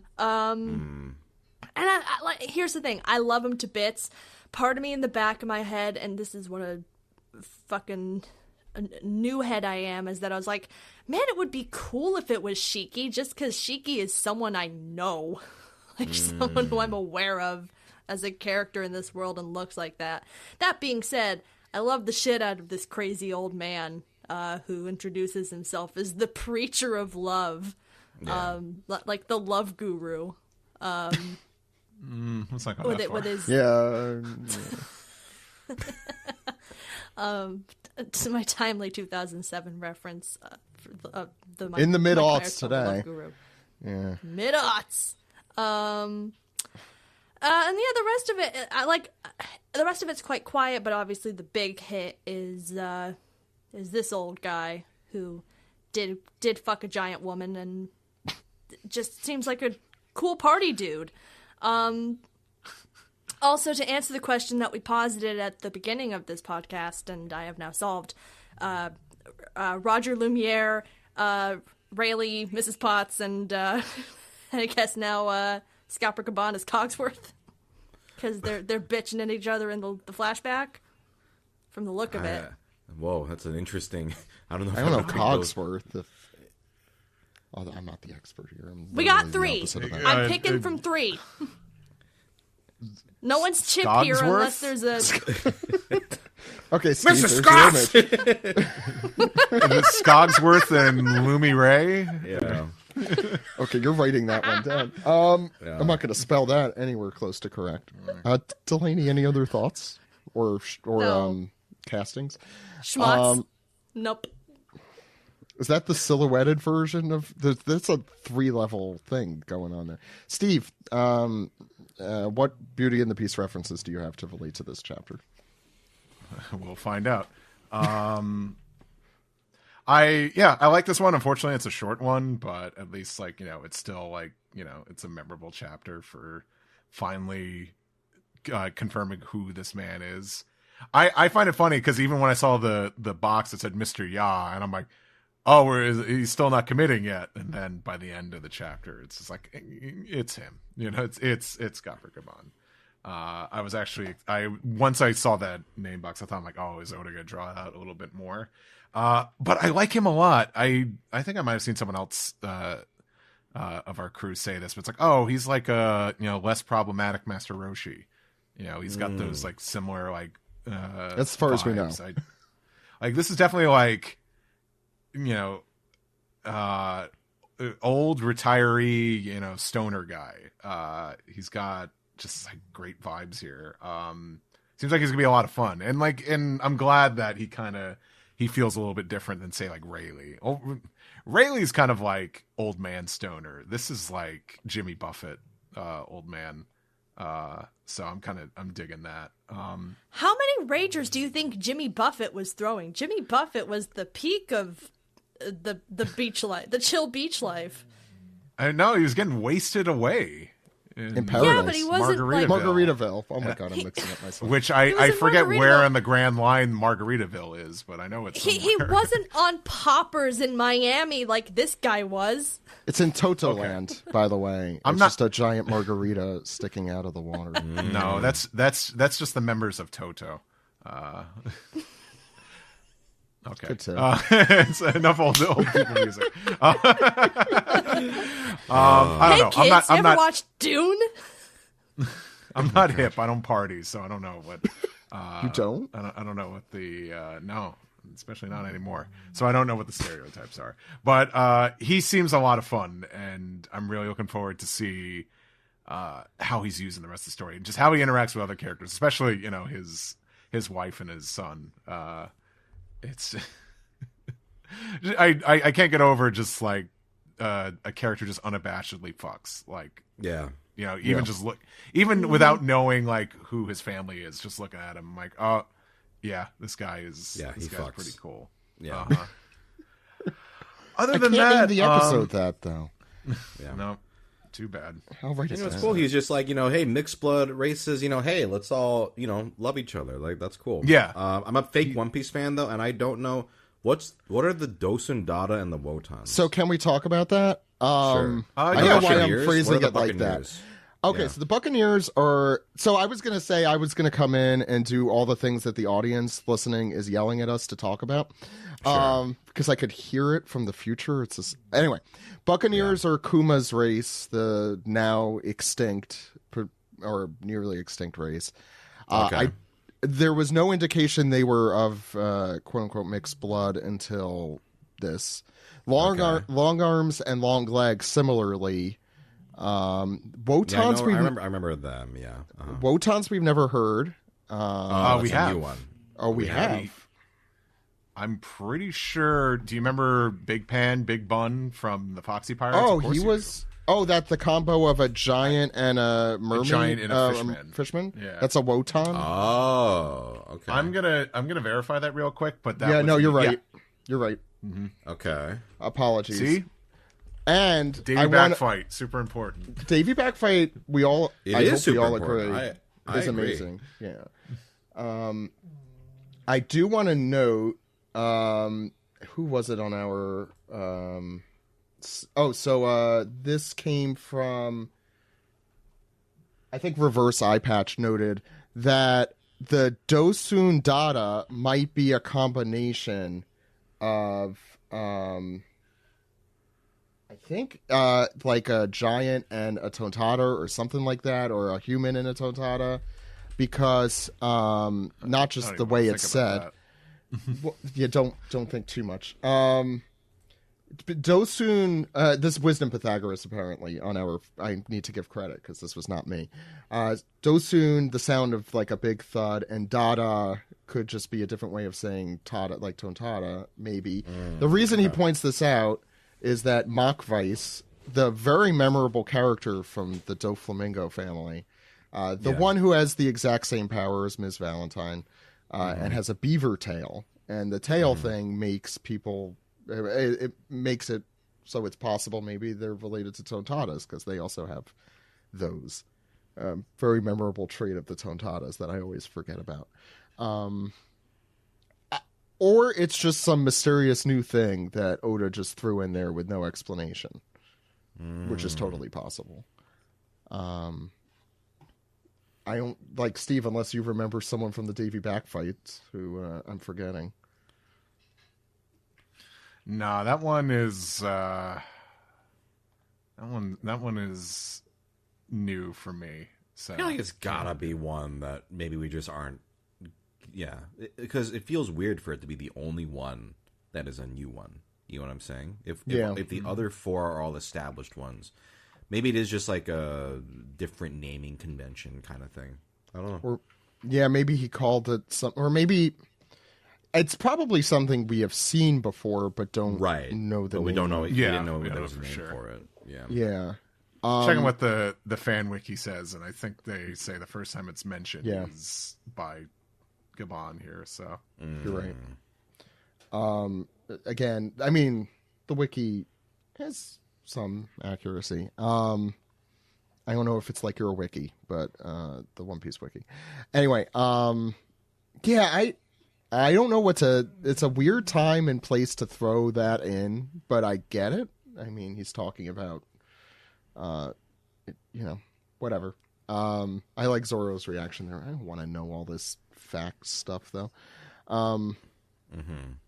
What were we talking about? Love is free, the fact that he fucks, and was there anything else? What a great thesis statement for a character where he leaps down from a giant throne, he screams, "I love interracial marriage," and that's his first strong opinion that we get about anything in the entire series. Like, none of this, like, well, what does it mean to be the king of the pirates? It's like, no! This shit's amazing! Love is free! Gabon It's so fun.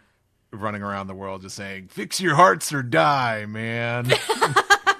He definitely has that vibe. Like, aged hippie vibe, yes. Yeah, he's definitely aged hippie, for sure. I do want to say, fighting over, like, is this like a trope where it's like, because this feels like this is like very Hunter x Hunter too, with like there's like you gotta. It's like the old man saying you gotta go through me. This feels like such a thing, but like fighting over key. This is so video game. Yeah, this is totally like boss fight to get But the last Elbaf- dungeon key. Elbaf is very video game, like the arc. I feel like, I mean, Oda's a gamer, I think. I don't know specifically what, but it wouldn't surprise me. A gamer at heart. Yeah, when he's got time. He's got the When he he's got the spirit of a gamer. I mean, we did lead with Legos. We did lead with Legos, and then the Legos came out, and he's very excited about that. Or they're coming out; they were announced. I wonder, because I wonder if it was already a deal. I think the it Legos was were going to happen, It or must him have putting it in the manga. Lego was like, "Hey." I don't think it was the other way around. I reckon they had it locked. I reckon they had just locked. Yeah. yeah. So he could They probably just do it signed it off. Without worrying scot free and not have to worry about getting sued or something. I don't think Oda even thought about the possibility of getting sued. You think Yeah, to be fair, I don't think Oda thinks do you about think that. Lego's gonna go after Oda because he put Lego bricks in One Piece manga? No. I don't know how He can just litigious lie and say Lego is. they're not Lego. They're Mega Playmobil Blocks or whatever the hell. Yeah. They were. Oh, that's true. Yeah, the Mega Blocks. We have those. They're definitely not as good. They're fine. Magnetiles are a thing we didn't have as kids that are a lot of fun. Sorry, I'll get back to that later. What other things will fans yell at us for not mentioning? The demon summoning thing. I did want to mention with Steve. Actually, did you have anything else that you wanted to say about the chapter? No, that's about it. You could go ahead. I'll be the exposition guy. The demons thing is always interesting because we've talked about it a bunch a while back. Actually, last week with the mural, the idea that demons and like a hell exist in the One Piece world really took root for the first time in film Red with that literal demon Top Musica. And so this piqued my interest. Of all the things in the chapter that kind of piqued my interest, that, no answers there, but it's interesting the idea that it comes, that in Elbaf they think it comes from a foreign country or foreign place, and that it summons demons is interesting since the five elders literally are demons. But we don't really get any answers there, but it definitely raises some interesting new questions. I'm trying to think of what else I will get yelled about for not mentioning. I don't think it sunk in for me until you phrased it like that there is a hell in One Piece. Hell is real in One Piece. Well, and I wasn't processing that when I watched Souls Film are real. Red. Souls are definitely Souls are real. because Brooke had that whole thing. I don't know if There hell. is a god. At least he said he was. Usopp? God's on the moon. We've established this. Oh, yeah, there's several gods. Well, yeah, to be fair, we talked about that at ad nauseum last week, but there might be many gods. It's probably not a Christian hell, but it might be a Buddhist hell. I don't know if there's anything super important besides that. It was a very short chapter. I enjoyed it. The Scopper Gaban, I am not so on edge about Scopper Gaban, and I'm almost a little disappointed that was the reveal. I was really hoping specifically the person talking to Crocus was Yorkie. I think that would have been a really fun, who was Brooke's original captain who got sick and couldn't go along with them before they died. Because that would be a really fun thing for Brooke to find at the end of the Grand Line when he comes back to see Laboon. But I guess. I mean, I don't have a. It's not. I don't think that was just me. Yeah. I don't have a compelling argument to why that's not a great idea. I think seeing Laboon enough is enough. I don't know. I agree. I just was thinking about that. Although you're making me think that maybe Laboon's going to be playing he must be playing an important role in the final stuff because of that. But then again, Oda's Oda, and he can't let go sometimes. No. He loves keeping people alive. So because then he thinks of a new use for them too. I get it. except for Pell. I don't get that. Never will.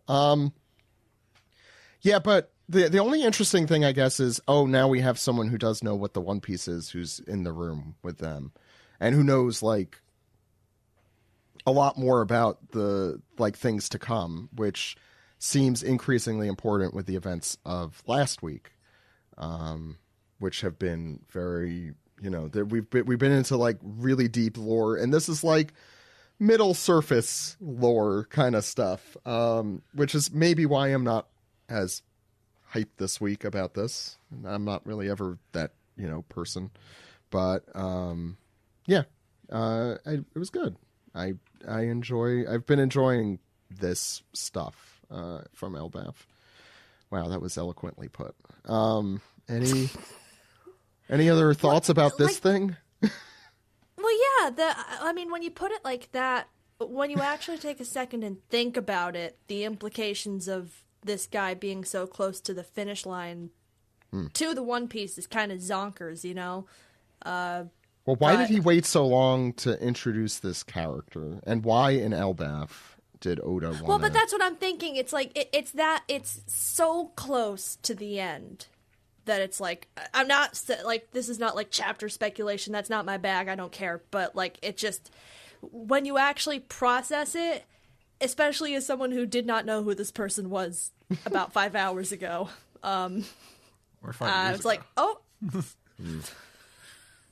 He is a forgettable name because,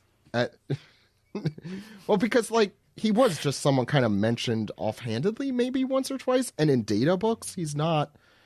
I think it's actually probably. I don't think Oda is intending for the reader to be like, I know who that is, but might have like a vague recollection of. It sounds familiar. I saw him at Tokyo Tower, or what If you saw a silhouette at Tokyo Tower.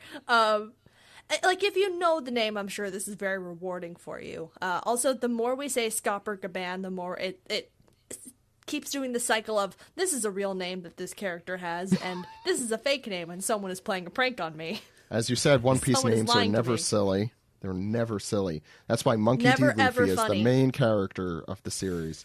Nope. I mean, do you think the intention of this is that the average reader is supposed to know exactly who this is? I don't get that sense. I get the sense that it's like, this is a cool... It's more like it rewarding people.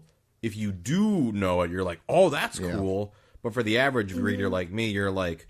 I mean, I knew about this because of that One Piece Tower thing. But if I didn't have that, I would be like Delaney, be like, who the fuck is Scopper Gaban? Like, or I don't... Maybe I wouldn't even... I don't know if I would even react that way. I'd be like, oh, this is a character I've never really heard of before. Okay, it's a new character, But then to kind of have that extra layer of, if you've been paying attention and stuff, then it's like, oh, that's kind of cool in retrospect, right? You're right. But it's like one of those situations where when you know too much about a thing that it like spoils you on it. That's what this kind of feels like to me. Because it kind of... I think it took away the climactic element of it a little because I was just like, okay, I kind of know this character has been being talked about as the person who's been walking around Elbaf for the last bunch of chapters. Yeah, so, right. And here he is. For you, it's like, hey, okay, I already knew this. Oh, they're finally, it's about time. I don't want to sound like, it's like when you watch a movie, you figure out the twist and you're like, oh, okay, yeah, get to it. Yeah. I know what's going to happen. Yeah, sure. Yeah. Yeah. It wasn't even like me who figured out this twist. It was I think it was someone else who has been on the show, and it's just like we've talked about it. I don't want to take like all the credit. But yeah, I think what was I gonna say? I don't even know. But it's probably more like Vegapunk was at the time, right? Well, like when they said the name enough times that it's like if you were noticing and you're rereading enough, then you probably remember like, oh yeah, Vegapunk, the scientist they keep talking about. But like Vegapunk, if you're casual, they mentioned quite a few times. Much more frequently. No, you're right. Yeah, like they kept teasing like in shadow, like Vegapunk. When the fuck did they say Scopper Gaban? They never said the name. No. Yeah, I think this is for true like One Piece heads who read all the data books and stuff. But yeah, I don't think they've ever said this name ever in the. It's possible. Loud, no. As far as I know, because I don't recall this ever being said. That's a good Maybe question. Like once. Yeah. I mean, it's kind of cool. It's cool that there's stuff like this for the people who are obsessing over it and really scouring it, and so they know, oh shit, that's so and so. That's cool that it's a thing. I think the way Oda introduces it, you're not supposed to know. I agree with you 100% because he's he gives the full description of who he is. Like, he's the legendary figure who's still shouldering. He's the left arm of the pirate. Like, he that's gives all you need to know. And he had What's access. nice is, I think you're not punished for not knowing who this is. Right. No, exactly. Yeah. Like, if you happen to know, hey, it's just a plus, but like, it's not like there was any you didn't read the data book. See, like, what's great about you didn't play Chain of Memories. Like, you can go fuck yourself. Exactly. Yeah. That's a Kingdom like Hearts. Anyway, you didn't play Fortnite, so you didn't hear Palpatine's message. Exactly. Kingdom Hearts is a video game that with Disney characters and Final Fantasy characters.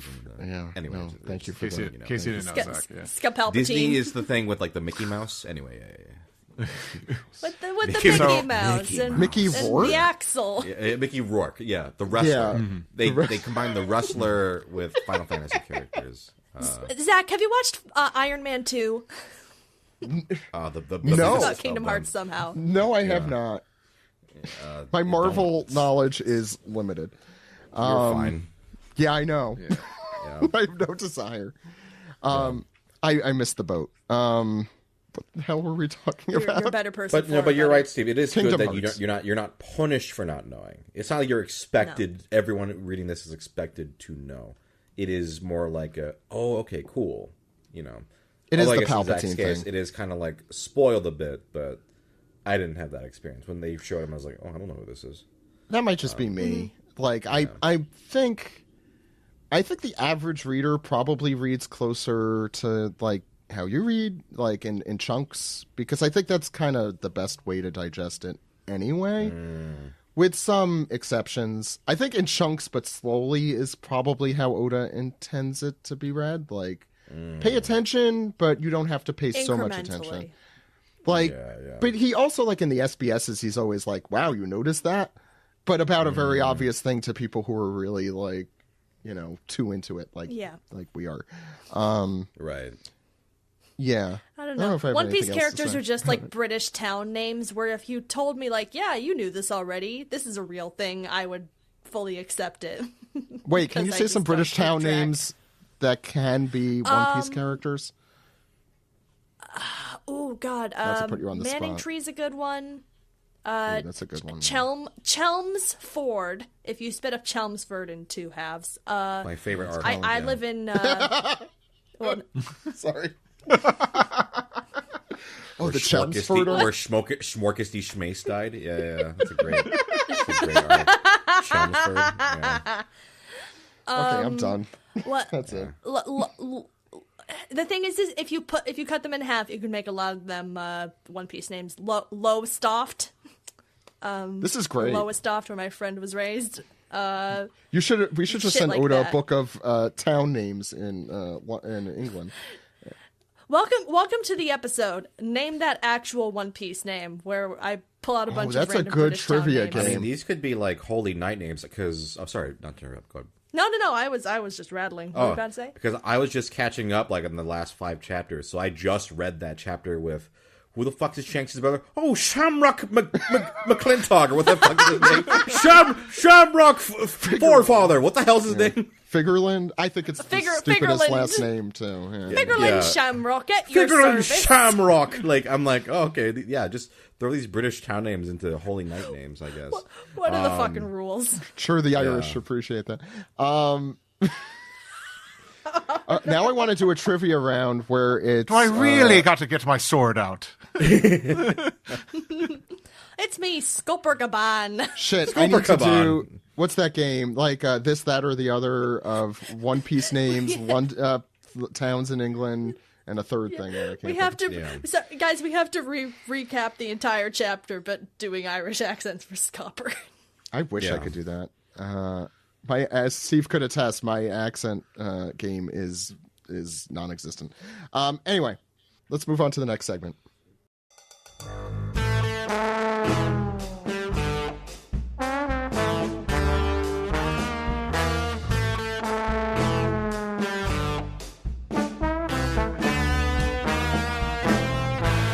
This is the manga recap for chapter 1140, Scopper Gaban. You can read this chapter and all chapters as soon as they come out from shonenjump.viz.com. mangaplus.shueisha.co.jp is also a place you can find it legally, free, worldwide. Comes out the same exact time as it does in Japan. That's all pretty cool, right?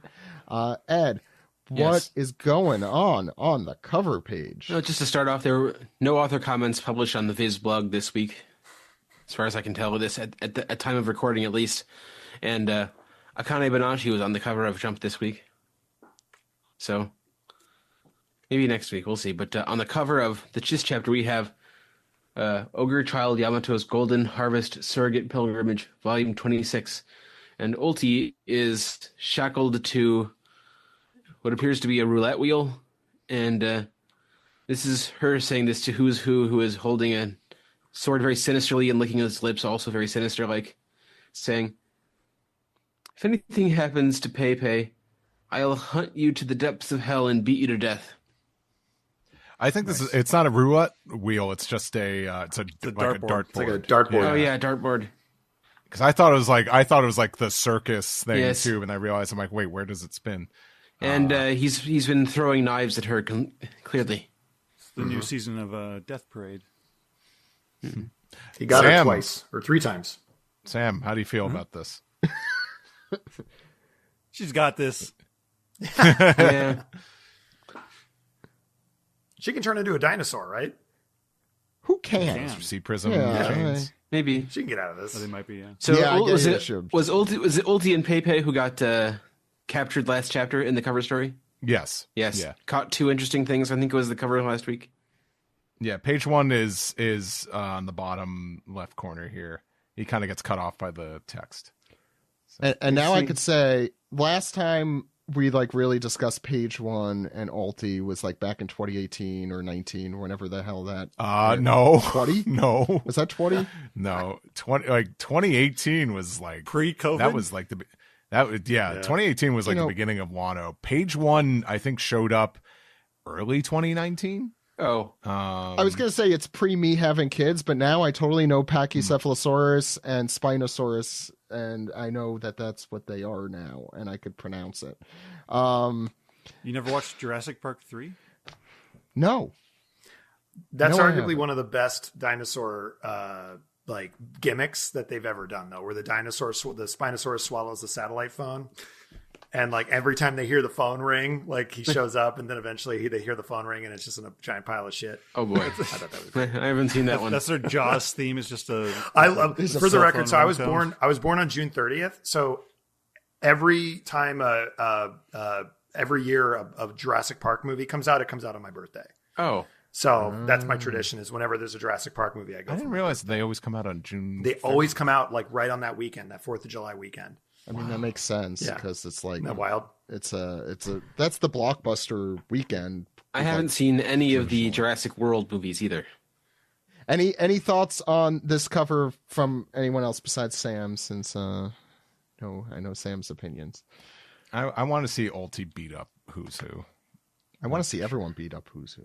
I'm still disappointed that Who's Who has his fingers aren't still broken. Yeah. Yeah, I wish. Do Truly we know where, wish that's. Do we know where Yamato went at this point? I assume he's watching it. Hanging around in the background with Tama. Yeah, Or they're looking in the unclear. Lurking in the window, yeah. That's what I'm interested in. Is when he's Yamato going to show up and kick ass? It's the tradition of cover page stories to not feature the cover page protagonist all that much. Yeah. So the Germa 66 one recently is a really good example of that. Any other thoughts? All the cat folks in the background. Any other? We're good. What? You sure? They look awesome. Wow. Very Okay, cool Ed. with their little cat hats. Please Okay. get us away from the cat den. Still in the treasure chamber, Luffy is saying, "How come we have to take the key from you? Just give it." And Rodo over on the side is like, "So yeah, what is the meaning of this? What's wrong?" "Can't do it," Gaban says, and he's laughing. He's having a little fun with these kids. And Luffy charges in. "Okay, that's it." And then we have somebody remembering, I guess this is Zoro remembering, Colin saying, "My dad used to be a pirate. He can even hold his own against Elbaf warriors." And Zoro's like, dot, dot, dot. Zoro thinks. Serious look on his face. He's not thinking about swords. And thank you for calling him Zoro, by the way, and not Zolo. No, we go with the correct version. Yeah. Liar Boo and Zoro. That's what we and Sunkissed. And Sanji. Yeah. Yeah, I speak from the heart. And Luffy's his hand reaches in, goes right over Gabon's right shoulder, and he's sort of flinging his hand around, grabbing for the key. And he says, "Listen, old man, I just want to get this to Loki." Gabon says, "Just take it from me, then." Yeah, I will. And Gabon jumps up into the air, something over his head about to swing down. He's got the key sort of by the end of it, and he's going to swing the base of it at Luffy. I want to note here, someone mentioned, I think one of our fans, or someone in our Discord, I don't remember, the flame design on the key where the hockey is kind of enveloping it, almost Gear 4-esque. I didn't notice this right away, but I think that's an interesting detail. Is that not how it's happened before with objects? I don't know. When somebody infuses an object with hockey? I don't know. I can't recall. I know we've seen it, When's the last time that... Mostly with Zoro. Yeah. Zoro. Yeah. I always saw it as ink, going through an object. Yeah, that's how it. Yeah, usually at least with the manga. On Luffy, it's tattoos, right? Yeah. Yeah. Remember Virgo was the first time we really saw that with someone coating their whole body in yes. it. Yeah. Oh yeah. Oh yeah. Oh God, Virgo. Glossy black, like this is bleach. Yeah. Now I want a hamburger. Steve. Stuck to your face? I didn't say that. That's why. I wasn't sure where. Yeah, no. Anyway. How could you forget? Gabon has imbued this giant key with armament hockey, and he brings it right down on Luffy. He just goes, whoa! He just brains him with it, yeah. El Kabong. Yeah. And nice. He twirls back in the air, and Roto here is like, "Wait, Surya!" And Nami with this big expression here. She's like, "Are you kidding me, Luffy?" Really like this, really just that elongated mouth is really pushing her. Seriously, come on. You're getting your ass kicked by this random old guy. What are you doing here? You're an emperor. And Luffy storms out of the rubble here. He's pissed, and Gabon, who's still jumping back, he says, it's just like, "That's a nifty straw hat you got there. It'd look better on you than a helmet, I bet." And Luffy, who's doing a gum Gatling, but just more like a gum grappling or something like that. Just a bunch of hands. That's a pretty good one. As Gabon, and not my best, but Gabon is dodging. He says yeah, because it's the treasure I'm holding for Shanks. Now give me that key. And Gabon retorts you're only holding it. He didn't give it to you, the cheapskate. And Luffy says, "No, dummy." That's not what it means. Yeah. Don't call Shanks a cheapskate. You have no idea about him. Yes. Don't insult Shanks. I guess all scoppers are bastards. Not the best. But Gabon laughs, and he sticks the key right into Luffy's mouth, stretching out his face. I will steal one from J. Moray Eel from our Discord here. It says, Luffy's mouth can be used as a lock tua. Uh-oh. I thought it was funny. Yeah. And Gabon sends that key right to Luffy's mouth, stretching out his face, and he just says, "You like to talk, boy." These are the panels that I appreciate the most, by the way, in One Piece, where it's Agreed. they just go full Tom and Jerry. Yes. Oh, yeah. Just, get silly.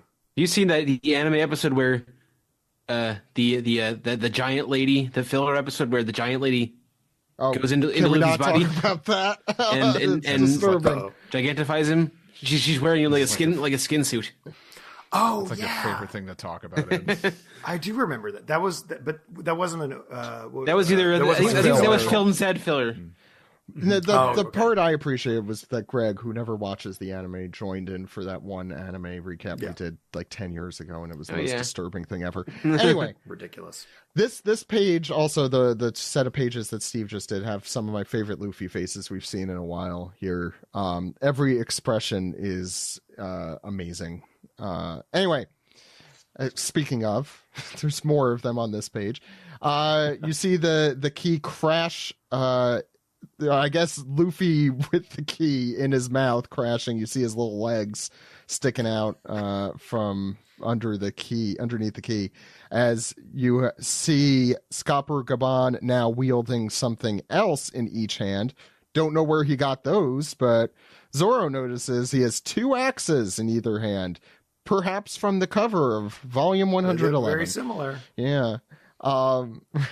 And what a cool and fun panel this is, as he gets them ready in place. And Yaso Takeru is the attack name. I wonder if that's why they call him Mr. Ya. So this was explained also. It's because in Stephen explained it, I'm sorry, I think a few weeks ago. It's because his name in Japanese is Gyaban. So there's the ya in it. Okay. But this might be related to that. Not dismissing that entirely. Anyway, what a Luffy face. What a freaking... Can I say something though? When I read this earlier, I was actually kind of surprised with that face, because I was like, that's the most off-model Luffy face I think I've ever seen in the comics. Luffy's face is now with Gear 5 regularly off-model.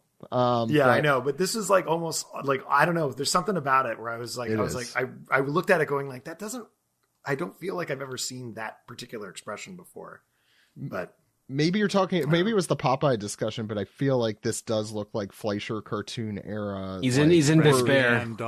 He's in despair. Tezuka. Yeah, I think it's just the size of the eyes and the proximity. Like, there's just something about it that just I feel is just different. But I mean, again, not bad. Just I was very. It almost looks like he doesn't have a nose. Yeah, I was surprised by this, and I was like, it's an interesting panel. It is a very interesting panel. It's funny and weird. I don't know what. It's a Looney Tunes face. Yeah. Anyway, here comes Scopper with the axes. Zoro with his, let's just say, very cool goggles, says, "Look out, Luffy!" And wow, this is nuts. You get a ka-ba-ba-ba-ba-bam as the sound effect to Scopper's attack